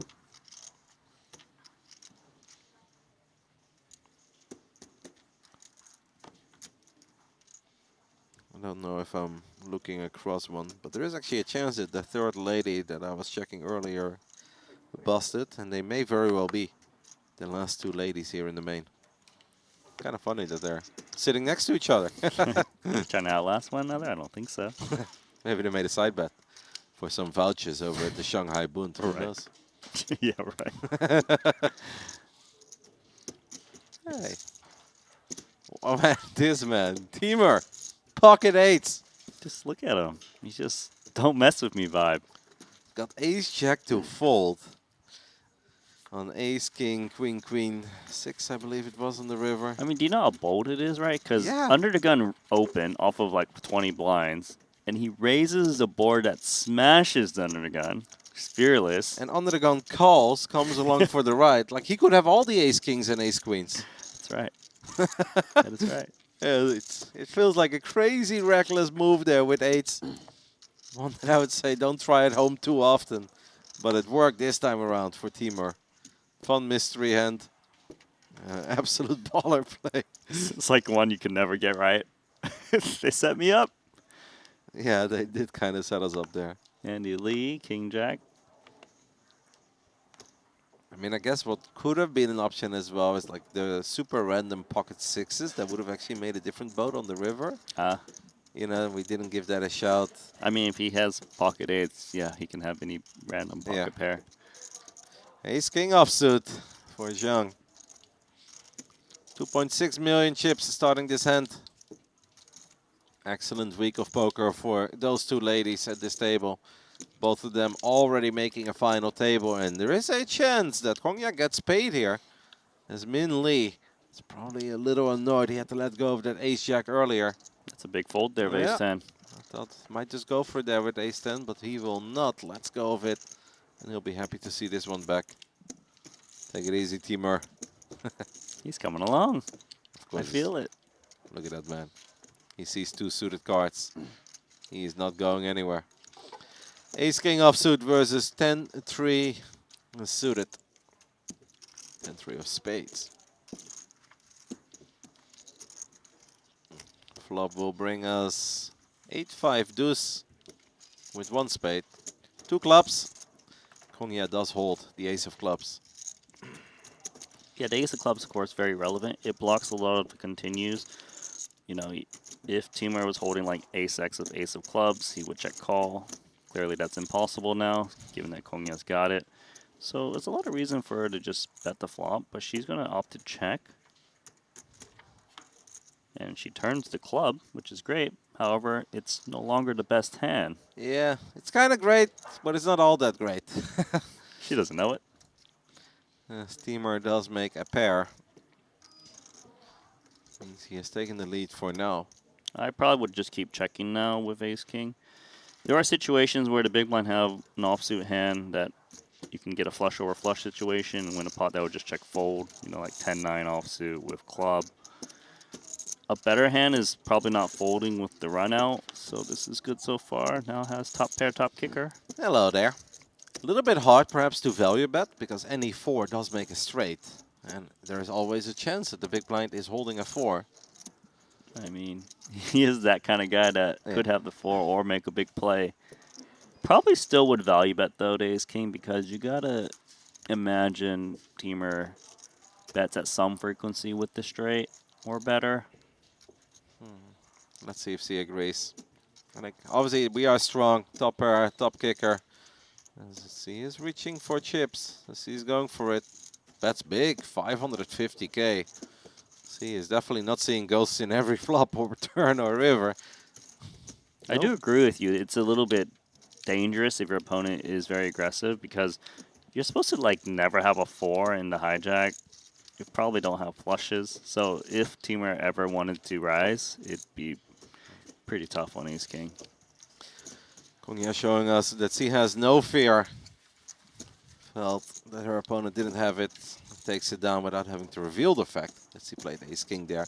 I want to give a shout out to Aram Ogenyan. We had him on the feature table yesterday. He was one of the biggest stacks Very fun character to have. I know Griffin Benjer is a big fan.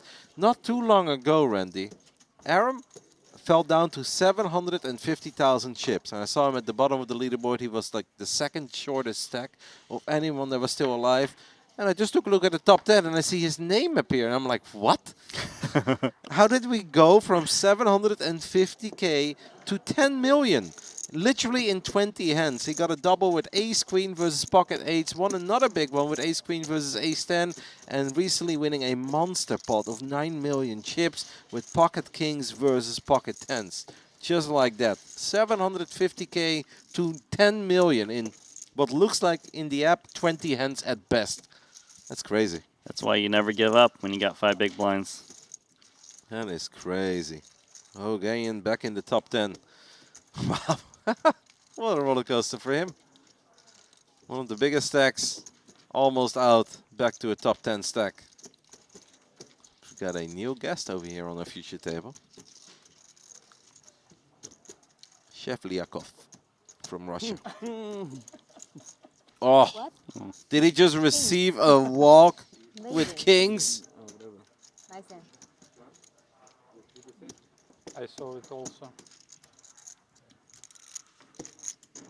Nice walk, sir. Nice hand. Well played. Shota needling him. Yeah. For 3 Someone hours. just say you win? Yeah, you The win. only time you never open UTG for 3 hours. Congratulations. Did you hear what he just said to his Yeah. neighbor? It's the only hand you haven't opened UTG in the last 3 hours. As he looks down at Kings as we take this opportunity to give another big shout out and a thank you to our title sponsor for Triton ONE, QQPK. They support the game at the highest level and bring the action to poker fans around the world. I hope you guys have enjoyed the last 9 days with us. If you are watching over at YouTube, please give us a thumbs up. It helps out the coverage in a big way.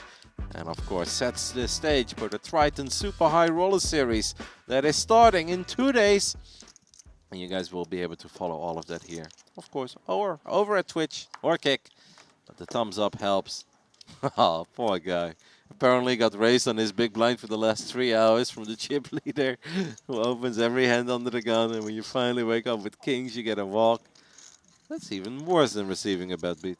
Yeah, it's pretty unlucky because Shota has been raising so wide from undergun too. Yeah, like we've seen him twice so far, I guess, being under the gun, right? Because we haven't been here for all that long yet. And I do believe he has indeed opened both hands, UTG.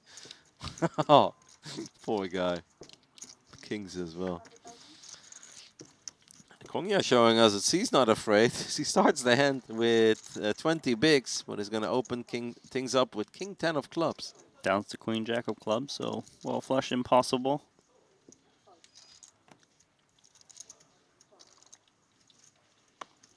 We had a straight flush earlier today on the future table. Huh? I mean, I wasn't here for it. I was just watching the stream. 10-6. That's a battler.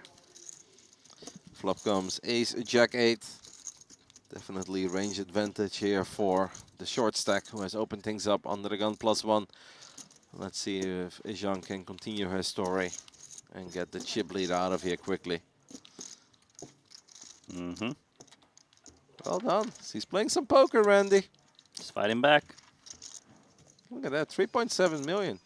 He had less than a milli not too long ago. It was very short. She had less than 10 big blinds.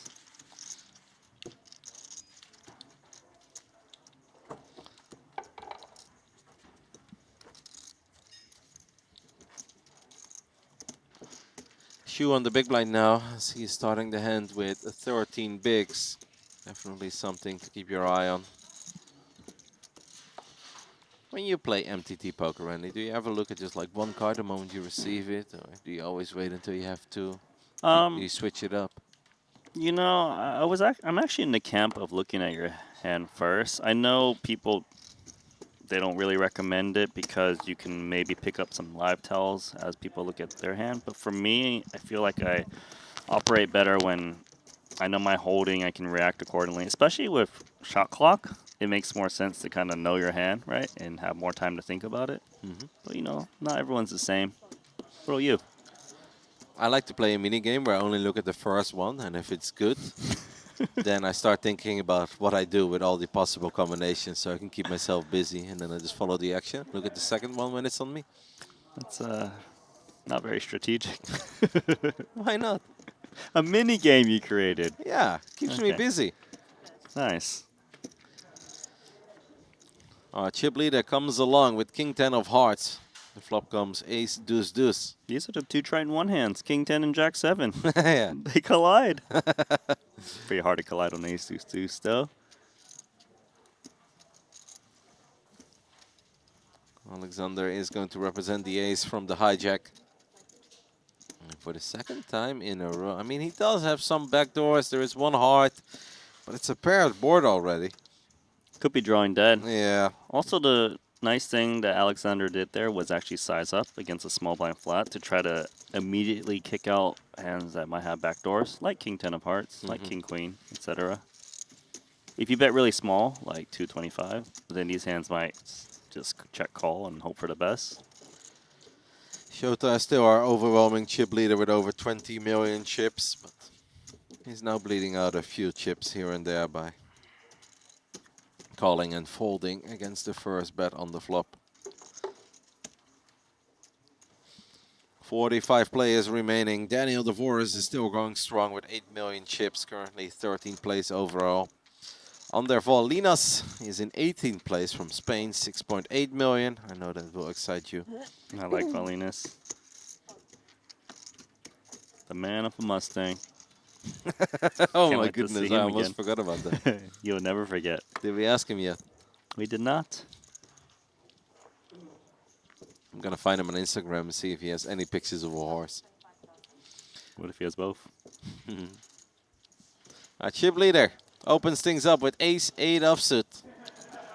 As Young takes a look at 10-7 of hearts. He has been chipping up lately. Seems to be doing quite well against the chip leader, Randy. Good hand to defend with. Shota might be like, man, why can't you just stay away? Never mind. Come on in, because I've got a full house.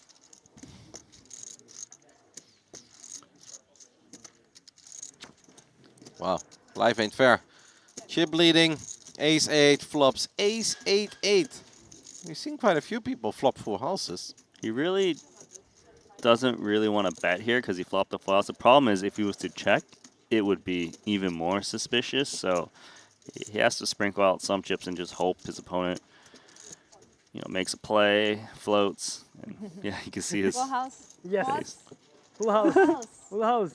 That was a good read from Konya. So ace-8. So he's locked in. Same position. Ace-8. The flush. Ah, yeah. I never forgot this hand. It happened before. That's right. Flush with flush. She'll never forget. Shota already forgot. It's like, oh, that's right. That was one of the 16 boats I flopped on my way to becoming the chip leader. Yeah, he's got a fleet. Yeah. He's like, was this one of the many? Shu Erdun looks down at ace deuce of diamonds. He is first to act, starting the hand with less than 20 bigs. Let's go with it. Randy, do you remember the first time around? Triton ONE. We had some side fun. We didn't just commentate these beautiful MTTs. We also did a little cash game back then. The Squid Game. You taught me all about the Squid Game. They had these little characters on the table from Squid Game, right? Yeah, that's the name of the show. Yes, like, yes. That's why they call it the Squid hot Game. take. Is there any chance that we are bringing back the late night cash game action? Oh, we for sure are going to have a show because the plan right now is after we play down to a final table on the 14th. Which is tomorrow. Oh, which is tomorrow. That's very quick. Yeah, there's going to be a Nolan Hold'em show game. It's going to be 7-handed. We're going to keep the players a secret for now, but the stakes are going to be very big. You're not going to want to miss that. So once we, get to our final table, don't run away. So we have bonus poker coverage coming tomorrow. Yeah, that's what we do at Triton. We always have bonus coverage for you guys. 10-6 deuce with 2 spades. Min Lee has been chipping down, had a beauty of a hand pre-flop here. Queen Jack of Hearts, but it's not the best flop ever. It does have all the backdoors. The backdoor straight rolls, the backdoor flush rolls. I mean, these are solid backdoors for Queen Jack and 2 overs to the whole board. Yeah, the only thing that becomes very annoying is like, what if you turn, we know it's not possible, but the king of spades, for instance, and it's like, Oh, yeah. For him, I think the reason he just let go is he's so short. He knows these 200,000 chips are very important to him, so if his opponent does have a hand and he check calls there, it actually hurts him quite a bit.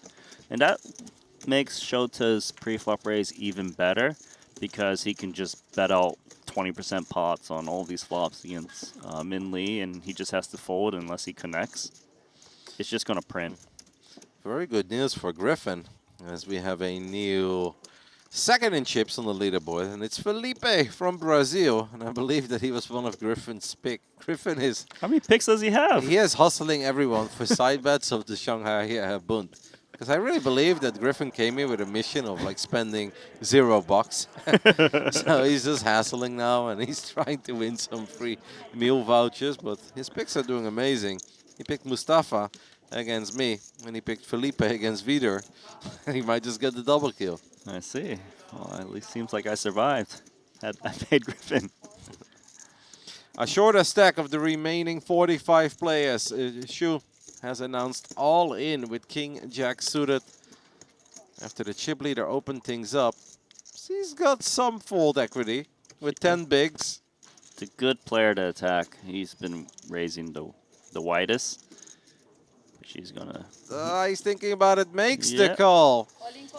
Shu needs help. A7 is ahead versus King Jack suited, but it's not by a whole lot. It's a coin flip. I mean, didn't we see this before? She got in King Jack against Ace Rag. Different player, of course. That is correct. Can she do it again? She did the Jack on a turn last time. Here we go. Flop comes 9-8-5. That is no good yet for Shu. We made it to the final table of our opening event, the 3K Genesis. That one started with over 1,200 players as well. Now final 45 in the main. The ace is really bad news, as that will do it immediately. Shota wins a small one for him. Unfortunately, we have to say goodbye to Shu, as he will leave this table. Finishing in 45th. Another amazing run by her. Unfortunately, no back-to-back final tables. Whole day. Disappointing, but like you mentioned, a good run. 2 cashes, a 5th place in the 3K Genesis for $138,000. Spent 8K of that into this main event. Another cash. It's a good run, but that's it for her Triton ONE. It's a good run, but it always stings when you get so close to, those final 2 tables. The final table, which would make for an amazing story. And then also losing against Ace-7 off. I get always extra tilted when my tournament exit is against a hand like Ace-7 off. Right. It's not like, oh, Ace-King or Kings. It is what it is. She played good. Ace-7. It was actually kind of close there, I think, for Shota. Like, I know that he's the chip leader, but Ace-7 is not exactly a mandatory call there for the 8 extra bigs. That's a very good point. It's a little splashy for 10 bigs total. I think there are definitely a lot of players that would just fold, but Kongya... Every time you start a sentence, Randy. I want to go in a monologue and she gets aces. She might become your biggest fan ever. She might send you a message in the break where like, keep on speaking, Randy Lou. Because every time you start telling a story, he wakes up with aces. Is Min Lee going to get away this time? Last time he folded Ace-10 offsuit for a little bit more chips. Yeah. Back then it was Ace-King, right? Ace-King versus Ace-10. Correct. Announces all in, and that is very bad news and unfortunate timing for Min Lee. Nothing that the other Shu can do here. Shu Erdun will let go of his Ace-6. I mean, for anybody to do anything here, they need to wake up with an absolute monster. 还拿张 A 哦。 Aces for Kongya. Min Lee. He's like, do I see this right through my ginormous shades? Yeah, shades need to come down and This off is- completely soon. This is like the worst hand you can have against aces, by the way. Like Can't make a straight. Ace-9 off. I know. This is as bad as it gets. 5%. When your tournament life is on the line, you've got 5%. She's smiling. Can you blame her? I'd be smiling if I'm going up against Ace-9 offsuit. As the flop, Queen 6-4. Obviously brings no help to Min Lee. So what does he need? Perfect, perfect? 9-9? Running nines. Nope. That will do it immediately. GG. We have to say goodbye to Min Lee as he gets eliminated in 43rd place. And C's on a real heater. She is. All right. As soon as the next cards get distributed, we're going to test this theory. I'm going to ask you about pickleball, and you can start talking. And let's see if Kongya can find aces again. Yes, I need to be in mid-sentence when she gets to peek at her hand. What a hour it's been for her. She had less than 1 million chips when we brought her over to the future table. Yeah, when she reshoved, she barely reshoved like 2.5x, I believe, of the open than when she had ace-queen versus the queen-jack of Shota. Here she is, 34 big blinds, a dream turned into reality for her. 42 remaining, 5 million chip stack. And a weird connection to you. Whenever you go Weird on. connection to me. Well, pocket sixes this time around. It's still something, isn't it? Mm-hmm. She can open now. Like, she's got a perfectly fine stack to just start opening some hands. I mean, table presence has changed. Yeah. He just looks jealous, by the way. He just eyed her, and he looks jealous. He's like, that could have been me. I could have had aces a couple of times. Like, how does she get all the hands, and I'm just sitting here with 5-3 of clubs? Oh, but this is a boss, big blind, pocket nines. We know he likes to play his pocket eights on the big blind. He's definitely going to be calling No, here. that wasn't even big blind. That was just from middle position. Yeah, that was middle position versus UGG. Yeah. Quite a bit different. Mm-hmm. Here, a little bit too deep to 3-bet for Teamer, so he calls. Flop comes Queen 5-4 with 2 diamonds. Teamer does have the 9 of diamonds too. Only 42 remaining.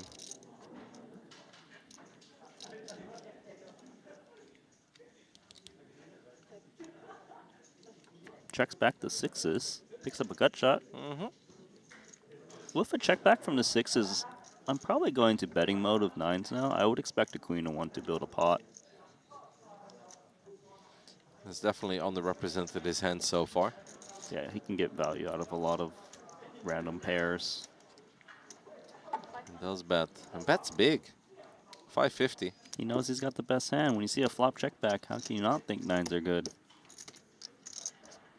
Teamer is pretty cool. I would hang tight with sixes here. We've got a gut shot. Yeah. There's 2 flush draws out there. Are they moving Daniel DeVores over to our table? We're off to a river, and that is the 7 of spades. So spades get them, and much more importantly for Kongya, her straight gets there. What a river card. What a great check, by the way, by Teamer. Bet when he was ahead, and he checks when he's behind. The story wouldn't make a lot of sense, though, for like a queen to bet here. I wonder what size Kongya is going to choose. She just has... I like small, to be honest. It's... like 500K, give or take? Yeah, 5-6, something like this. The reason is it's very hard for her to be bluffing with the line she's taken. You know, backdoor spades got there. And, wow, that's a big check. Is that a Teamer effect? That's very conservative, but Sivo at least received the good news that 1.9 million chips are heading her way. Yeah, very, very conservative there. Afraid of the spades getting there. You know, she's afraid that Teamer is going to wake up a check raise, and ooh, wow, that's a tough. She should be afraid of her new neighbor too. Good thing she's got position. But this guy's, he's all right. I don't know if that's good, man. I mean, I don't want to see him anywhere near me, unless I'm in the hallway and you can just say hello and ask for a picture. But when we're deep into the main event of Triton ONE, I don't really care if he's on my left or right. Daniel DeVores, Canada. 26 million in Triton earnings, 2 titles. Yeah, pretty good. First hand is Queen 8. Obviously a bit of a surprising check back there by Kongya. What I think is relevant here as well, Randy, and this kind of sound very fishy by me, but it's just an emotion that I'm in touch with where, you know, mentally he was probably like almost out of it. Of course, chip in a chair and nobody ever gives up, but you just know it. Like realistically, you know, if you enter a future table, new level, blind's gone up, you have less than 10 bigs, you know you're going to be at risk more than once, and you're kind of okay with it, knowing that your tournament life is going to be on the line. And it goes well. And it goes well again, and it continues to go well. And suddenly you've got a very healthy stack with like over 30 bigs. And you find yourself on the river there where you've got a very strong holding, 1.9 million in the middle. But you know that if you bet and you get raised, like life just becomes awful again. So Cetus played it very, very safe there. I think just, yeah, very happy and like satisfied already with the amount of chips that he's working with. If she takes that down with her 9 high straight, even happier. Did he miss out on value there more often than not? Yes, but I think it's just like calm down the rush a little. Like I've done amazing. He's done better than he probably could have dreamed of 40 minutes ago. Yeah, I certainly hear where you're coming from. I think we also can add the fact that when you're betting for value, you know, you got to ask the question, what bluffs can I have in that spot? The truth is, probably very little. So she felt like, well, if I bet here in a spot where the guy can't really bluff catch against me because I'm never bluffing, then why open that door, like you mentioned, to perhaps maybe get checked raise? Right. And then life just becomes very, very difficult. It was conservative, it was tight, but she's done absolutely fantastic in, I was going to say 40 minutes, but it's been an hour actually. It's been a fun table as well. A couple of really cool hands, of course, with our chip leader. This is cool, by the way, now as well, because now we have the chip leader, but he's got Daniel DeVoris on his left. Yeah, let's see if he actually changes his play or not, or if he's just unfazed. Blinds did go up to 100K, 200K. I think Andy is going to be upset for the next hour after he got his walk with kings. And I can't blame Andy. Might have missed opportunity there with the sixes, but still took it down. And Konya now looking at over 6 million chips, 31 bigs, even after the blinds have gone up. Oganyan from America is in the top 8, 12 million. It really is worth, just for fun, guys, if you have the Triton Poker Plus app, download it, install it on your phone or iPad. Take a look at Aram Oganyan, click on his profile, and look at his journey. It was up, up, up, up, up, up, up. It just completely crashed, was left with less than 1 million. And in 20 heads, he has completely rebuilt his stack. And he's now looking down at over 12. It's crazy. He's still moving up. Yeah. That's right. Hey, Joe Chen also made a great comeback. He was down to 2 million. I almost gave up on my voucher side bet, but my man is back. You cannot give up on Joe Chen. He's also been on a sick heater. From 2 million all the way up to 9. I wasn't totally giving up on him, but, you know, when Griffin has a guy that is looking down at 15 and you've got a guy that's looking down at 2, you know it's going to be tough, Randy. Little small blind versus big blind action. Queen, Jack 3. Shota flops best with middle pair. Jack, no kicker. Daniel DeVoris seems like he has lost a few chips ever since we started following his table, because I believe he left the previous feature table with over 9. Makes the call here, Randy, with 9-8 of diamonds. Finds a 9 on the turn. Obviously does not put him ahead. Are you surprised to see that call? I'm not, to be honest. Probably because he expects Shota to just bet the flop with a lot of air too, so it often just gets checked to him and he can steal it on the turn. Maybe he spikes the 10, and I don't think he needs to be worried about Ace-King when he spikes the 10, because Ace-King probably just raises pre when they're the bigger stack, so it seems okay for me. River brings the 6 of diamonds. Both players make it to the river with a single pair. The pair of jacks of our chip leader is still best. Shota should know his hand is good. Target that 9. I guess the Voros does still have 40 big, so calling off one big blind there when we are drawing to the bottom end of a straight, but the straight will always be good. I would have liked it more if there was a single diamond on the board, but the one big blind doesn't truly hurt him. He's not in that kind of territory yet where every big blind matters. No, this pot could hurt a little bit more. It's 2.5 big blind bet on the river. He's got third pair. You think Shota's scared of divorce? He's taking his chips? Be careful. Just kind of poking the bear here. Yeah, I mean, that's maybe a minor problem. If we're calling that first bet with 9-8, if we then do pair up, it feels that we have to protect our hand a little more than obviously if we would flop the or turn the 10. Yeah, it's also tough for Divorce, right? Because he just got moved to his table. He's probably got a little bit less history with Shota, assuming they didn't play on outer tables together. So he has to kind of start creating a baseline. He might have not have thought the Jack would bet the flop too often. So that's why Shota's value bet on the river is quite nice. Pocket 8s for Erdun as he starts the hand with a little less than 14 big blinds. He always looks concerned before he comes into a pot. I'd be concerned if I'm first to act with pocket 8s and it could be the last hand I play. It's a nice holding, but still, your tournament life is very precious. Yeah, it's not exactly luxury.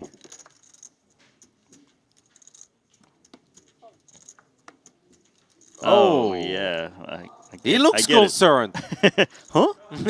What do I do with my pocket kings? This really is the table of concerned looks. Ooh. Wow. This Little is excessive. Still think it's okay. I'm guessing his logic is I don't ever flat here against undergun when they're opening off of that stack. Yeah, it's actually like 4 million, sounded like so much, but since the blinds have just gone up, it is a reshove of 20 bigs, which is actually somewhat standard. Yeah. Does give a potential exit to Erdun. He's asking a count. You can count. It's all in for more than you have. I think. I mean, it is a little relevant, just in case he jammed like, I don't know, 8 million. There's a big stack out behind him. But still, 8's folding. That's a big fold. It is a big fold. It's an excellent fold. Maybe that's why he looked concerned in the first place when he found those pocket 8s. Yeah, you're right. As he opened things up. Andy finding his second kings. This time not receiving a walk. Wasn't on the big blind. At least picked up a couple chips there, Andy. And open, the blinds, the antes. We'll take it.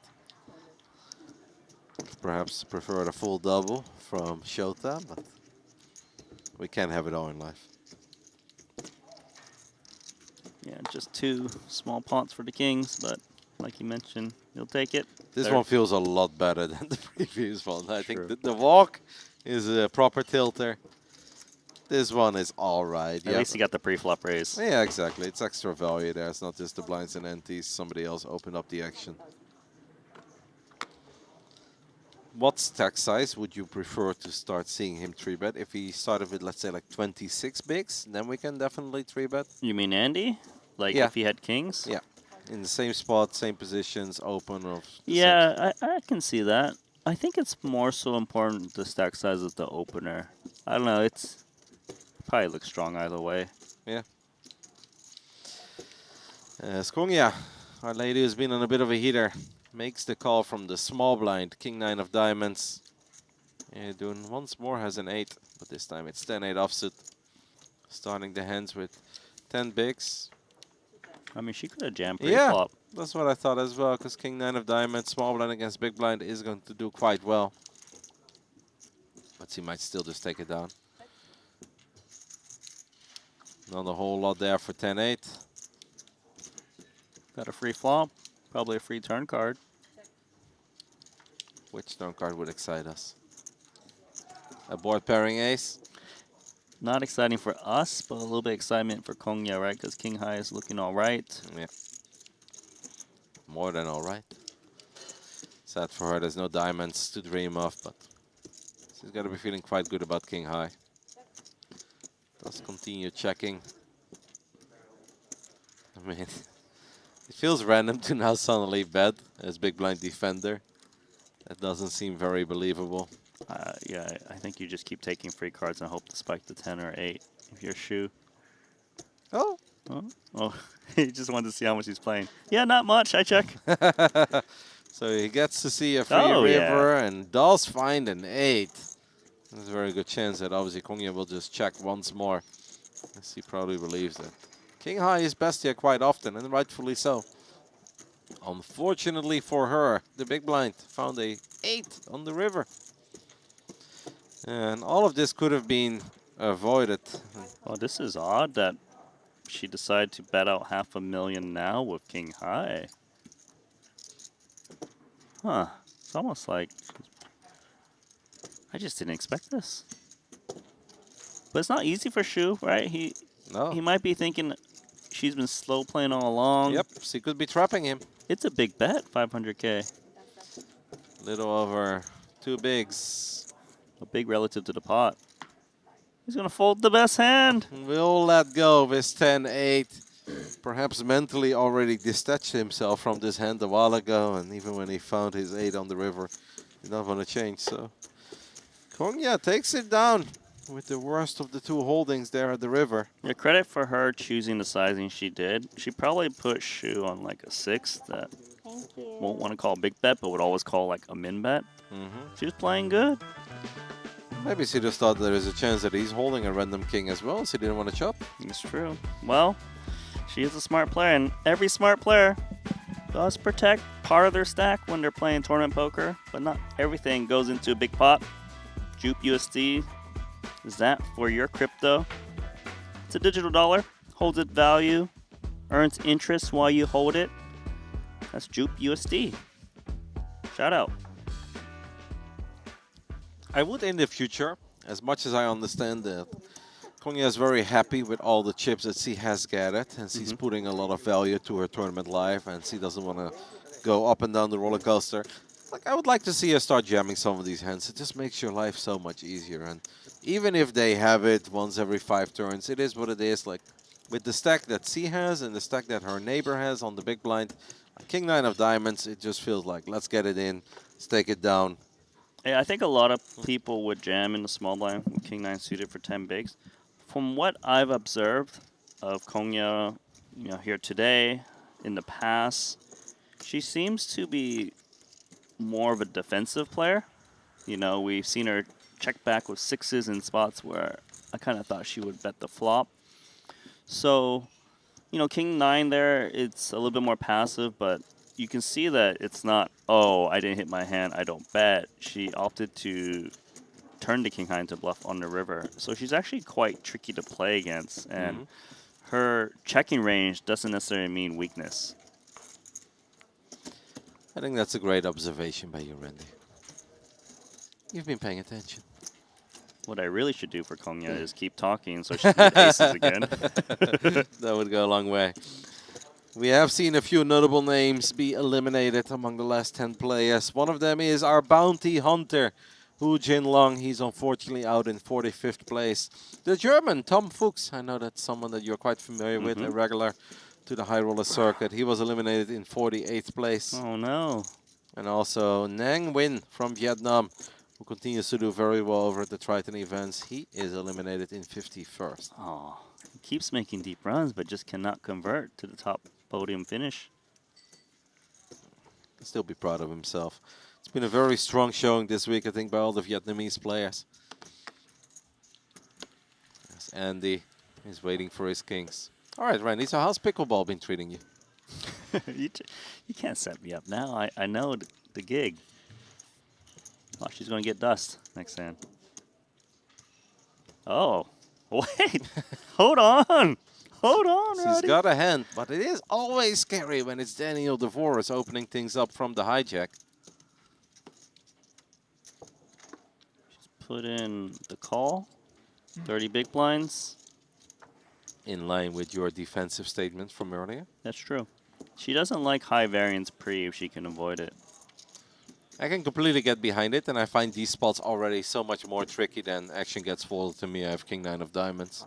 Big blind is short. Let's get it in. Flop comes Jack 4-3 Rainbow. Daniel DeVoris flop stop pair with a 10 high kicker. Annoying flop for Kongya because I believe that my 9s are best here quite often. Only 1 over to the 9s. Daniel, cheeky, hitting us with the check. 9s are feeling really good when you see the pre-flop razor check it over on Jack 4-3. Yeah. But maybe she just keeps checking. It's been more in her style, trying to take off streets, reduce the number of streets of betting. She does check it back. Daniel DeVoris does now improve to top 2 pair. That's a lovely card, actually, for Kongya, despite the fact that it's bad Niels. But now there's 2 overs to worry about. Yeah, and also semi-bluffs are broadways. They pick up a lot of equity. Like, if it's ace-king or ace-queen and you are still ahead, there are some very scary river cards. So, if Daniel bets big here, there is a chance that Kongya will get away. He did a very good job when it comes to the damage limitation. Perhaps a big 3-bet pre would have taken it down, but this is not the way that he likes to go about things this deep into the main event of Triton ONE. I still think her pre-flop flat is pretty good. It's pretty surprising she didn't lose a bet on the flop. I think she might just lose nothing here. Yeah. 750K is the price that Daniel Devoris has set. 2 overs to worry about here for the pocket nines of Kongya. Yeah, very hard to continue. I definitely don't mind the flat pre either. Yeah, I think it's good. I would flat actually off of 30 bigs. Because when you 3-bet, like, yeah, it's great when you take it down, but if they play back at you, now what? Am I really committing 30 big blinds? Like, run into jacks or and something then on like that, that? And on that flop, you're going to lose more. Right, because you can't fold 9s on Jack 4-3 rainbow. Cannot. You have to c-bet the flop to protect. Yeah. They call, something crazy happens. Like, 9s tends to always go in call range off of 30 bigs. Even high 20s. I love that. As we are down to 41, we have lost a fan favorite in Fan Chi Wei from Taiwan. Unfortunately, he got eliminated in 42nd place. Deserves a shout out as he has received the most amount of stars over at the Triton Poker Plus app this week. They love him, Randy. And shout out to Griffin Benger because Mustafa Kennett took the rest of his chips with Way. I don't love hearing that. Oh, I had to tell you. It's okay though, Joe Chen is totally back in the mix. He's at 9.4 million. Oh yeah. He was at 8, he went down to 2, and now he's back to 9.4. So him and Aram just keep going up? Yeah. Yeah, they're both on a bit of a heater. Kongya opens up ace 3 of hearts, 7s for the man who always looks disappointed. Comes over the top for a little over 8 big blinds, basically 9. She probably has to fold here. I just don't ever see her ever being good. Well, she about to flick it in. Yeah, but it's a very good price that she's getting. It's very detrimental to her stack, though. For sure. Well, it's good that she's asking for a count. She was about to flick a chip in. I actually don't know. Like, you would hate to look at the hand like this back and see that this was King, Queen of Diamonds. Is it ever Queen Jack suited? I don't know the answer to that, but if it is, then you're flicking in more. But it might not be. It might not be Jack 10 that you're up against. I think King, Queen is the King, most Queen, likely combo yeah. that you're ahead against. But see, let's go of ace 3 there. It's about to flick it in. Like, wait a second. I should get a count. It's allowed. Shota up to 24 million chips, by the way. This is insane. If you look at his graph, it's like a never-ending upswing. The man continues to get more and more.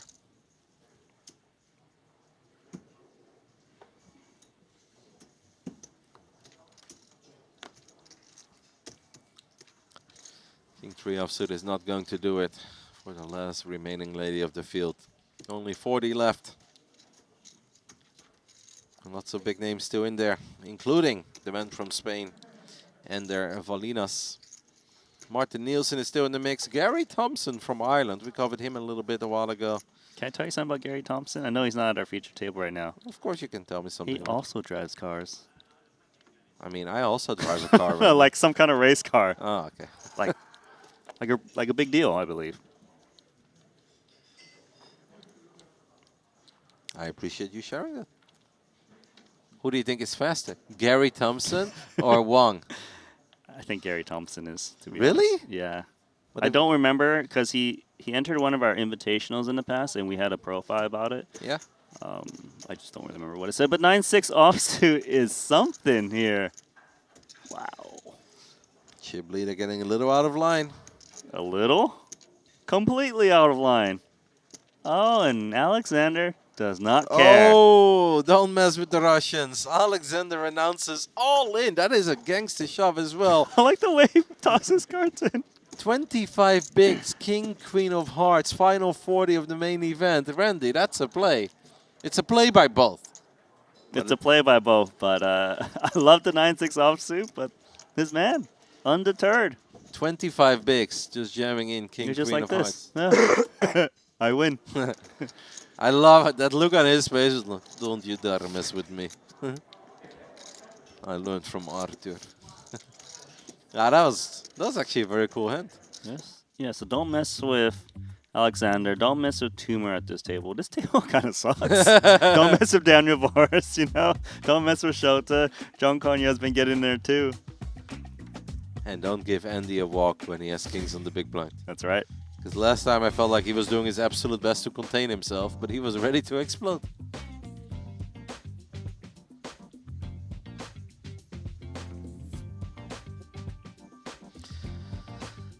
I guess we're getting ready for a little table redraw as well, Randy, because obviously 8-handed poker here over at the Triton events. And after losing Alison Pikazovic, what is his screen name again online?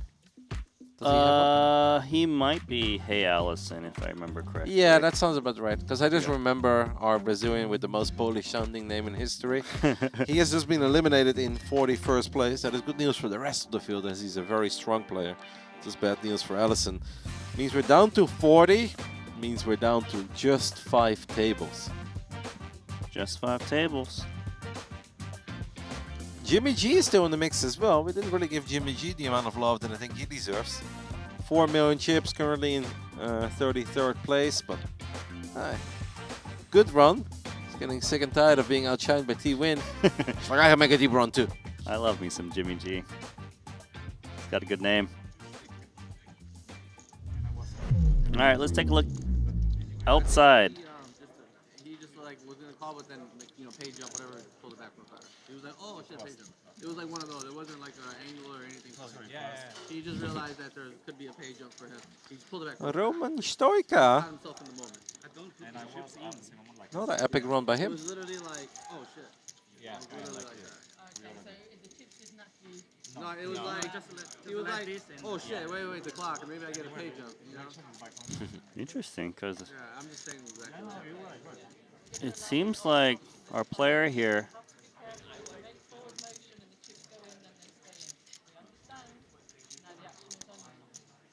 Yeah. Let's hurry up and call and get this Yeah, over call with. before any other problem. Yeah, there's no more action, and if someone busts the same time as you, it's chip stack and stuff, so it doesn't matter. That was very interesting. So he tried to stall there. He tried to call it and take it back to stall and then call again. But here he is. Okay. Are those kings? They look like kings to me. You are right. Always bad news when the kings don't belong to you. There is a pay jump at the moment. No reaction. So no socket on the king so far. Still no reaction. And it seems like the kings have held. And that means that seat 8 is eliminated. Do we know who that was? Yeah, that was Wang Jiayu. Pocket 10s losing to Lin Zhaoyi's Pocket Kings. Loses 3.2 million chips. That's brutal. Yeah, bad timing because I don't think he got that pay jump. Should be getting paid 26K and not 31.5. That sucks, but also this deep into the tournament. 10s versus kings. You're one of the shortest stacks of the field. What do you do? What do you do? There is Girard from France. And Martin Nielsen in seat 8. This table's playing out of racks. I thought you told me that is a very bad thing to do, right? Oh, yeah, if you do that in a cash game, like, just you're gonna lose all your chips. Guess we still had 6 tables earlier. Obviously now, with less than 40, we are down to 5. Who goes where? It's high school all over again. Right. First day after the summer. Who are my new classmates? Mm-hmm.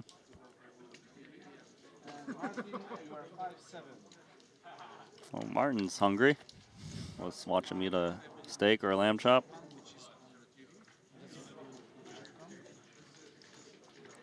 You think Martin is also swimming in vouchers from the Shanghai? I don't think he is. No. He didn't want your $20 in your StarCraft little match or whatever. I don't think he wants Shanghai Boon vouchers. Informal players, tables are folded and we're just breaking the table before we restart. Are you done lurking? I don't know, but I find it very cool to take a little look at the floor. There we have Mustafa. Still has all the chips for the Italians out there. Currently second on the leaderboard overall. 17.2 million chips for Mustafa Kanit. He had a really cool hand earlier with his friend and foe, Adrian Mateus. Adrian got a little out of line.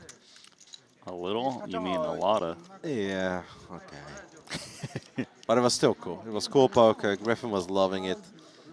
He had this very happy smile on his face for the next hour. Even if we had to say goodbye to Adrian, he thought it was very cool. Mustafa finished as a runner-up, right, in the Bahamas? Was it runner-up? Yeah, I think he took a second place behind an Austrian guy. Which tournament are you talking about? Recently one. It doesn't matter. But 39 players remain. Fast action is still in place. 42 minutes remaining of 100,000, 200,000, 200,000. Oh, Issei Maeda. I saw him the other day, deep into the night. He was kind of hanging in there, and good to see him back. 54 bigs. That's healthy.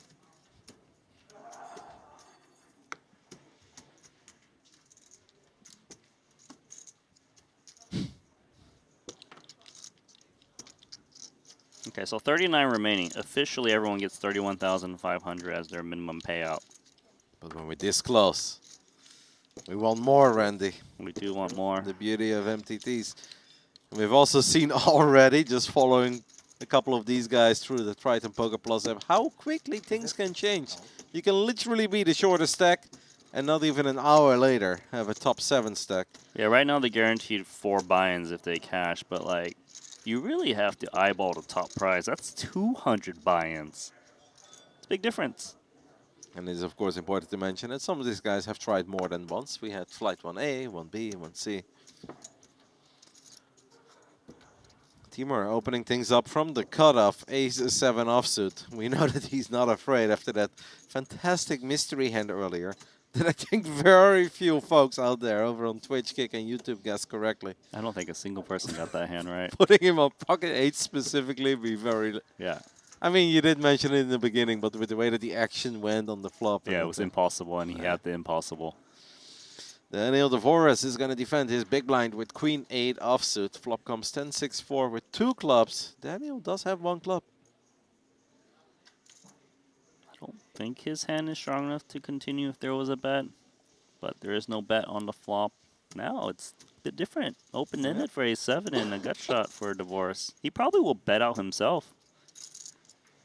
There's a lot of hands that check back flop that just fold out right on the turn. You know, 2 high cards, paint, ace-x. I'm curious how Daniel goes about it.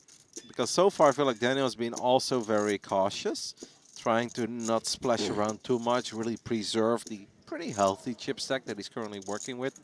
40 bigs, but he does lead out for 750K. And we know that Timur is a warrior. As he picked up that open-ended straight draw with the ace-7. This could get fun, Randy. Mm-hmm. This is a really nice call, too, because when he does make straights, it's very disguised, and he can really induce another bet from his opponent a lot of times. So we're off to see a big river, and the river brings the 8 of diamonds. Well, hello there. Timur finds his straight. Daniel DeVoris does pick up some showdown value. He picks up a lot of showdown value, to be honest. Second pair? You know, because a lot of hands that have a 7 c-bet the flop a lot with that little bit of connectivity with the 6 and the 4. So DeVoris is probably going to go into block bet with his 8. He probably expected 10x or overpair to c-bet the flop. Oh, but he is going to check, and to be honest, this actually might cost him more, potentially, if he does not believe his opponent. But he might believe his opponent. He might. Depends on the size, right? He didn't get to see all of Timur. I don't think Daniel DeVoris was on this table yet, right? When we saw that crazy hand with the 8s. Correct. So he actually doesn't have any data points on him. Joined us a little later. The bet is 1.6 million. That is obviously a hefty bet. Daniel DeVoris has 7.3 behind. So Timur's played his hand with this bet size as I've got a 7 or I've got nothing. Every kind of other showdown value is usually just checking back to try to keep busted clubs honest. But if Dvorak thinks 7x bets the flop a lot, what is it? Very difficult hand to figure out for Daniel Dvorak. 1.6 million chips is very valuable. Yeah. 7.3 is good, but 5.7 puts us in caution. Yeah. Okay, does he expect 7s to see bet flop? Does he expect it to check it back? No, 6-7. Wow, Good lets fold. it go. Good fold. Very, very good fold by Daniel Dvorak. And that is why we love to sing his praise. Timur takes one down with a7 off. Daniel will probably, sorry to cut you off, but I was going to say he probably realizes that, sure, he's not supposed to have a 7 too often, but why would he try and rep the 7 if he's not supposed to, right? So I guess that just concludes he has the hand. Could put him, instead of a7 offsuit, on a suited a7.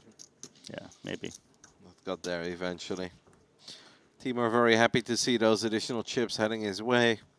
Our chip leader is still Shota Nakanishi, our Japanese man who is not on the big blind. Where is Shota? He's on the button this time around. Interesting spot here for Shu Erdun, as he has ace-10 of clubs starting the hand a little shy of 14 bigs. Open folds, ace-10 of clubs. Fold. Huh. It seems a little tight for me. I'm guessing he didn't like outright jamming it off of 13.5, which I can understand, but he certainly could have just min-raised. Maybe he's afraid of Kongya in the big blind. But I stopped talking. No, you were still analyzing that previous hand. Shoto's Jack-8 suited. Jack-8 suited is going to open things up. Daniel will get out of the way with 10-3 off. Kongya looks down at ace-3 offsuit. It's the chip leader of the entire field, opening things up from the button. That's as wide as it could ever be. She seems a bit deep to re-raise of ace-3 offsuit, so that means you have to just call. See, will call. Ace-3 off, taking a flop versus Jack-8 suited. Flop comes Jack-9 deuce, top pair for the chip leader. Nakanishi, he can't miss. He cannot miss.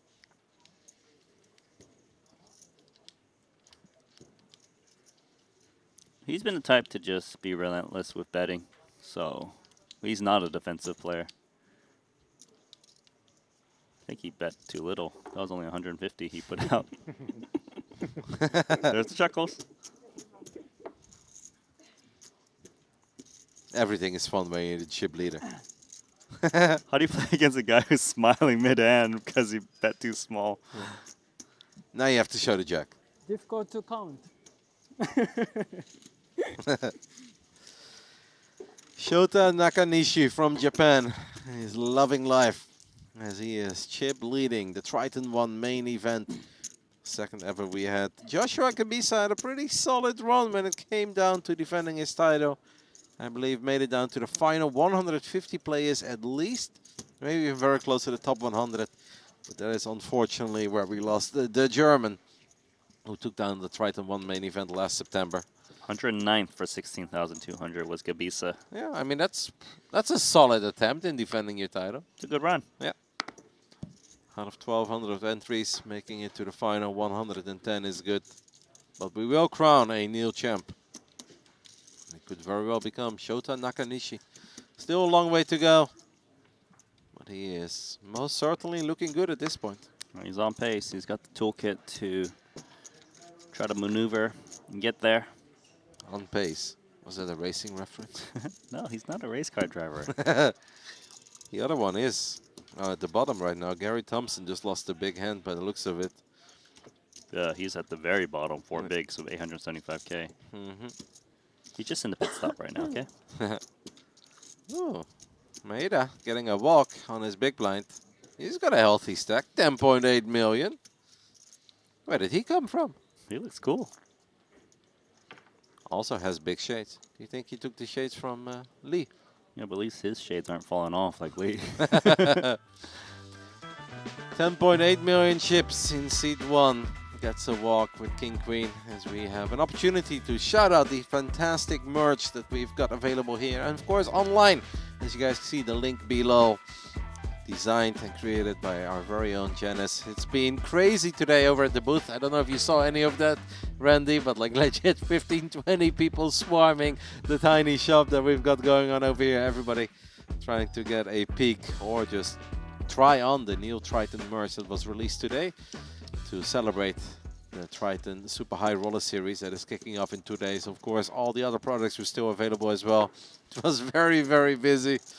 It's one of these moments where I'm sure that Jenny's was loving life, that everybody was so excited over her products, but she was also going a little crazy. She's like, it's chaos, help me. Yeah, I think she's overwhelmed. There's so many people. They're like, I got to get it before it runs out.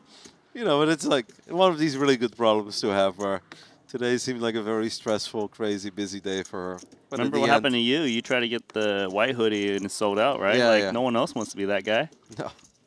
But that's when it was still kind of chill. Today was the day that they released the new merch to celebrate the Super High Roller Series. So today was absolute chaos. Lots of cool sweatpants. And I'm definitely always in the market for sweatpants, Randy, as I am a gamer. And one thing that gamers and poker players have in common is that they love wearing sweatpants behind the computer. Peaceful.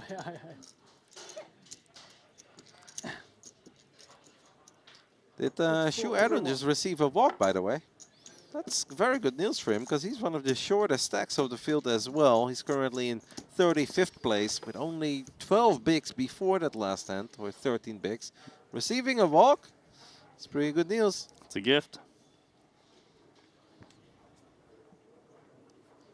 It's only not a gift if you have pocket kings like Andy. I have my eye at the bottom of the leaderboard at this point, as I think we have reached the stage where everybody deserves a shout out that lets us go. Okay. And the race car driver found a double. So no longer that short. Up to 10 bigs, Gary Thompson from Ireland. He just passed 2 cars. Well, they just had a very fast pit stop. Action has slowed down a little on this future table as the man who just received a walk looks down at 10-9 offsuit in the small blind. Is he going to give a walk? I think so. Yeah, because I saw him pass ace-10 of clubs earlier, so that actually doesn't surprise me with 10-9 offsuit. Although yeah, but that was from a very early position, to be fair. But yeah, but just kind of goes in line with how he's probably approaching the game right now when he's shallow. Just kind of preserve that stack so that when he can make a move, it's at least detrimental enough to have fold equity. I also think it's very scary. We've got a beautiful, big Russian man sitting on your left, and he's already staring at you before you have announced your action. He's already seen him 4-bet jam. Yeah, that was crazy, man. That king, queen of hearts, like just casually. Because the 3-bet by the chip leader is like, okay, you know, whatever. Like, he's got the chips. He can make a little slip up. It doesn't hurt him. But for Alexander to just put his tournament life on the line there with king, queen of hearts, 25 bigs. And it felt like he never even thought about it. He didn't think about the potential disaster scenarios. He probably was excited to see his opponent 3-bet him like, yes, more chips to win. Yeah. Action folds to Konya as he looks down at pocket 8s. He's going to open things up. There is the man who just ripped it for 25 bigs with king, queen, as Timur has got a real hand. Ace, king of spades. These two.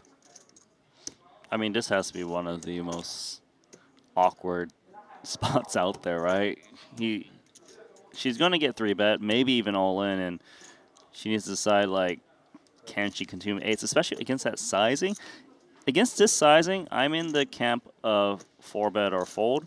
Calling doesn't seem that great against the bigger sizing. There's more to win now. Yeah. You know, if you jam and get folds. And to be honest, then I'm leaning a little bit more towards folding, even if that seems very tight. But we got so far, we got so deep into the main event. Tournament live on the line with pocket 8s, where we could get snapped off and be dominated and draw to 15%. So she's going more that defensive strategy once again, where she kind of wants to see what develops and go from there. There's 3.1 in the middle. She's got 3.2 behind. Flop comes queen 10-6.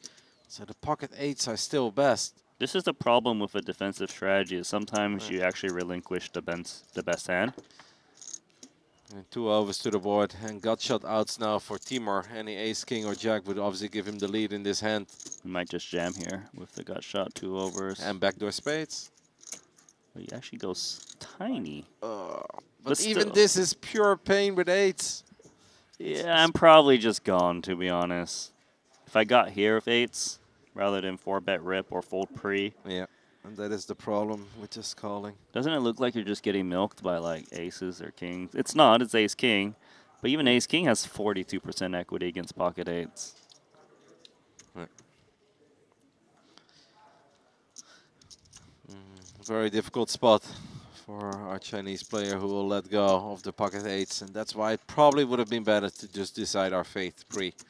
Either we go for all of it or we let go of pocket 8s. Yeah, spot on. So difficult to play these kinds of boards. Good news, of course, for Timur as he continues to chip up. Still looks angry. That's when he does his best work. He won 1.4 million. Alexander looks very peaceful when he's drinking his coffee or his tea. Yeah. Until he's done and he puts the shades back on. Until he has king, queen of hearts. Yeah. He's all business. Like, Timur's, like, for me, table presence is the most intimidating. Because he's so angry. Yeah, he's... Chip leader folds ace-5 offsuit under the gun. Zhang looks a little deflated after he was working with over 6 million chips not too long ago. Has chipped down to 3.2. We have also lost Farhat from Azerbaijan as he was eliminated in 39th place. So shout out to him. Obviously deep run, final 5 tables of the main. His action gets folded to the man with great table presence. 10-8 of diamonds. I thought Timur had a good hand as he looks very interested when he saw the pre-flop raise come in. He had queen 5. He's like, oh, I don't want to fold this, but I will. See how Andy goes about 9-7 offsuit. On the big blind, it's a button open. Andy hasn't gotten too involved.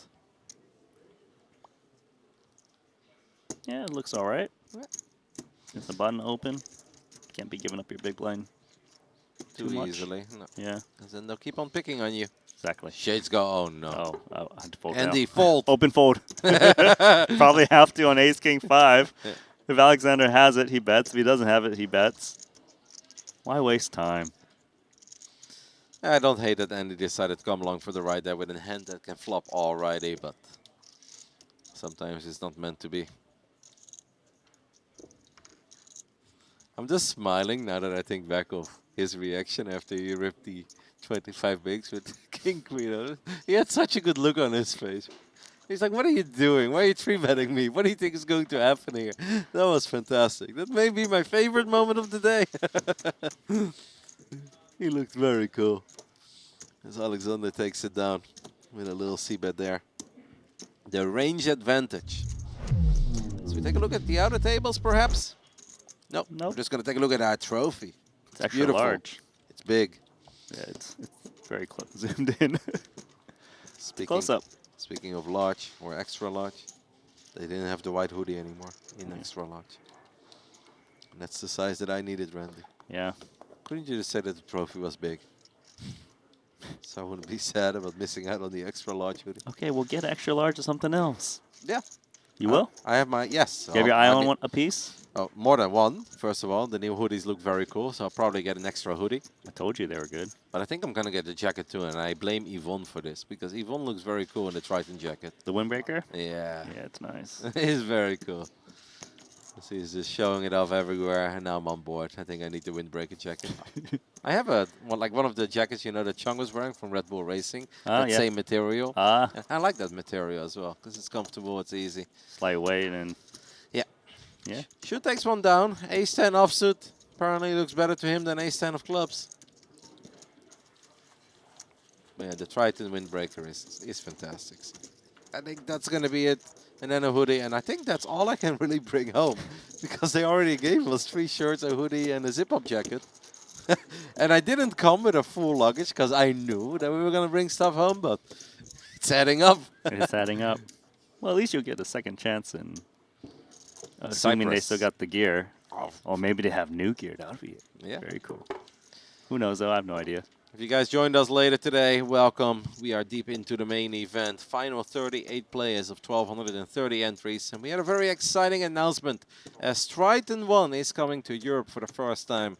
So I love you guys at home will have an opportunity of making it over to your first Triton event. And it really is a blast. It's a great experience. Cyprus, November 2026. I was like, what year is it again? I know how you struggle with your birthday. I struggle with knowing what year it is. That's worse. Is it? Yeah, I think it is. You might sign the wrong date. And 5 offsuit for Shota. He got the best of divorce last time. It was blind versus blind. Jack X versus 9-8. This one obviously very different. Flop comes ace 8-7 rainbow. So Shota last time had middle pair when he bet out. This time he's got a gut shot. Looks like he's going to keep it consistent. He's got a piece he'll bet. Probably without a piece he bets too.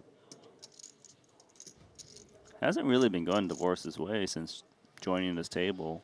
No, lost a couple chips, but he still has 6.8 million. Did not pay off, and his opponent got there.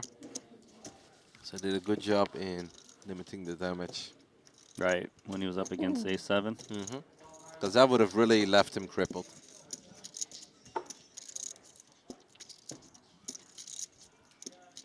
So we've got 22 minutes to go of level 23. The goal for today is to play all the way down to the end of level 25. So in 20 minutes, we're going to head to a little break. All the players will, of course, be on a break.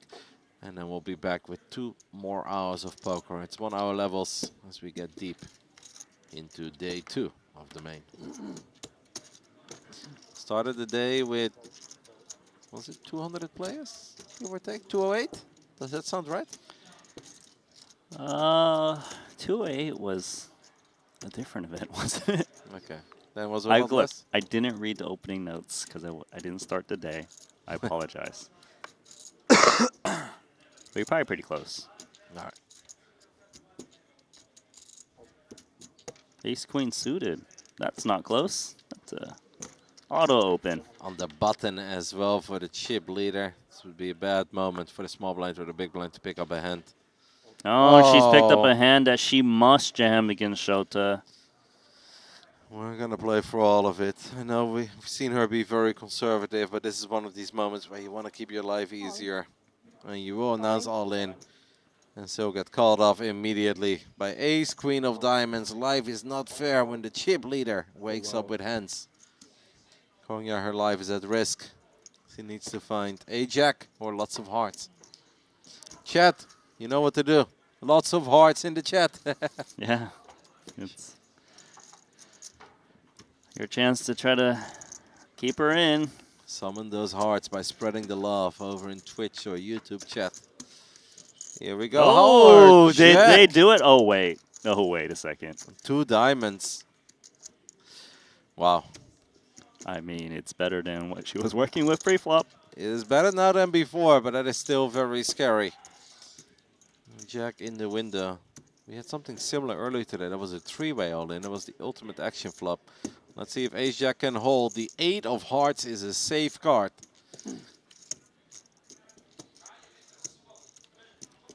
She's got to defend. Nakanishi looking for a queen or a diamond. Konya hoping for a brick. The river brings us the queen of clubs. Wow, that's a little dance from Nakanishi. Lucky day. Yeah, your lucky day. That is unfortunately the end for the lady who made final table of the 1W championship as well. She finished in 6th place back then. She finishes in 38th place over here in the main event out of 1,230 entrants. Will walk away with $31,000, 31.5. Yeah, it's always bittersweet to go out this deep in a tournament, but, you know, when she looks back at her play, she should be very proud. Had an amazing Triton ONE here in the main. Great performance in other events as well. maybe we'll see a little more of her in one of the remaining events that will still take place in the last few days here over at Triton ONE. She gives all of us a goodbye wave. Yeah, I think she'll be looking back definitely at the hand with the 8s. Maybe we could have gone a little bit different about that one, just make our life a bit easier. Because there are so many difficult flops to play there. Yep. That one was obviously very significant on our stack. It's always important to review your play after you finish and see if you still approve of the moves you made and see if you can, you know, make another run at it next time. The last hand played itself. Ace-Jack of Hearts is going to look like an absolute beauty when it's the chip leader opening from the button, knowing how active and how involved he has been. As we see him here with Jack-9 offsuit, taking down another one. Shota Nakanishi is the name. As he said, so lucky day. That's right. I mean, he really is up there by himself right now. Yeah, he's been alone on top of the leaderboard for a while. He's got an 8 million chip lead over whoever is chasing him. Yeah, Felipe Ketzer is trying to chase him. Mustafa Kennett try and chase him, but they can't catch up. But it's okay. It's not about winning now. That is true. You know what it is about? What? Alexander picking up a hand. Ace-Queen offsuit. You know he's praying for Shota to 3-bet him. Of course. He's like, I want more chips. Where's my man Shota? He's the only one who's been able to really fight back against the chip leader too. Shota has learned his lesson. Daniel DeVoris also looks down at Ace-Queen. They have just reversed the suits. Probably just flats. The 30 big blind territory tends to flat Ace-Queen, especially against early position. It allows you to retain a lot of the dominated hands, worse aces, worse queen X. Plus, it doesn't create a situation where you accidentally fold like a coin flip in case like jacks wants to play aggressively or 10s against you. Random question. Yeah, this go for hand it. may not necessarily get that exciting. Did you vote in the poll today, Randy? I did not, but I'm looking at the poll and I didn't know you can vote for rest of the world because that's probably most of the players, right? I No? wouldn't necessarily say so. No. I mean, we have 9 options. 8 of them are a specific country. 1 of them is rest of the world. If you look at the remaining 38 players, 9 nations would already cover 80% at least. A No? really dumb answer by me. You know what I mean? I think it's probably a little more than 9. Let's take a look. We have Japanese player, we have an Italian, obviously lots of Chinese players left, a couple of Americans left. But it's probably at best 12 or 13 unique nations that are still alive. Okay, couple checks. The turn brings the 4 of diamonds. Any 6 makes a straight on this board. But who has a 6 from under the gun or the button? Neither. Besides pocket 6s, because ace-6 suited doesn't really flat on the button. Ace-6 suited might not even open pre-flop, although Alexander probably would. 5-6 not really in there. Don't think those hands are continuing pre. 6-7 for the kids out there. For the kids. What if they got no kids? Then they're not playing it. Deuce of diamonds on the river does bring a 3rd diamond. Now both players hold a diamond in their hand. But Alexander has got the biggest. If they had a worse ace, one of them might try to stab the fold out better ace highs, but ace queen is still quite solid. Still beat ace jack, ace 10, all the broadways. It shouldn't need to turn itself into a bluff as played. If it does go check here, do you think it will be all smiles? Someone, not on the first reveal, the second reveal is where the smile comes in. Daniel DeVoris wondering, is ace queen high good here? Double check and check incoming. Okay. Ace queen, is it good? Kind of good.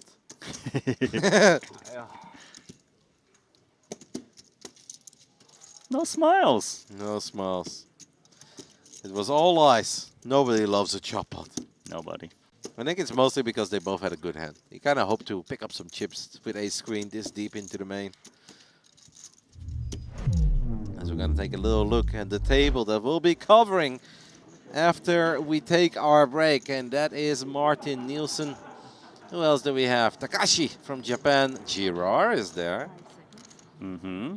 Looks like we also have Ding Renji. Only his second Triton event making a deep run. No biggie. But he did win the 2K Bounty Quattro at the start of the series, so he's looking to be a 2-time champion himself. We are reaching that phase, by the way, where we can have every table open in the Triton Poker Plus app. That's right. And it's not even like an overwhelming amount of information. We're only down, or we're down to our final 5. Well, that's going to be fun. I look forward to that. Now, there's still 14 minutes to go, so there's always a chance that we lose a player or even 2 players before we make it to our final break of the day, deep into day 2 of the main. Of course, tomorrow our coverage will continue from the very beginning till the end. And then tomorrow we just play down to the final table. That's right.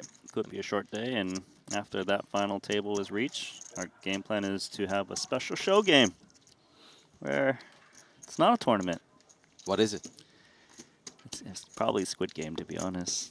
I like the Squid Game. Squid Game's fun. You know, they play that over here as well in the local cash game room. Do they really? Yeah, I walked in No the other way. day and they're like, would you like to play, sir? I was like, yes, I'd like to play some hands. And they're like, all right, Squid Game or regular? I was like, regular. Squid Game seems very fun, but yeah. I also felt that I was like, you know what, I want to keep it lighthearted while I'm here. I don't want to get too out of line. Which version of Squid Game they playing? I Is have it no the one idea. where you're eliminated permanently? I don't know which version they were playing. I was like, you know, I just want to take a look at a couple holdings. Just want to see some hands. Yeah, Don't want to be paying out for not playing a hand. The stand-up games, I don't know. I figured I was like, I'm staying away from this one, Randy. Seems like a dangerous table. Gets folded to Erdun, who looks down at Jack 3 offsuit on the button. Sucks to fold your button when you're down to less than 14 bigs, but Jack 3 is not quite it, especially not when this man. Oh, look at these two next to each other. That's the worst 2 to have to your left. Timo looks angry. Alexander looks locked in. As he opens things up with Queen 10 of diamonds, the min raise from the small blind. So shades don't come down until a flop is seen for Alexander. Sounds about right. King deuce. It's not a good hand. It's actually the type of hand where you either 3-bet or fold pre. He's going to go for fold. He showed him a Queen 10 suited.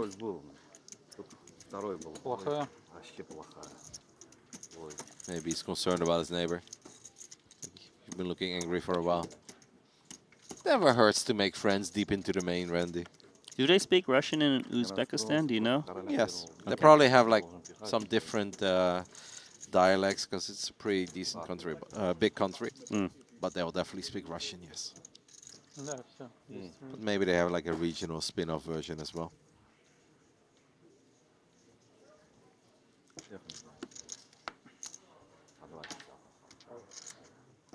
I want to say that I think Uzbeki is a language too, but let me just double check that for you. Okay.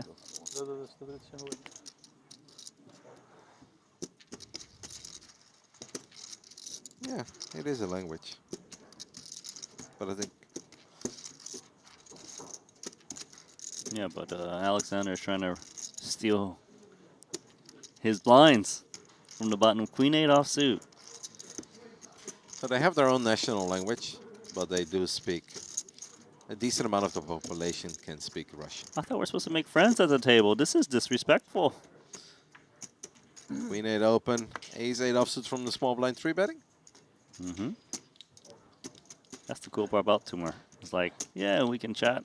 And hands aren't being dealt, but when cards are up, it's business time. I think it's just because he got raised on his big blind. Doesn't matter that he showed. Yeah,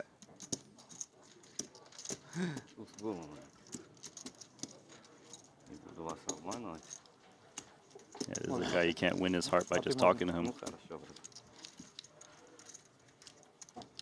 Horish knows good. What's that mean? Yeah, good. Oh. Cool. Wow. Good translation. I know about 15 words. Ah. Of which 7 I definitely cannot say on the broadcast. Please do not. Gamer language. That's what they always call me.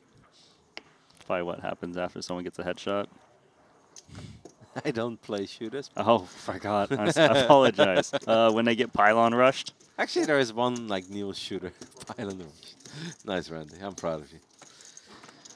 King 10 offsuit opening from the man who joined us a bit later, so we've got less information when it comes to Issey Maeda from Japan. He's been quiet. The King 10 offsuit is... Yeah. It's rising, right? In +1. And he's attacking the chip leader. Shota Nakanishi, the man who can't lose, 27 million. As the flop brings us 5-4-3. Well, that's not the flop you want to see when you're raising King 10. And it's the chip leader of the tournament defending his big blind as well. That's true. So Maeda might not even see bet here. King 10. And I think it's pretty solid, to be honest. I like it. Yeah. Against the chip leader, I definitely like it. There may be some cards we can start representing on the turn or river. I don't know if the 8 of diamonds is necessarily one of them. Well, look at this. Shota. He's tough. Shota's got game. He's very tough. And I'm pretty sure he's looking to bet the river as long as it doesn't bring the wheel.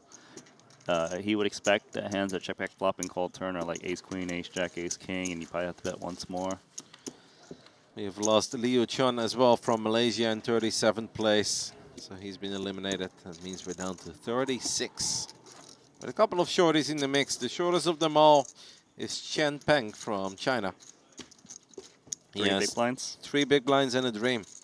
But hey, if you look at how a couple of the other guys in the top 10 have spun up their stacks. I mean, Zhou Chen from China is completely back, 11.3 million. Last time you checked in on him, he only had like 8 or 9 million. Yeah. And you remember Aram Oganyan? Yes. He's at 15.8. He only goes up. Because I'm pretty sure he was sitting in like below top 10, then he was 8th, now he's in 4th. No, Oganyan has been on the biggest roller coaster ride of them all. Because he was not the chip leader, but he was one of the biggest stacks that phase in the tournament. He went down to 750,000 chips really not too long ago. And he is now on top of the leaderboard pretty much. Breaking into the top 4 with 15.8 million. Great news for the American. You see something happening that's different here is that Shelta is opting to raise the small blind this time against Divorce. Last time he's limped twice, but Divorce has got a decent hand of Jack 10 offsuit. He's probably not afraid to play. No, he is not. Daniel Divorce makes the call. And we are playing for 1.4 million chips. Deep into day 2 of the Triton ONE main event. Flop comes King 10-6, a rainbow. Middle pair for Daniel. So if your name is Daniel and you're Canadian, you're just good at poker immediately? Is that how this works? You thinking about Negreanu? Yeah. Is there another? I'm sure there is. Well, Divorce has got the best hand, middle pair. He's probably going to check it back. When you're holding middle pairs, you're not really looking to open the action up against big stacks. And a big stack it is. The biggest of them all. the biggest stack. But I stand corrected. 400K is the bet from Divorce. I guess it's that type of flop that you're never supposed to get check raised because there's no flush draw out there. Okay. Why is it 15 seconds? That was my mistake. Oh, okay. Get it quick. Okay. But usually it's 20 on the flop, right? Yeah. Okay. 25, yeah. I think short stack Chen just got eliminated. 7s against King 10 or something along those lines. I have a lot of different things open, but we are down to 34. So we've also lost Alexander Blukin from Russia. He was one of the shortest stacks as well. Getting very close to just having 4 tables, Randy. And that is, I mean, we've said it many times, but that is really where it's fantastic to have the Triton Poker Plus app open. If you have an iPad or a laptop on your lap, just bring up all 4 tables. Follow the action. So you want 2 eliminations? You're going to curse 2 people so you can get that as soon as possible? I don't think I have that power, but I also don't think it really matters because we're always eventually going down to 32, Randy. Okay. Ooh, could very well happen here as Alexander looks down at pocket queens. Under the gun, +1 min races. Haven't seen Andy play a hand in a while. No, I feel like ever since he got that walk with kings on the big blind, he's been a bit upset. And it's hard to get over it. It's definitely the first thing that he will tell his mates as soon as he enters this break. That is coming up in 3 minutes, so we've got 1 or 2 more hands to go. And then it is a 15-minute break for everyone on the field. 100% the first thing he tells his mates. Good news is I'm still in. Bad news is I've got the chip leader on my left. He opens every single hand under the gun except the one time I've got kings. I mean, I'd be upset too. As we have a dealer change, we can give a final shout out to QQPK as they of course support the game at the highest level and bring the action to all of you guys around the world on the various platforms that you guys have hopefully been enjoying the Triton ONE coverage. If you are watching over at YouTube, please consider giving us a thumbs up. It helps out the live coverage in a large way.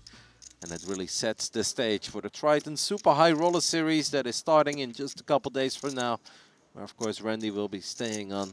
And he'll be joined by Kevin Rabichow, Henry Kilbane, and Alex Livingston. What a lineup you got over there. It's a good lineup. I know you're going to tell them how much you appreciate them. Are you going to say hi to Alex Livingston? Yeah, of course I am. I love Alex. Sure. My favorite thing about last time was when he was so excited to play the PLO and he was going around. I was like, yeah, I'll take a percentage or two. And he's like, really? I was like, yeah, why not? I mean, I can root for you from the sidelines. Sounds like a fun time. Then Alex made it a little too late, and he's like, actually, I'm just flying home to Canada. It's not the best idea to hop into a high roller. Oh, some more fireworks as it gets folded to the chip leader. He looks down at the American Airlines. Opens things up.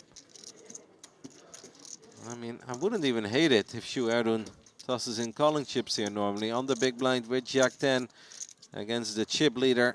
And he does make the call. This could very well be our last hand before the break, Randy. Yeah, it's been pretty card dead for Shu, so Jack 10 needs to defend. If it's a Jack high or a 10 high board, he's just going broke. Fortunately, it's not. Because I would never fold against the guy who's been playing 80% of the hands. I would think it's the best hand. Yeah. Look at that check from Shota. So fast with aces. He knows that board doesn't hit the big blind, therefore he's hoping the big blind catches up. It would actually scare me a little bit if I have aces here. And I wouldn't be super scared knowing that I'm playing against a man with 2.1 million chips. And I've got 27. Well, it's the worst thing that could ever happen here, that we double him and we are still the chip leader of the remaining 33 players. Yeah, for him it's worth the risk to let his opponent maybe catch up just to try to win an additional 2.1 million. But now there's a little gut shot out there that you might want to protect against. There are ways where just a 4 shows up and you just end up chopping the pot instead of getting the whole thing.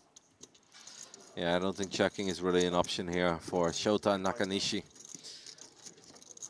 Shu Erdun will probably think that this is a bit annoying, but he actually kind of dodged the bullet here because his opponent had it, like he had it so many times. He's not going to get a big payout on his beautiful black aces, but I don't think the man from Japan has a lot to complain about. Erdun is giving it some real thought, but... You may fold now, sir. Yeah, it's time. And doesn't change the longer you take. And that may very well do it for these 2 hours of poker. As we see the players take off their microphones. We've got 2 more hours to go before we call it quits for day 2 of the main event. All the players will get 15 minutes. Andy is off to tell his friends about how he got that walk with kings. He's unhappy. Randy, did you have a good time watching these guys go at it? And the ladies, of course, in the beginning. Yeah, it's obviously very disappointing, you know, to lose the 2 ladies. They fought their heart out, but, you know, they did have to bust out. But it's been the Nakanishi show. If you look at this chip count, he's the only guy with a ton of chips. He's the only one with double digits. Yeah. I think that's where you were going, but... Yeah, I got a little lost because I had so many chips I didn't know what to say. He definitely has all the chips. We've got 33 players remaining. I believe the break is 9 minutes, so I think we should keep it short. I loved it. Really sad to lose Shu. Sad to lose Konya as well, but they obviously played fantastic poker. It was great to see them make such an epic run. We had a cool announcement 2 hours ago. We'll repeat it one more time. Triton ONE is coming to Europe this November 2026. From November 4 all the way to November 28. The Triton Festival will be happening in Cyprus. That's going to be a lot of fun. Randy, you've got a beautiful jacket. You seem like you could use a break. So why don't we go to a break? Let's do it. 10 minutes, and then we'll be back with the final 2 hours of poker of day 2 of our coverage of the main event. We'll see you guys in 10. Here is where legends reside. Only a few stand in the spotlight. Humphreys just won his 5th. But most begin at a different table, a stage of its own. A path you must take. The distance to the top isn't talent. It's the path. QQPK, your new poker path. The best players don't leave chips sitting on the table, and you shouldn't leave crypto sitting still either. With Jupiter Lend, put your crypto to work.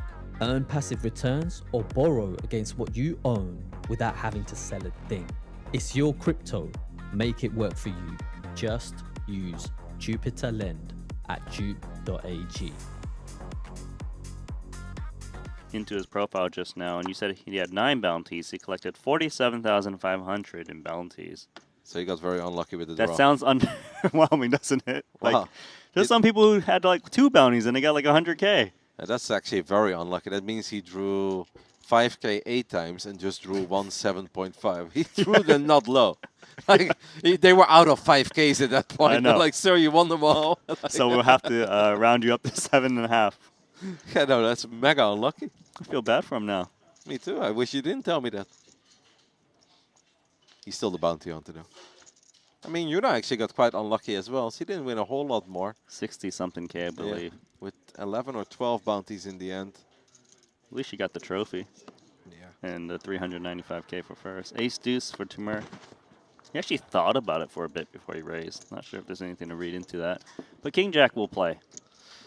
King Jack is going to play for all of it. His shoe is very short. So he made it to the final table of our opening event. The 3K Genesis buy-in. Finished in 5th place. An amazing run by her there. And another amazing run by her in the main event. Let's see if King Jack can get some help. I'm rooting for Shu here. King Jack versus Ace Deuce. No help for King Jack so far. 9 or a queen for a sweat. 9 or queen for additional outs. Let's see. I don't think Timur would like that, though. Any amount of paint, I guess, would be promising. Oh, that's very promising. Shu finds the Jack of Diamonds on the turn. Red paint. Let's start paying out. It ain't over till it's over. But the river brings the 5 of Diamonds, and that doesn't change anything. Shu finds her double.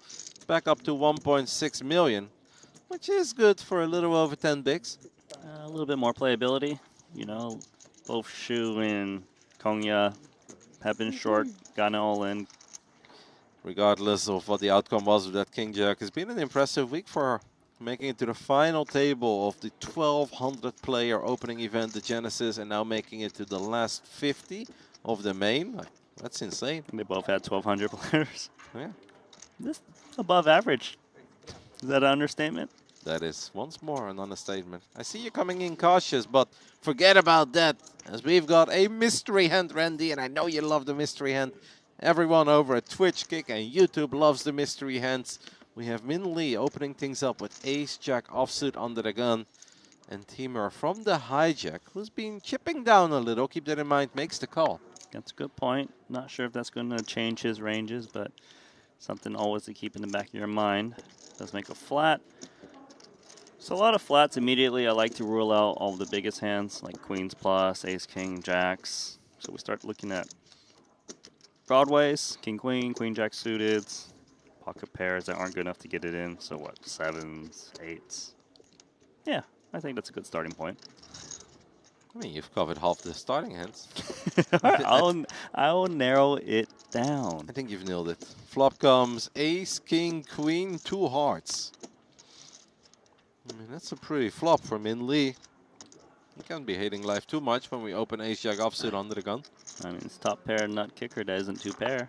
And he shouldn't really have to worry about 2 pair from Timur, right? Ace King, Ace Queen probably speaks up pre-flop. I think the main hand he should be concerned about, if he is behind, is Jack 10 that flopped the nuts, Jack 10 suited, or King Queen. But you start not ruling out Jack 10, But since you're holding a jack, it makes it a little less likely. So maybe more likely king queen. All right, that's or the hand of the week. King 10. Could it be King 10 of diamonds? It shouldn't be, because it would be quite the overplay of King 10 of diamonds. He announces the raise. The bet was 250K, and Timur comes over the top, makes it 700K. Is it ever 10-9 of hearts? Possible? I mean, I'm not. But would we raise that? It seems we crazy. We might not raise. We shouldn't really. Because then we can get blown off our equity, right? I'm going to put him on value right away. King Queen? King Queen Jack 10. No. Turn brings another queen, the Queen of Clubs. King Queen would make a boat, Randy. King Queen would make a boat.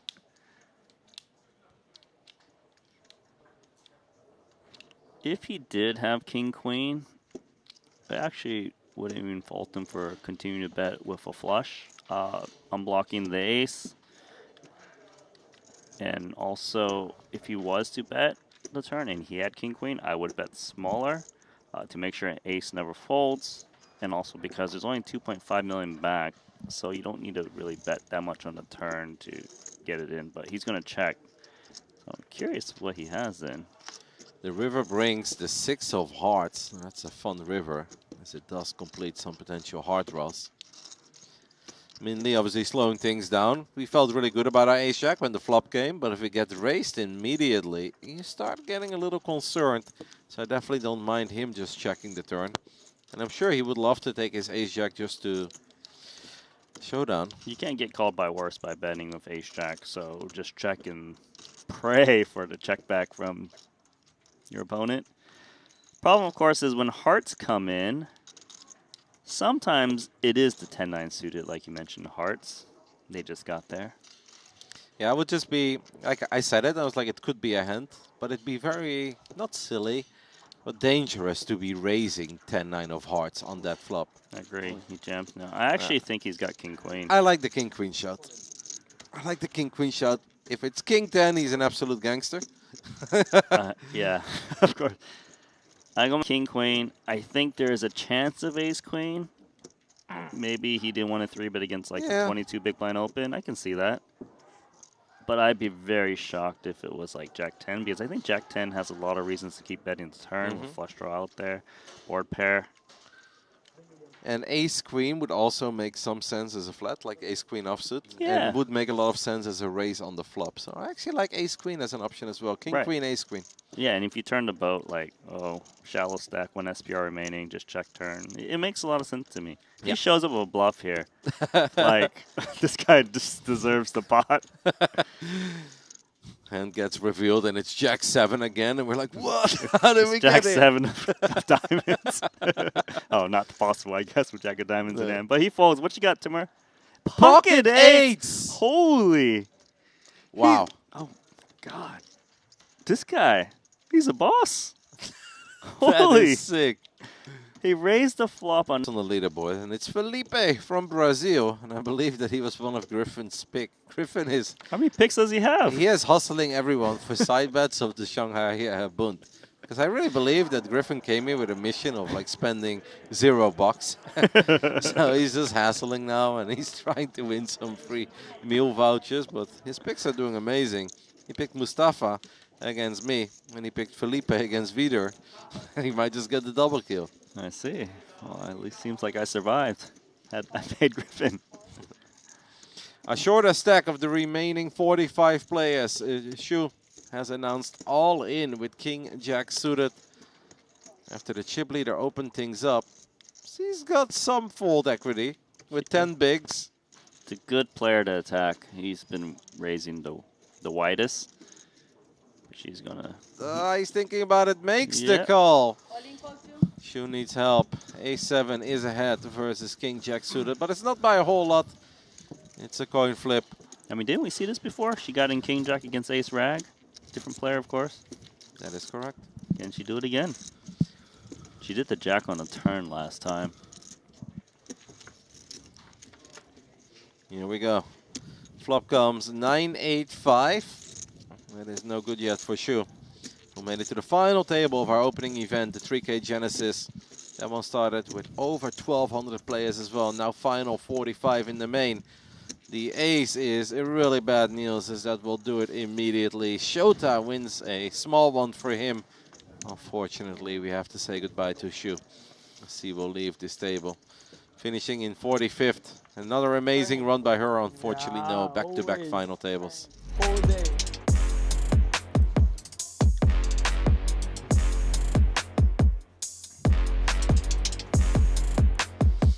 For the last time today, we welcome you guys back to day 9 already of Triton ONE, where we are deep into day 2 of our main event. Only 33 players remaining. We're starting to have a feel for a couple of the faces we could very well see at the final table. And Shota from Japan is certainly one of them, Randy, as he left that last table with 28 million chips. Nobody else at the table had double digits when it comes to the millions. The highest sack was 9-something. I mean, that man is most certainly on pace to making it to the final table. Yeah, and the thing is, like, no one could win a pot against him besides Alexander, who jammed the king-queen suited for 25 bigs. So hats off to them, and now we got a new feature table. Yep, 33 players remain, means it's a tiny bit awkward, because right now we don't have the final 4 tables yet. It is 8-handed poker over here at the Triton ONE main event. So we take a look at some of the faces that we will see. Martin Nielsen is there, obviously a friend of mine. It's great to see him still being around. Another deep run for Martin, as you're going to show how he just got his full double right before we entered the break with King 10 versus, at that point, the short stack at the table. Chen Peng got it in good with Ace King. Unfortunately for him, Martin found a straight on the turn. He did it with the Triton ONE hand, King 10. You're right. He knows something. King 10 off. It really has been the hand of the tournament. You know, somebody else who just broke into the top 10, and that is very exciting, Niels, is the man from Spain, Ander Valinas. He has a top 10 stack. Definitely one to keep your eye on. Already made a final table. What's really cool as well is that we still have 2 Triton ONE champions in the mix. We have JP from New Zealand. He's got a very healthy stack. And, of course, Renji Ding from China, who won a 2K side event on the opening night. Like, we've got some really cool names left. And both of these guys won it this stop, correct? That is correct. Both of them won this week. I mean, pretty impressive. It's already a good week for them. It would be even better if they can get down to the next day and hopefully that final table tomorrow. But, yeah, we're going to play 6-handed right now at our featured table. And what's interesting here is actually the stacks are quite deep. There's no 15 big blind stack. There's no 12 big blind stack. Everyone's got at least 30. Most of them have 40 or more. Actually, Martin Nielsen's the shortest stack with 33 bigs. Okay, well, 33 doesn't sound very short to me, so it's funny when you put it like that.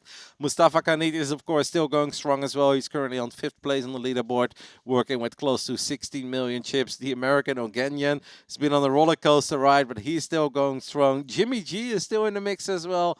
Like, I get excited when I look at this list of 33 names. It's like, okay, for sure we're going to get a couple of fan favorites at our final table. That's almost inevitable. Yeah, it's not going to be like just 8 new players that we've never seen before. We've been following the stories.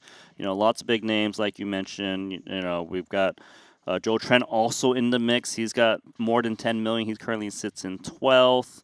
Martin Nielsen, like, who's going to be our featured table. You know, just Jimmy G. This is good stuff. But if we look at the very bottom, 8 big blinds for a couple players is Shu Erden, Lin Zhaoyi, Luca, 8 bigs piece. Yeah, we had Luca on the final or on the future table earlier, and he actually played very well. Like those 2 hours, he was very impressive. He was already a short stack entering that future table segment, hanging there for 2 hours, played close to perfect poker.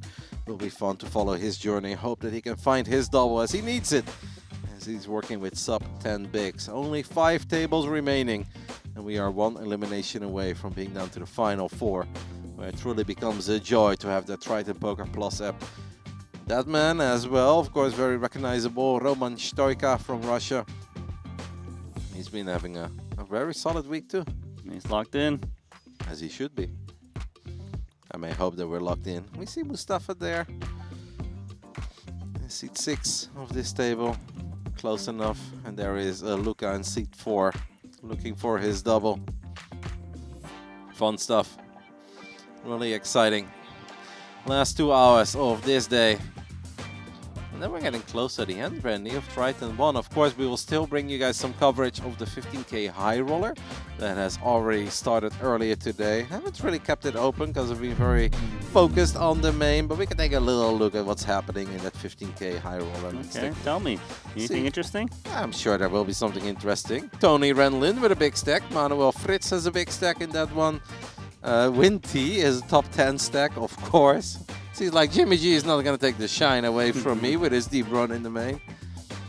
Johannes Straver, the Dutchman, currently in 15th. So that will be really fun, and we'll talk to you guys all about the high roller when we get there. Well, of course, for now, full focus on the main. Renji Ding, there he is. Already winning a trophy earlier this week. Girard. Here in C2. How's your French, Randy? Non-existent. Okay. Does that help? No. How's this ace queen? Well, I speak the language of ace queen. 3-betting. Seems like action got folded immediately. Back camera was like, I'm not even bothered with the rest of this table. They're gonna fold with all this violence. This was a button open. And the button will let go of its ace-8. So I guess we just didn't really get to see what the first two players had, as we were still taking a look at the floor over here in the beautiful Les A Casino in Jeju. What do you make of the scarf game? Are you impressed? It's pretty impressive.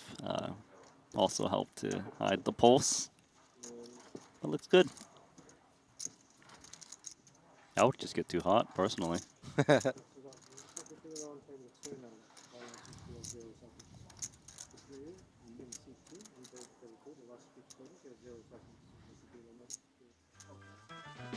So we'll obviously let you guys know if something exciting does happen on the other tables.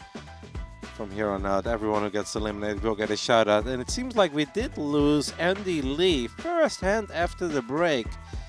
We got to see quite a bit of him. Obviously lost a lot of chips towards the end. Seems like they ran it pre-flop all in, ace queen versus pocket jacks.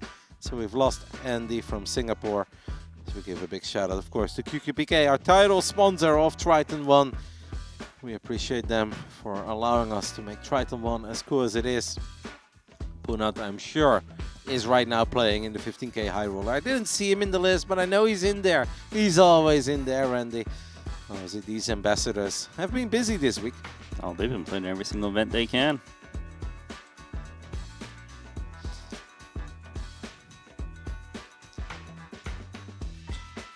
Punat Punsri, of course, the runner-up of the Triton ONE main event last year. As we are down to 32 players in this edition of the Triton ONE main event. A lot of them, Randy, will sign for second. You know, winning that trophy is a fantastic feeling. Immortalizing yourself, getting your face on those beautiful LED screens around the room. But if we get this deep, we'll take second. You know, that's a pretty good payday. Because we're going to take a look at some outer table action. Who's involved? It looks like Petkovic versus Zhao in this one. Milos opened to 1.1, got 3-bet to 2.1 million by Zhao Wenjie. And Milos called in Zhao just open jams 8-8 deuce rainbow. Milos with 925K back. And he's taking his time. One of the two Serbian players remaining, as the other one is sitting in 4 there. So I believe the reason he's tanking is most likely a pay jump because 32 remain, and if you get top 31, you get 37,000 instead of 31.5. So my guess is he's going to take some time and then call off here, unless he just has absolutely nothing. But he's put in most of his stack. If you're sitting here with ace-jack or ace-queen of spades, you're kind of hating life. Hey, you wonder. Yeah. You got to ask the question if your opponent has a worse ace sometimes, and possible. Milos started the hand with 12 big blinds, so I'm going to guess he's always calling. Unless he's got like king queen. Yeah. He's looking around. Looks like he was trying to squeeze a pay jump in there. What's he up against? That looked like ace-jack. Ace-jack for the player. Is that king queen or is that a pocket pair? I'm trying to take a look for you, but turn card is the 9. The river brings us paint. I think he's gone. Milos is done. Must be king queen. Yeah, so I think it was maybe a real decision there for a little bit. That's true. That is true. I think you're spot on. It was ace jack versus king queen. Ace jack takes it down on the river as the jack of spades rolled off. And that obviously means, Randy, that we are now down to just 32 players, or even 31 with another elimination. I guess my app will be updated in a split second. And it means we're going to fill this table up. I guess we're moving Roman Stoika over to the future table, because he's definitely not here at the moment. And Takashi is going to make an appearance as well. Oh, yeah. Wow, so Stoika is the short stack with 30 big blinds. Wow, there's so many chips on this table. This is a tough table. You know, one where there's going to be a lot more 3-betting, maybe some calls, maybe some folds. You're supposed to be pretty aggressive against people of this stack. They have a lot of raise folds. And Takashi Kawauchi, good to see him back. He got 3rd in the Genesis. That is correct. Our Pikachu man. Pikachu. Look at him. As we are just getting ready for the guys to make their way over to this future table. So we're going to break one table up and we'll never return. Down to our final 4. Randy, this is where it gets really fun. Do you have all 4 tables open yet? Yeah, of course. I mean, you can look over at my app, mate, but of course I have all 4 tables open. Nice. It's just super fun to follow the action, especially because we got familiar with so many of the remaining players in this field. Every hand from here on out is going to be significant. 1.5 million for the winner and 85k, which normally is a very big deal, but I feel like we can just round it up to 1.5. Close to 1.6. Second place, assuming there will be no deal making, we'll get 912,000. Just making it to the final table is good enough for 116k for this 8k buy-in main event. 1,230 entrants. Final 32. I mean, look, how often do you get 1,200 runners in a main event at this price point? Very rarely. So, you know, Triton One's the one you don't want to miss next time. And you know where next time is. We've been saying it. Cyprus in November. Do you think it's still very warm in Cyprus in November? I know nothing about Europe. You tell me. I assume it's not cold, but it can be as warm as it gets during the summer. So I'm going to assume 15 to 20 degrees. You did say if they have some paddle, we can go ahead and give that a go. They will definitely have that in Cyprus. Yes, I'm so excited. Oh, my goodness. You have like 8 months to get ready, Randy. Yeah, let me go. I'll be professional by then. No, but your pickleball skills will already get you like halfway there. Okay. You'll be able to play quickly, Just I make sure you promise. bring some tennis shoes or whatever Yes. you need. I mean, technically, we can have pedal shoes. You need some tissues after I beat you down. I would have peace with that, mate. All right, what's happening here? Xiaohu, Lu, King 7. Biggest stack of this table. One of the biggest stacks of the field, currently on 4th place at our leaderboard. It's going to open up a lot of his holdings, obviously, from the button. King 7 offsuit is one of them. Probably one of the weaker ones, but Roman Stoika, despite the fact that he's the shortest of them all, is going to make the call with 7-4. Flops a gut shot. They And both backdoor got a good spades. shot. Yeah. One has backdoor spades. One has the betting lead. That's Lu. One has the chip lead. One has the best hand. That is Stoika. But does that mean that we want to wager chips with bottom pair on 8-9-5-4? If he didn't have the pair of 4s, he's more likely to bet out. Still seems like he will. Well, it seems like Martin did some shopping over at the Triton merch booth. Oh, I didn't quite clock it. Take a peek in a second. I received that shirt. Wasn't able even to rock it because we've been wearing the hoodie and we were wearing the zip-up jacket. But I do have that specific one, the green one. Last time around I walked away with the white one and the black one.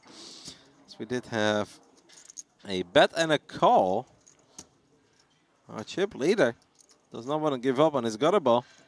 It's pretty hard to bet the 4 once more. I guess you still beat some hands. He's going to be very happy when this showed a sound. Yeah, like Stoika flops it over. It's like, yeah, probably no good. Wait, it's good? Yeah. I love a pair of 4s. If I get called there on the turn, I would have a hard time believing that my 4 is best. Perhaps our chip leader was sitting on spades, but spades got there on the river. Yeah, so he's just hoping to beat some sticky ace high, but it wasn't even that. It was just king 7 offsuit. Yeah. But he'll take it. Even hands like Jack 10 are a bit unlikely because the chip leader would probably just bet that. True. 2 overs to the board, open-ended straight draw. So there is Takashi. No Pikachu on his sweater. Nope. But still has chips. What a run by him again after taking 3rd place in the opening event, the Genesis. Some remarkable stories coming out of these 2 very large fields that we've had this week. Japan's had a really strong showing at Triton ONE. Obviously, our chip leader's doing great. We had Yuna earlier. Here we have Kawauchi. Yuna is a star. I mean, Yuna had to miss the main. Otherwise, she'd be deep too. She'd be bluffing her way through. That's right. Pocket 3s. Lou? Pocket 3s for the man who came into this future table with the biggest stack. Lost a couple chips there with king 7. But that is not going to scare him off. Storika looks down at 9-6 off. That's going to hit the muck. Got Martin Nielsen from Denmark. Actually, he prefers the Faroe Islands. Yeah, I thought he did too. But I guess originally Danish. Yeah, I think he maybe grew up his first years in Denmark. Then he moved to the Faroe Islands, went back to Denmark. Family is very split as well. But got it. I even had to ask him, I was like, how do you call people from the Faroe Islands? He's like, Faris. I was like, okay, well. Oh, he had an answer. Yeah. I mean, obviously, he had an answer, but I'm familiar with like most of the terms, but I just never really encountered people from the Faroe Islands. Lots of islands, not many people. Right. We've got to see a lot of Martin Nielsen here at Triton ONE, haven't we? Absolutely. Lots of deep runs. And knowing that the Triton Super High Roller Series is about to start and they have plenty of short deck events, there is a good chance you get to see even more of Martin Nielsen. It's a very good point because the first time he showed up at Triton was specifically for short deck, and there's the Harry Potter magic in front of him. And yeah, it was pretty cool. You know, I believe I sat down with him briefly, and he was like saying, "Yeah, I'm a short deck specialist." You know, and here he is. Fun story about the Harry Potter plushie that's on the table. Okay. Earlier this day, he was at risk with pocket 10s versus pocket queens all in pre. And he started rubbing the wand from his Harry Potter plushie. And he's like, I'm summoning a 10. And there was a 10 in the window. Oh, my God. And the entire day was like, where did you get that thing? Like, we need it. You know, the price went up for one of those. Oh, absolutely. Everyone put in their orders. Maybe it's an idea for Janice. Start selling those next to the Triton merchants. It'll be even wands. busier. Yeah.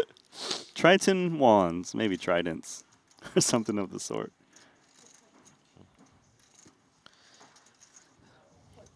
Renji Ding, who already won a Triton ONE event this week, is going to open things up once more, this time with ace-5. Roman Stoika has a bit of a solver special, but it's unsuited. Martin Nielsen looks down at the real hand. Queen 10 of hearts on the small blind. Difficult to play from the small blind. Certainly, from +1, it's even harder to fight against. But, you know, Martin's the type of guy that likes to take it post-flop. Believes he can create some value when he makes hands, or he can bluff his way to a victory. I mean, with Harry on my side, I wouldn't be afraid to take a flop. As the flop comes 9-6 deuce. Roman Storka folded 9-6, right? You think Nielsen tries to summon the Jack of Hearts? I don't know if you can do it mid-hand of cards down, though, right? That'd be a bit of a tell. Maybe a queen or a 10 of diamonds be nice, too. Renji Ding is going to keep on firing with his ace-5. With 2 overs to the board and a heart being out there, I wouldn't be surprised if Martin decides to be sticky. Price is also really good. He might even consider a check raise.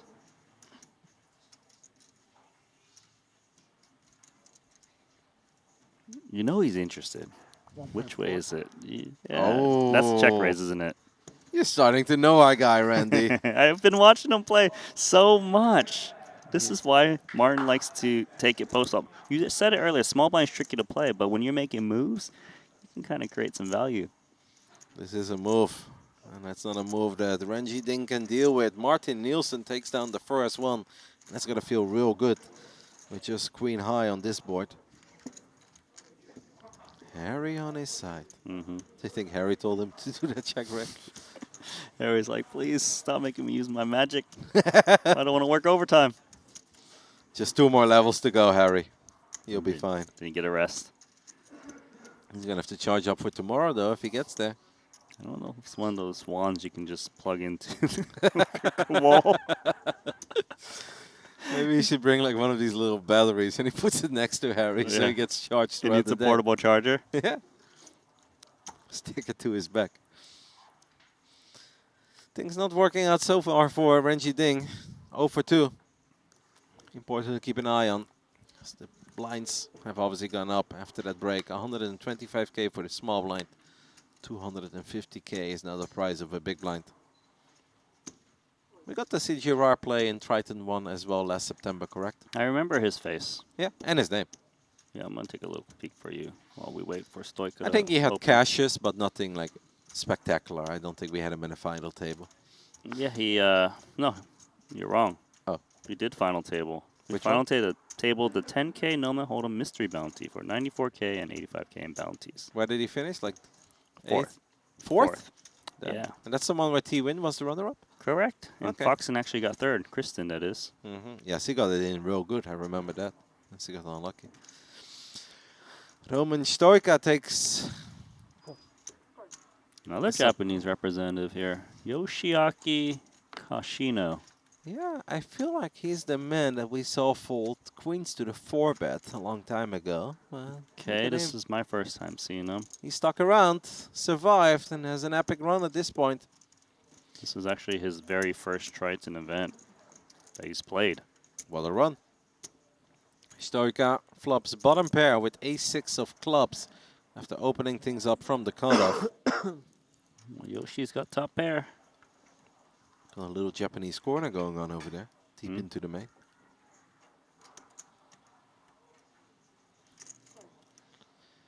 Yoshiaka's not going anywhere, of course, with king 8 after flopping top pair. Stoika knows that he's probably going to need some help. We find a board pairing jack on the turn. 2.1 million chips in the middle. I feel like Stoika knows it's going to be very hard to get Kashina to fold now. Yeah, the 6 still might be good. There are busted straight draws and flush draws. You don't necessarily need to bet it, though. You can just check and see if there's any connection to those type of hands. That's pretty much a blank. Right, all the straightiness doesn't hit the 7. Flush draws. Ooh. Don't hit the 7. Now it's a million. Yoshiaka leads out for a million. Yeah, he bet really quickly half the pot. Sometimes you can read into the bet timing of your opponent. Stoika did just get moved to this table, so there is a chance he does not have a lot of history with Kashino. His hand has good properties to bluff catch with. You know, it doesn't block diamonds, it doesn't block queen 10, 10-9, these kind of hands, and that's a good fold. Gives him the respect, and let's go of bottom pair. Good fold indeed by Stoika. Which has made a really good impression on us every single time we've seen him at any of these future tables, no matter if it's early or late into the event. I believe Griffin was the one that coined him as someone who definitely has a 7-figure score online. That is Just correct. by looking at him. That is correct. He plays good. So how many Japanese players do we have remaining in the field? Do you have any idea? Yes, I would go with 3. We have 1, 2, nope, there's already 4, I see. Well, then 5. 5. Takumi Eguchi. Yep. Yeah, you're right. 5. That's a lot. That's a big representation. 5 out of 32 is very insane. Might be time to start voting for Japan over at the Triton Poker Plus app. Good point. Especially because the current chip leader is Japanese as well, and these are the final 2 levels. Show your love for Japan. It's going to be hard to take out Nakanishi. I'll let you know what I voted for many hours ago. I decided to play along. Oh, did you? I'm drawing dead, I believe. Let me just double check that. Is your whole country out? Yeah. Did you put the Netherlands? No, I did not put the Netherlands. That was not an option either. That would have been part of rest of the world. No, I went for Germany. because Joshua Gabisa was still live at that point. Tom Fuchs had a lot of chips. And I believe there was another German who had a pretty... Yeah, Konstantin Held was still in the mix. Like, I voted many hours ago, to be fair, but... Yeah, bad shout. The Germans are out. They're out because of you. I don't think that's how it works, but sure. All right, this is actually interesting because Xiaohu opens Queen Jack from under gun, and Yoshiaki defends the small blind with King 7 offsuit, so he's getting out of line here. Yes, that is an adventurous defense. Maybe this feels that our chip leader of this table, at least, is getting very out of line. Flop comes ace 3-3, excuse me, not ace 4-3. I think he's just happy to get a discount from the small blind, hence why he flatted from there. Yeah, but King 7 off? Not recommended, but maybe it's been working for him. Seen a lot of flops. He's got 50 big blinds. Maybe it's his lucky hand. It could be. Maybe he's been listening to Vider, who keeps on talking about King 7. Yeah, Vider does love King 7, strangely. I heard your reaction when you asked him, and he's like, King 7? You're like, what? Yeah. He's like, solvers love that. I was like, I thought they love ace 5 suited and King 6 suited. He's like, yeah, I get out of there with King 8, but I like King 7. It's like, get out of here, Vider. King 7. Go have some Korean barbecue with Griffin. This doesn't make any sense. Yoshiaki was listening, like, yeah, King 7. Let's not do that again, and then we can move on. All right, Girard.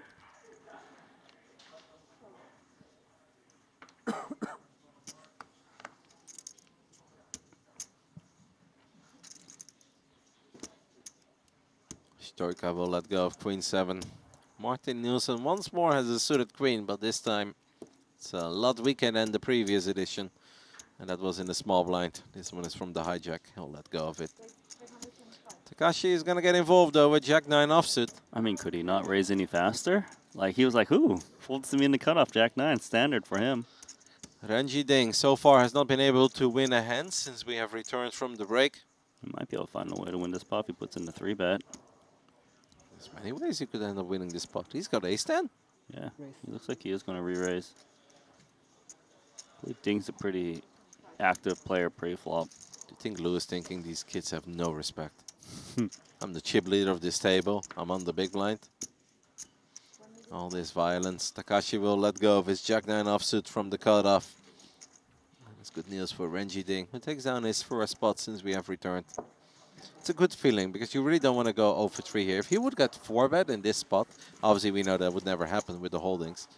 I really think that becomes a bit of a tilter where it's like, is this one of these levels where we return from a break and everything goes wrong? Yeah, if he happened to get 4-bet with just bad timing there, then he probably would just slow things down. Because if he was to lose that pot, he'd be down to like 6 million or so where he can't mess around as much. We have lost Milos Petakovic in 32nd, so we are down to 31 players. There's actually a player with zero BBs but still in the tournament. Yeah. He's got 100K. Lin Zhao Yi. I would love to see him run it back up. From 100K? I mean, we saw some miraculous spin-ups, but that'd be next level. Roman Stoika opens things up under the gun with ace-10 off. Takashi looks down at ace-jack of clubs. And this time called very quick. So he's quick when he opens, he's quick when he calls. Does he take his time when he 3-bets? I don't know, but you just can't really read into his bet timing. Which is a good thing. You want to be consistent. Our Frenchman on the big blind looks down at 4-3 of spades. That is the hand that Mateus flopped the big one with. Versus the kings back then. Flopped bottom 2. And got a full double when he was working with 2 million chips. Let's see if Girard can do the same thing as Mateus. Well, at a 3 in the window, flop comes 5-5-3. It's not a bad flop for Girard. 1 spade. It's a really good flop. You know, just lose to pocket pairs, really. Ace-10 gonna stab, 375. Kawuchi likely to call with 2 overs backdoor clubs. Super good price in position. He's got the best hand. Doesn't need call. Actually very curious what our Frenchman on the big blind will do here. It's not easy. It's very difficult because when he calls Wow, he just folds the 3 Yeah. outright. I can't blame him with all this violence leading up before him because almost every turn card is scary outside of another 3. I guess he's just hoping, like, they don't ever bet again, right? Like, his 2 opponents. I guess like a 3, 4, 6 or a deuce or another spade be okay, but a lot of other cards would have been very difficult for Gerard to play. This King of Hearts is most certainly one of them, even if we can see that he still would have had the best hand. Yeah, it's an interesting fold. Regardless, it's good for Stoika and Kawauchi as they don't have to battle the one player that had a pair. It's tight, but I definitely get it, letting go of the 4-3 there. Well, look at maybe because he thought Stoika is very aggressive, who is reaching for more chips, repping. It's a nice play from Roman Stoika. He had the worst of the 3 holdings on the flop, but he does manage to find a way to win this hand, despite the fact that he still just had ace high there. Well done. The man who looks like he's got a 7-figure score online takes it down. How many Russian players do we have left? We have Stoika. Is he the only one? No, there should be one more, I believe. Well, I think we lost him. Oh, we lost him? Yeah. Oh. Yeah, Alexander Blokin, he was eliminated in 36th place. So we're still working with 31 players, but one of them just has 100K. Oh, what about Alexander? Oh, sorry, you're right. He should still be in the mix. Yeah, sorry, he's in 13th. You forgot about King, Queen of Hearts? No, I did Don't not. Don't disrespect his name. Yes. I mean, we lost the other Alexander. Sorry, forgot about that, so we indeed have 2 Russian players remaining. Nakanishi actually went up in chips. He's got 32 mil now. Shota. Yeah, just grinding. Yeah, I think he won a little pot over Aram Oganian. All right, Karauchi opens. Renji Ding, 7s. Looks like we're going to go 3 ways as Stoika's got Queen 6 suited.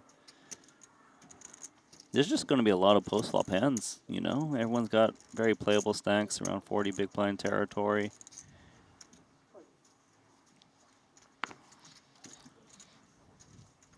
My man Joe Chen lost a decent-sized pot versus Jimmy G. No. Still in, though. Yeah, still in. Flop comes 10-5-4 with 2 diamonds. Let's see, so 7s is best. Takashi has been getting very involved so far since we have returned from the break. Yeah, some of these hands he's opened, definitely not standard, like Jack-9 offsuits and cutoff. So it's not lost on the players that he's been active. Ding gonna bet his 7s. Stoika's got, what, 3 straight with backdoor clubs? Occasionally he actually check raises. I don't think he ever check calls, though. I think it's a little bit too weak. I think it's just one of these. Let's see if we can flop a bunch of clubs or a couple of 6s from the big blind. But I think he's going to let this one go. And Roman Stoika will indeed get out of the way. Takashi Bottom won't be pair. folding. Yeah, bottom pair, backdoor clubs. Takashi's going to stick around.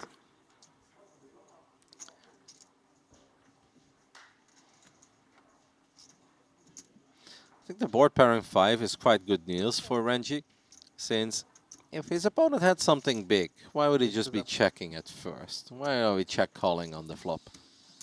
It's a good card for both, you know. The only thing that's bad for Ding is just in case he's up against ace-5, that probably would play it this way, given ace-4 played it.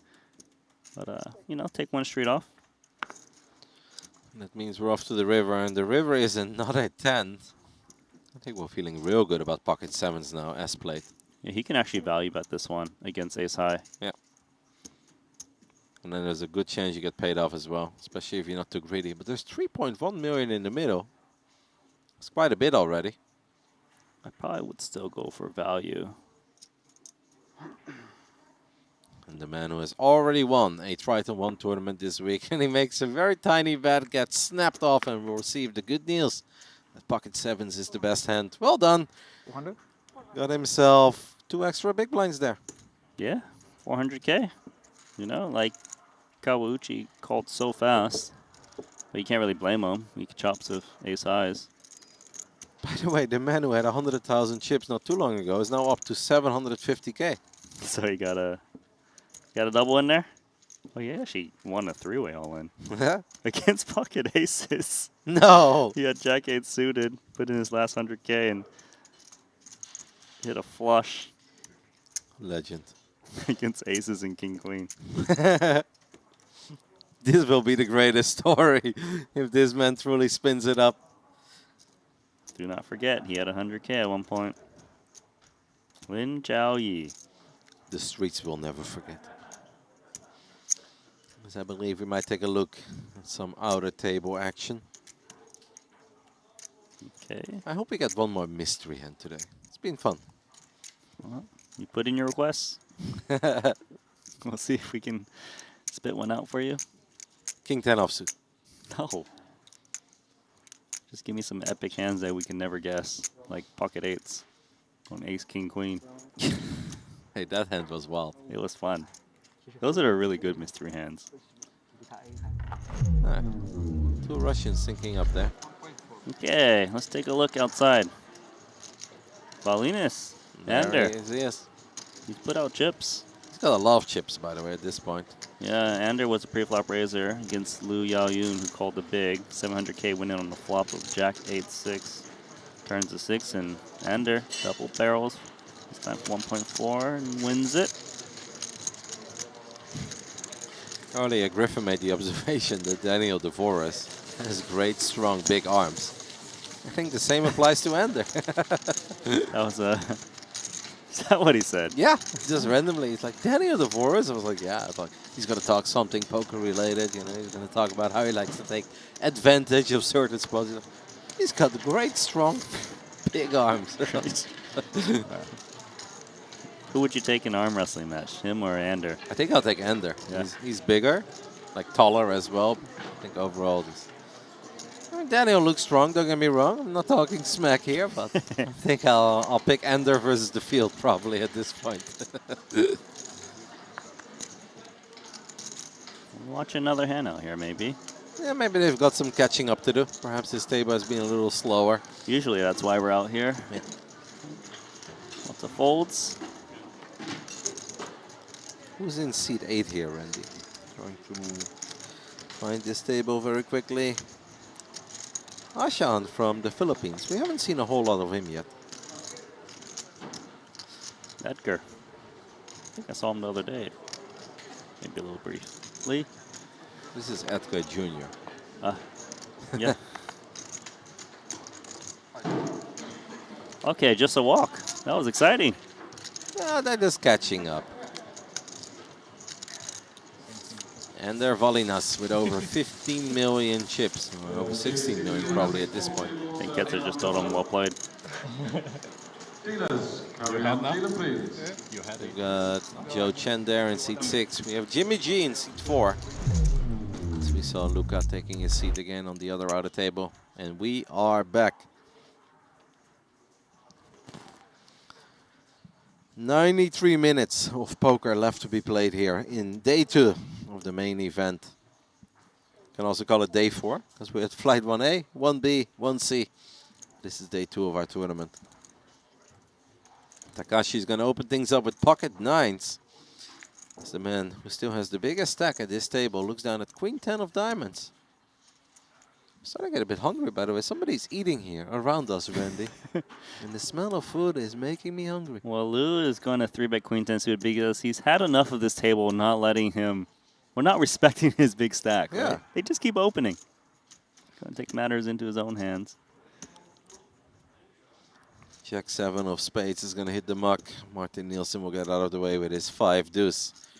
Means the action comes back to the man who's been bleeding out chips ever since we started this TV table. Didn't he enter with like over 10 million? He did. Slightly over 10, right? He was doing all right, but he lost that pot not too long ago against the 7s. Here he's got 2 9s. Comes in with call. It's always tricky playing out of position with a pocket pair like this, but it's a bit too strong to just outright fold. Yeah, and it's a bit too reckless to just shove when we've got so many big blinds to work with. So here we go. Queen 5 deuce. 2 spades. Very annoying flop with Takashi because we can't really be folding 9s against just 1 over when it's the biggest stack of the table firing away. Does not have the 9 of spades. Still, he's not really going to fold to a bet here, I would think. 1.2. It is a sizable bet, to be fair. Yeah, this is a slight size up, but I just don't really see how I can fold 2 9s, because if you're folding here, then what are you hoping for? When you A call 9. bet? That's what he's hoping for right now. Is what he's going to need. And 9 are on the cards, but the man will make the call, and that means that this is becoming the biggest spot we have seen in a little while. 5.8 million chips in the middle. It's just a problematic turn card for Takashi. Because if we believe we were good on the flop, we still believe we're good on this turn as well. Yeah, so normally Lou would want to kind of slow down with a queen, but when it brings out 3 to a wheel, he wants to protect against like ace-5 that might be calling. Don't want to give them a Good free hand. fold. Yeah. Let's go of the 9s after he saw his opponent bet once more. Does not change the fact that this was an expensive one for Takashi, the man who finished in 3rd place of our opening event, the QQPK Genesis. Outlasted 1,200 people to get there. This has not been his level so far. Entering this level with over 10 million, now down to less than 5. Yeah, less than 5 million is 20 big blinds, with the big blind being this hand, so he really needs to get something working for him soon. We are down to 30 as Shu Erdon, we saw him before, he was on our previous future table, he just busted. Lost against Alexander Shevliakov, the Russian player that we just had on this table. A7 against King 9, pre-flop all in. Button shove, small blind called. And King 9 got the best of Ace 7, so we're down to 30. And Lin, with his 100k chips, still alive. He's grinding the 750k stack now? Yeah, yeah. Okay. He's picking his spots, mate. Yeah. He's got time. That's what you're supposed to do. Action gets folded to Martin Nielsen, who looks down at Queen Jack offsuit. Do you think out of the 30 players in the field, he's the only one with StarCraft experience? God, what a question. What? He plays quite a bit. Yeah, yeah, He's I a know. grinder. You know, sometimes. Oh, he's running into Takashi. He doesn't care about what kind of StarCraft experience this man has. Shoves Queen Jack from the small blind. No. Uh-oh. 2 into 1. For justice. No, summoning the Jack of Justice. The Jack of Justice. Well, all the chips that Takashi lost can be recovered here and then some. As he obviously made the quick call. Ace Queen on the big blind, small blind jamming into him. He is really trying to summon that Jack. It has worked before.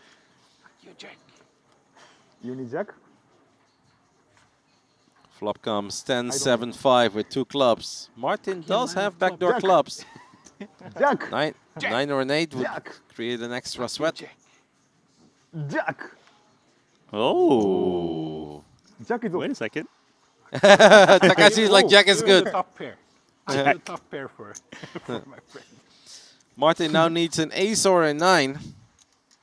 Takashi, who probably would have loved to see an ace a while ago, does not want to see any of those now. The 5 of hearts is safe for the man from Japan, as he gets a full double, and just like that, he's back to 9.3 million. You might need to bench Harry Potter. 2 million? Unfortunate timing there for Martin. Queen Jack. 3 million? 4 million? 4.6. Yeah, what? So he lost about 20 blinds there, right? Jamming into Takashi. Yeah. Yes. It's quite detrimental to Nielsen's stack. Oh, most certainly. Goes from 35 bigs to down to around 17. I think he kind of requested Harry to do too much work there. You know, it's like so many different spells. He's like, I don't know what you want to do. What do you want? Jack of Judgment, I believe. Oh, wrong spell. The Jack of Justice. Jack. That's his thing. Ah, Jack of Justice. Yeah. I've seen him summon it in... He always needs the Jack.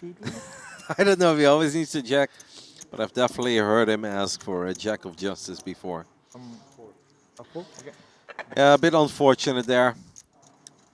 Obviously, in hindsight, could have gone different about it, but life is always easier. Yep.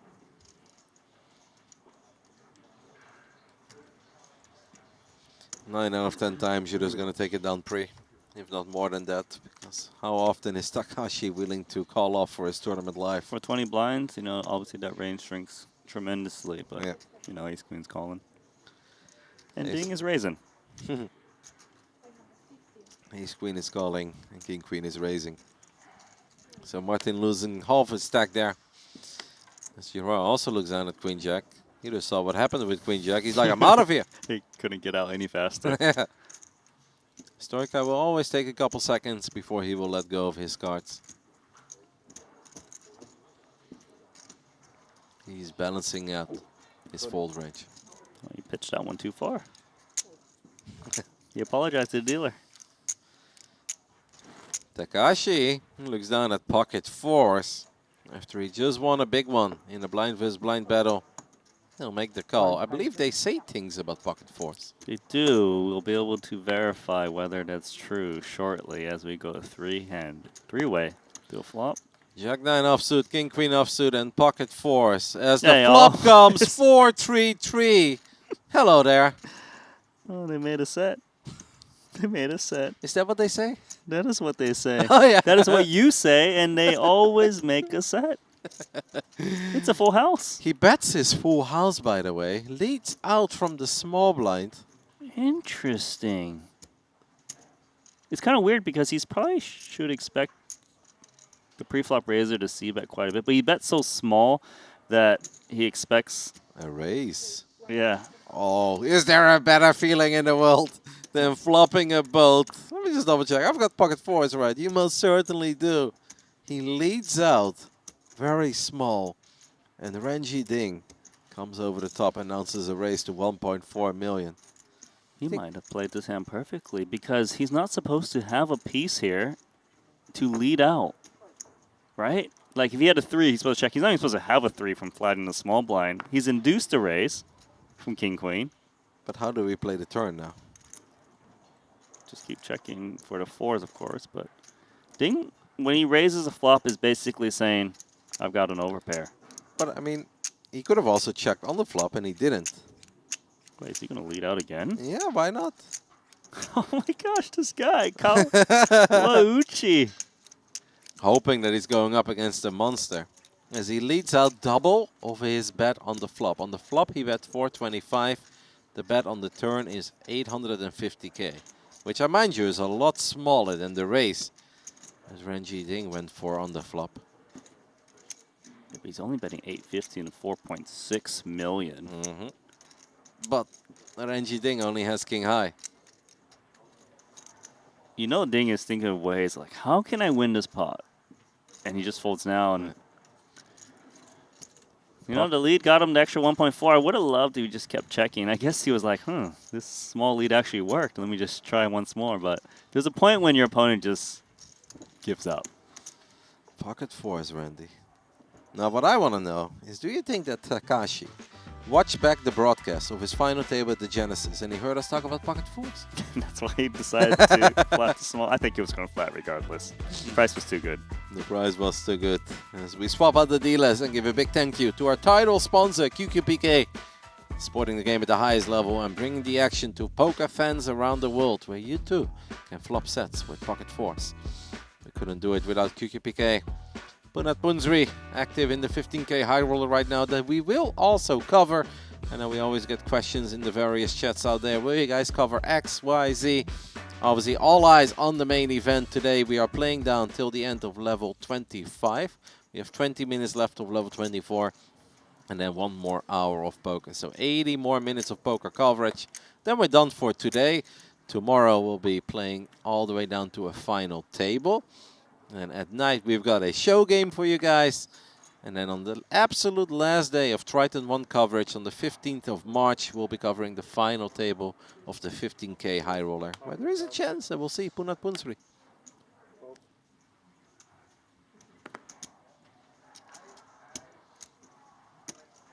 I wanted to comment one more thing about the fours. Because, like... What did they say about those fours? I know you say they always make a set, and it's a ridiculous statement. But I've been in the booth, and pocket fours, I'm pretty sure has flopped the set at least 50% of the time. It's insane, you know what I mean? It really has. I can't believe how far I've dragged you down, because now you're talking about things, how pocket fours make a set 50% of the time. Someone has just opened the stream like, man, Randy's watched as a commentator. Yeah, he's gone down. Yeah. His analysis used to be really good. Now he's talking about pocket fours making a set 50% of the time. The frequency doesn't seem right. Yoshiaki got really out of line here. So it seems to me, for him, when he's in the blinds, he feels like he's getting a good discount, so he's flatting. 7-4 obviously not one of the hands you usually see happening. If you guys have just joined us earlier, we saw him flat King 7 off from the small blind. We thought that one was a bit odd. In a way, I like 7-4 more, because we can at least make some straights. You're not wrong, actually, because King 7 is more likely to be dominated. 7-4 offsuit is not. Especially if your opponent's raising early position. They got big cards. But I prefer folds all around. Renji Ding. This man is active, by the way. Yeah, he's a sticky one. If this is how Renji Ding won his 2K opening event earlier this week, that must have been a blast to watch. He's involved in every hand, and he's just dominating the table, or? Obviously, this time he's got ace-8 of clubs on the big blind, and that's a pretty normal defense. Wow. Double barrel of ace-jack high. This man is tired. He's the chip leader entering this table, and no one is respecting his massive stack. He will take it down with ace-jack. As ace-8 could not find the turn card it was looking for. No extra club, no pair of eights, no ace. Yeah, the Chinese players at this featured table are quite tough. They attack relentlessly. I've got terrible news for you, Randy. Okay, tell me. Lin is out. Oh, he didn't spin up to 750K from 100? Nope, he's out in 30th place. We're down to 29. 37K is his payday. We're getting close to a pay jump, actually. Final 27 get 43K. That's definitely where it gets very serious. 8K buy-in, 43K. It's close to like first place of some of the 2K side events we've had. Like late night little 2K starting at 10 p.m. They play down to 5 a.m. Awarding 14 trophies this week. Most of them have already been awarded. Still a few trophies to fight for. Martin Nielsen still working with 4.2 million. He may just think, kind of back to where I was before the break. Where I got it all in with King 10 against Ace King, and I thought it was over. That's true. He's not slowing down Ace 4 offsuit in the hijack. It's a very active table. Raising the big blind of the table, chip leader. 7 deuce of spades. So if he plays this, he's playing any suited hand. Let's see if he's got the spirit of Zhang earlier this week. An absolute fan favorite. That man announced a massive 3-bet from the small blind with 7 deuce of spades. Yeah, he's like any position, 7 deuce is a re-raise, but not this man. So nice Niels for Martin here as he takes one down from the hijack with one of his weaker holdings for sure. So pay jump at 27, you said, Randy? Yes. 2 more to go. 2 more to go for an additional 6K. We don't have a true baby stack left. Currently, the shortest player of the field is Gary Thompson, a race car driver, according to Randy, from Ireland. But he still has 10 bigs. Like 10 bigs is not that bad. It's better than 100K, I'll tell you that. It's a whole lot better than 100K. I mean, with 10 bigs, I feel like we can dream and we can even be somewhat patient. You don't want to go down to 4 or 3, but it's not like he has to get it all in any moment now. Roman Storka is going to take his usual 7 seconds, even with 7. No. Hey, that's the fastest he folded. Yeah, he's like, I can't do this. I know the cameras are on me. 7 deuce offsuit under the gun.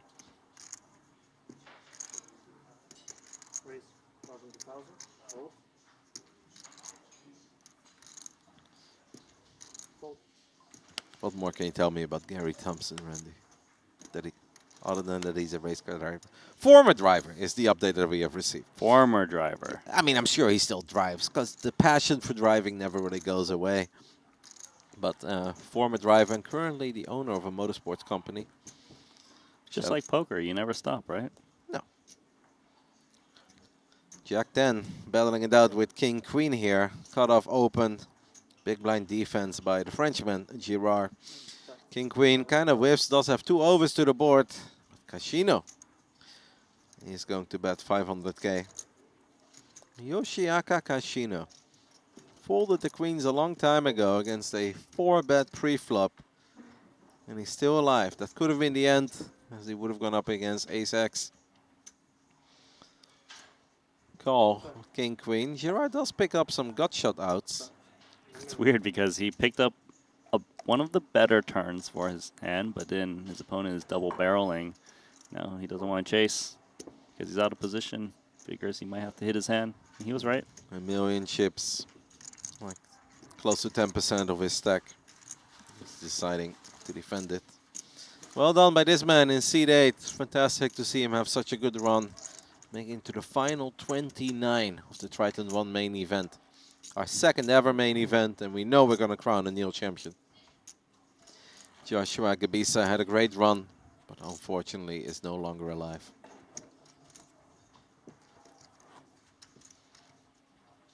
Taking a look at the top of the leaderboard, has been very focused at the bottom. Okay. Some movement there. Mustafa is losing a few chips, but he's still going somewhat strong with 12 million. Ander Valinas is now in the top 5. JP is still among the biggest stacks as well, our PLO champ, with 18.3 million. As we take a look at Martin Nielsen, who looks down at Queen Jack of Diamonds, but it's under the gun. He does decide to open it. Yeah, he hasn't shied away from a close spot. Willing to get in there pre-flop. Martin currently 25th of the 29 players that are remaining with his 19 bigs. There he is. Second in chips overall. We'll let go of Jack 10 on the button against the UTG Open of Martin Nielsen. Yeah, doesn't like to play that as a defense, and he shouldn't. Against a 20 big blind open. Stoika's got 9-8 offsuit. And he's eyeing Harry Potter and the stack of Martin Nielsen. That is Potter asleep. Then I can pounce. He's going to make the call from the big blind with 9-8. There are some boards where this can get very, very feisty, as they're in the same neighborhood. Not that one. No, that's not that one. Ace, Queen, 6, Rainbow. Martin flops a second pair. But obviously knows that there is a good chance that Stoika has whiffed this kind of a board. A little bet should get it done. 350. That's little enough. That's a very little bet, but I still think he's going to get it done. Yeah. He doesn't want to risk much more, but still wants to maintain the betting league, given he's the UTG raiser. Ace high. Second one that Martin takes down since he lost that big pot in the small blind versus big blind skirmish.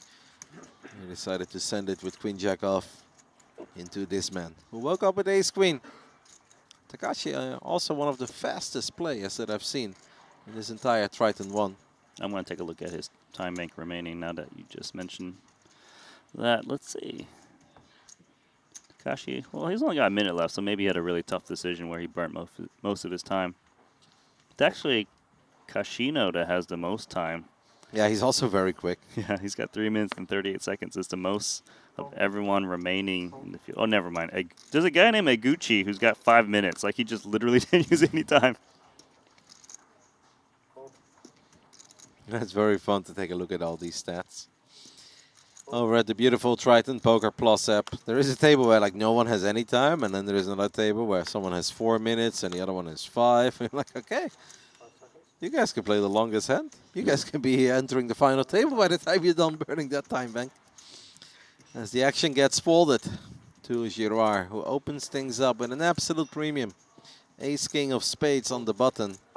It's be a bad moment for Martin Nielsen to get out of line, as he also looks down at a suited hand. Yeah, it's a pretty good one. You know, it's obviously a big discount from the big blind. It's connected, it's suited, it's take a flop and go from there. Spades would be very bad for the men from the Faroe Islands / Denmark as well. He does have 2 live cards. Here we go. Let's see what the flop brings. The flop is Ace, Jack, 3, all red, 2 diamonds. I guess Martin should lose the minimum here. Yeah, it's one of those simple pots. Ace highs. Check, bet, fold. Yeah. On to the next. Yeah, pretty much. What else can we talk about? We can talk about Daniel DeVoris, as he's chipping up.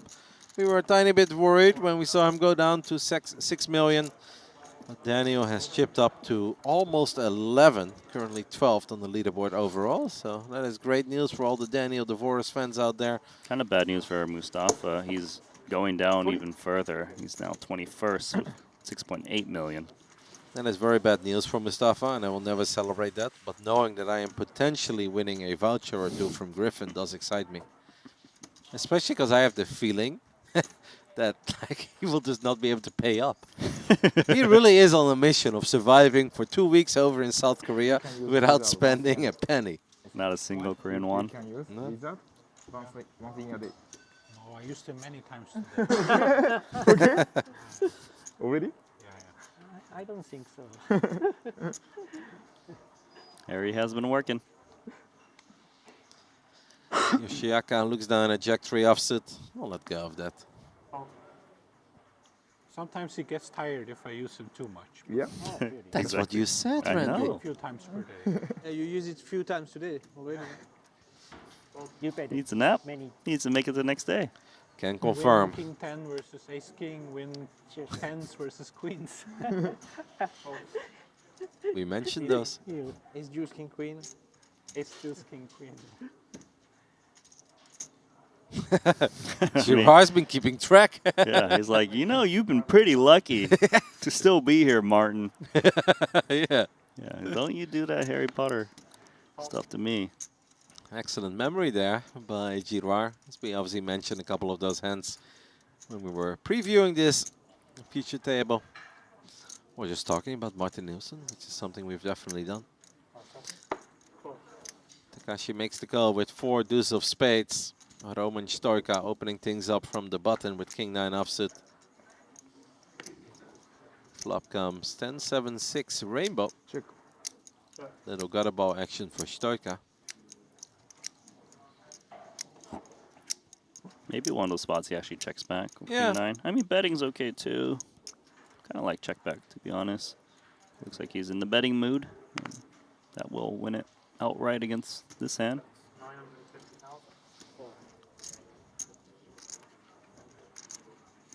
Unfortunately, we have lost Gary Thompson. He's out. He's out. He went too fast over the speed limit.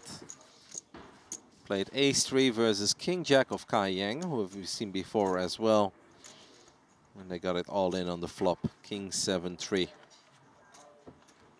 Pair versus pair. That is correct. There were some backdoors as well for Gary, but could not improve. So the man from Ireland has left us in 29th place. That means they're on the direct pay jump right now with 28 remaining. I was saying 27. Get a little bump. Yep, from 37 to 43. You can hang in there. One more player. It's probably like the last pay jump that's less than a buy-in, correct? From here on Yeah, out. I think you're right. It will always be over buy-in. The entrance to the main event was 8K, similar to last time, last September. If that sounds fun to you, start saving. Get ready for November. As Triton ONE is coming to Europe. Very cool. Triton ONE in Cyprus. I'm already excited, Randy. I can tell. You know what has been a lifelong dream of mine? What? Is you being forced to commentate my place. You know that I'll be staring into the camera if I wake up with fucking force. That's a tell. Yeah, for sure. But you're like, huh? No one else will remember that at that point. You probably bet on every 4 flop. Queen 7 opened by Martin Nielsen from the button. Yoshiaka Kashino hasn't seen 2 cards he doesn't like defending from the small or big blind. Makes the call with 10-8. Obviously, that's fine. Flops a gut shot. This one's very good for her, is 10-8. Decides to check. Martin with 4.3 million behind. Would love to take another one down. It's tough to... I mean, a 7 is a good card to have when you're thinking about c-betting. It just blocks all the straight draws, combos that would check call at least. For this price, though, Yoshiaka is not going anywhere. Is he grabbing more than 1 gold?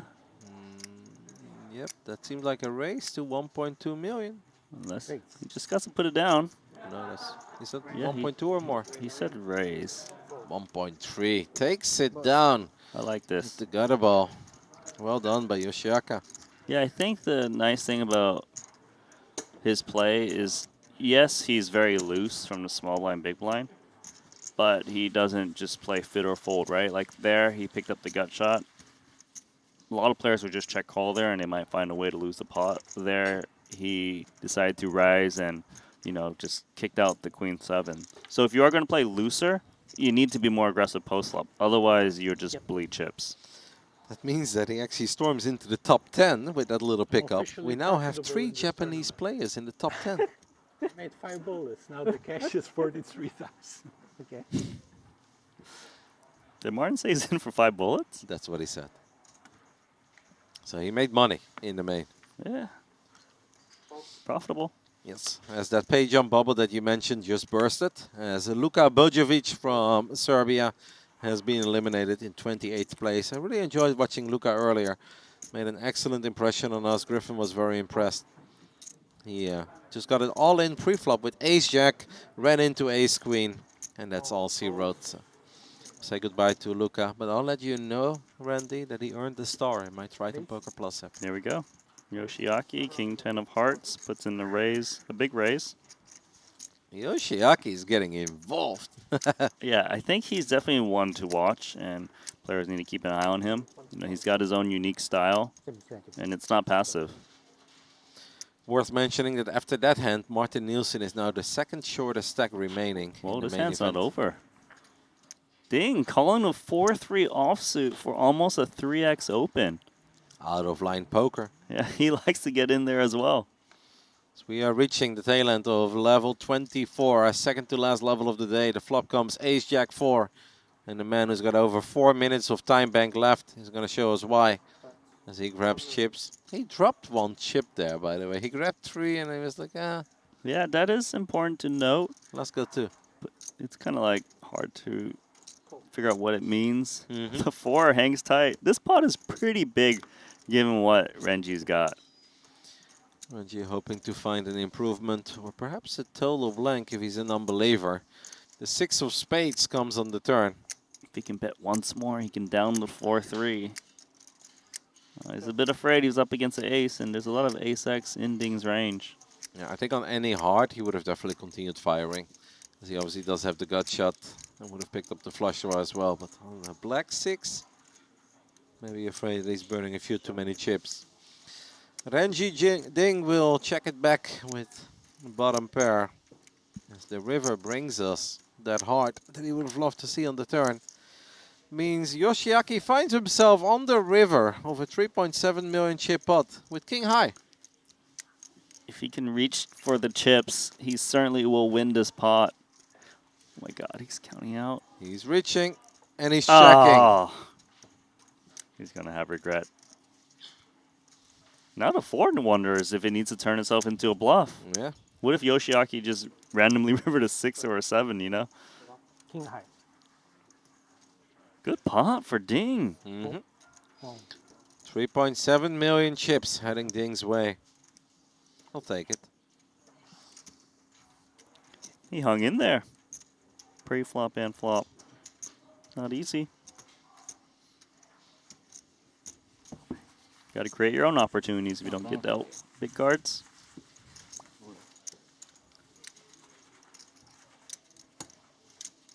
Joe Chen is back up to over 10 million.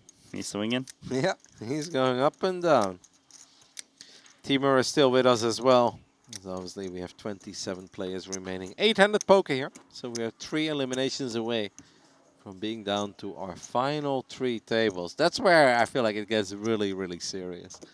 You can truly start seeing that final table. No ultra clear short stack, as we have just had an all-in and a call. It seems like pocket 4s. Maybe they don't always make a set. As I know that the man who just got eliminated by, or at least had pocket 4s. I'll give you guys the hand history soon. As Girard has opened things up with King Jack offsuit under the gun. It was Liu Jiajun who got eliminated in 27th place from China. His last hand were pocket fours versus the ace queen of Jimmy G. Jimmy finding an ace on the turn, a queen on the river. Jimmy G's building too. Nice. Yeah, he's going strong. Gonna be a lovely final table when you eventually get there. Ace-9 versus King-Jack in this one. It's kind of funny. Lou gets into a lot of pots, but he's always the one that has to defend because everyone keeps raising into him. And this one is going to be a problem for him with top kicker, middle pair. Versus top pair and second best kicker. Pretty decent flop, obviously, here for the man who opened under the gun. Was hoping to perhaps just get it through. Flopping top pair with the very strong kicker will bet 800k. Well, our chip leader can't really go anywhere. He's 9. He needs to be wary that there was a big flop c-bet. Try to figure out what that actually means. 800k a piece on the flop. Turn is a bit of a brick. Doesn't change a whole lot. Does bring the second heart on board. Both players hold one heart. I'm expecting ace-9 to pretty much always check here in flow. I would expect King-Jack to want to bet again. You know? Yeah, King-Jack for sure, but ace-9. Did I say King-Jack? No, you said ace-9, but okay. Yeah. But King-Jack should be double barreling, I would think, if he gets the opportunity to do so. You let me second guess myself there. We've been going strong for a couple of hours now at this point, Randy. 5 hours non-stop poker commentary. Every now and then you misread a board, you see a club that doesn't exist. You look at one hand, you call out the other. No worries. You had it right. And he does check. Oh, Gerard kind of looking like, huh? Why'd you take so long and check on a card that you're supposed to check on? Doesn't mean anything. I think that's exactly what that expression is. It's like you were supposed to be checking here. Why did it take you forever to then check? I would actually read it as a little weak, to be honest. Something that has showdown, that wants to hopefully scare the opponent. And you can see he's realizing that the King-Jack is definitely good. Well, you said the 800k was sizable on the flop. 1.8 million, or 1.75 is the bet on the turn. Not going anywhere yet with ace-9. Obviously, alarm bells going off right now on Girard's side too. Realizing that he's getting involved in a bit of a monster pot. 6.4 million chips in the middle. It's a really big pot given the bet sizes so far. Oh, the ace for Xiao Hulu. And now he checks immediately, and the insta snap check back. And Girard will be a bit disgusted by that river. That's a huge pot to lose. Yeah. He's clearly annoyed. I mean, he played the hand really well. He bet on the flop, he bet on the turn, and he snap checked back on the river. It stings, it hurts. But it is what it is. And the pot means so much. And the blinds go up. Even worse for him. This is one of these moments, yep. As we reach the final level of the day, important to mention, this is the last hour of poker that you guys will be able to watch today live. Of course, the action will continue tomorrow, 1 p.m. local time over here in Korea, for basically the last day of the Triton ONE main event, where we'll be playing down to a final table. And we've got a show game happening at night, but the final table does not happen tomorrow, that happens 2 days from now. Right. Just to go back to that previous hand quickly. Like, it's a bit of a tilter for Girard because A, he played it really well, and B, he bets strong. It's not like he priced his opponent in. Like, he gave him a tough price on the flop. He gave him an even tougher price on the turn. Still couldn't get rid of him. And then his opponent improves to 2 pair on the river. This is one of these, like, what can I do? He did nothing wrong. I mean, that's why you can see how annoyed he was on the river when he saw that he lost to ace-9. Tried to charge the max, and he did. But sometimes you just lose. We have Roman Stoika opening things up with pocket 5s under the gun. Our Japanese resident flop viewer comes along for the ride with King-Jack offsuit from the cutoff. And we have a 3-bet announced by our table chip leader.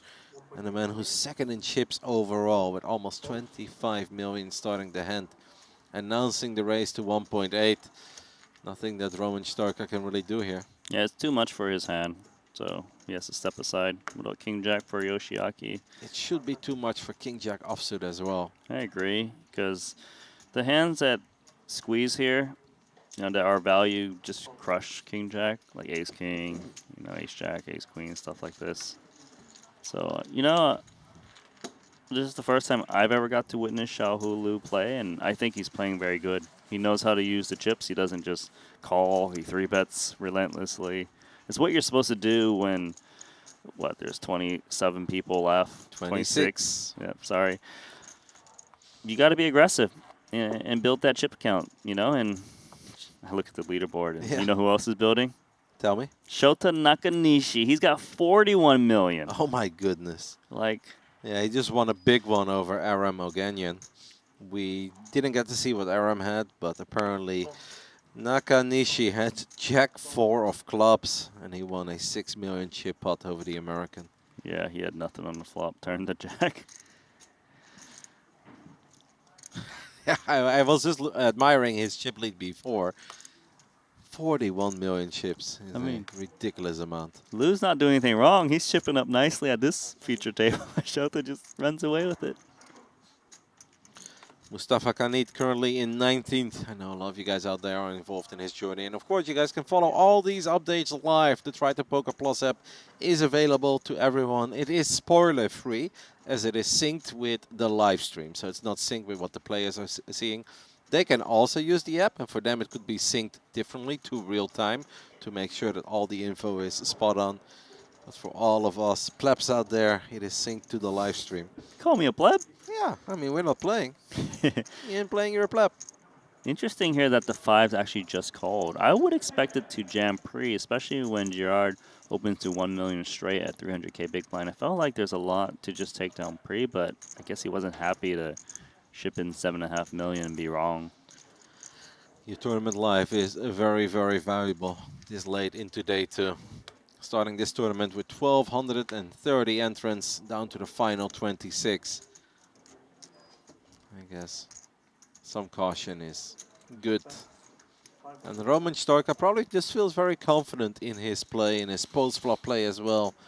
And he doesn't just want to put his life on the line with potential coin flips. Well, he's up against a small bet. Pocket 5s makes the correct call. Hughes might be a bit worried now. It's a scary board, obviously, for 5s. But he turns a gut shot. Sometimes when you turn equity, you give yourself the excuse to multi-barrel. Start thinking of other hands that peel that you can fold out, and just ace highs that linger for Stoika. It's an interesting board for 5s. Like I said, it was scary. Obviously, when it's a paired board, on one hand you feel like your pair is good, but because all the cards are above your 5, it's also annoying because there is always that chance of getting counterfeited on the turn or river. Right, and new ways to get counterfeited, like the 9. I wouldn't mind if Gerard bets like a third pot, like 1 million. Because he's never getting a king to fold, so he bets like just enough to get everything that That's a isn't big bet. king, but it's still healthy. That is a very big bet. I don't see how 5s can call. No. Roman Stoika has played fantastic poker over at the future tables. But how do you make this call with 5s? Small blind versus big blind on king 669. It hurts him, it pains him. He can't show one here. He really cannot show one. It would be too telling.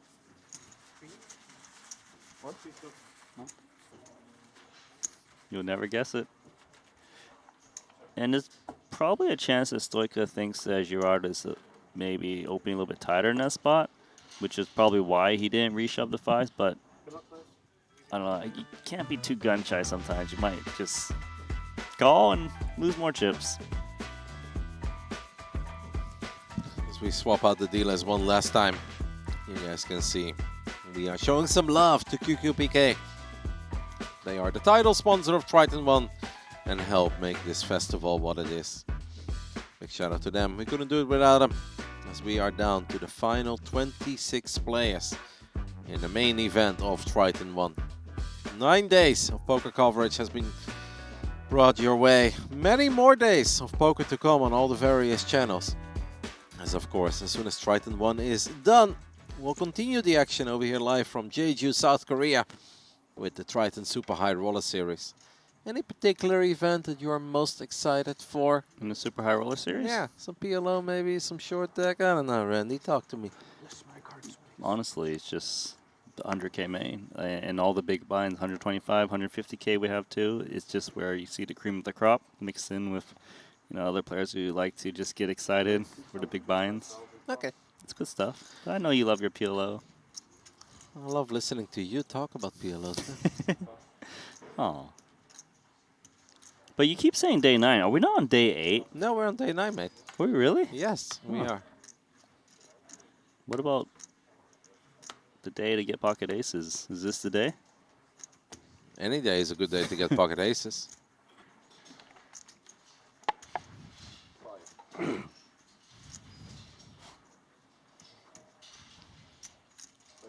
In comes 3-bet. Oh, sorry, I didn't see his cards. Martin Nielsen folded out of turn as he didn't see Stoika's cards. Stoika likes to take his time. Only the 7 deuce offsuit. That one he folds a little bit quicker. Yeah, this one seems unnecessary for a tank, but he'll fold just in case. Just in case everyone exposes their hand and he can make a move. Seems like Takashi snap folded his 6s there. Yeah, he plays fast. He folded before Stoika. Sorry. Don't do that again, Nielsen. Martin receiving a warning.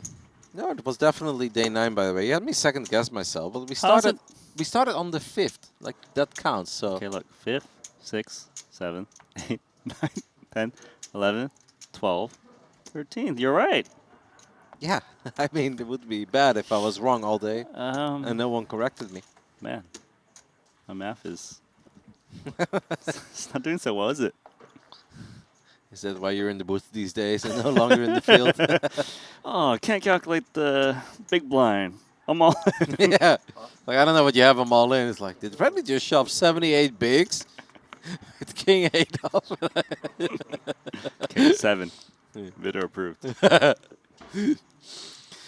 Our final hour of poker, guys. 50 minutes to go here on day 2 of the main event. Martin Nielsen, second shortest of the remaining players. As is Ara Moganian, the American. This is the shortest of them all. We've been here before. This could be an all-in. Okay. He doubled up with this exact hand. King 10 of diamonds. All in. Okay. So 3 million? 3 million. 10 bigs. That's too much for 10-9 off. Especially when we're starting the hand with 10. I would hope he doesn't call this one. No, he's not calling. He's just like, don't do this again. Nice all-in. Martin had a good hand. To be fair, last time he had an okay hand as well. It's just that Takashi had an even better one. And the roles were reversed. Martin was not at risk. Back then it was Takashi who was at risk. Martin is now obviously shoving with his tournament life on the line. But does get the King 10 of diamonds to take one down. So he chips up a little. Still finds himself at the bottom of the remaining 26 players.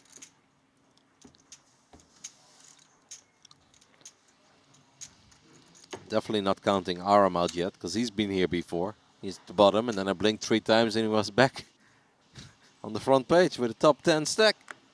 All right, Ace-King suited. For one of the more active players at this future table.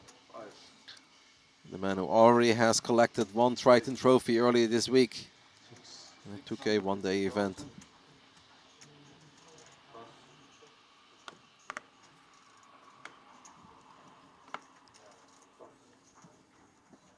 Uh-oh. Pocket 4s. To be honest, though, I don't think he's going to be getting in there. It's 19 bigs. You can't really set mine off of this stack from the cutoff. I would agree with you, but the only thing that scared me a little there for Roman Stoika is not my love for pocket 4s. It's just that Renji Ding has opened a lot of hands and has been very, very active. So there is maybe a chance there that you could have gotten him to fold. Yeah, we're going to see a flop. We're going to see a flop. And that excites you. Yeah. Why does it excite you, Randy? If I say it, I might lose my job. That 4s make a set 50% of the time? Here we go. Okay, not this time, but Yeah. top pair. It's because we're not involved. Top pair for Ace King. Bottom pair for Yoshiaka Kashino. Yeah, if the bet is small, you can see 9-7 call bet. Although Renchi's got more reasons to maybe even choose other sizings, right? His hand's quite vulnerable here. Yeah, it's a pretty wet board. 2 clubs out there as well. He obviously does not hold a club with ace-king of spades. But I'd like to see him go for at least a milli here. I think he kept it small. Very small. I mean, there's nothing wrong with it. But it's going to let the 9-7 hang in there, as it should. But the price is just too good. Still beat ace, queen, ace, jack. Really hope for Renji this one works out. Yoshiaki, what? Is he second guessing himself? This is the longest we've ever seen him take. Yeah, true. Well, he does make the call. Announces the call with the 9-7 with 1 club in his hand. As the turn brings us the ace of clubs. That's a fun one. It's actually a confusing one. Because the flush comes in and he's got top 2 paired at once to protect, but it also doesn't want to bet and get raised, especially when you've got outs against a flush. It kind of probably depends on how you expect your opponent to react. Looks like he's going to just keep betting and just hope he's not against a flush. That's 1.4 million into a pot of 2.6. Yeah, so it's okay to bet if your opponent never raises a flush on the turn. That way you always get to still see the river. But there are players out there where they fast play flushes, and then it's a kind of a disaster to bet fold like ace-king. Kashino will get out of the way, and that means Renji Ding chips up a little more. So we still have 26 players remaining. We are 2 eliminations away from being down to our final 3 tables. And with 45 minutes of poker left to be played, deep into day 2 of the main event, I think we'll get there today, Randy. 2 eliminations in 45 minutes, that seems quite plausible. It seems very plausible. Seems like Aram Oganyan has found a double. He is no longer the shortest in the room. He's ready to start the roller coaster ride number 2. What a day he's had. His graph in the Triton Poker Plus app is so funny. It was like up, down, up, up, up, up, up, down, and now we are starting a new up. Meanwhile, Ander Valinas has moved up to 3rd with 20 million. His graph is the opposite. It's just the One direction. Never-ending upswing. Slow and steady. Over 20 million chips now for Valinas from Spain. That is fantastic news for him and for a lot of his fans out there. Nielsen's got the hand he can go with. He's got 12 bigs with pocket 3s. Action gets forwarded to Martin Nielsen. Announces all in. Takashi's got a bit of a decision here, but he's got 2 players to worry about. So what's important here is how much does he crush Martin's range that jams on the cutoff. To be honest, ace-9 does all right. Does good against the king queens, does good against the king jacks, announces the call for 3.7 million. Yoshiaka will get out of the way with king 9. And 10-5 gets out of the way too. Massive flip here, deep into the main event of Triton ONE. Yeah. All right, time to go to work, Harry. Akio trips. Trips. Come on. Come on, Mr. Potter. Here we go. 8.1 million chips to fight for.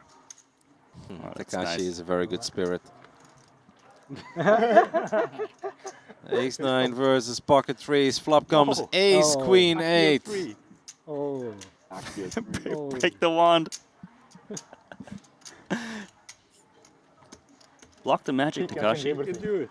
Akio 3. The turn is the 3 of hearts. Harry Mr. does Potter. it again. Ooh. Oh my God. Ooh. Wow. Ooh. Ooh. Wow. 3.7. Does it actually work? Martin has been at risk a couple of times today, but I doubt this time it looked more dire than ever before. With that ace on the flop, drawing to 2 outs. Chinese Harry Potter. They're magic. Martin spent some time over in China before he made the trip to Jeju. You Was tried loving to it. stop him. Yeah, I'm picking one up myself. I have no confidence. Look at Jiro, he's raising his eyebrow. He's like, again? Like, yeah, he's keeping count. He's got a tally. He's definitely keeping I need count. some combination to win. Nice one. He is definitely keeping count as he You win listed one, I off. win one. Yeah. No problem. He listed all the hands that Martin was able to take down earlier. He's like, man, here I am. I have to battle. And this guy from the Faroe Islands picks up a little Chinese Harry Potter, and he summons 2 outers on the turret. So he's got a Timu Harry Potter or what? No, I mean, he was just in China. Oh, okay. This is authentic. Man, I mean, flopped an ace and he summoned a 3. Yeah, that's crazy. Obviously, it was a fair fight pre-flop. But with the ace on the flop, you would think it's over.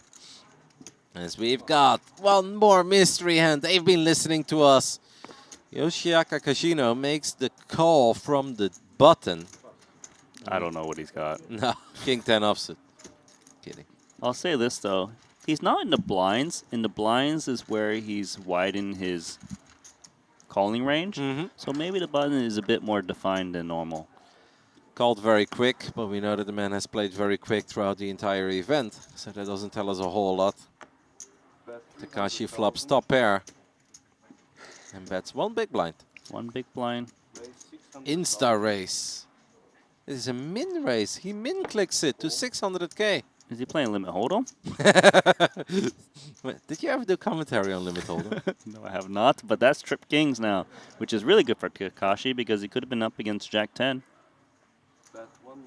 But Jack 10 wouldn't bet again, as played. Bet 1.5 million immediately. I don't think he likes it, but he got to continue. Yeah, it's starting to look like the alarm bells are going off. Could this ever be King Queen? Yes. Kashino. I think so. It could be King 10, it could be King Jack. How about Pocket 8, Randy? If it's Pocket 8s, I'm going to lose it. That is a reference to a mystery hand we had earlier, guys, where one of the last hands we would have guessed was Pocket 8s. Takashi is just wondering, what do I do here? He's probably worried. Yeah. Of course, cannot fold Trip Kings here. He can still boat up, too, just in case he is behind. And the river brings us the 7 of hearts. Look at that check. Oh my Snap god. all in. It feels strong. Everything about this feels strong. He looks defeated. Takashi Kawauchi. I don't even think he wanted to hang in on the turn, but he's like, I've got Trip Kings with 9 kicker.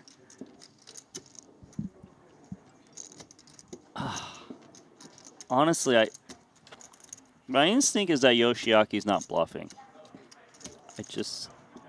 I feel the same way. Have trouble figuring out what it is. Is there a world where it's 8-9 of spades? Normally, no. Right? Min raise flop. So it seems kind of odd. It feels like he has it. Very difficult spot. Fold Trip Kings. It is ace queen. We just flopped it. Flopped Broadway. It is that straightforward, that simple. That was a really good read from Kawauchi.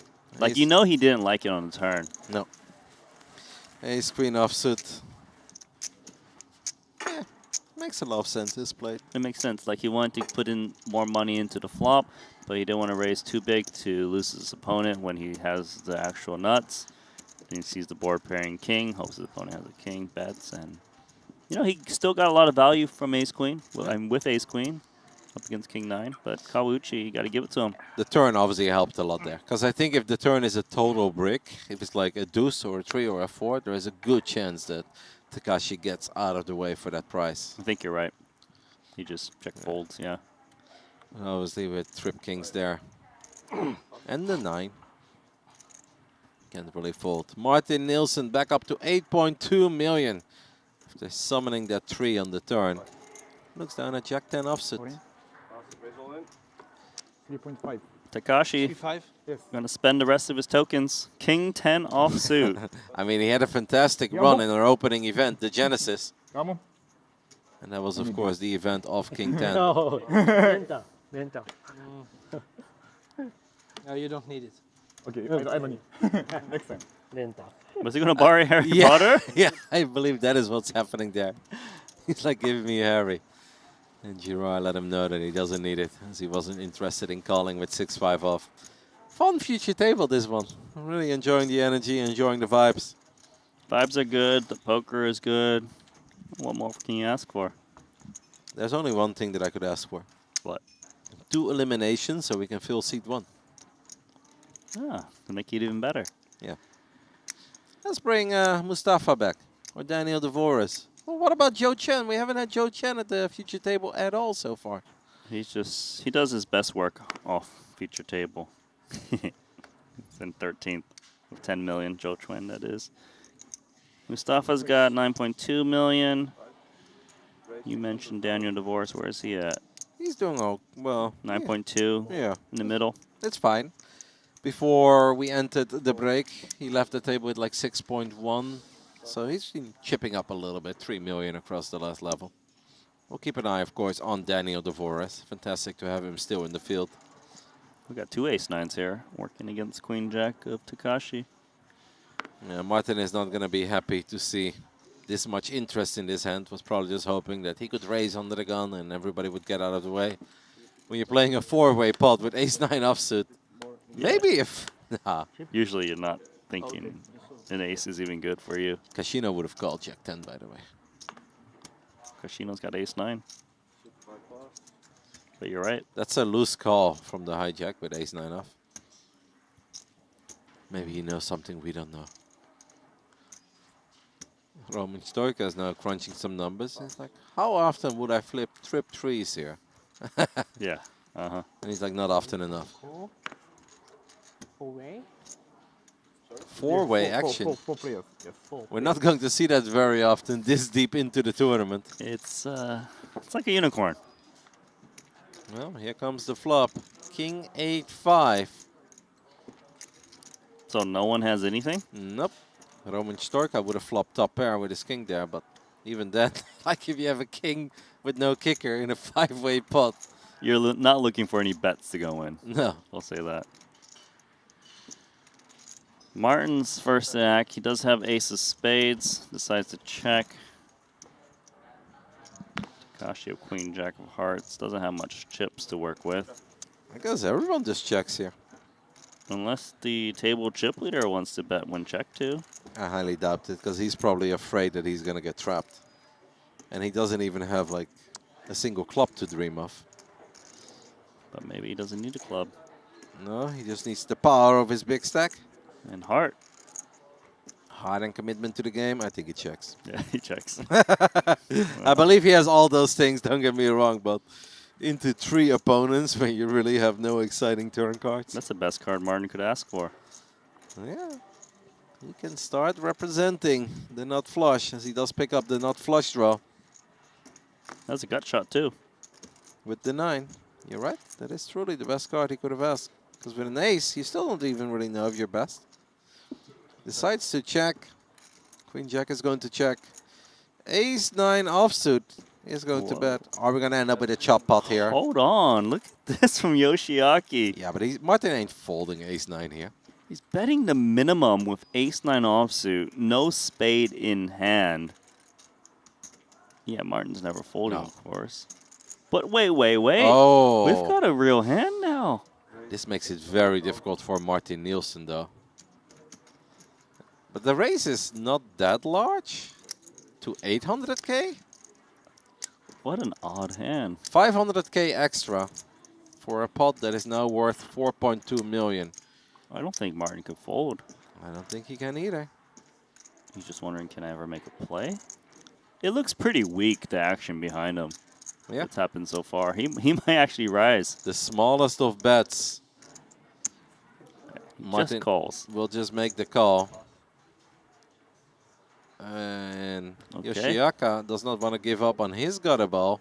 So he makes the call. 3 players are making it to the river with ace high. With 5.5 million in the middle. Oh! Pink. As Martin Nielsen makes the nuts on the river. I mean, there are some straight flushes out there. But yeah, let's just discard those. Yeah. They don't count it. Martin sitting on the nuts, guys. That's amazing. It looked like a pot that was going to be a lot of checking, and then it got very interesting.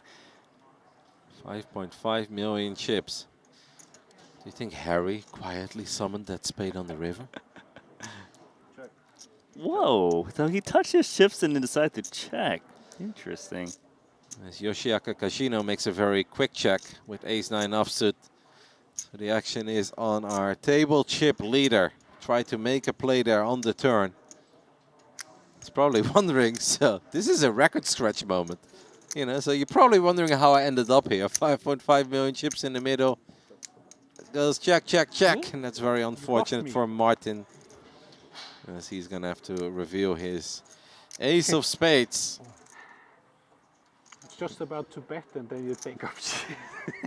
Same kind of bet you have there. But you want to bet. So I check. It could be, yeah. Okay, yeah. Martin said he was about to bet there, but then he saw Yoshiaka reach for chips already. Oh, is that what he said? Yeah, I think so.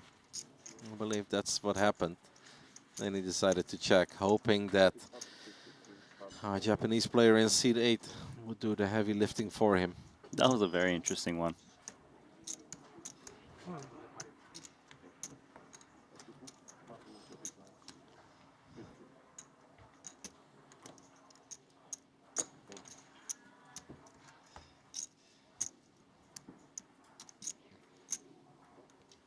I mean, how often do you see a four-way pot? No one has anything. And there's a min bet and a raise in a call. And I didn't miss too much. Yeah, truly bizarre hand. And then ace-9 beats another ace-9 offsuit. Kind of broke. The runner. There's a reason why we always mention it, as it does come into play. Big pickup, of course, from Martin Nielsen in the end. Was hoping for more on that river. But Martin Nielsen, who found himself at the absolute bottom of the leaderboard not too long ago, is now in the top 10, Randy. That's how quickly things can turn around. And very healthy with 41 bigs. That too. It is worth mentioning that I believe the poll has been closed. You guys voted mostly for China, a little bit for the rest of the world. But even with 30 minutes to go, they said we've seen enough. The chip leader is from Japan. As Shota Nakanishi can go away for a while and will still be the chip leader. As Nakanishi is working with 41 million chips at the moment. Thank you guys for playing along and voting over at the beautiful Triton Poker Plus app. Got a little button versus big blind action brewing. Ace-5 versus King-10 offsuit. But it's the Ace-5 of the Frenchman that flops best by far.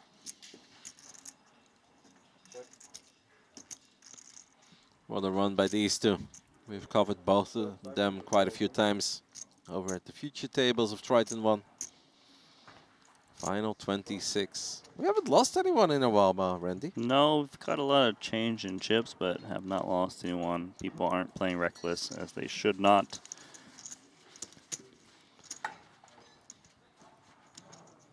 We still got 5 Japanese players in the mix with 26 remaining. We also had it when it was 31. Yeah, that's insane.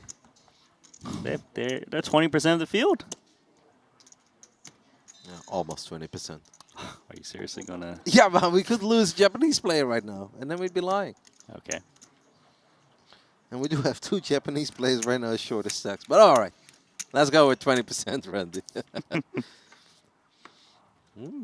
One of our Japanese players looking down at ace-queen offsuit under the gun. Last time the man looked down at ace-queen, he flopped Broadway. 600,000 plus.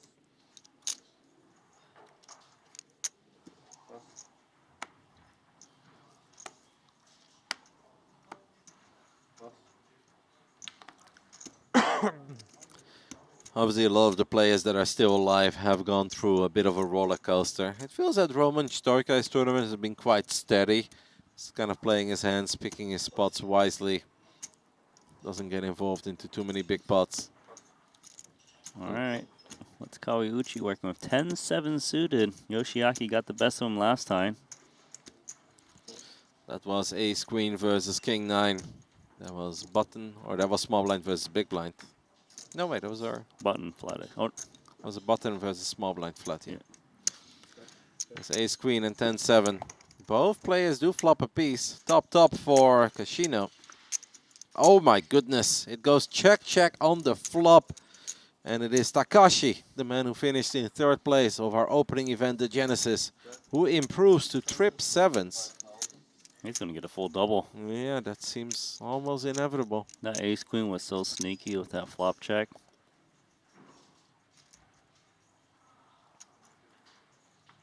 Are we grabbing any golds? He's just putting in the right amount. Makes the call for 675,000. I mean, the river brings a 6. So 7-7, 6-6 queen on the board. A boat for Takashi. Let's put the rest of the chips in there.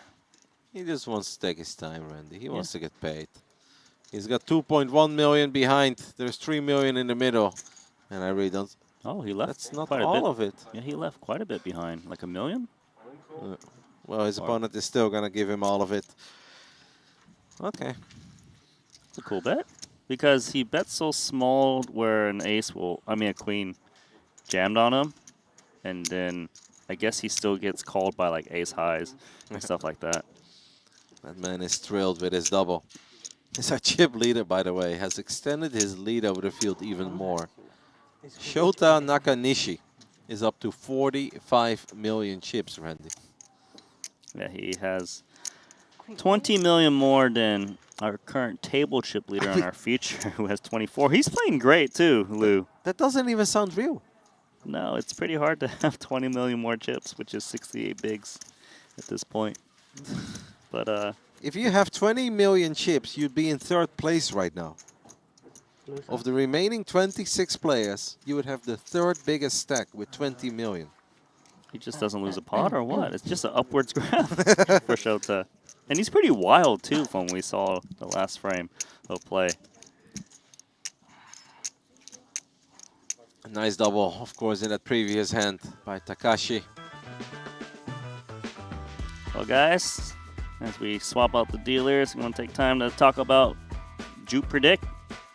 And what makes the players here great isn't luck, it's knowing how to read what comes next better than anyone else in the room. Juke Predict lets you put that instinct to work, call outcomes on sports, politics, world events. So if you've got the read, go prove it.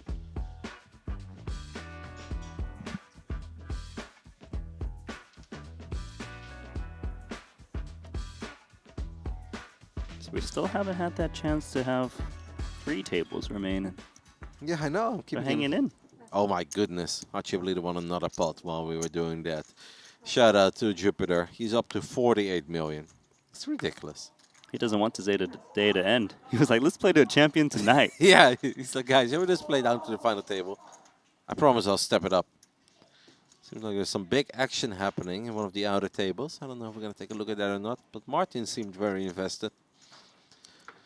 Stoica folds King 8 offsuit. Martin's got a few more chips to work with.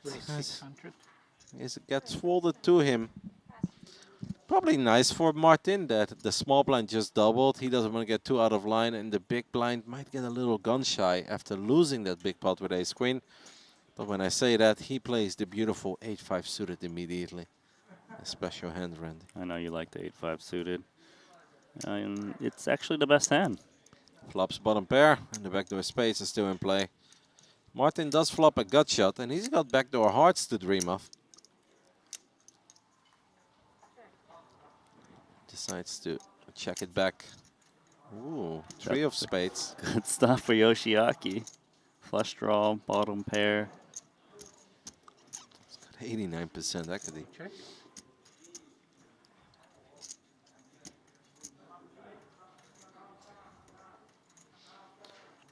Pair of 5s and an 8 high flush draw. Puts out the min bet once again. For that price, I don't think Martin can ever go anywhere. Nope. He's got a pretty clean draw to the 10. Queen might be good. Well, I mean, queen usually is good. The 8 might be good. 10 of spades would be an absolute disaster for the man from partly Denmark, partly the Faroe Islands. The river comes the ace of hearts.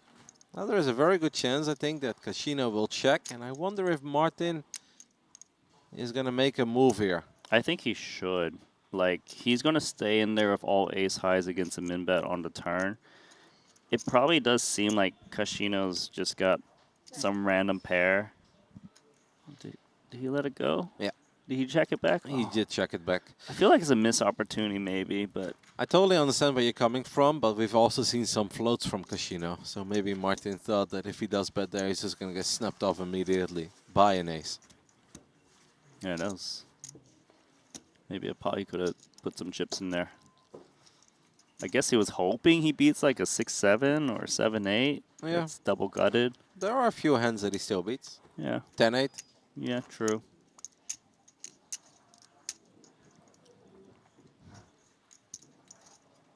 And I guess he didn't actually get to see Kashino's hand in that ace-9 versus ace-9 hand when he did put in a min bet, because that was very weak.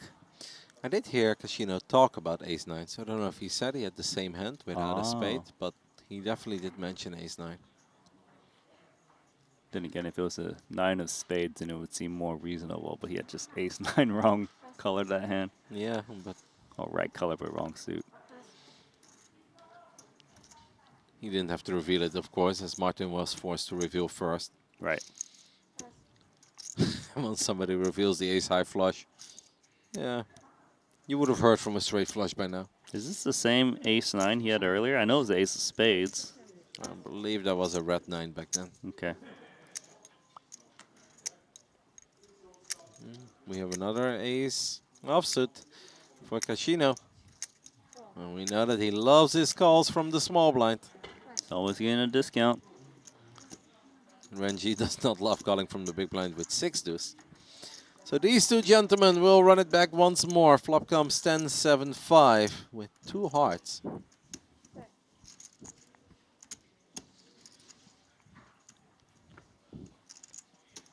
I'd peel one off if we check back for Nielsen. He's got a pretty solid ace high.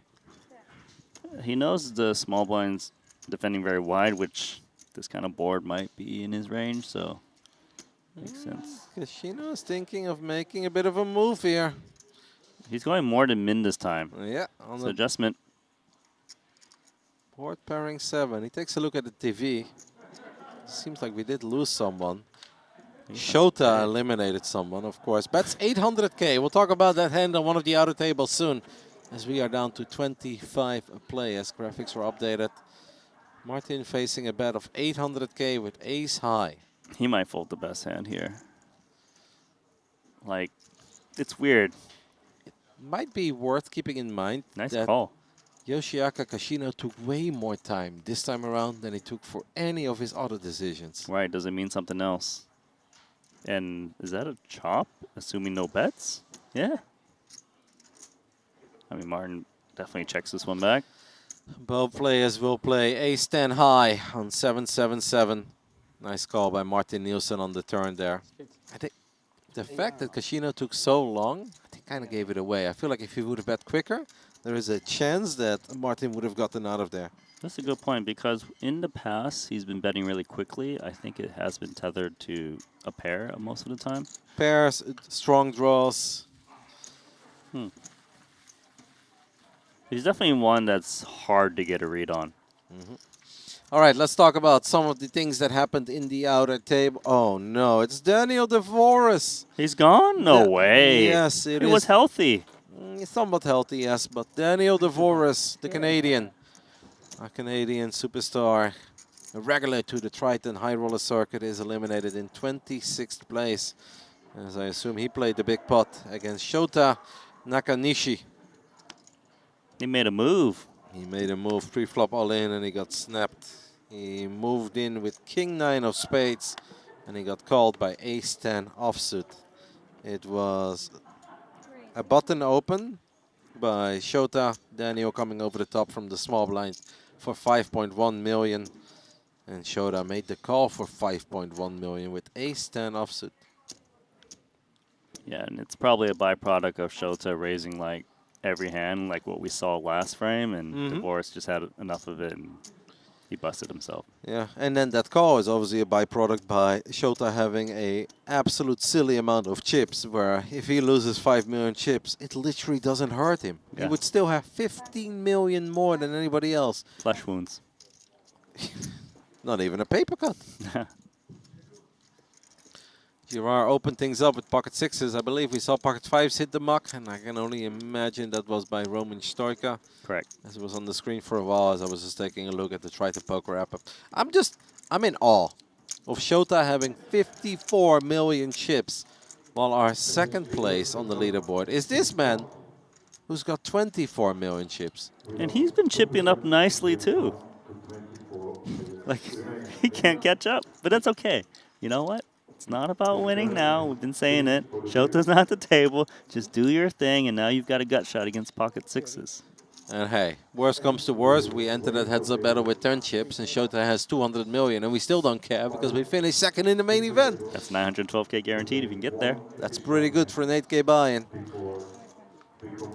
I've been enjoying Girard's play a lot as well, as he makes the bet here with the pocket sixes. Wow, gets called by Jack 9 on King Queen 4 with 2 spades.